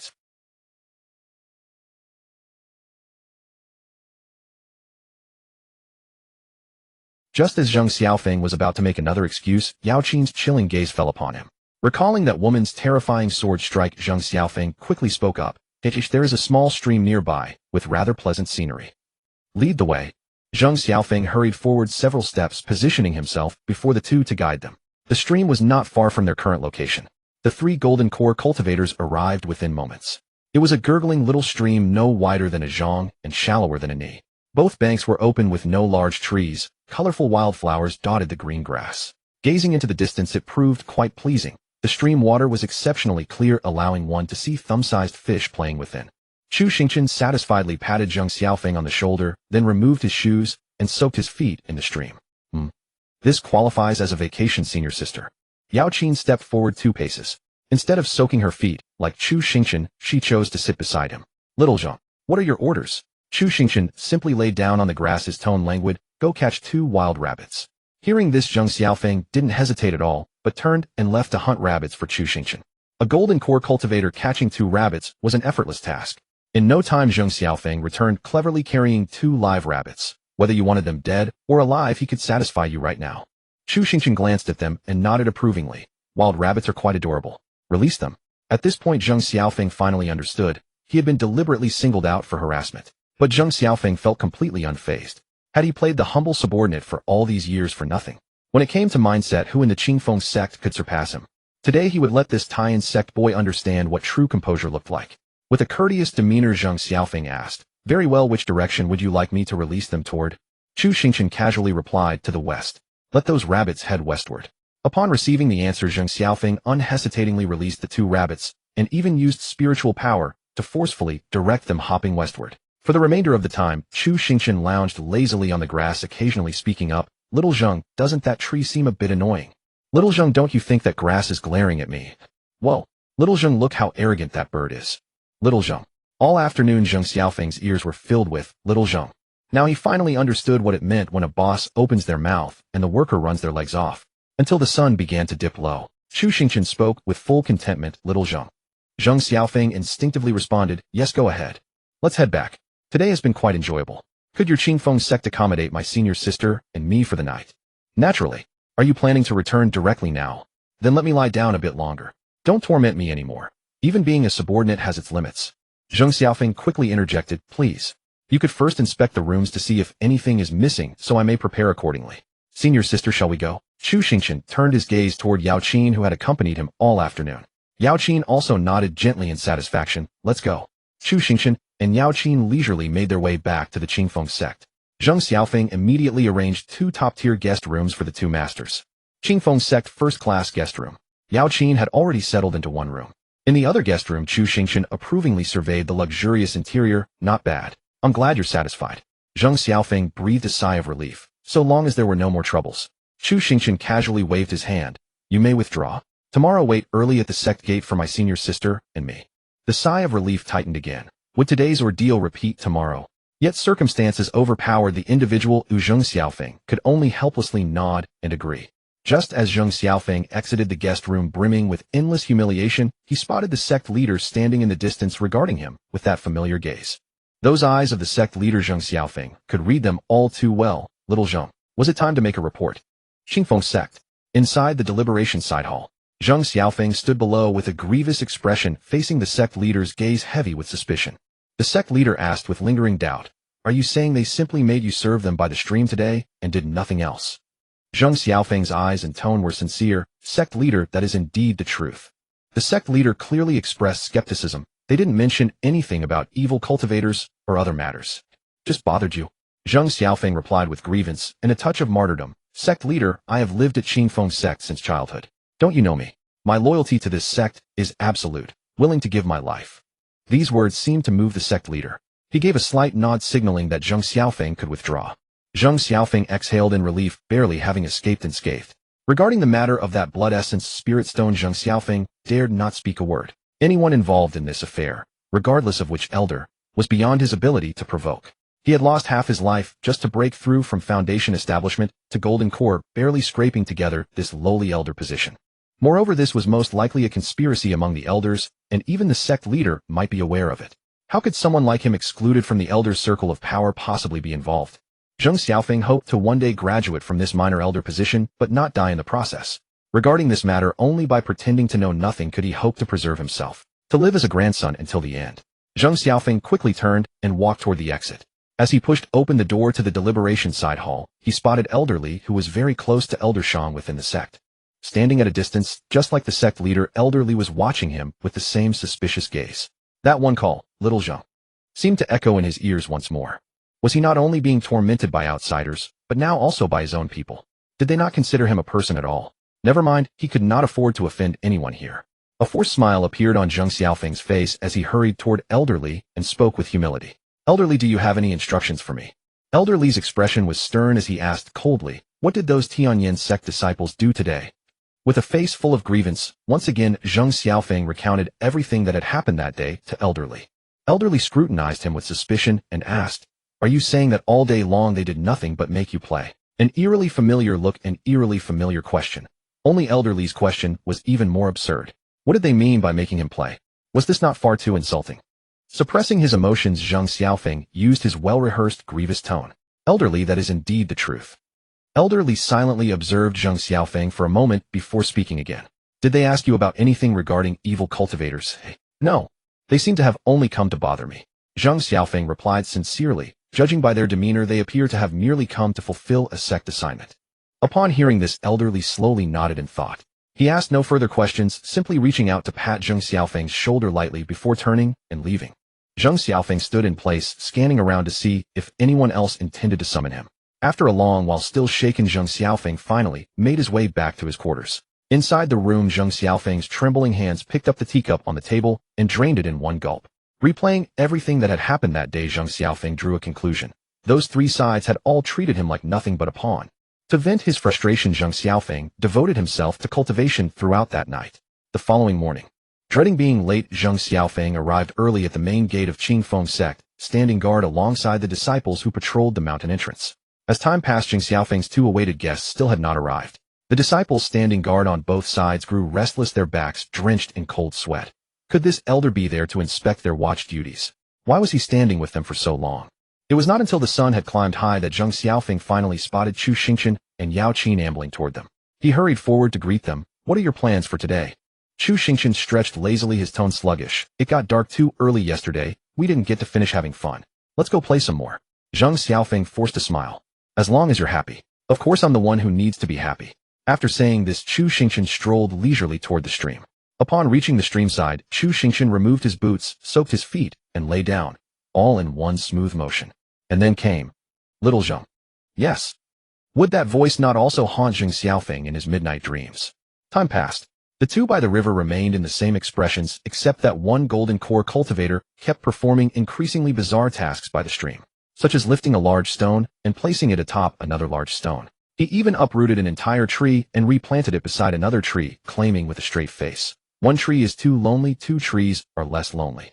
As the sun began to set in the west, another afternoon of torment having passed, Zhang Xiaofeng, after completing yet another task, gazed at the setting sun and couldn't help but lament. Why did the sun set so slowly today? Chu Xingchen noticed this scene and once again activated his system to scan Zhang Xiaofeng before him. Target: Zhang Xiaofeng. Cultivation: early golden core. Blue trait: socially adept. White trait: acceptable aptitude. White trait: composed. Black trait: short-sighted. Temporary black trait: restless and uneasy. When Chu Xingchen saw the trait, restless and uneasy, he knew the time might have come. Chu Xingchen pulled his feet out of the stream. Little Zheng. Zhang Xiaofeng immediately turned to look at Chu Xingchen and instinctively responded. Yes. I await your orders. A faint smile appeared on Chu Xingchen's face as he asked, how was your night? Hearing this, Zhang Xiaofeng paused, staring blankly at Chu Xingchen.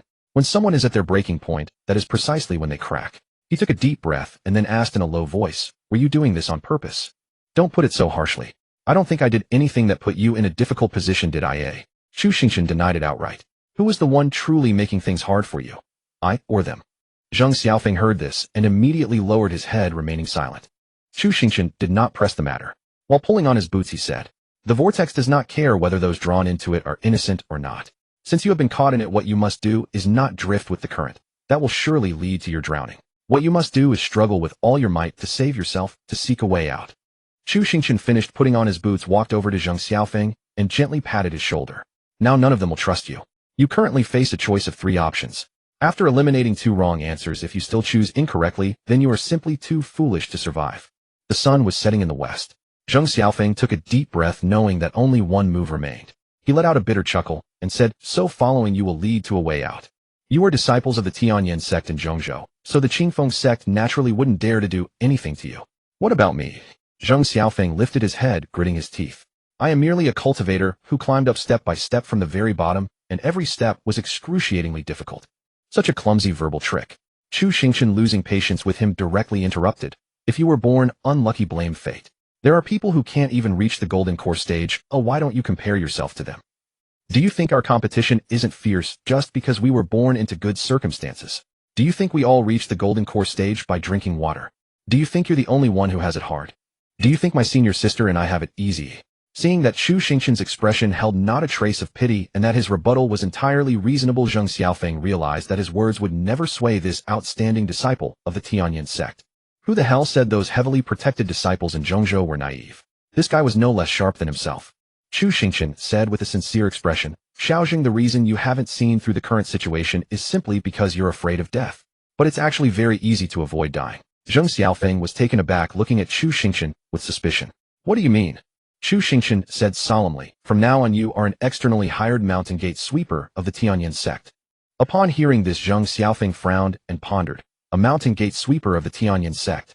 Soon after careful thought he reached a conclusion. What the hell use was that? Isn't that just a gatekeeper for the Tianyin sect? Seeing through Zheng Xiaofeng's expression, Chu Xingchen explained earnestly.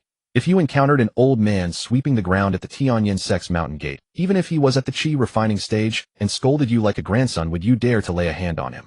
Zheng Xiaofeng quickly reached a conclusion and admitted frankly, I wouldn't dare. After all, anyone who could sweep the ground at the Tianyin sect's mountain gate regardless of their cultivation level was not someone he could afford to offend simply by virtue of relying on the Tianyin sect's backing. Zheng Xiaofeng quickly added, but this isn't the Tianyin sect's mountain gate. Even if I were the chief sweeper, it would be useless. Your vision is too narrow. Chu Xingchen put his arm around Zheng Xiaofeng's shoulder and said, think carefully. Are you afraid of the name Tianyin sect, or of the cultivators behind that name? Well, naturally. Zheng Xiaofeng showed a look of realization, but then looked at Chu Xingchen with suspicion. Now the words sounded nice, but if a conflict really broke out, those elders would suddenly attack and kill. Wouldn't they still come after him? Your mouth is yours. You can say whatever you want, but your life is your own. Facing Zheng Xiaofeng's doubtful gaze, Chu Xingchen sighed. Xiaojing, you need to understand one thing. What you have now is not the right to choose, but the right to be chosen. This is your last chance. If you ask again, think carefully about how you'll face the sect leader. Having said his piece, Chu Xingchen turned and left without hesitation, with Yaoqin following. As she stepped forward, she transmitted a voice to Chu Xingchen asking, will he take the bait by saying this? For someone like him, the more perfect a guarantee you give, the more suspicious he becomes. He'll only take the bait if there's a flaw and a barely plausible explanation. Chu Xingchen replied telepathically, besides he has no other choice left. Trust me, in 10 seconds he'll be begging you to let him sweep. Yaoqin nodded skeptically, silently counting in her mind. 1, 2. Before she could count to 3, an urgent voice sounded from behind. Wait. I surrender. I surrender. Zheng Xiaofeng's voice came hastily. He quickly took a few steps forward to catch up with Chu Xingchen and said, but you must guarantee that afterwards I can go sweep the Tianyin sect. Yaoqin glanced at Zheng Xiaofeng and replied calmly, I promise you. Zheng Xiaofeng looked at the speaker, then locked his gaze on Chu Xingchen. From the very beginning, this man had been the one in charge. Although he was nominally a junior disciple, his status in the Tianyin sect was probably higher. He had to get his agreement. Chu Xingchen found it amusing. The one who could actually make the decision was ignored, yet he was sought out, even though he wasn't even a member of the Tianyin sect. Of course, no problem. Chu Xingchen nodded in agreement, then said sternly, but you understand the consequences if you double-cross us now. Zheng Xiaofeng blurted out, I will be utterly loyal to you, even to the point of smashing my bones and scattering my brains. Chu Xingchen nodded with satisfaction and affirmed, very good. Remember, when we go back, repeat whatever I transmit to you. Remember, from now on you are a member of the Tianyin sect, so act tough. Tough. I don't know how. Don't worry, you'll learn quickly. Qingfeng sect. In a side meeting hall. As soon as Chu Xingchen stepped into the room, he barked at the Qingfeng sect disciple at the door, go. Call that damn sect leader over here for me.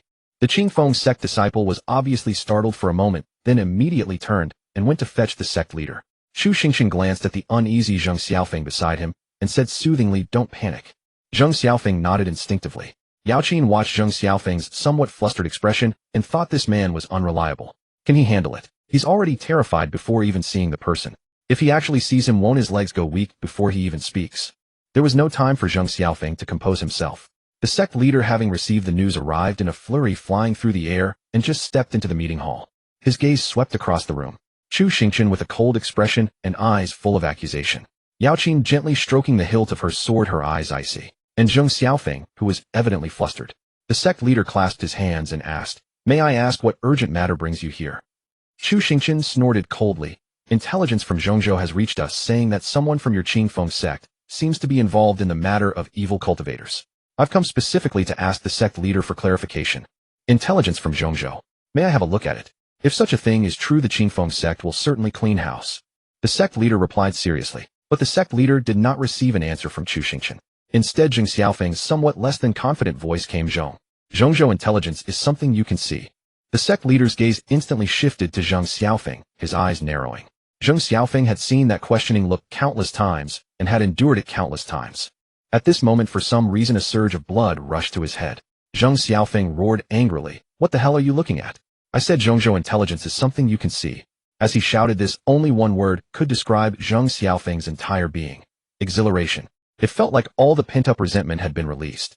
The sect leader, suppressing his anger, demanded in a low voice, Xiao Zheng, have you taken the wrong pill? Zheng Xiaofeng roared again without hesitation. I didn't take any pill. I am now a member of the Tianyin sect. You old dog, show some respect. You?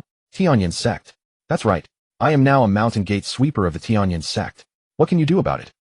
Seeing Zheng Xiaofeng, whose aura was in no way inferior to the sect leaders, Yao Qin cast a surprised glance at Chu Xingchen. What had he said to him? How could this man suddenly act as if he had swallowed a pill? But Yao Qin saw Chu Xingchen gently shake his head at her. She found it hard to believe. Had he said that himself? Zheng Xiaofeng stepped forward and confronted the sect leader, saying, What are you looking at? Even if I were a sweeper, I'd still be from the Tianyin sect. Do you dare touch me? The Qingfeng sect leader suppressed his inner anger, his gaze fixed on Chu Xingchen as he asked, May I ask, is this true or false? Chu Xingchen replied leisurely, Naturally it's true. Even so, the Tianyin sect's conduct is hardly proper. The Qingfeng sect leader questioned. Our Qingfeng sect has shown your sect courtesy, yet you act in such a manner. Is that appropriate? Chu Xingchen casually distanced himself. It was Elder Zheng Xiaofeng who wished to come, not I who invited him.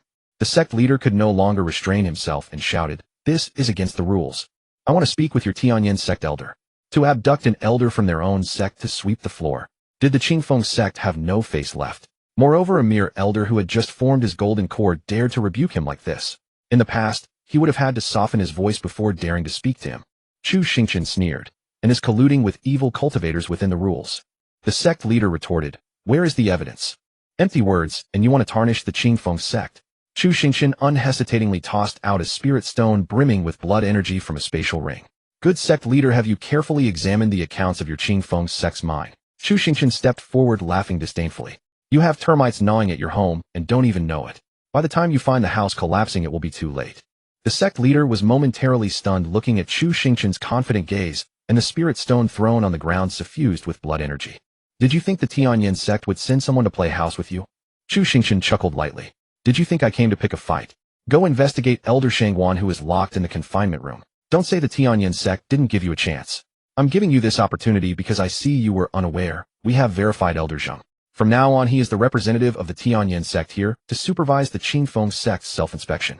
My senior sister and I have received intelligence about evil cultivators and need to verify it. It will take about 3 days. Upon hearing this, Zheng Xiaofeng hurriedly looked at Chu Xingchen. Brother, I didn't know about this. Are you telling the truth or not? If you're not here, how can I have any confidence?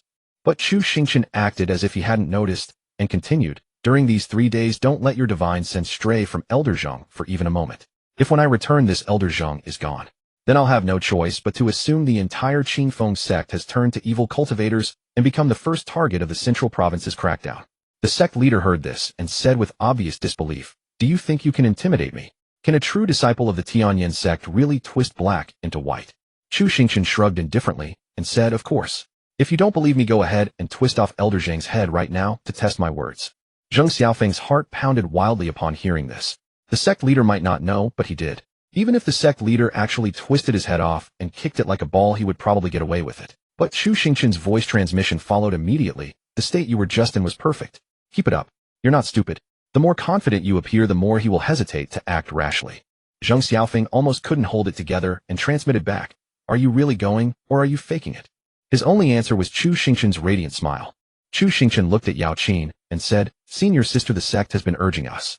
Let's set off now. Upon hearing this, Yao Qin stood up ready to leave with Chu Xingchen. But as she passed by the sect leader, she cast a cold, icy glare at the Qingfeng sect leader. Then Zheng Xiaofeng and the Qingfeng sect leader watched as the two flew swiftly into the distance. After their divine senses could no longer lock onto them, the sect leader's gaze turned darkly toward Zheng Xiaofeng. Zheng Xiaofeng took a deep breath. Damn it, he was going all in. He glared at the Qingfeng sect leader and barked, Old thief. What are you looking at your grandpa for? Hurry up and interrogate. The sect leader's hand clenched tightly, his eyes fierce as they fixed on Zheng Xiaofeng, as if he might reach out and tear off that arrogant head at any moment. Zheng Xiaofeng knew he couldn't back down an inch. He stepped forward, walking right up to the sect leader, a wild grin spreading across his face. You've been suppressing me for all these years. Calling you old thief twice isn't too much, is it? If you have a problem, twist off my head right now. The sect leader took 2 deep breaths. As the leader, even with the slightest possibility of risk, he wouldn't stake the entire sect. He could only suppress his rage and say, "Elder Zheng, let's go to the confinement room together." Seeing the sect leader's defeated expression, Zheng Xiaofeng didn't know why, but he felt an unparalleled exhilaration. The fear in his heart was swept away by that rush of pleasure. He sneered, "Lead the way. Can't you walk?" "I said lead the way." The sect leader clenched his fists, took another deep breath, then turned and walked away with a sweep of his sleeves. Zheng Xiaofeng could no longer suppress his triumphant grin.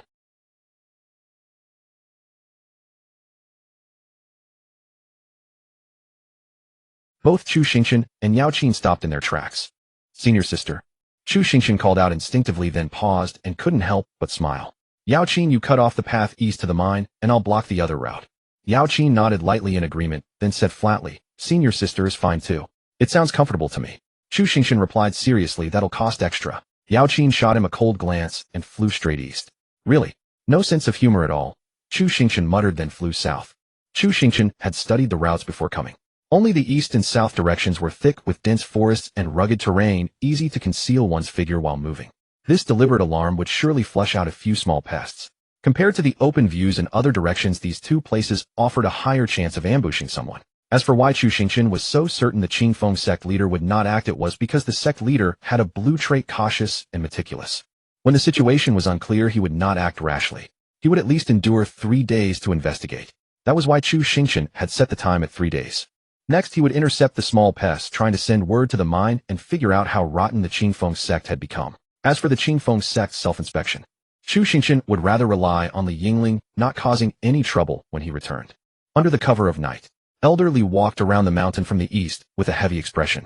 Those Tianyan sect disciples were indeed formidable. They feigned a preliminary strike, blurring the line between truth and deception. They appeared to play the fool, yet undoubtedly possessed considerable intelligence. In merely a single day, they had even succeeded in turning a golden core elder. Moreover, Zheng Xiaofeng seemed like a completely different person. In the past, he had been cautious and tactful. Now he actually pointed at the sect master's nose and called him an old bastard. The sect master actually endured it all, offering no rebuttal, even as Zheng Xiaofeng ranted the entire time. When asked for specifics, he refused to say a word. All he could deduce was that Zheng Xiaofeng had obtained the contingency measures left by the Tianyan sect disciples. As for the blood chi spirit stone the sect master had produced, after the ambush at the mine, they had layered a trigger-activated formation atop the existing maze. Any outsider who stepped onto the grounds would set off alerts at both Qingfeng sect and the mine elders' locations. Every disciple at the mine carried a specially crafted token to prevent false triggers. His side had received no anomaly signal from the mine's formation. By all logic, nothing could have gone wrong there. Yet the blood chi spirit stone had appeared, and not only that, it had led directly to Qingfeng sect and even the defection of a Tianyan sect elder. Combining all three events, nothing about this situation looked clean. Although there was a risk of exposure, negotiations at the mine with those demonic cultivators had already been finalized. This was the closing stage. At this point, if he did nothing, he likely wouldn't escape either. He would have to go to the mine first, gather intelligence, and see if he could accelerate the process or relocate. Once clear of Qingfeng sect's territory, Elder Li activated Earth Escape and headed toward the sect's mine. Lost in worry, he failed to notice a spiritual sense tracking him from the ground. But he did detect a fierce sword intent bearing down from behind. He burst from the ground, summoned a longsword, and channeled his golden core's power. Spiritual energy erupted as he faced the menacing sword intent, his blade transforming into a streak of light. He charged toward the sword intent, and the two collided instantly. A shockwave of spiritual energy surged forth, overturning the earth and reducing trees to splinters. Elder Li rapidly swept his divine sense and quickly spotted an unhidden figure. He turned his head to see perched atop a towering tree Yao Qin gazing back at him with an expressionless face, a long sword in hand. Elder Li's expression darkened. He had indeed fallen into a trap. Yao Qin's voice was ice cold. "Surrender now and spare yourself further suffering." Damn it. If not enduring physical pain, then death awaited him. Elder Li sent his flying sword hurtling toward Yao Qin without hesitation and simultaneously surged westward at full speed. It was over. The mine was lost to him. Let whoever wanted it have it. His life was his own, and escaping would be blessing enough. After all, as a golden core cultivator, he could always find another way to survive and perhaps live freely elsewhere.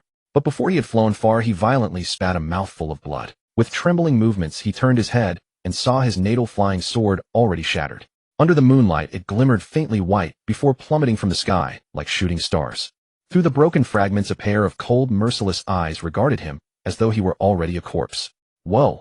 Yao Qin, you've become quite ruthless. Chu Xingchen watched in astonishment as Yao Qin used spiritual energy to hurl the bound Elder Li onto the ground. his tendons severed from both arms and legs, his face deathly pale. Without a doubt, this elderly had likely had every meridian thoroughly dismantled by Yao Qin. She spoke with a hint of resignation. We've caught him. I did a basic interrogation before you arrived, but he wouldn't say a word. Do you think you can handle it? A slightly unsettling smile appeared on Chu Xingchen's face. As for interrogation, my second disciple did offer me some ideas. Oh, he knows how to do that. Strictly speaking, he was the one being interrogated. Huh. Yao Qin looked puzzled, then watched as Chu Xingchen pulled spiritual herbs and a small pot from his spatial ring. Seeing Chu Xingchen appear ready to refine pills, Yao Qin said, "Relax, I know my limits." "He won't die," Chu Xingchen replied seriously. "Then you should also relax. He'll be wishing for death soon enough." Huh.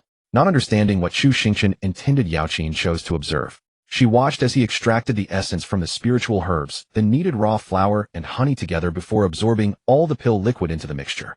Chu Xingchen floated the emerald green pill with spiritual energy and looked at Yao Qin with a grave expression. "Whatever you see from here must stay confidential. You cannot speak of it to anyone." Chu Xingchen would never admit that swallowing his own refined pill amounted to torture. "Very well," Yao Qin said, though puzzled. She nodded in agreement. With a guarantee secured, Chu Xingchen carried the pill over to Elderly and said sincerely, "I'll give you one last chance. Confess everything and we'll end this peacefully." Elderly curled his lip into a sneer. Death was certain either way. Why should he make things easier for them? Facing Elderly's defiant refusal, Chu Xingchen sighed, pried open his mouth with spiritual energy, and forced the pill inside.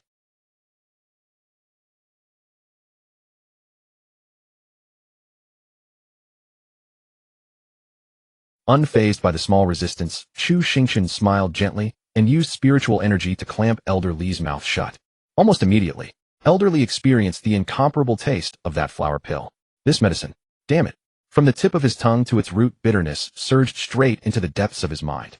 The bitterness seemed to penetrate straight into the deepest core of his divine sea, making his head feel unbearable. Yet his mouth remained sealed by Chu Xingchen's spiritual energy. Forget it, dead men felt no torment. With a fierce glance, Elderly swallowed the pill in one gulp. And then he saw Chu Xingchen's smile grow even brighter. Soon Elderly understood. The flour coating was pathetic. With each swallowing motion, large flakes of flour detached and clung to the inside of his mouth. The scope of the assault on his tongue expanded dramatically. Then, as the swallowed pill began to take effect, Yao Qin watched with confusion at Elderly's rapidly shifting expressions. Then she saw Elderly's entire body convulse, his eyes bulging, making continuous muffled sounds. MMPH, MMPH, MMPH. His tightly bound body began to writhe like a maggot. Within mere breaths, Elderly's wide-eyed gaze frantically locked on a Chu Xingchen, filled with endless pleading, as if saying he would confess to everything. A faint smile appeared on Chu Xingchen's face. "Want to die? Oh, slip of the tongue. You want to confess?"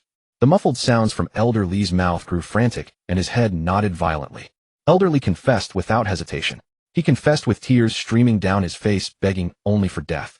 He revealed everything he knew. The instigators, the organization of members, the code words, and even the details of the mine. The self-proclaimed unyielding Elderly pleaded, "Please, give me the antidote. I can't take it anymore. If it's not poison, where would there be an antidote?" Chu Xingchen said with a sincere expression, "Though there's no antidote, I have water for you to rinse your mouth." Elderly's eyes blazed with fury as he roared, "Then kill me. Please kill me." Based on what Elderly had confessed, he deserved death, but not now. Since he refused the kind offer to rinse his mouth, so be it. Chu Xingchen casually sent out a stream of spiritual energy, sealing Elderly's mouth shut once more, then turned his gaze toward Yao Qin. Yao Qin's expression was grim, a glint of murderous intent in her eyes, but it didn't seem directed at Elderly. It was more like she was lost in memory. Chu Xingchen waved a hand before Yao Qin's face and asked with concern, "Are you all right?" "I'm fine." Yao Qin took a deep breath, then closed her eyes gently. After a moment's hesitation, Chu Xingchen spoke again. "Now the situation is clear. Those heretics from the so-called evil spirit sect are trying to create a sacred mother according to an ancient method. Blood chi spirit stones are their main tool, and with such a massive blood sacrifice they can't hide it. As long as we trace this lead carefully, we'll find results. We can now report back to Yuzhou City and inquire with the central state." Yao Qin's eyes snapped open, her voice cold and trembling slightly as she interrupted, "We can't just let it go. It's always been like this. Before I cultivated immortality, it was the same. After I began cultivating, it's still the same." Chu Xingchen was dumbfounded, looking at Yao Qin. This was the first time he had seen her lose composure. "Sorry." Yao Qin sensed her own lapse and turned away. "You're right, we should go back." Chu Xingchen said seriously, "What's really wrong with you?" "It's just memories of the past." Yao Qin turned back around, her face calm. "Let's take him back to Yuzhou City first. We'll deal with the Qingfeng sect matter when we return." Chu Xingchen stared at her intently. "I think it's better to deal with your problem first. What problem could I have? Then tell me the truth. What were you thinking just now? Yao Qin gripped her long sword, tightly silent for a long moment, before gritting out, I want to kill. I want to slaughter every last one of those damned heretics. If they can't comprehend the righteous path, they resort to these crooked ways. Are the people of this world always as worthless as ants? My master always said that immortals and mortals are fundamentally different, that the only true path is to become an immortal, telling me to abandon my mortal heart and forget the past, that everything in the world eventually follows its destined fate. But was my master born a cultivator? Yao Qin, as if finally unable to contain her fury, drew her long sword, and in a flash of light beheaded elderly with a single stroke. She seemed to have reached a resolve, and declared with finality, this is my doing alone. You can go back now. With that she turned to leave. Chu Xingchen called out, what do you mean you're doing alone? You still owe me spirit stones. Yao Qin stopped, raised her head slightly to gaze at the moonlight, and said, I'll repay you. I am a true disciple of the Heavenly Derivation Sect. It's them who should be afraid. With a sigh, Chu Xingchen walked up beside her. You know what I'm really trying to say? Yao Qin turned her eyes toward him. The world is vast, and there will always be people who choose to stand by Yao Qin and support what she's about to do. Chu Xingchen chuckled, stretched, and added, as it happens, I count myself as one. You've helped me so many times after all. Yao Qin bit her lip, then murmured almost inaudibly, thank you. Huh. Say that again louder. Chu Xingchen. No time to lose. Let's go wipe out those heretics. Two beams of rainbow light shot from different directions, slamming into the Qingfeng sect mine. One beam landed in the central training ground of the mine. The laborers looked up to see a breathtakingly beautiful woman, her body glowing with dazzling spiritual light, a finger raised to control a swift flying sword. Just as the Qingfeng sect disciple guarding the mine turned his head toward the sound, a flash of light appeared, his neck went cold, and then everything went black. A flying sword swiftly roamed the mine, reaping the lives of the Qingfeng sect disciples. Chu Xingchen meanwhile crashed directly into the warehouse. As expected, a new formation had been set up inside the warehouse with a golden core cultivator seated at its center. Chu Xingchen summoned his spirit sword without hesitation. Though Li Yingling often appeared to slack off, she had never been negligent in her cultivation.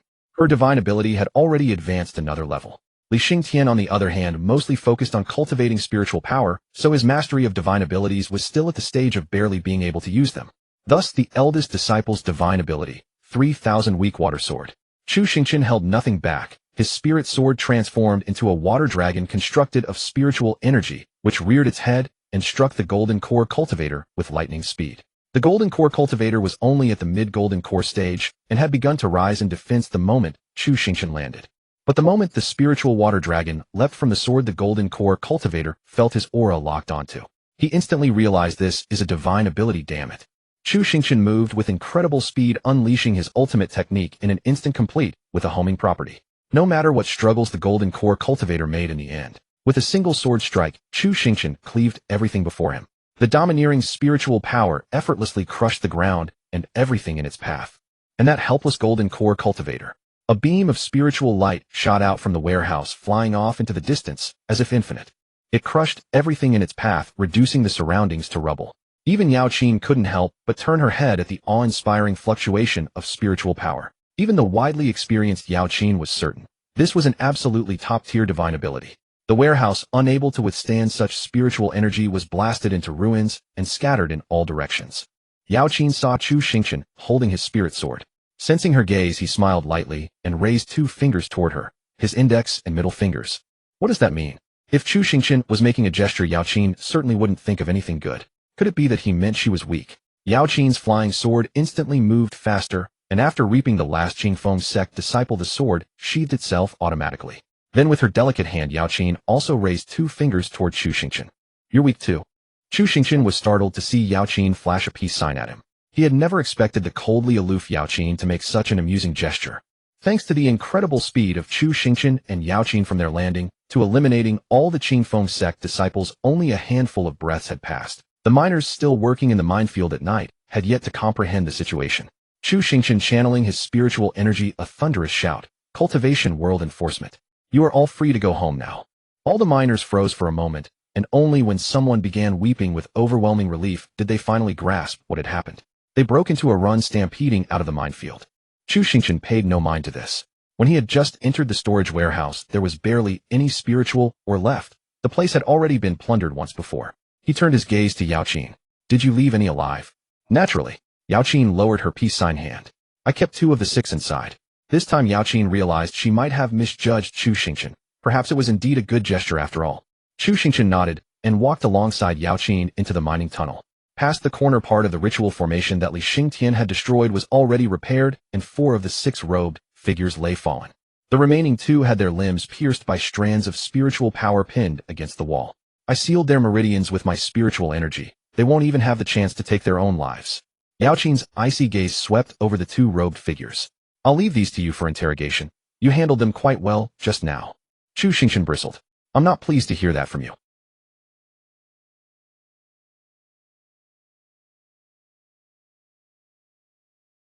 Chu Xingchen. Yao Qin had never been like this before. Had she picked up these habits from his senior disciple? He needed to have a serious talk with Li Yingling when they got back. However, Chu Xingchen didn't immediately pull out his pot. Instead, he used the system to scan the 2 robed, evil cultivators before him. When the scan reached the one pinned on the left, several intriguing entries appeared. Target Lu Yang. Cultivation late foundation establishment blue, trait demonic body of later heaven white trait, clinging to life black trait fearful of death, and attached to life temporary black trait terrified. Within seeing this particular individual, Chu Xingchen understood he could definitely save on medicinal ingredients for his pot. He deliberately turned to the other cultivator. Evil cultivator, could you trouble yourself to tell me who your superior is? The rogue cultivator sneered with stubborn defiance, casting a cold glare at Chu Xingchen without uttering a word. Chu Xingchen didn't hesitate. A flash of rainbow light streaked across, and with a single sword stroke the sneering cultivator's body was cleaved apart, blood spraying onto Lu Yang, who stood powerless nearby. Chu Xingchen sighed again and shifted his gaze toward Lu Yang. Having just witnessed Chu Xingchen kill without hesitation at the slightest provocation, Lu Yang felt his entire body go numb with terror. Is this some kind of interrogation? This is just finding excuses to murder people. If they don't cooperate during questioning, at least ask a few more questions first. Killing on a whim, are you even a cultivator? Chu Xingchen then turned his gaze to Lu Yang, who was nailed to the wall, and said with regret, Lu Yang, tell me, why do people refuse to value their own lives? Lu Yang, who had been trembling throughout his body, froze at these words and looked at Chu Xingchen in disbelief, stammering, You? How would I know your name? Capturing you was merely a matter of verifying information. If you don't talk, I'll simply go capture another batch somewhere else. At these words, Lu Yang's mind became a tangled mess, with countless names flashing through his thoughts. Who is the traitor? The spiritual sword in Chu Xingchen's hand shimmered faintly as he spoke calmly. Lu Yang, it's your turn. Could you trouble yourself to tell me who your superior is? In that single moment of hesitation, Lu Yang saw that Chu Xingchen seemed to have grown impatient and was about to strike him down with the sword. He hurriedly spoke up, I'll talk. I'll confess. Just spare my life.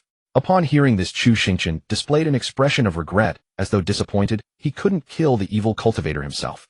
Lu Yang suddenly realized that the handsome young man before him only wanted to kill him, not extract information. Chu Xingchen expressed regret. Go ahead and confess, and I'll spare your life. You're not lying to me, eh? I pledge on the honor of the Tianyan sect in Zhongzhou. No sooner had Chu Xingchen finished speaking than Yao Qin's gaze drifted over with quiet intensity. Lu Yang noticed Yao Qin's look and instantly felt relieved. At least there was some credibility here. He quickly continued, Our superior is at Fengjian sect. The entire sect has already joined my holy sect. Chu Xingchen frowned and asked, Holy sect? Lu Yang hastily corrected himself, Evil sect. Evil sect. I'm just a low-ranking member handling affairs on this, and while Fengjian sect manages resource consolidation and delivers them to the Holy Mother. Is there any signal or password for communication? There's a token. Good, I'll let you go. Chu Xingchen nodded in satisfaction and turned to leave, saying, Yao Qin, the rest is your business now. How can you break your word like this? Don't you care about the reputation of the Tianyan sect anymore?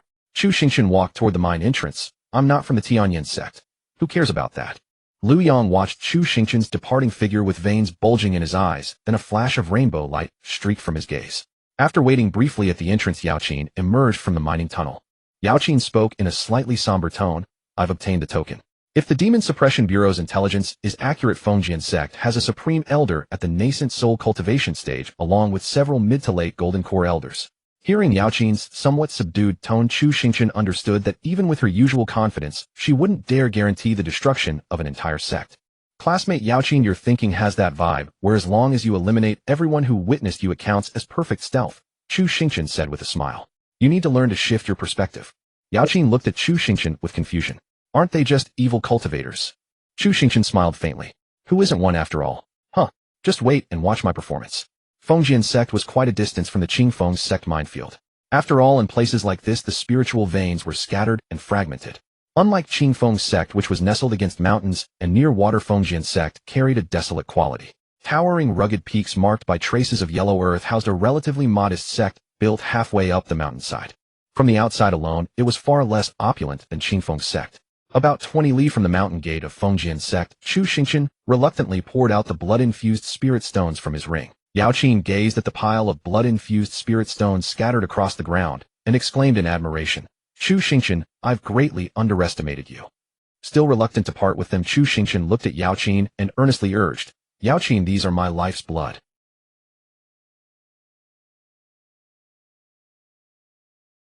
Chu Xingchen poured out all the blood-chi spirit stones from his spatial rings. The pile of roughly 3,000 to 4,000 stones formed quite a spectacular sight. Yao Qin sighed, helplessly took out the token looted from the evil cultivator and absorbed the blood-chi spirit stones before her into it. Since the token could not absorb so many, leaving a small surplus pile, Chu Xingchen hurriedly gathered the remaining stones back. That group of evil cultivators was acting so brazenly that they must have reached a critical juncture, and they were in dire need of resources. So much so that they would accept anything regardless of quality. When sacrificing an entire village, they didn't even discriminate, offering even women and children as sacrifices. Now it must be because they desperately lacked blood chi. Faced with this large batch of high-quality blood chi spirit stones, they would likely rush to deliver them. At that moment, if he followed the personnel heading to the Holy Mother, he should be able to catch them in the act. Chu Xingchen extended his hand. "Give me the token. Wait here, and if someone comes, follow them." Yao Qin hesitated slightly before saying, "How about I go and you wait outside? With your aura, do you look like an evil cultivator?" Chu Xingchen said helplessly. "Evil cultivators laugh jajage, but you can't even smile properly. Let me handle it." Yao Qin sighed and did not insist. She knew she was not good at acting. If she went up, she would likely skip the deception and go straight into a bloody battle.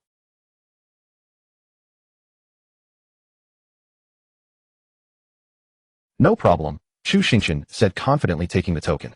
"Just watch my performance." Yao Qin nodded gently and watched as Chu Xingchen turned and flew directly toward the Fengjian sect's mountain gate. Because Chu Xingchen had not concealed any spiritual fluctuation, 2 Foundation establishment disciples at the entrance of the Fengjian sect quickly noticed him soaring through the sky. The disciple on the left side of the mountain gate cautiously asked, "May I ask what brings the senior to the Fengjian sect?" Chu Xingchen first scanned the two with his system panel and discovered the after heavenly demon body attribute on both. Thus these two must know the inside story. Chu Xingchen snorted coldly, feigning indignation. "I'm here to deliver blood chi spirit stones. I heard the Holy Mother is so short on blood chi that she's resorting to sacrificing women and children. The grand scheme of the evil spirit cult is ruined in your hands." "What do you mean, senior? What evil spirit cult?" The Foundation establishment disciple was greatly alarmed upon hearing this, and hastily retreated just as he was about to sound the alarm. He saw a cluster of dark red spiritual energy suddenly manifest in Chu Xingchen's left hand, easily stirring the blood chi within his own body. And it was done with an attitude of supreme dominance. This made him freeze in his tracks. The once skeptical man now believed it. The handsome young man before him must be a veteran evil cultivator, and a particularly sinister one at that. He had never encountered masters of the evil spirit cult before, but he had never seen anyone who could summon a mere wisp of spiritual energy to set one's blood chi flowing. The Foundation establishment disciple hastily stopped his action and clasped his fists. "Senior, please wait. I will go notify the sect master at once." Chu Xingchen urged, "Don't waste time. Go quickly."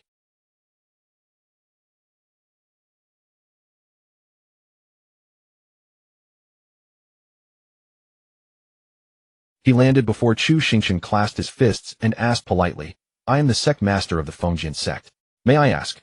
I may not recognize the person, but I recognize spirit stones." As if unwilling to say more, Chu Xingchen directly threw the token in his hand toward the middle-aged man in white.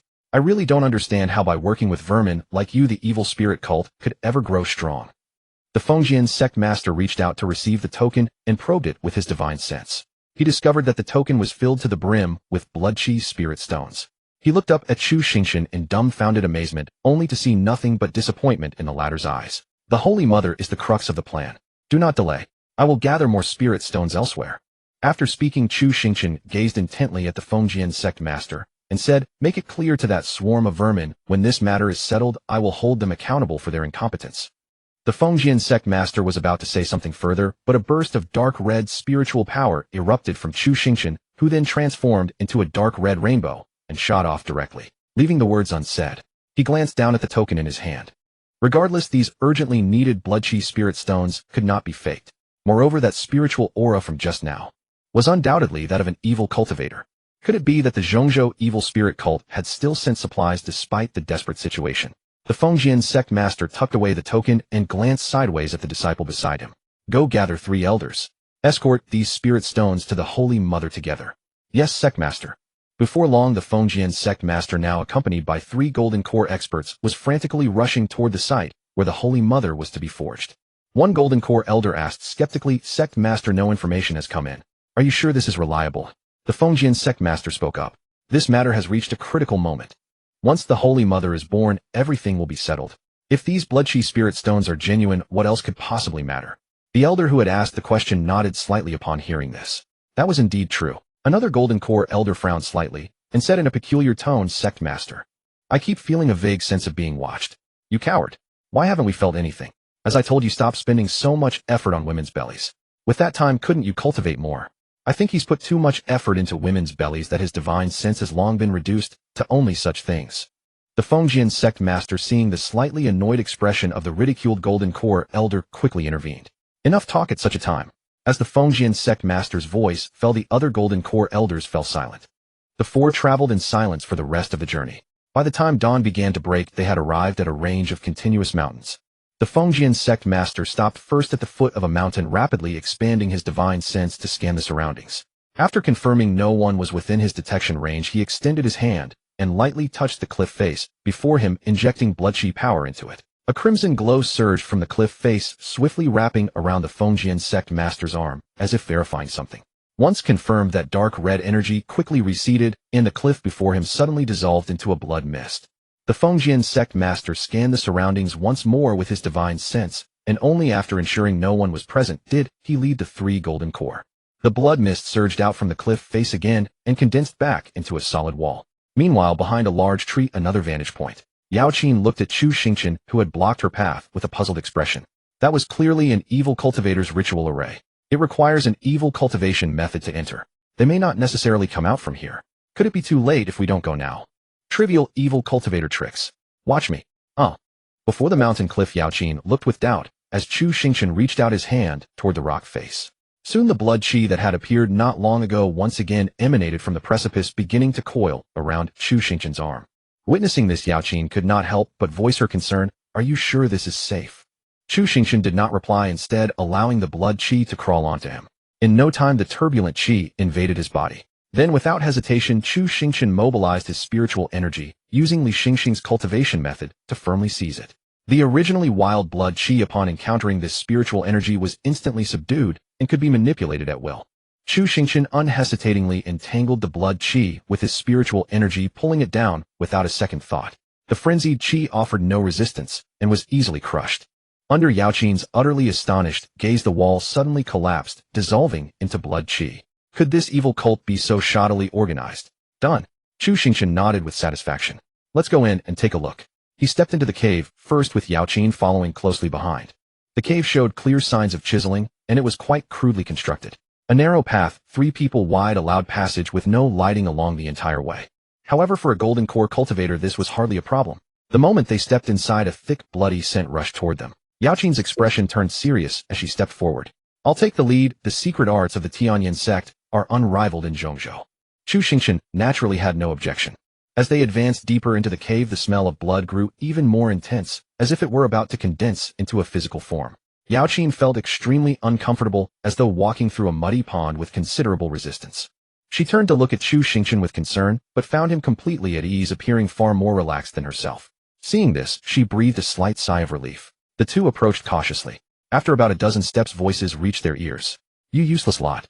Can't you handle anything? You still need the holy sect of Zhongzhou to help. Do you realize that the most promising sacred embryo seed was lost precisely because of those crudely made blood chi? Dead, dead, dead. A sharp female voice roared in fury. Now only a sickly one remains, and you come asking for spirit stones. Why didn't you act sooner? The 2 quickly moved closer. The voices came from around a corner. Chu Xingchen and Yao Qin exchanged glances, then cautiously peered around the bend. They saw a vast open space with an intricate ritual pattern on the ground. At 6 positions, dark red giant cauldrons were placed with blood chi boiling upward. The dark red chi surged from the cauldrons toward the center above the ritual array, forming a blood ball that seemed to envelop something. Directly below the blood ball, a middle-aged woman in a dark red robe sat with her back to Chu Xingchen and Yaoqin, apparently at the very center of the ritual. Meanwhile, the Wind Sword Sect leader and others tasked with transporting the blood chi spirit stones were pouring the stones into the 6 great cauldrons. The Wind Sword Sect leader hesitated slightly, but for the sake of future still attempted to explain, it was the Qingfeng sect people who caused the trouble. Before he could finish, the red-robed woman roared even louder, "Trouble! Trouble! Everything is trouble. Why don't you just die from it?" The rebuked Wind Sword Sect leader fell silent. Things need not have been so difficult. This matter was nearly concluded had the Qingfeng sect mind not encountered an accident. That batch of spirit stones would have been sufficient to support the sacred embryo's transformation. And the deceased sacred embryo was indeed the highest quality, far superior to the current one. No wonder the Holy Mother was so furious. So they could only hope everything would go smoothly. They endured the red-robed woman's loud reprimands without a word, arranging all the blood chi spirit stones into place. Chu Xingchen watched this scene with a pained heart. In just this moment, a considerable number of spirit stones had already turned into blood mist and dissipated. Enduring the scolding, the Wind Sword Sect leader forced himself to speak. "Holy Mother, everything is in place. If there is nothing else, we shall take our leave." The red-robed woman cut him off loudly. "Get out. All you useless fools, get out. Don't bother me anymore." The Wind Sword Sect leader said nothing more, merely bowed and headed toward another exit. Yaoqin's speculation was correct. The entrance and exit were not the same. As the Wind Sword Sect leader and a few golden core cultivators left, the vast cave was left with only the red-robed woman still cursing alone. After observing everything, Yaoqin turned to Chu Xingchen, her gaze fixed on him. First she shook her head, then gave a slight nod. Chu Xingchen understood the gesture. He believed he knew Yaoqin well. According to that look Yaoqin meant, "It's merely a nascent soul evil cultivator. No need for you to act. I will slay him myself." Chu Xingchen immediately summoned his spiritual sword. When it came to fighting, it was better to gang up than to duel. But as soon as he summoned it, Yaoqin's expression drastically changed. Seeing this, she quickly drew her long sword and said gravely, "I meant retreat." The moment Chu Xingchen summoned his spiritual sword, the red-robed woman's divine sense locked onto them. A streak of dark red blood chi shot toward them. Chu Xingchen's sword, affixed with a water dragon, slashed the incoming chi apart. He said angrily, "If you're not going to fight, why did you nod?" "I wasn't nodding. I was telling you to turn back and leave, not to attack." Yaoqin's long sword blazed with sharp spiritual light, and the Tianyin Supreme Pure Sword slashed toward the red-robed woman without reservation. Divine ability. The red-robed woman narrowed her eyes as a thick wall of blood chi suddenly appeared before her. The Tianyin Supreme Pure Sword was immensely powerful. The blood wall only held for an instant before being cleaved apart, sending blood chi scattering in all directions. Seeing this, the red-robed woman frowned. A blood lotus blossomed behind her, radiating boundless crimson.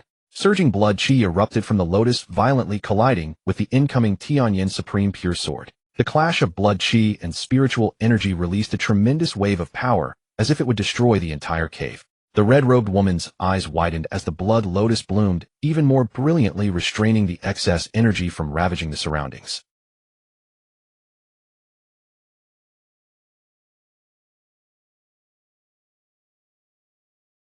The red-robed woman turned to look at Chu Xingchen. The bell hanging at her waist flew out on its own, unleashing endless blood chi. The dark red blood mist was now nearly coalesced into a solid form. The red-robed woman raised her hand, and the blood chi swiftly condensed, enveloping the incoming water dragon. With a light step, the red-robed woman activated the ritual array on the ground, which emitted a dark red glow. Blood chi surged from the array. The 6 great cauldrons each released more blood chi, flowing toward the red lotus behind the woman. The already dazzling lotus became even more conspicuous. The red-robed woman sneered, "2 mere golden core cultivators daring to cause trouble on my turf." With a grave expression, Yaoqin felt the frenzied blood energy swirling around her, persistently entangling her from all sides. This blood energy seemed to have an additional effect of stirring one's emotions. At the very least, she now felt an overwhelming urge to recklessly sever the head of the woman in red before her. She attempted to erect a spiritual energy shield, only to discover that the blood energy was corroding her spiritual energy at an alarming speed. Her opponent was at the nascent soul stage. Even combined, her own spiritual energy and Chu Xingchen's would likely fall short of the woman in reds. Coupled with the need to resist the dense blood energy surrounding them, she had to end this quickly. Yaoqin lightly tossed her long sword into the air and began forming hand seals. The sword flickered with a faint spiritual light, then, as if traversing through time and space, it flashed instantly before the woman in red. The woman in red let out a faint smirk. The surrounding blood energy violently converged, transforming into thick, viscous blood that rapidly climbed up the incoming flying sword, swiftly eroding its sharp sword intent. She sneered with contempt, "Perfect timing. My son is in need of some premium blood essence. Using you two to replenish him won't be bad. Chu Xingchen, pull back first. I'll cover the retreat. Yao Qin gritted her teeth. The blood energy here is under her control. This is her territory. Don't get entangled or I'll hold her off. Oh, the woman in red revealed a delighted expression. My son relishes those who are loyal and devoted. You would suit his tastes perfectly. Yao Qin let out a cold shout. Her spiritual energy suddenly erupted, and the flying sword, still entangled in blood energy, blazed with an equally brilliant spiritual light. The long sword swiftly broke free from the clinging blood energy. Yao Qin's figure surged forward, catching the flying sword as it came, and without hesitation, she lunged at the woman in red. The sword's spiritual light rapidly intensified, and a formidable aura began to climb. The woman in red's expression turned grim instantly. The girl's movements and posture clearly indicated she was ready to fight to the death. Hastily, she manipulated the floating bell at her side, sending it hurtling toward Yao Qin. Yao Qin's eyes were icy cold. Unfazed by the bell still radiating terrifying blood energy, her long sword swung decisively. Boom! A massive wave of spiritual energy swiftly swept through the surroundings. Behind the woman in red, the blood lotus shone brightly, drawing the spiritual energy into itself. But this came at a cost. One of the blood lotus's petals rapidly withered. Although the woman in red was engaged in combat, with Yao Qin most of her attention was fixed on Chu Xingchen. Yao Qin, despite her impressive divine abilities and solid cultivation, was only at the mid-stage golden core level. But Chu Xingchen's aura was seamlessly integrated, as if he had no flaws, and his spiritual energy was astonishingly dense. From their brief exchange earlier, his spiritual energy quality was exceptionally high, nearly comparable to the nascent soul stage. His divine abilities were merely not as refined as the woman's. Yet between the two, the woman in red instinctively felt that Chu Xingchen posed a greater threat to her. What slightly surprised the woman in red was that Chu Xingchen made no move at all. He simply stood there as if in a daze. What did this mean? He only emitted a faint fluctuation of spiritual energy, hardly the posture of someone preparing a major attack. But seizing the opportunity, the woman in red did not hesitate. Her figure swiftly left the center of the ritual and lunged straight at Yao Qin. The woman in red reached out and grasped the bell that was clashing with Yao Qin's sword, giving it a gentle shake. Dingling. A bizarre sonic wave mixed with blood energy violently blasted Yao Qin away. Bang! A deafening crash. Yao Qin's body was slammed into the mountain wall by that blow, the tremendous impact carving a huge crater into the rock. Gritting her teeth against the pain, Yao Qin lifted her gaze only to find Chu Xingchen still standing there motionless. The woman in red had already pressed forward, the bell in her hand blazing with a dark crimson light. Chu Xingchen! Yao Qin shouted at the top of her lungs. She reached for a talisman at her waist and hurled it toward Chu Xingchen. Ignoring her pain, she strained to lift her long sword, frantically squeezing out every last drop of her spiritual energy. Run! Yao Qin roared in fury. The long sword in her hand once again surged with oppressive pressure. A trace of blood seeped from the corner of her mouth, but her gaze was unwavering. She swung the sword once more with all her might. Unlike the previous engagement that had been nearly impossible to contend with, the terrifying blood energy now seemed to have turned docile in an instant. One fierce slash sent the woman in red staggering backward instead. Yao Qin looked at the woman in red in astonishment, only to find the woman's own expression equally incredulous. Both of them turned their gaze toward Chu Xingchen in unison. Their talisman was entangled in blood energy, floating in midair without touching Chu Xingchen. Chu Xingchen glanced at that talisman, a 1,000-mile teleportation talisman. Run! This is our turf now. Chu Xingchen gently twisted his neck and raised his hand slightly. The blood energy within the arena began to surge wildly toward him. I was just matching the password with the blood energy. The woman in red quickly rang her bell, only to find that the surrounding blood energy had completely slipped from her control and was even beginning to corrode her. She shook the bell again, and more blood energy flowed out, but as soon as it emerged, she realized she still could not manipulate it.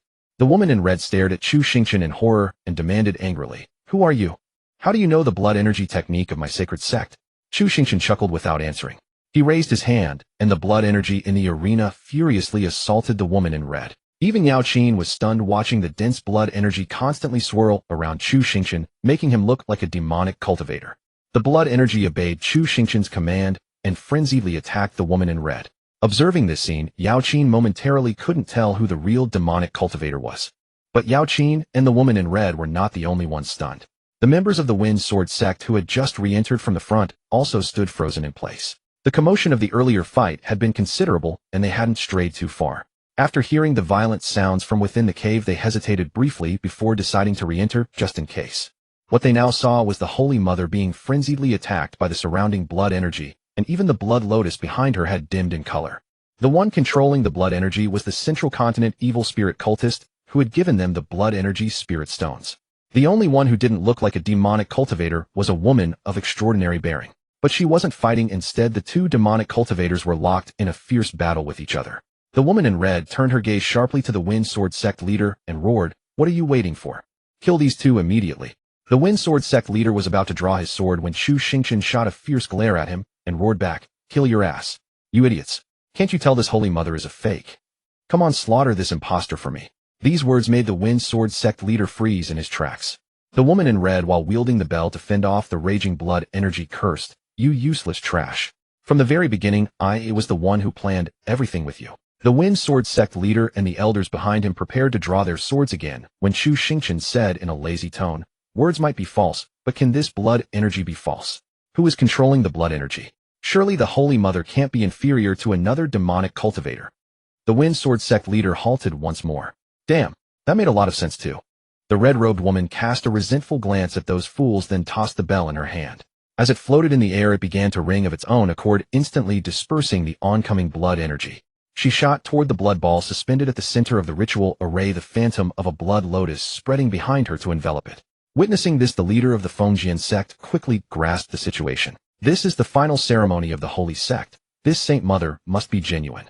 The leader of the Fengjian sect swiftly drew his sword to assist, followed closely by several golden core elders.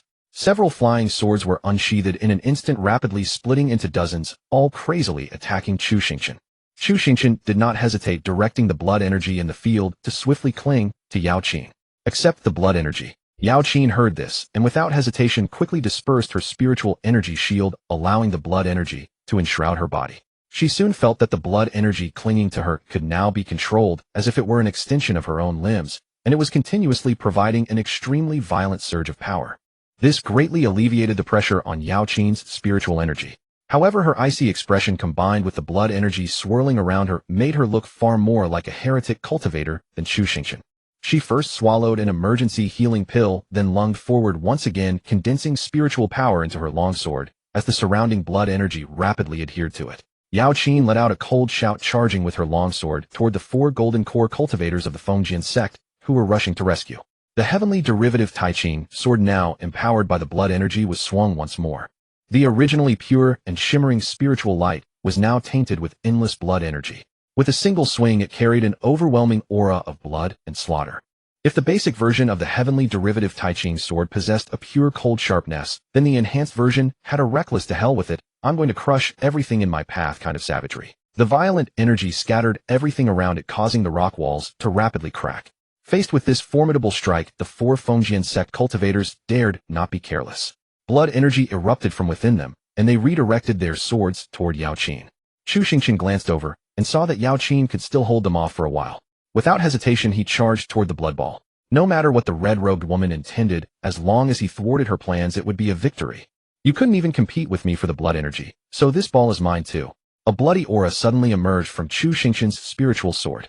Although Li Yingling's mastery of the technique was higher than Li Xingtian's, after matching it with the blood energy, he discovered that Li Xingtian's technique, though somewhat unrefined, seemed to have a natural suppressive effect on this blood energy. In any case, he would use whichever was more effective. A dark red, frenzied spiritual power adhered to his spiritual sword. Chu Xingchen's golden core spun violently as he let out a mighty roar, condensing the dark red blood energy into his sword. This strike easily shattered the resistance of the Blood Lotus Phantom and plunged directly into it. Without a second thought, Chu Xingchen injected his spiritual power into it. Whatever it was, he would seize it first. But the process was not easy. The Blood Lotus kept resisting the spiritual power he was channeling in. However, thanks to the suppression of his cultivation technique and his peak flawless golden core strength, Chu Xingchen managed to push his spiritual power in. Then, "Give it here." Li Xingtian's technique whirled into action, rapidly stripping away the red-robed woman's control. If he could hold on just a little longer, the ball would belong entirely to Chu Xingchen. Faced with the current situation, the red-robed woman was filled with helplessness. If she continued to persist against this brat, she would surely be the one to suffer. In desperation, the Blood Lotus burst into brilliant radiance. Afraid to use the blood energy anymore lest Chu Xingchen seize and exploit it again, she, a formidable heretic cultivator, was forced to refrain from using her evil arts. The power of the nascent soul erupted violently, and a single petal drifted down from the Blood Lotus, hurtling straight toward Chu Xingchen. After all, the red-robed woman was a nascent soul cultivator. Chu Xingchen caught sight of this, and not daring to test the power of the move head-on quickly retreated. Having forced Chu Xingchen back with this move, the red-robed woman could no longer maintain her state, and swiftly fell from midair. As the blood lotus ceased its envelopment, Chu Xingchen looked up to see the blood energy-wrapped sphere dissipating, revealing a little girl of about 5 or 6 clad in rags with blood energy pouring into her body from all around. The dark red blood energy had already spread across her entire skin, making her look like a blood person. Or rather, she was in the process of transforming into one. When Chu Xingchen swept his divine sense over her, he found her entire body extremely fragile, with her bones and muscles nearly turned to blood. This holy embryo was likely a child who met certain conditions, being refined with blood energy to rebuild her bones and reincarnate as a new embryo. The child's heartbeat was already faint, and the ritual was probably nearing its end. But there was no time to dwell on that now. Chu Xingchen raised his hand, directing the surrounding blood energy toward Yao Qin to ease her burden. The red-robed woman took a deep breath and demanded angrily, "Which heretic sect are you from?" A dark red spiritual aura once again adhered to Chu Xingchen's spiritual sword, his momentum rapidly rising. The remaining blood energy condensed around him, and in an instant he closed in on the red-robed woman. His sword, carrying boundless might, slashed down at the red-robed woman. The advantage was mine. Only an idiot would give you time to stall. The red-robed woman let out a furious roar, and the bell at her side shot forward to block. By now the red-robed woman was already powerless to protect the surrounding ritual from harm. The collision of the two forces sent a massive shockwave of spiritual energy sweeping through everything. The impact was so great that even Yao Qin and the others on the other side were affected, forced to use their spiritual energy to resist the aftershocks. The red-robed woman looked in horror at the holy embryo still floating in midair, only to find that the 6 cauldrons of blood energy were still being controlled by the ritual, maintaining their effect and keeping the fragile holy embryo unharmed. She had just breathed a sigh of relief when she saw Chu Xingchen extend his right hand, terrifying blood energy gathering wildly, clearly about to strike the extremely vulnerable holy embryo. But this was a feint by Chu Xingchen. The blood energy he was actually controlling was not intended to attack the holy embryo. Just as the red-robed woman was about to interrupt his move, she suddenly felt a chill behind her, accompanied by a warning shout from the Fengjian sect leader, "Watch out." She instinctively raised her hand to block, but the chill pierced through her spiritual energy shield and struck her body directly. Ding! A long sword swiftly pierced through the red-robed woman's chest. She turned her head to see Yao Qin, hands forming seals, staring at her with an icy gaze. And behind Yao Qin, a thick wall of blood energy shielded her from the attacks of the 4 useless Fengjian sect cultivators. Indeed, these people only ever cause trouble. As this thought flashed through the red-robed woman's mind, the longsword flickered again, piercing her body once more. Chu Xingchen let out a furious roar, frantically mobilizing all the power of his golden core. Strike while the iron is hot. This slash violently cleaved through the blocking bell, and Chu Xingchen followed up with another sword beam of spiritual energy, splitting the red-robed woman's body in two. Boom. After the explosive, violent sword beam completely shattered the red-robed woman's body, its terrifying residual force continued to grind everything in its path, carving another great door into the cave. By the time Yao Qin recalled her spiritual sword, the wall of blood energy had just been dispersed. The 4 Fengjian sect cultivators were about to advance again, only to find that the Saint Mother had been reduced to a bloody mess scattered everywhere. Chu Xingchen held his spiritual sword, and together with Yao Qin, they stared coldly at the 4 Fengjian sect cultivators. Without much hesitation, with the Saint Mother dead, their plan had already failed. Even if they fought to the death, it would be meaningless, and besides, there was no guarantee they would win. Without even exchanging a word, the 4 Fengjian sect cultivators moved in perfect unison. They turned and fled without a second thought. The 4 golden core cultivators of the Fengjian sect turned and retreated without hesitation. These 2 possessed divine abilities that could cross realms to slay nascent soul cultivators. They were truly not opponents they could contend with. Moreover, especially that handsome young man, his evil cultivation power was so profound that he could even seize control of the blood energy from the Sacred Mother. This was not cowardice, at most it was preserving strength. Facing the desertion of the Fengjian sect, neither Yao Qin nor Chu Xingchen had any intention to pursue. After all, crossing realms to slay a nascent soul cultivator was no small expenditure. On their home ground with blood energy augmentation, they could win easily, but outside without that augmentation, they could still win, yet if they delayed until reinforcements from the Fengjian sect arrived, it would not be too good. Yao Qin lifted her gaze to the little girl still floating in the air. "Is this the evil spirit sect's plan?" "Most likely," Chu Xingchen replied, sheathing his spirit sword, and on a whim, he used the system to scan the little girl before him. To his surprise, the system actually displayed the little girl's panel. Target: Cultivation none. Orange trait possibly generating. Trait. Black trait blood energy reversal. Black trait critical injury. traits generating once complete conditions for taking disciple met.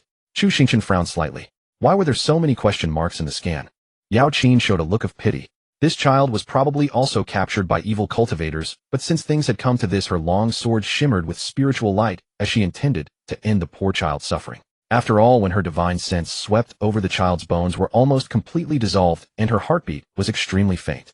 In this state, life could not be sustained for long. It was better to end her suffering. Wait. Chu Xingchen took a deep breath and stopped Yao Qin. Yao Qin looked confused but halted her movement. Chu Xingchen's gaze swept over the ritual array and the 6 giant cauldrons filled with spirit stones. The immortal seedling seed, and these might not perfectly resolve the purified blood energy spirit stones. Chu Xingchen made a quick decision. Spirit stones could be obtained again, but an immortal seedling was not something one could encounter on a whim. Half an hour later, 2 rainbow lights flew out from the cave heading straight for Yuzhou City. Inside the courtyard house that Chu Xingchen had rented in Yuzhou City, a rainbow light quickly landed. Li Yingling, who was in the courtyard mulling over a divine ability, turned her head and saw her master holding a child wrapped in a blanket. Li Yingling looked puzzled and asked cautiously, "Master, this child?"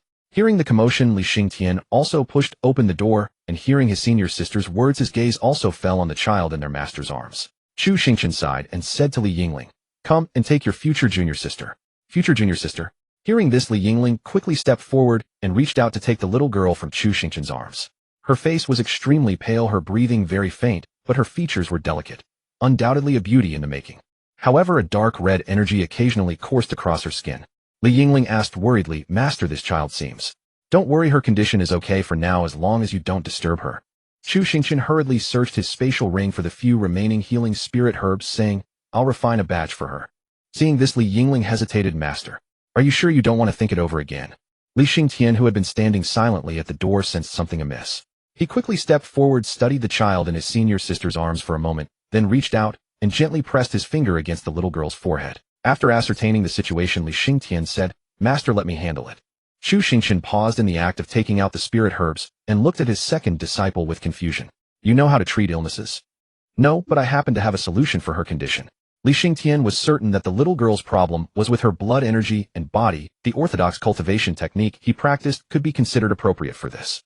Hearing this, Chu Xingchen also stopped. Given his second disciple's personality, he wouldn't speak so confidently without full assurance. "Then try." Li Xingtian nodded lightly, took the child from his senior sister's arms, and walked straight to his own room, placing her on the bed. Chu Xingchen and Li Yingling entered the room together. They saw Li Xingtian take a deep breath and blood-colored spiritual energy abruptly emerged from his body, slowly enveloping the little girl, then suddenly surged into her body. Immediately a sound of bones cracking came from the little girl's body. Crackling sounds. The noise made Li Yingling frown slightly. After about 3/4 of an hour, Li Xingtian slowly withdrew his spiritual energy, took a deep breath, and looked at his master. "It's fine now. Master, should I wake her up?" Chu Xingchen hesitated slightly. "If you can wake her, try it." Li Xingtian reached out and gently touched the little girl's forehead, and a faint stream of spiritual energy quickly pierced into it. The little girl, who had been unconscious, suddenly opened her eyes wide and gasped for air. Then instinctively, she quickly turned over and sat up, looking around with fear and terror in her eyes. An indistinct, somewhat hoarse sound came from the little girl's mouth. Chu Xingchen frowned slightly and scanned the little girl again with his system. Target: Cultivation none. Orange trait: Sky Seducing Enchantress. Trait: Temporary black trait weakness.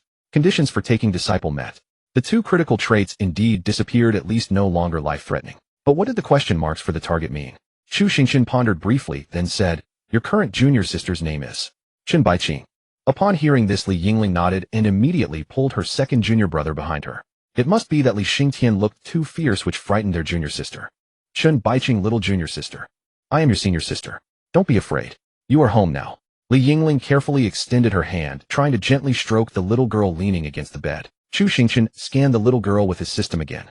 This time the little girl's target was no longer question marks, but had become target Chen Baiqing. So that's it. From this, he deduced that the 2 question mark traits probably meant trainable. The little girl saw Li Yingling's gentle face and sincere gaze upon her. If that cold man earlier had given her a feeling of ruthlessness, then this elder sister gave her a sense of boundless gentleness. This feeling seemed to be an instinct from her body, and her heart unconsciously relied heavily on this intuition. The little girl slowly reached out and gently touched Li Yingling's hand, her voice soft and hesitant. "Big senior sister." Li Yingling's smile instantly blossomed even brighter. Seeing this, Chu Xingchen quickly squeezed in. He had spent nearly all his spirit stones on this Chun Baiqing, and just thinking about it now made his heart ache. Seizing the moment, he should first have her acknowledge his master status. Chu Xingchen looked at Chun Baiqing with sincere and warm eyes. I am your master. Call me master. Hearing this, Chun Baiqing turned to look at Chu Xingchen and suddenly realized that he seemed to be cherishing her. This was also someone who treated her well, right? She extended her other hand toward Chu Xingchen, her voice similarly soft. Master. Disciple taken successfully. As the prompt sounded, Chu Xingchen was moved and reached out to hold Chun Baiqing's other hand. In this way it was still a great gain. Only Li Xingtian stood behind the two of them. How come a new junior sister had arrived? He still felt somehow left out. Third disciple Chun Baiqing.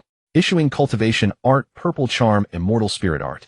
Completed Task 2 True Martial Hall. Rewards have been distributed to System Backpack. Completed Series Tasks obtained 1 stage of Cultivation Advancement. Golden Core Perfection elevated to Nascent Soul Realm. New Series Task 1 Build True Martial Hall. Reward Enlightenment Chamber. Series Task 2 Recruit 4 Disciples. Reward Martial Arts Hall. Chu Xingchen's gaze swept through the system notifications, and he felt his golden core instantly brim with pure spiritual energy. As his divine sense turned inward, he saw the golden core begin to shake violently. Then the golden core quickly began to dissolve into streams of light, and specks of spiritual radiance coalesced into a pure white lotus pedestal. A figure resembling a chibi version of Chu Xingchen sat with closed eyes on the lotus pedestal, completely still, as the spiritual energy that had once circulated through the golden core now all converged into the nascent soul. Even though Chu Xingchen had now broken through to the nascent soul realm, his two disciples perceived nothing. The nascent soul realm, where life's evolution is internalized within oneself, already dividing the internal and external realms. Though both of Chun Baiqing's hands were held, her eyes were still filled with bewilderment as she looked around, as if she hadn't fully come back to her senses. Chu Xingchen asked softly, "Do you remember who you are?" Hearing these words from her master, Li Yingling turned her head in disbelief. "Master, what does that mean? Could it be that you kidnapped this child from somewhere?" Chun Baiqing came to her senses and looked at Chu Xingchen with confusion. "Of course I remember. I'm Chun Baiqing." "You're really called that?" Chun Baiqing was even more puzzled. "Isn't that what you said, master?" Chu Xingchen was momentarily speechless. "Although I don't know what exactly happened," Chun Baiqing said, tilting her head slightly to look at Chu Xingchen, "the last thing I remember is that you saved me. You said a few spirit stones can't buy a life. And at the end you cursed. Damn it, that's expensive." Li Yingling, who was standing by, had been deeply moved, but that last line really made one want to retract the emotion. Chu Xingchen asked in surprise, "Weren't you unconscious?" "You heard that too?" I only heard that part, and then I really passed out." As she said this, Chun Baiqing's thin body shifted slightly backward. Releasing Chun Baiqing's small hand, Chu Xingchen asked, "What else do you remember?" Chun Baiqing lowered her head and pondered for a moment. "I remember. I was sold." Chun Baiqing's speech faltered, then she whispered, "Mother said the only way for everyone to survive was to sell me." She lifted her small face and said, "So now have I been sold to you again? You might have gotten a bad deal. I'm actually very cheap." Faced with Chun Baiqing's reply, the master and his two disciples fell silent. Chu Xingchen asked seriously, "Do you know what master means?" Hearing this, Chun Baiqing frowned in thought, then shook her head dejectedly. Reaching out, Chu Xingchen gently rubbed Chun Baiqing's little head and said, "It means you found a new home. From now on you'll live with us. Live together." Chun Baiqing looked up at Chu Xingchen's gentle smile, seemed about to speak, then fell silent. She let Chu Xingchen gently stroke her head. Since waking up this time, Chun Baiqing didn't understand why, but when she faced a person, she seemed able to instantly perceive that person's feelings toward her. Moreover, she trusted this instinctual ability from the bottom of her heart. Of the three people before her, she had just perceived them clearly. The one she saw when she first opened her eyes must be the senior brother. Her perception of him was somewhat cold and indifferent, not exactly malicious, but clearly without any extra goodwill. Plus his eyes were a bit too fierce, which had startled Chun Baiqing. As for the senior sister, Chun Baiqing could only sense that she felt a kind of gentle sympathy toward her. As for the master, she could detect a trace of emotion just now, but now she couldn't feel anything at all. Chun Baiqing didn't quite understand the specific meaning of master. The only connection she felt was with father, but regarding her father, her memories were no longer clear. Like her original name, after waking up this time her memories were chaotic, as if she had lost a great deal. In her memory, only the most profound recollections remained vaguely. She also didn't understand where she had been sold to, but at least this place seemed like a good family. They wouldn't force her to take medicine that made her whole body ache, nor tell her to shut up when she cried out in pain. Chun Baiqing still remembered the words those people used to threaten her. "If you cry again, we'll send you back and let your whole family starve." That sentence was like a mute potion, making Chun Baiqing too afraid even to whimper. She remembered her mother's tearful, helpless eyes. She didn't want them to starve. Words like master were unfamiliar to Chun Baiqing, but she understood servant. The one who bought her was the master Laoi. Just now her mind was muddled, and she hadn't figured it out, but now she understood the master who bought her was actually the master Laoi. As Chu Xingchen's large hand lifted from her head, Chen Baiqing looked at him cautiously and asked, Master Laoi, what should I do here? Chu Xingchen looked up and explained gently, I'm not a Laoi, I'm your master. For now just eat and sleep and play with your senior sister when you're free. Chen Baiqing was stunned, not understanding the exact meaning, when she saw Chu Xingchen walking toward the door and saying with a smile, to celebrate the arrival of a new disciple today, I'll cook personally. The master cooking. Chen Baiqing remembered her mother's stern instructions. When you go to the master's house, remember to be diligent, so you won't be sent back. She quickly struggled free from Li Yingling's hand, jumped off the bed barefoot, and said with a trembling voice, Mas. Master, let me do it. I often cook at home. Chu Xingchen turned back in surprise, only to see Chen Baiqing looking at him, with a pleading expression, her small hands tightly clutching her ragged clothes. Chen Baiqing's voice was faint and lacked confidence. I can stir-fry and cook rice. Yingling, go buy your junior sister some clothes and shoes. Xing Tian, go buy some candies and preserved fruits. After instructing his two disciples, Chu Xingchen extended his hand to Chen Baiqing. Then let's cook together. An adult would feel unsettled in a strange place, let alone a young girl. Rather than letting her sit in fear and wait, it was better to interact with her more and help her become familiar with everything around her. Chen Baiqing looked at the sincere expression on Chu Xingchen's face. Even though she couldn't read his thoughts at the moment, she extended her hand without overthinking. She took hold of the only hand that was extended to her. In truth, Chen Baiqing had never known how to cook. The moment she stepped into the kitchen, she felt as bewildered as a country matron entering a grand garden, only able to stand there dazed, gazing blankly at the unfamiliar surroundings. The kitchen here was utterly unlike the one at her home. Among all the strange utensils, the only thing she recognized was the large iron wok resting on the stove. Chu Xingchen quickly discerned Chen Baiqing's predicament. He retrieved a small wooden stool from nearby and guided her to sit by the stove fire.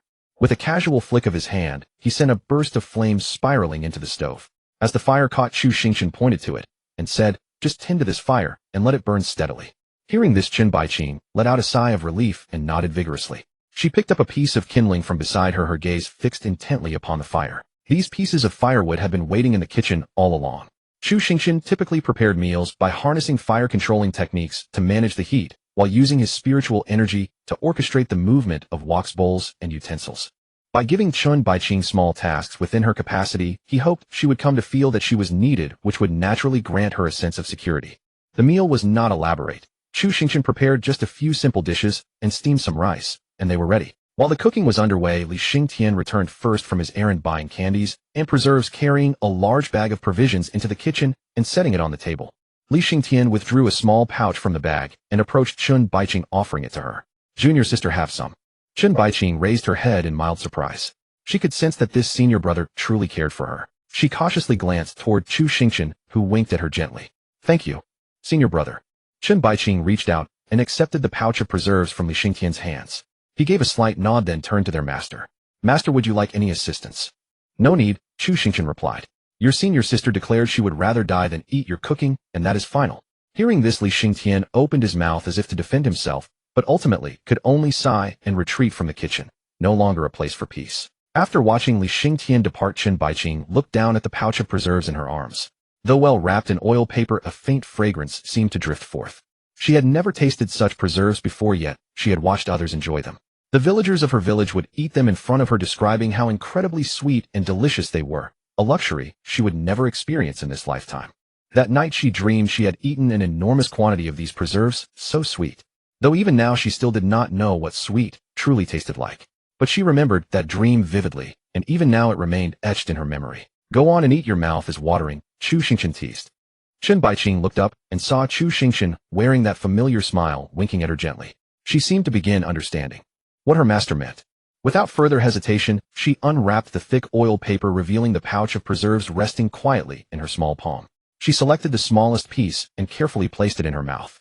Master, it's truly very sweet. Chu Xingchen, who was stir-frying, glanced over to see a faint smile gracing Chen Baiqing's face for the first time. Not long after, Li Yingling returned cheerfully with another package in hand, leading Chen Baiqing away to change her clothes. As Chen Baiqing departed, Chu Xingchen unleashed his full spiritual energy and swiftly carried several dishes out to the stone table and chairs in the courtyard. Though there was a table in the kitchen, the three of them usually dined at the stone table outside. Li Xingtian was already waiting in the courtyard. He rarely came to eat unless their master specifically summoned him. But today he had shown initiative. Soon after, Li Yingling emerged from the room, leading Chun Baiqing. Her naturally delicate features stood out even more against her new attire. Li Yingling guided Chun Baiqing forward with pride. Master, what do you think? Don't these clothes look wonderful? Chu Xingchen did not respond directly. Instead, his gaze shifted toward the entrance. A figure materialized at the courtyard wall, and Yao Qin's eyes immediately fixed on Chun Baiqing. She nodded approvingly. Indeed, very lovely. How timely, Chu Xingchen said, looking toward Yao Qin. Have all the arrangements? Yao Qin gave a slight nod and took a seat at the stone chair without ceremony. For the most part, everything is arranged. However, I must still settle affairs at Qingfeng Sect tomorrow, and the incident at Fengjian Sect has likely compromised our element of surprise. Would you like me to accompany you? No need. You've already done me a great favor. The rest can be handled by Zhu Yuding. Yao Qin turned her attention to Chun Baiqing. Are you planning to take her as your disciple? Chu Xingchen nodded. Yes, she is already my third disciple. If you are the one taking her in, I can rest easier about this, Yao Qin remarked. With that, her gaze drifted to the meal on the stone table. Chu Xingchen, seeing this, promptly instructed Li Xingtian nearby. Xingtian, go fetch a set of chopsticks and a bowl for your Aunt Yao Qin. With another set of utensils added, this dinner finally began in earnest. Chun Baiqing, however, appeared somewhat uncomfortable, keeping her head bowed as she ate plain rice. Had it not been for Li Yingling eagerly serving her dish after dish, she might have survived the meal on rice alone. Yao Qin said little, as though today's visit were merely to share in the meal. Li Yingling, on the other hand, took charge of livening the atmosphere. Master, this trip with Aunt Yao Qin must have been quite an adventure, right? Chu Xingchen replied without hesitation. Of course it was thrilling. Your Aunt Yao Qin was thoroughly captivated by your master's performance. Yao Qin paused, her chopsticks hovering mid-air, and murmured, If you're not misinterpreting my final meaning, then by all means say what you will. Yao Qin, speak up. Have you been teaching Yingling bad habits? Master, this is slander. Watching her senior sister vigorously trade barbs with their master, Chun Baiqing observed the scene unfold. Meanwhile, her senior brother ate in quiet composure. Even Yao Qin, whose demeanor was usually cold, wore the faintest trace of a smile as she watched them bicker. Chun Baiqing felt that her understanding of the word master deepened once more. Even the most joyful evening must eventually come to an end. After finishing her meal, Yao Qin took her leave. That night, Chun Baiqing shared a bed with Li Yingling.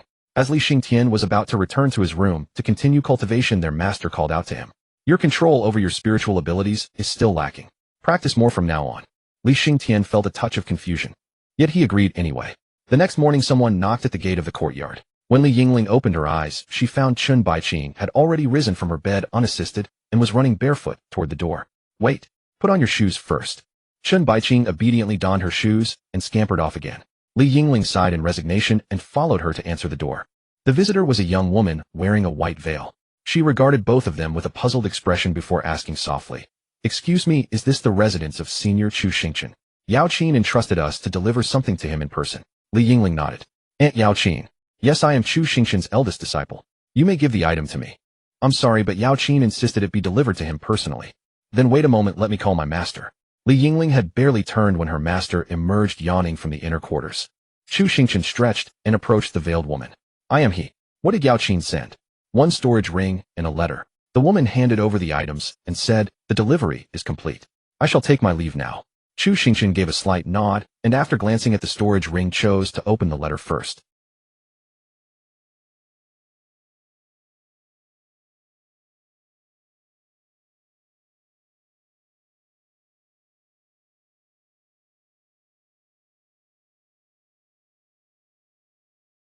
Chu Xingchen had carefully studied the blueprints for the Jinwu Grand Hall. It seemed the system wouldn't be covering the materials either, not that it would care if it did. Setting other matters aside, just the pillars of the sect's main hall required principal beams made of tanling wood. Each one alone would cost several hundred spirit stones. There was no way he could afford to build it himself. Nevertheless, while the Grand Hall was still a distant goal, the system's spirit-gathering formation was more than within reach. Yao Qin had been generous with her gift. After careful calculation, Chu Xingchen found himself in possession of over 1,300 spirit stones. After constructing the spirit-gathering formation, there would still be plenty left over. While the entire Jinwu Grand Hall remained out of reach, he could at least afford to build 2 side rooms for temporary accommodation. The sect's construction also needed to be prioritized on his schedule. Over these recent days, while Li Xingtian had grown rapidly in cultivation through the blood chi spirit stones, Li Yingling's progress had been virtually stagnant. His senior disciple's natural talent had been held back for too long. Though he wanted to move quickly, progress was slow. Most of the prominent feng shui sites were already claimed by others. Even though Chu Xingchen had reached the nascent soul stage of cultivation in a remote area like this, he could claim to abstain from unnecessary violence. Still, he wouldn't resort to slaughter over a single piece of land. Damaging his reputation in such a remote location simply wasn't worth it. His sect would eventually need to venture into the Central Plains, and at the very least he couldn't arrive there with an infamous reputation already attached. Thus, searching for undeveloped feng shui treasures had become the most pressing matter. Chu Xingchen and Li Xingtian would tackle this task together. Li Yingling would stay behind to look after Chen Baiqing and help her study the cultivation technique from the system. Chen Baiqing came from a poor background and was young, completely illiterate with no knowledge of characters. She was utterly uneducated. That cultivation manual was nothing more than a pillow for her to rest her head on while sleeping. Thinking about this gave Chu Xingchen a mild headache. His eldest disciple was a natural genius in cultivation, having progressed entirely through innate talent. Li Xingtian had relied on memories from his previous life. Now Chen Baiqing had only senior sister Li Yingling to depend on. In truth, their master wasn't reliable for this. Chu Xingchen lacked confidence when it came to teaching children. Still, Li Yingling had been more than willing to take on the task, which was something of a silver lining. As the sun began to set, Chu Xingchen and Li Xingtian made their way back together. True to form, they had come up empty-handed today. The places with slightly richer spiritual energy were all uninhabited wastelands, rugged and treacherous terrain that would make large-scale construction impractical, or at the very least exponentially more expensive in spirit stones. But there was no reason to be discouraged. This was only the beginning. Chu Xingchen spoke with confidence. Next time, search the eastern region. Your master has studied feng shui. There must be a spiritual vein there. Master, didn't you say yesterday that the east was nothing but a backward, desolate place? Unbelievable. Xingtian, have you picked up bad habits from Yingling? You never used to contradict me.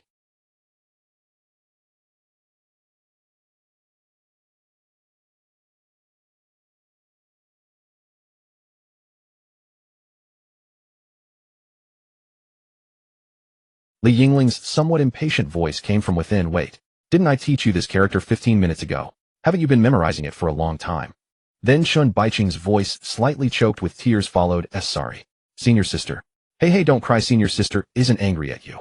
This conversation made Chu Xingchen pause as he was about to push open the door. It wasn't like this yesterday. He glanced toward his second disciple.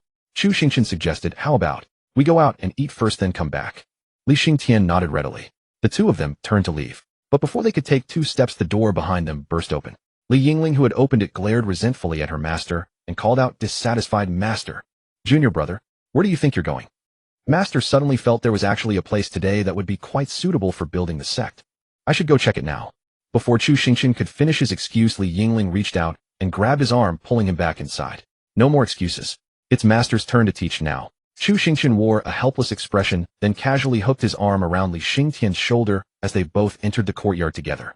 Chen Baiqing sat on a stone chair, her small hands gently wiping away tears, her expression serious as she focused on the literacy primer before her. She certainly looked attentive, but was she truly this slow? Chu Xingchen didn't believe Chen Baiqing was genuinely foolish. He shook off Li Yingling's grasp and snorted coldly. Let me show you my teaching abilities. With that, Chu Xingchen pulled Li Xingtian along toward Chen Baiqing. Li Xingtian looked at his master helplessly.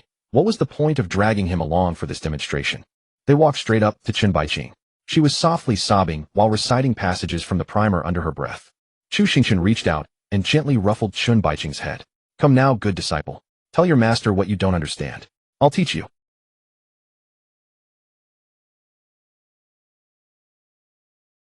Chu Xingchen looked at where Chen Baiqing was pointing, and just as he was about to explain, something fell off. He picked up the book from in front of her and flipped to the cover.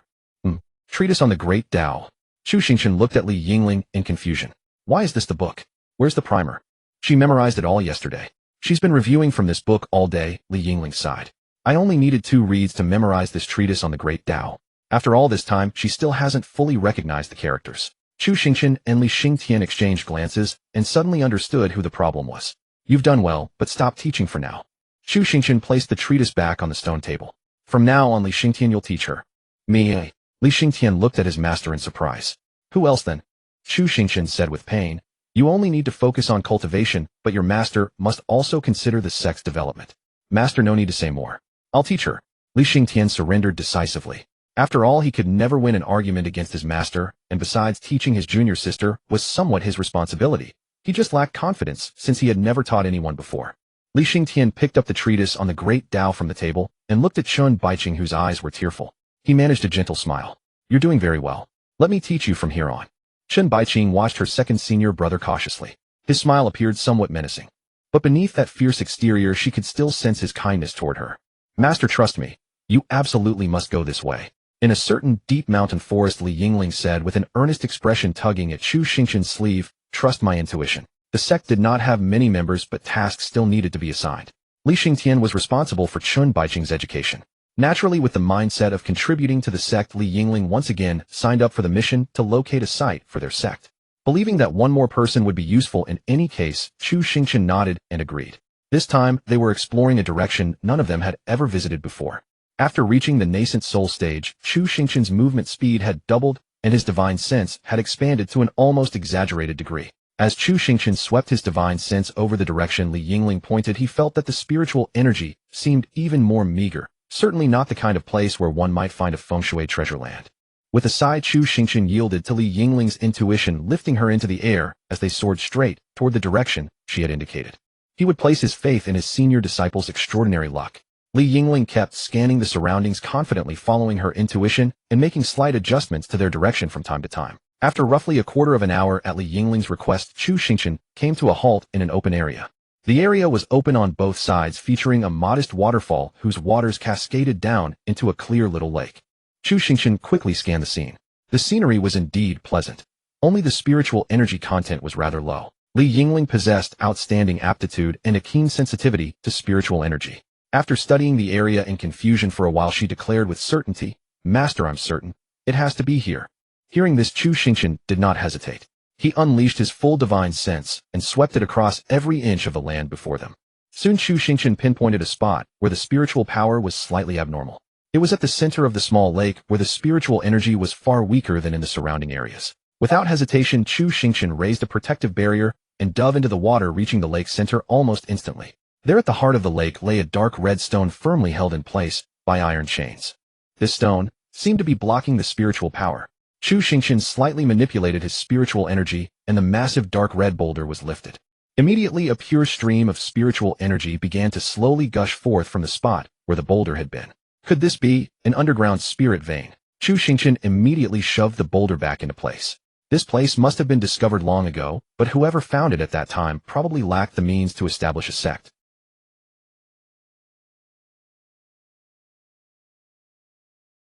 As punishment, Chu Xingchen decided to confiscate this land. First, they would hurry to buy materials and build whatever they could, securing this location as their own. After confirming the stone was properly replaced, Chu Xingchen quickly emerged from the water. Li Yingling immediately asked, "Master, how did it go?" "I'm crediting your merit first." Chu Xingchen reached out and took Li Yingling with him, flying rapidly toward Yuzhou City. From above, Li Yingling's proud voice rang out, "Master, I told you. I have great luck." Half a day later, Chu Xingchen, accompanied by his 3 disciples and a pile of materials, arrived hurriedly at the promised land. Before arriving, Chu Xingchen had already visited the Demon Suppression Bureau, registered this land as his sect's territory, and filed a basic report.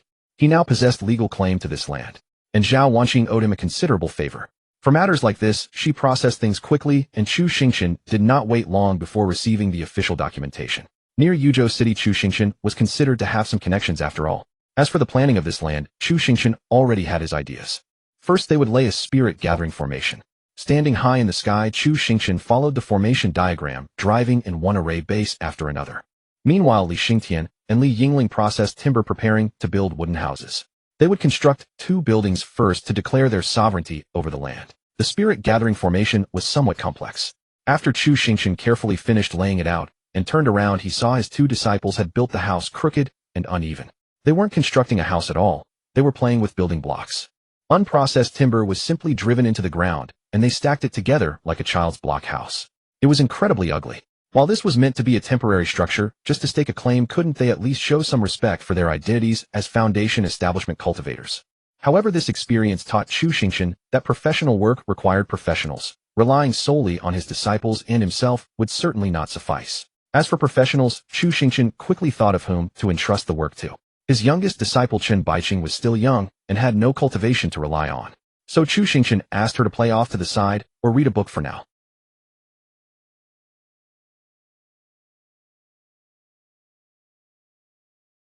Beside her sat a pack of candied fruits, and she snacked on them slowly as she read. Time had passed, yet much of the small pack remained.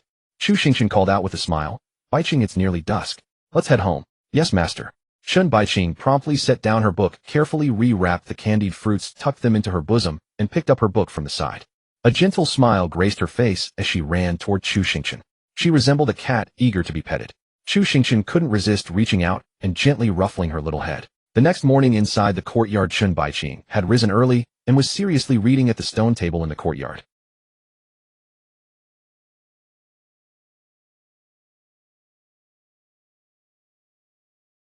She quickly rose and bowed to Chu Xingchen, whispering softly, "Good morning, master." This greeting was something Chun Baiqing had learned from her senior brothers and sisters who occasionally used it when greeting each other in the mornings, though her master used it the most. In the past, when Chun Baiqing heard adults greeting one another, most of them said, "Good morning," or "Peaceful morning." But since everyone was using it now, Chun Baiqing naturally adopted the custom as well. Chu Xingchen strode forward and once again reached out to ruffle Chun Baiqing's little head, saying, "Good morning." But there's no need for such formality. Reading this early, Chun Baiqing raised her little head and replied, "It's not too early. I'm not bright, so I need to spend more time." Hearing this, Chu Xingchen was momentarily at a loss for words. Chun Baiqing was actually not unintelligent at all. She was more than clever enough. She only seemed slower compared to a genius like Li Yingling. After a moment's hesitation, as if afraid of offending Chu Xingchen, Chun Baiqing cautiously asked, "Master, are you preparing to go out since you rose so early?"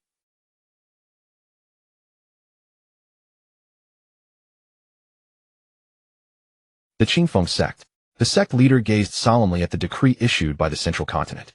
It was an established fact that the Qingfeng sect had been implicated in the matter of the demonic cultivators. Sufficient evidence had already been found. The next step was of paramount importance, as severance was inevitable.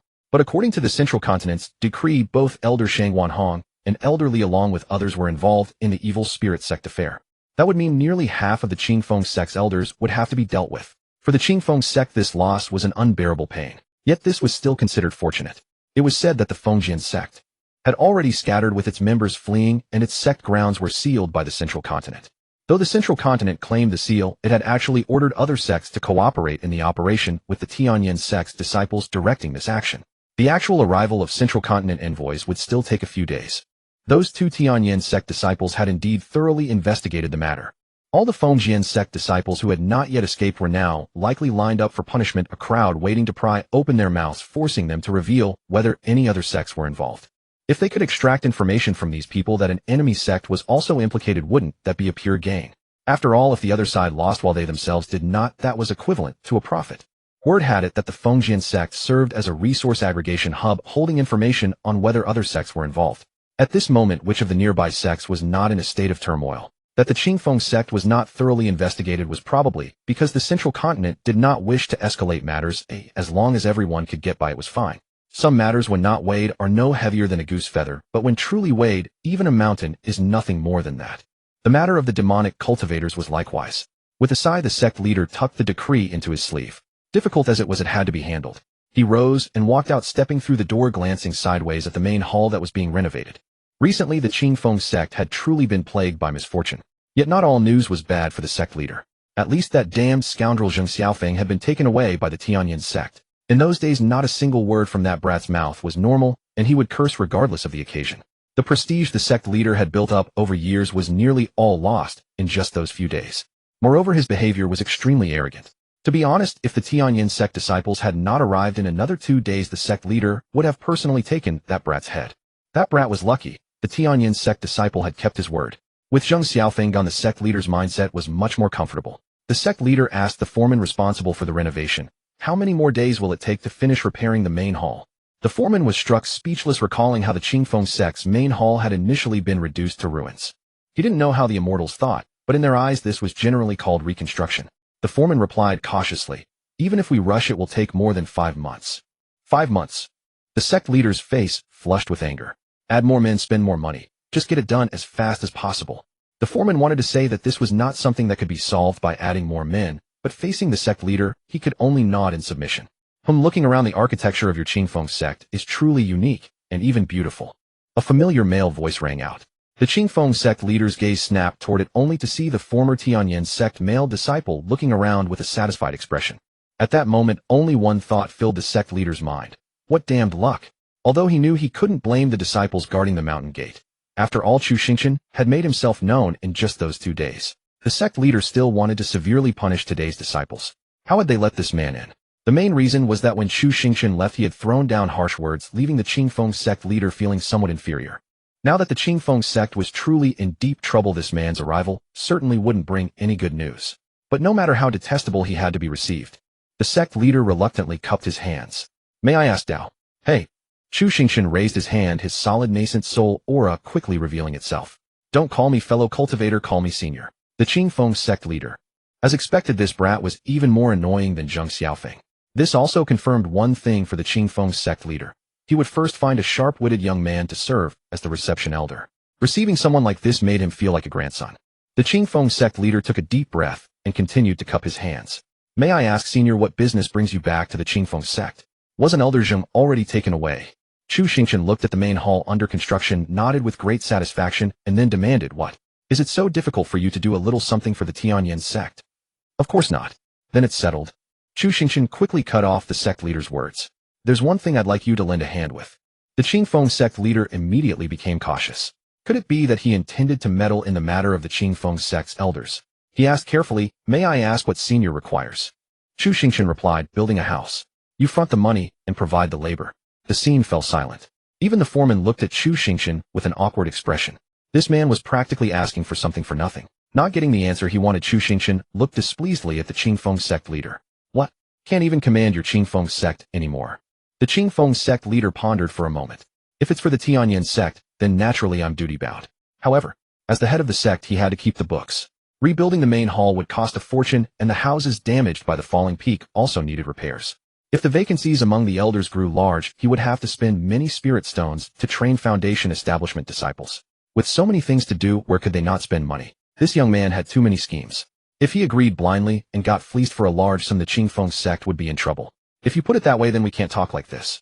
Chu Xingchen's face showed displeasure, and he pressed his nascent soul's pressure slightly on the sect leader, saying coldly, your Qingfeng sect assisted the demonic cultivators in capturing people and mining refining blood-tainted spirit stones. The Qingfeng sect leader quickly interrupted, wait. Everything can be discussed. Now can you help? I can help, but can we wait until the main hall is finished first? Sect leader, then let's talk about your Qingfeng sect first. Suppressing his inner fury, the sect leader gritted his teeth and interrupted, the Tianyan sect first.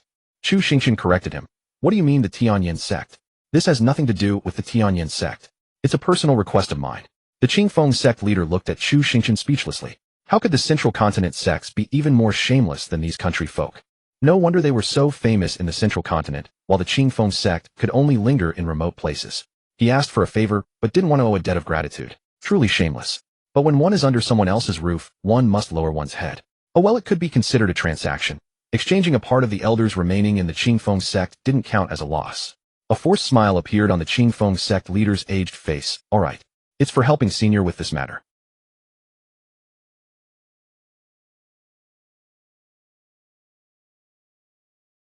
At the new site of Chu Xingchen's sect, Li Yingling watched with confusion as several people cleared trees and opened the forest, preparing to carve out a road for transporting materials.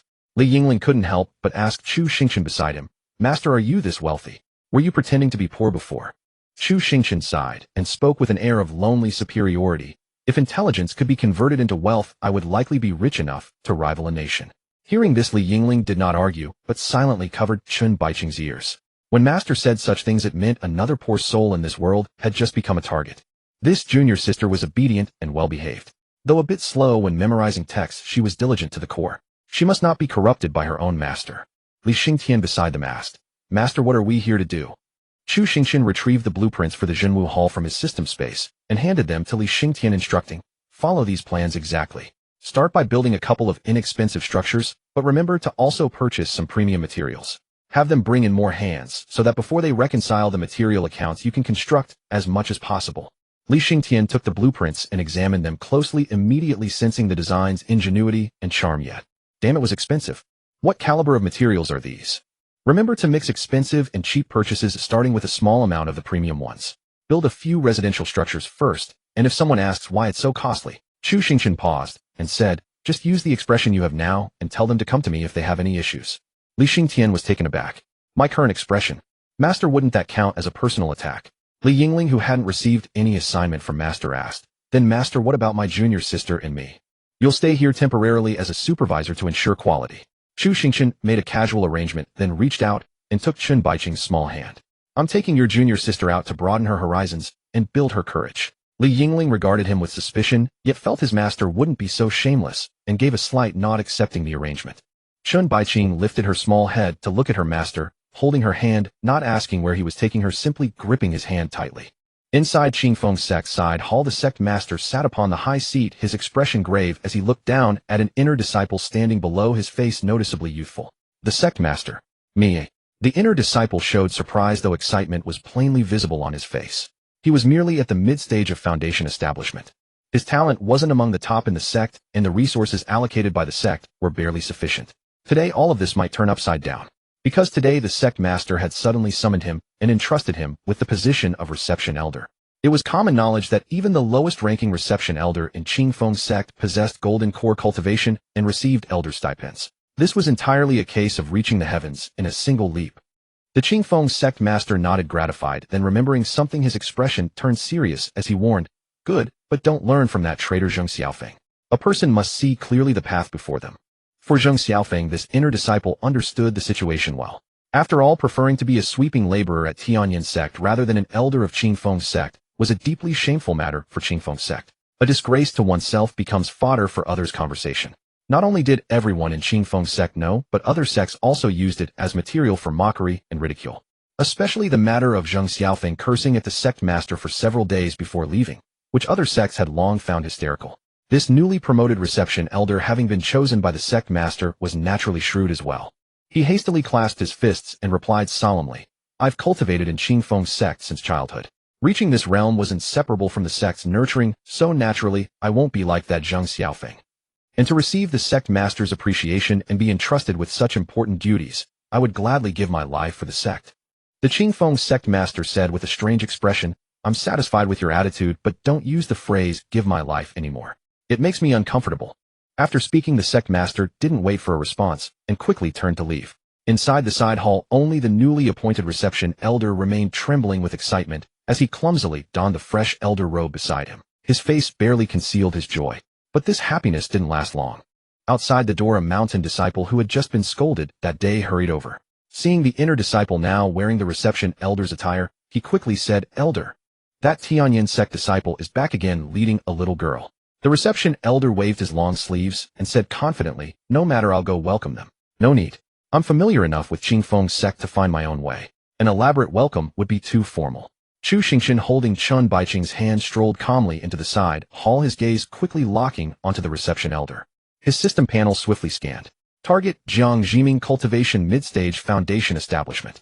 Blue trait: skilled diplomat. White trait: hetery art. Black trait: arrogant and conceited. After reading the traits, Chu Xingchen's gaze instantly softened. Bringing Chun Baiqing out to see the world this time was merely secondary. The primary goal was to figure out how to deceive Qingfeng Sect. At the very least, he could construct more before they discovered discrepancies in the materials. If he let Qingfeng Sect simply audit the accounts, the Zhenwu Hall might end up as nothing more than an honor arch. As long as he built more now, it was all profit, reducing future worries about spirit stones. Originally, if he had to keep confronting the Qingfeng Sect master, Chu Xingchen estimated he couldn't deceive for long. But with this young upstart, there was considerably more room for maneuver. Chu Xingchen's face broke into a warm smile as he clasped his fists and said, "This fellow Taoist has become a Qingfeng Sect elder at such a young age. Your future is truly boundless." Jiang Jiming was taken aback, hastily returning the salute with humble words, "Senior, you're too kind. In your presence, I dare not speak of boundless prospects. I merely bask in your radiance." Though Jiang Jiming's tone was humble, his heart was already overflowing with excitement. He had heard about what happened that morning. The sect master had to address this Tianyin Sect disciple as senior, and reportedly the tone was quite harsh. Yet here was such a revered figure calling him fellow Taoist at this very moment. Though Jiang Jiming appeared calm on the surface, his inner emotions had already soared to the heavens. Who said this Tianyin Sect disciple was difficult to approach? He seemed quite approachable, didn't he? In the side hall, Jiang Jiming, blessed with the trait of being a silver-tongued diplomat, wore a spring-like smile, his expression that of one who had found a kindred spirit. He never expected that a core disciple of the Tianyin Sect could speak so pleasantly.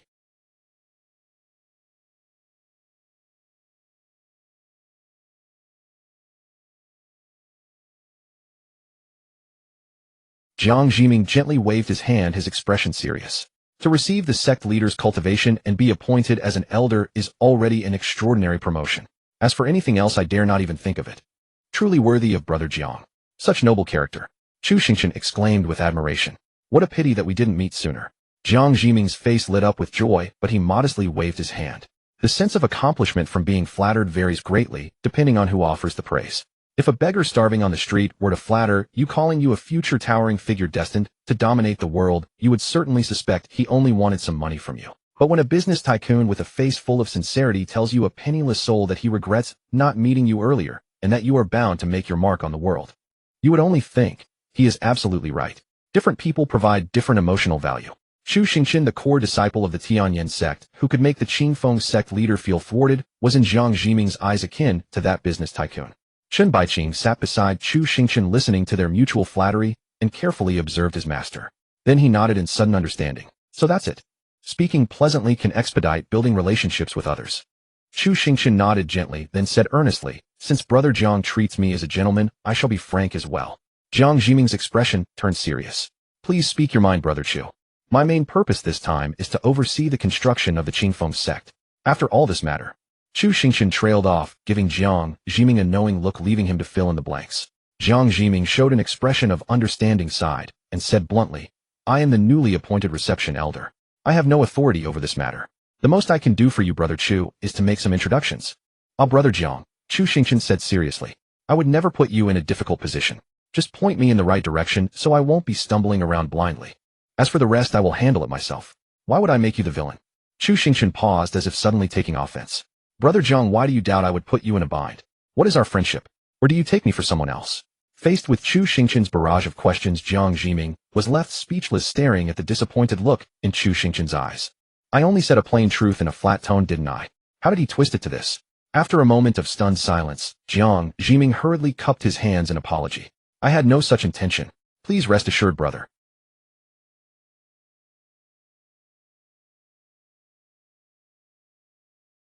When someone refuses you, put immense pressure on them. When they accept, give them a sweet date.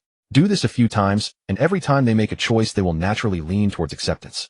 After all, people are creatures of habit, always inclined toward the path of least resistance. A simple psychological suggestion had been planted in Jiang Jiming's mind. Chen Baiqing looked at his master with confusion, then glanced at the relieved Jiang Jiming. He nodded in understanding again. So this is what master wanted to teach me. Got it. Next, Jiang Jiming led Chu Xingchen to meet Elder Wang, who was in charge of the sect's financial management. With Jiang Jiming's warm atmosphere, the three of them chatted quite amicably. Elder Wang also promised to do his best to oversee the quality of the construction. Chu Xingchen didn't say much more, after a few pleasantries the matter was settled. This allowed Jiang Jiming to breathe a huge sigh of relief. Afterwards, Jiang Jiming took Chu Xingchen on a brief tour of the sect before they parted ways with laughter and banter. At the foot of the Qingfeng sect's mountain gate, Chu Xingchen cupped his hands. Meeting you today, Brother Jiang, is the greatest gain of my visit to the Qingfeng sect. Jiang Jiming sighed with emotion. Knowing you, Brother Chu, is my greatest honor. But the thought of parting with you weighs heavily on my heart. Deeply moved, Chu Xingchen nodded. There's no need for that. I will return tomorrow. What? Chu Xingchen looked at him with a puzzled expression. Brother Jiang, are you not welcome? Jiang Jiming hastily shook his head. Of course not. Tomorrow I will roll out the red carpet to welcome you, Brother Chu. Hearing this, Chu Xingchen nodded in satisfaction, cupped his hands once more, and then turned and left, leading Chen Baiqing by the hand. Watching Chu Xingchen's rapidly retreating figure, Jiang Jiming let out a long sigh. Chu Xingchen was indeed understanding, and his words were like a spring breeze, but occasionally. Well, no one is perfect. At least nothing went wrong today. The position of reception elder should be secure. Just as Jiang Jiming breathed a sigh of relief and turned around, he saw the Qingfeng sect leader standing not far away, staring at him with an inscrutable gaze. Those eyes seemed to speak. Xiaojiang, don't you have something to confess? Chu Xingchen led Chen Baiqing on their way back, asking, Baiqing, what did you learn today? Chen Baiqing thought for a moment, then said firmly, one must be a saint in front and a snake behind. Chu Xingchen asked in surprise, where did you get that from? Chen Baiqing raised his little head, hesitated for a moment, then answered honestly. Not long after we left, Master cursed Elder Jiang as an idiot, and said he was easy to fool. Chu Xingchen took a deep breath. Forget that last sentence. What else did you learn? That bullying fools doesn't require a guilty conscience. Chu Xingchen was momentarily speechless, but looking down into Chen Baiqing's innocent eyes, he couldn't bring himself to scold him. That's a good lesson, but that's not what I wanted to teach you.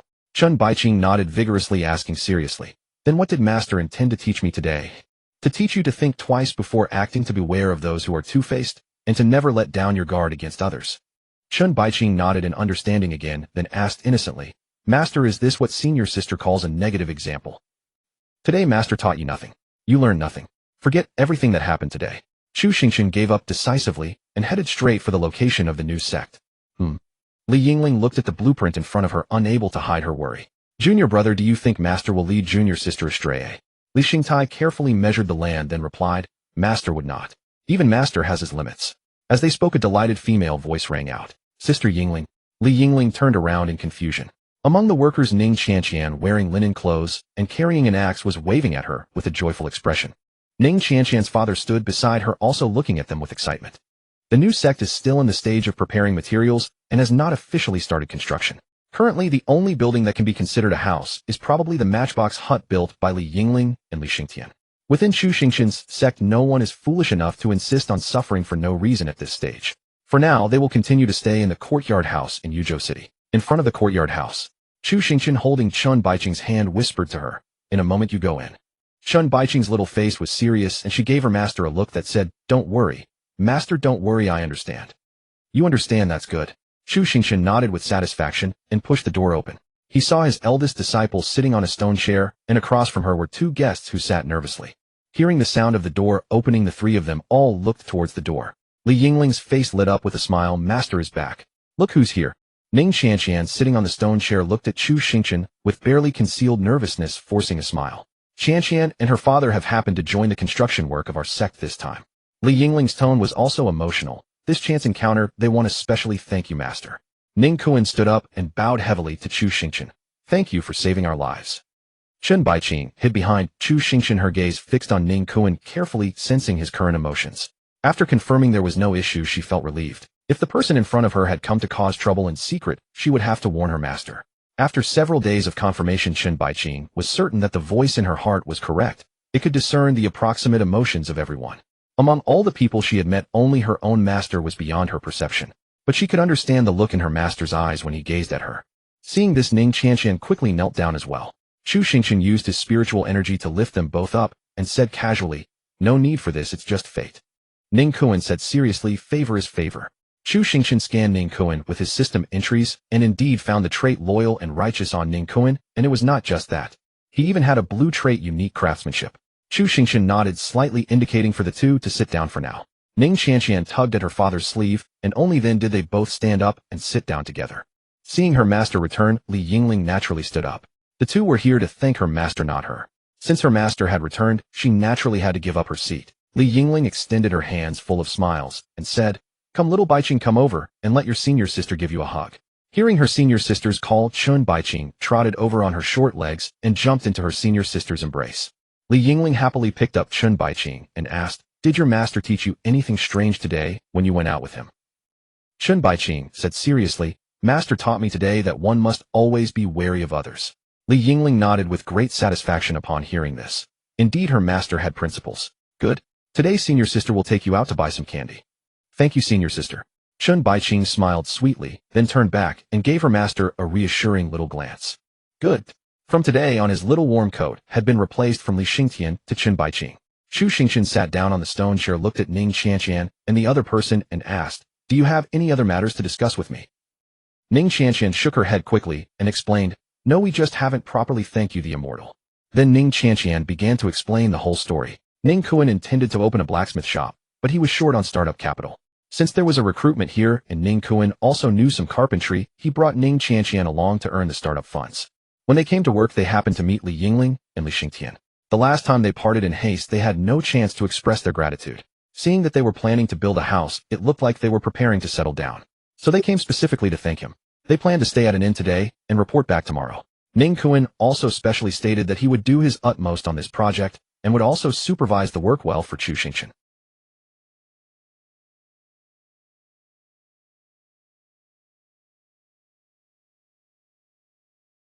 After all, they had met by fate, but Chu Xingchen did not cook himself.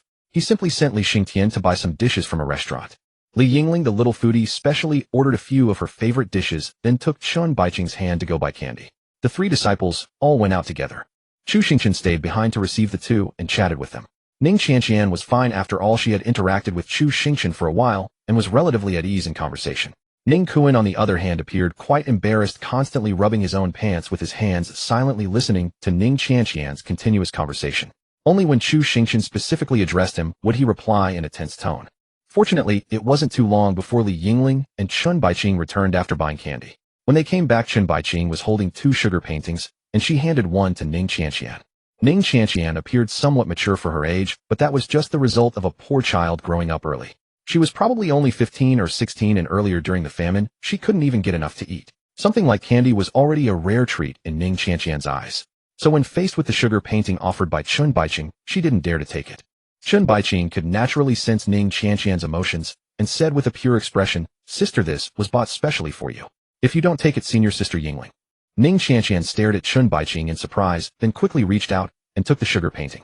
After handing over the sugar painting, Chun Baiqing didn't say much more. These people were just strangers to her. She walked straight up to Chu Xingchen, held out her sugar painting, and asked, "Master, would you like a bite?" Chu Xingchen reached out and ruffled Chun Baiqing's head, saying, "You eat it yourself." "Oh." Chun Baiqing withdrew the sugar painting and took a gentle bite. Soon after, Li Xingtian also returned with the dishes he had bought. Ning Qianqian and Ning Koan didn't eat much. They just took a few bites to fill their stomachs, then clasped their hands and bid farewell. This meal was still quite stressful for them. This time Chu Xingchen did not insist on keeping them. He watched the departing backs of Ning Qianqian and Ning Koan. Ning Qianqian clutched the uneaten sugar painting tightly in her small hand, following behind her father. Chun Baiqing also watched the 2 departing figures and slowly said, "Master, they are good people." Over the following days, Chu Xingchen would casually visit Qingfeng sect whenever he had free time. He would bring Jiang Zhiming and head toward Elder Wang. Sometimes he brought Chun Baiqing and other times Li Yingling. Only Li Xingtian avoided coming, preferring to stay at the new sect site overseeing construction. Especially recently, Chu Xingchen had become particularly diligent in his visits, as the expensive materials for the main hall had begun going through approval.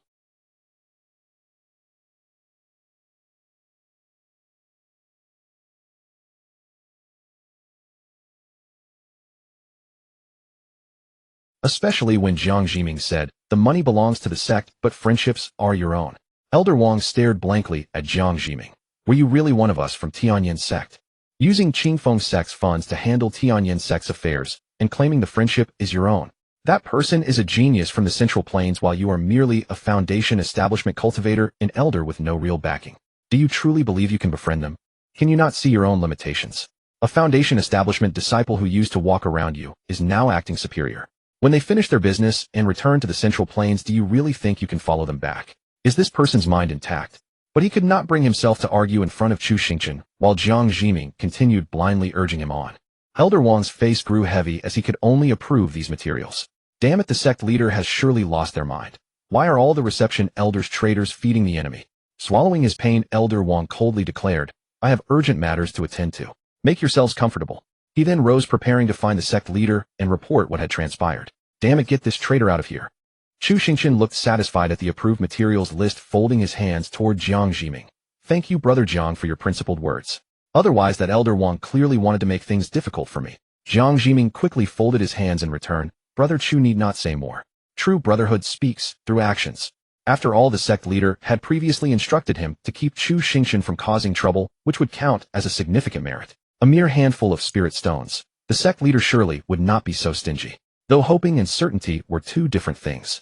Satisfied with the result, Chu Xingchen offered some flattering words about Jiang Zhiming's loyalty and righteousness before departing.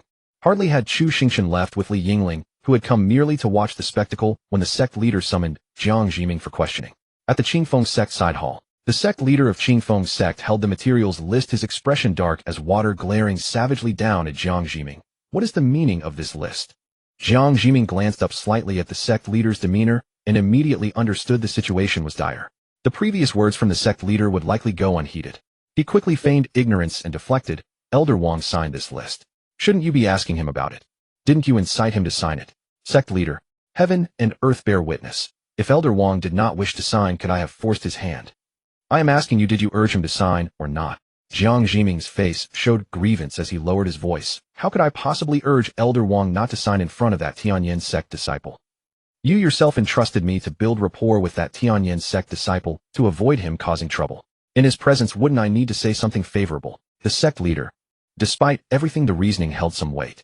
After staring heavily at Jiang Zhiming for a moment, the sect leader finally dismissed him. Recent observations confirmed that Jiang Zhiming had indeed maintained good relations with the Tianyin sect disciple. Someone capable of maintaining such relationships with that troublesome Tianyan sect disciple was unlikely to be easily found. Just listening to him speak could destabilize one's golden core from anger. But as Jiang Zhiming was about to leave, the sect leader called out, "I will let today's matter pass, but from now on you are forbidden from meddling in such affairs." Jiang Zhiming hastily agreed with folded hands and withdrew from the side hall. Once outside, cold sweat soaked his back. The thrill of overnight promotion to elder had completely vanished.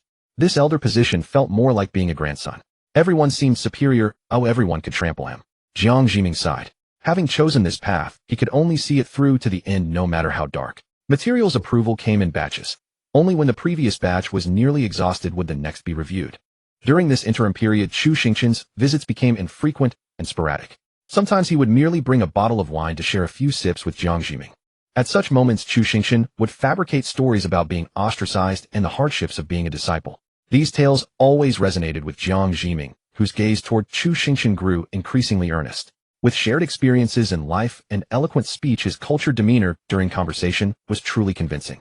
Especially when Chu Xingchen with sincere eyes and moving tone would say, "Regret meeting too late. My life is but a blank page entirely devoted to you, brother Jiang." Such words were hard to refuse. But when materials ran low, Chu Xingchen would visit more frequently, fearful of missing the approval window. This time, as expected, he caught Elder Wang preparing to review the materials. Elder Wang's face grew grave as he examined the bill before him. Were the pillars made of gold? Were the roof tiles golden? How dare they present such a bill for his approval? After these repairs, would Qingfeng sect even need to maintain the main hall? Moreover, based on the material specifications, this was not a one-time expenditure. If built to these standards, Qingfeng sect simply could not afford it. There was no way he could approve this. Elder Wang sighed with difficulty. "Brother, Qingfeng sect truly cannot afford these materials. Just the pillars alone exceed our means." Chu Xingchen said nothing upon hearing this, merely casting a prolonged gaze at Elder Wang. "Truly impossible," Elder Wang said, then glanced toward Jiang Zhiming beside him. This list was different from last time. He genuinely could not sign it. "Weren't you close with him? Hurry and persuade him." But Jiang Zhiming kept his head down, staring at his boots in silence. "Damn it, he reported me to the sect leader and now wants my help. Brother Chu, deal with him." Elder Wang shot a venomous look at the treacherous Jiang Zhiming, took a deep breath, and gritted his teeth. This list. Truly impossible. Upon hearing this, Chu Xingchen's gaze sharpened further, locking onto Elder Wang as a spiritual pressure from his nascent soul cultivation slowly descended. Yet Elder Wang held firm, refusing to yield. "Very well, then we will record it on account." Chu Xingchen suddenly relented, withdrawing his pressure. "Aside from Brother Jiang, none of you in Qingfeng sect are reasonable people. Record it on account." So he never intended to pay after all. But Elder Wang did not dare authorize this himself. This matter requires reporting to the sect leader. "What needs reporting? Did the sect leader not order you to approve the materials?" "The amount is too large." Chu Xingchen snorted coldly. "What sort of sect are you, Qingfeng sect? You think I would shirk paying such a trivial sum?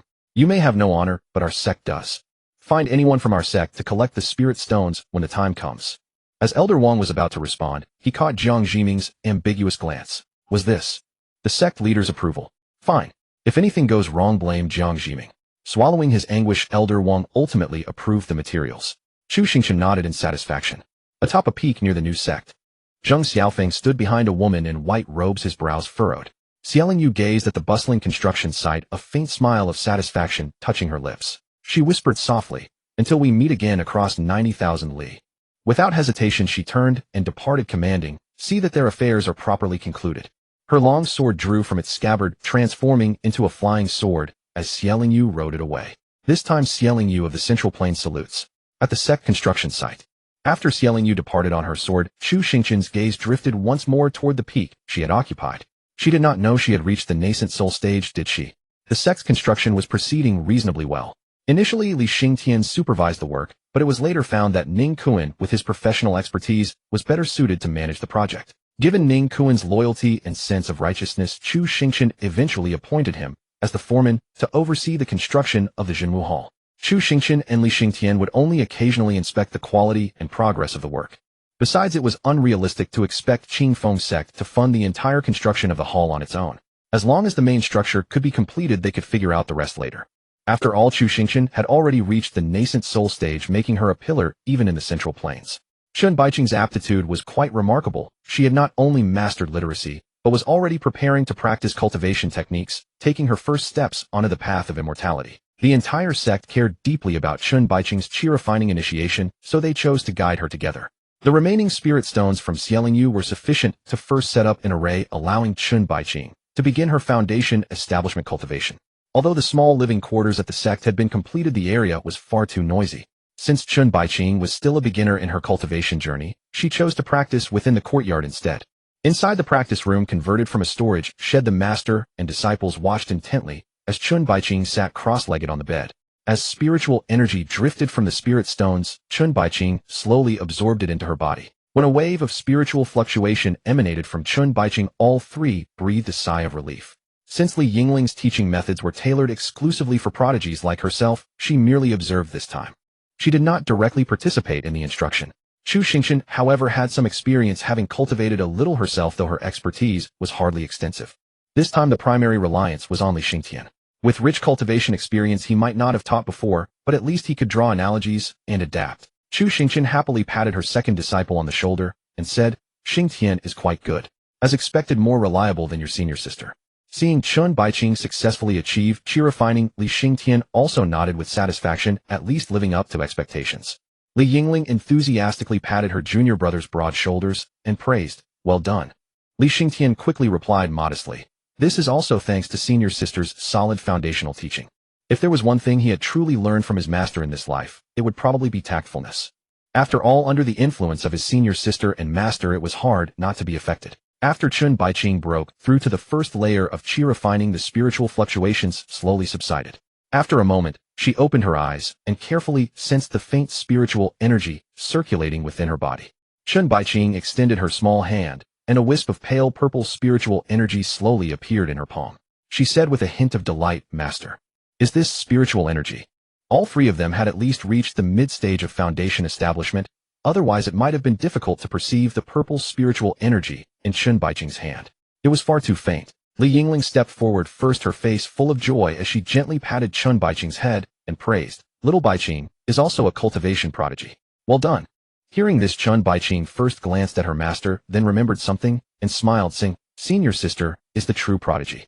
I still have a long way to go." Such a sweet talker. Li Yingling happily rubbed Chun Baiqing's cheeks and smiled. "Today senior sister will take you to buy something delicious." Chun Baiqing nodded eagerly. Master's teachings were truly correct. Chu Xingchen watched the scene speechlessly. Had she just applied what she had learned? And specifically toward her own senior sister. Chu Xingchen did not rush to speak, letting Li Yingling lead Chun Baiqing toward the street.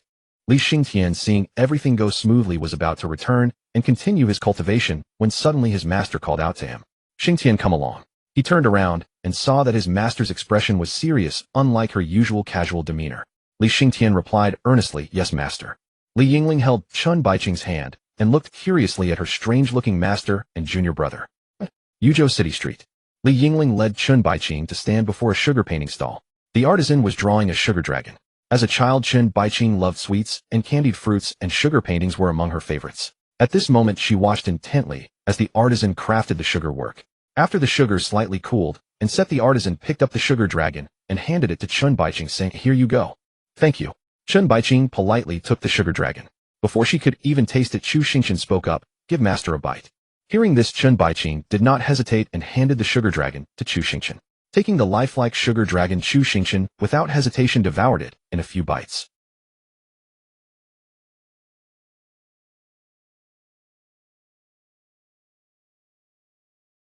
Li Yingling and Li Xingtian both stared at their master in silence, neither saying anything. Chu Xingchen looked down at Chun Baiqing and asked, "Tell me, are you happy?" Chun Baiqing glanced at her senior brother and senior sister, who were both silent. She cautiously asked, "Master, did I do something wrong?" "Tell master." "Master said I would only take one bite, but I ate your entire sugar dragon. Are you angry?" "No." "Why aren't you angry?" "Because master is my master." "But isn't your senior sister also your senior sister? You will grow up, you will learn both good and bad knowledge." Chu Xingchen said seriously, "But you must understand which knowledge to use on whom. You should also understand who will always unconditionally stand by your side. And you should understand that once the hearts of the sect are scattered, they can never be gathered again. Your senior brother and senior sister trust me not because of my cultivation realm, but because they understand that I truly treat them as family, and they also treat me as family. Baiqing, I know you are a good child, but you are still young and sometimes find it difficult to distinguish right from wrong. You need to think more about this." After finishing her words, Chu Xingchen reached out and gently rubbed Chun Baiqing's head, then said to the sugar painting artisan, "Make another one." Hearing this, Chun Baiqing lowered her head slightly, wanting to say something, but feeling a lump in her throat.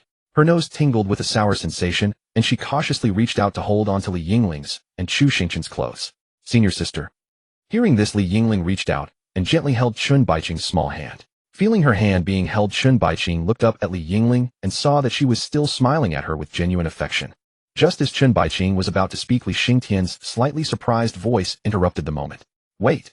Master, isn't that the young monk from Zinlin Temple? The four of them turned their gaze toward a young monk carrying a yellow bundle on his back, holding a wooden staff, walking toward them from not far down the street. But their direction was not the way out of the city. Why did Yuan Kong look like he was running away from the temple? Could there have been trouble at Zinlin Temple again?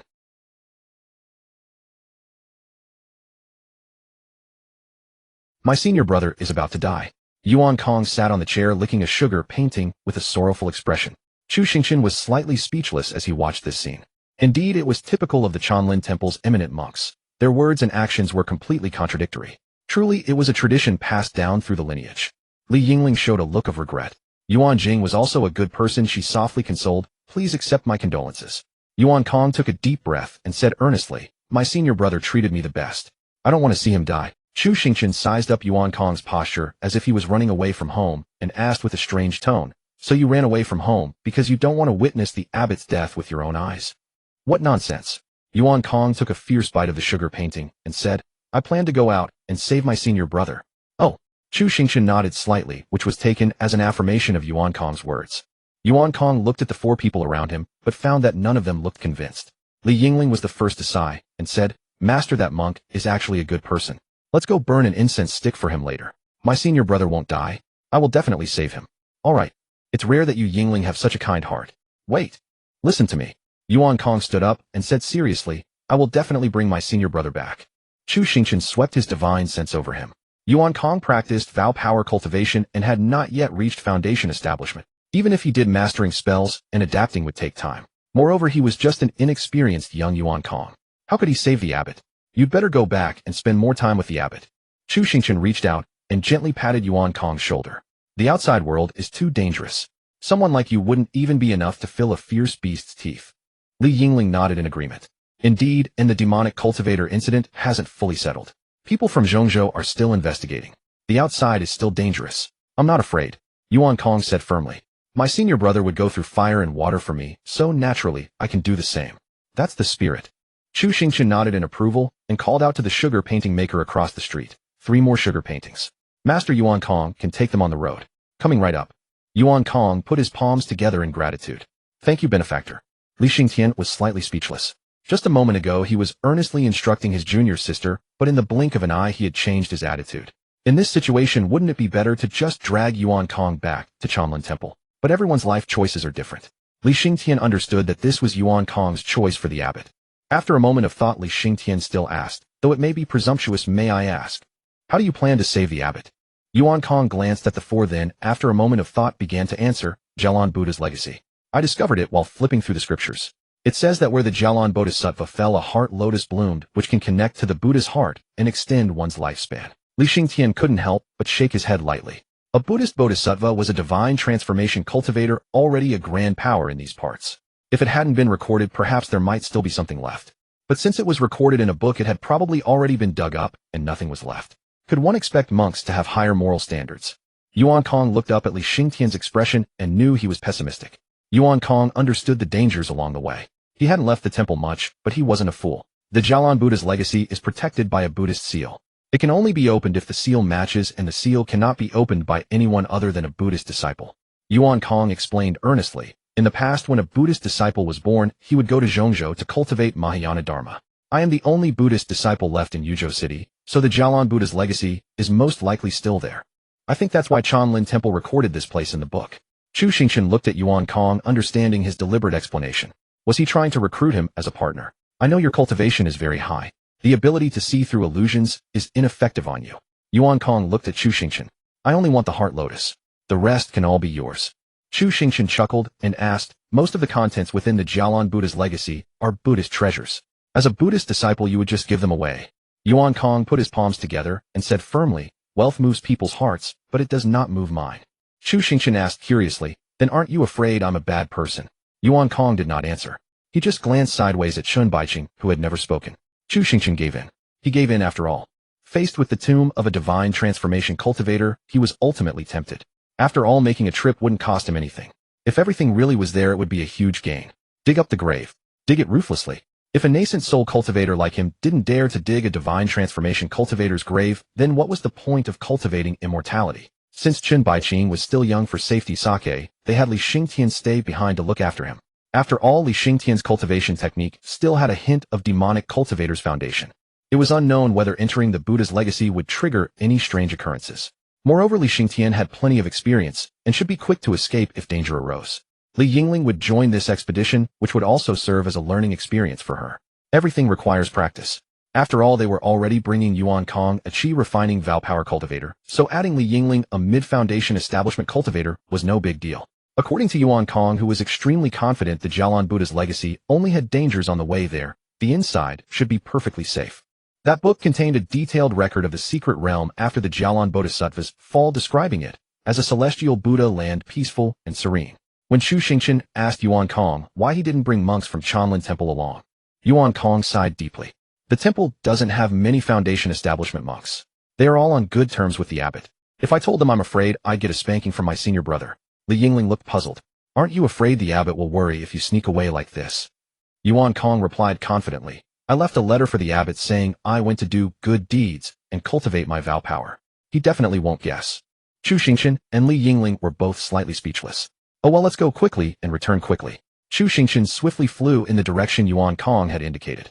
Half a day later, Yuan Kong stared dumbfounded at the broad surging river before him, constantly comparing it to the detailed map he had drawn by hand. Chu Xingchen sighed slightly and looked down at the map in Yuan Kong's hand. If the map was accurate and Yuan Kong wasn't clumsy with his hands, then what should be in front of them now was a towering mountain, not a vast wide river. Yuan Kong said in disbelief, do the Buddhist scriptures lie too? Chu Xingchen swept his divine sense, and then replied, the scriptures don't lie. What lies are your eyes and common sense. Before the surging river, Li Yingling swiftly grasped her master's intent, and spoke. As the saying goes, seas transform into mulberry fields. When I read from the miscellaneous records, I once encountered tales of ancient oceans receding to become mountains. Then why could today not be rivers and seas pouring and filling the mountains instead, oi? Upon hearing this, Yuan Kong nodded in realization. So this mountain peak is hidden within these waters. Spreading his spiritual energy barrier, Chu Xingchen drew the other it. Merely speculation. Let us enter and investigate. Perhaps that Buddhist sutra is indeed nonsense fabricated to deceive gullible youths. Others treat it as a story, yet Yuan Kong foolishly regard it as a treasure map. Yuan Kong lacked the confidence to argue. Li Yingling had already reached foundation establishment, so this river held no obstacle for her, but Yuan Kong had not. Since the barrier was already extended, carrying one additional person made little difference, additionally providing another layer of protection. Chu Xingchen carried both companions and plunged into the rapids. The fierce current churned up abundant silt. Underwater, everything appeared murky and pitch black. The faint glow emanating from their spiritual energy barely allowed Yuan Kong to discern the stones and sand drifting past. Yuan Kong, regardless, could not see clearly enough.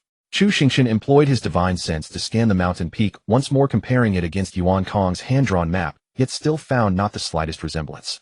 Could it truly be nothing more than a small tale written to amuse? Li Yingling observed her master's expression. Master, something feels wrong. Chu Xingchen slightly shook his head, then turned his gaze to Yuan Kong. Does that Buddhist sutra contain any other key clues? Clues? Yuan Kong paused, pondered briefly, then spoke. It only records that Bodhisattva Kala dispersed his own essence into an inner landscape, severing attachments and passions, erasing love and vengeance. Regardless of whether the story held any truth, the keyword, isolation, lingered in his mind.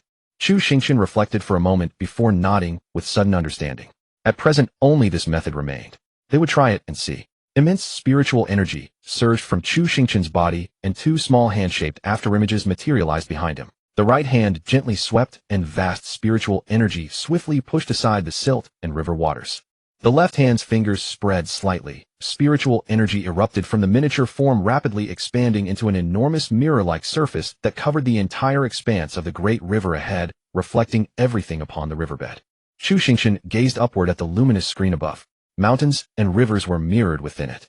Li Yingling and Yuan Kong now understood as well, and looked up together at the spiritual energy projection. Isolation divides both within and without, a landscapes within and beyond inverted upon one another. Chu Xingchen's eyes swiftly locked onto a small hill reflected in the image. There, the destination lies there. Withdrawing his spiritual energy, the afterimages of small hands dissipated behind him. Chu Xingchen led the two toward the small hill. Li Yingling had hurriedly studied foundational knowledge of the cultivation world, and she immediately comprehended that such a technique belonged to at least a nascent soul realm cultivator. She quickly asked, "Master, this is a nascent soul realm technique, isn't it?" "What of it? You've discovered you underestimated your master." Chu Xingchen replied with serene composure. "My master's mysteries run far deeper. How could I? My master is among the supreme cultivators capable of crushing the Xuanwu kingdom." "Your earlier expression suggested otherwise." Li Yingling let out a nervous chuckle. "At that time I had yet to begin cultivating. I knew nothing of the ways." Amidst their banter, Chu Xingchen had already arrived before the small hill at the riverbed. After scanning with his divine sense to confirm, he raised his hand slightly and shattered the hill to pieces. Revealed within was a massive guanyin statue head. Though and indistinct, the eyes of the bodhisattva were covered by a yellow cloth strip. Black inscriptions upon the yellow cloth occasionally flickered with faint luminescence. Chu Xingchen pulled the guanyin statue within the protective barrier and said to Yuan Kong, "Buddha's child, the moment is yours." At last Yuan Kong's performance arrived. Walking forward with confident composure, he unhesitatingly reached out toward the yellow cloth strip. Immediately a burst of dark energy sent him flying backward, crashing hard against the edge of the spiritual barrier. Neither Chu Xingchen nor Li Yingling spoke. They gazed placidly at the confident Buddha's child. No disappointment, no regret. Only the calm expectation of someone who had foreseen this outcome. The dark energy had struck Yuan Kong like lightning, leaving his body numb and trembling. As he struggled to clutch his chest, he caught sight of their tranquil gazes. "Those eyes seem to say, we knew from the start that you are useless. We are not at all surprised. That was merely a mishap. I was careless." Yuan Kong quickly rose to his feet. "I will examine the inscriptions on the cloth strip now." Chu Xingchen spoke in a flat tone, "Then try again." Yuan Kong hastily retraced his steps to the guanyin statue head, studying the inscriptions on the cloth strip with focused attention. He softly chanted the inscriptions, "Om, Amma." After reciting several phrases, Yuan Kong sensed something was wrong. This did not seem to be content from any Buddhist scripture. It bore more resemblance to techniques found within the Buddhist mantras his senior brother had gifted him. He formed hand seals, executing Buddhist mudras, and summoned the devotion within his body. With a mighty cry, he declared, "Om Sway." Under Yuan Kong's controlled devotional energy surged swiftly into the yellow cloth strip. Boom! A far more ferocious wave of dark energy struck. Chu Xingchen swiftly intervened, shielding Yuan Kong's figure. Though Yuan Kong avoided direct impact, the residual force sent him rolling violently on the spot. Li Yingling sighed. "Master, perhaps you should handle this." "Wait." Yuan Kong climbed back to his feet, his gaze fixed on the approaching Chu Xingchen. "You wish to attempt it once more?" "No. Just let me stand farther away first, then you proceed." Clutching his chest, Yuan Kong hurriedly shuffled to the edge on his short legs before signaling Chu Xingchen to continue. Chu Xingchen looked at Yuan Kong's utterly shameless display with dumbfounded disbelief. Though his performance had been disastrous thus far, Chu Xingchen felt an inexplicable sense that this person's future held great promise. Truly worthy of being taught by the high monks of Chanlin Temple. Now it was his turn to act. A living spirit transformation cultivator might act cautiously, but what worth did a corpse hold? Chu Xingchen's gaze pierced through the darkness. The two small hand afterimages materialized behind him once more, and without hesitation the miniature hands grasped the yellow cloth strip. The moment contact was made, the black inscriptions on the yellow cloth erupted with intense dark energy, streaming fiercely toward the spiritual afterimage. Some skill indeed. Chu Xingchen's brows furrowed slightly. More afterimages materialized behind the hands. A chibi-style figure of Chu Xingchen sitting cross-legged upon a white lotus, expression calm and emotionless, both hands gripping the yellow cloth strip, preparing to tear it away. The black inscriptions leaped from the yellow cloth, surging toward the afterimage. Regrettably for them, as the afterimage seized the cloth, the seated Chu Xingchen figure suddenly rose and stamped down upon the attacking inscriptions with a tiny foot. With a powerful tug, the yellow cloth strip was torn away forcefully. The guanyin statue now revealed its true form. The bodhisattva's eyes blazed with immeasurable fury, swallowing all that lay before it. To kill, to cease war. As the guanyin statue unveiled its eyes, a thunderous reprimand echoed from within the statue head. Upon those words falling, the surrounding scene abruptly began to shift and transform. Chu Xingchen perceived this change, yet maintained his serene composure. This must be the inner landscape Yuan Kong had described. The treasures spoken of within that landscape awaited within.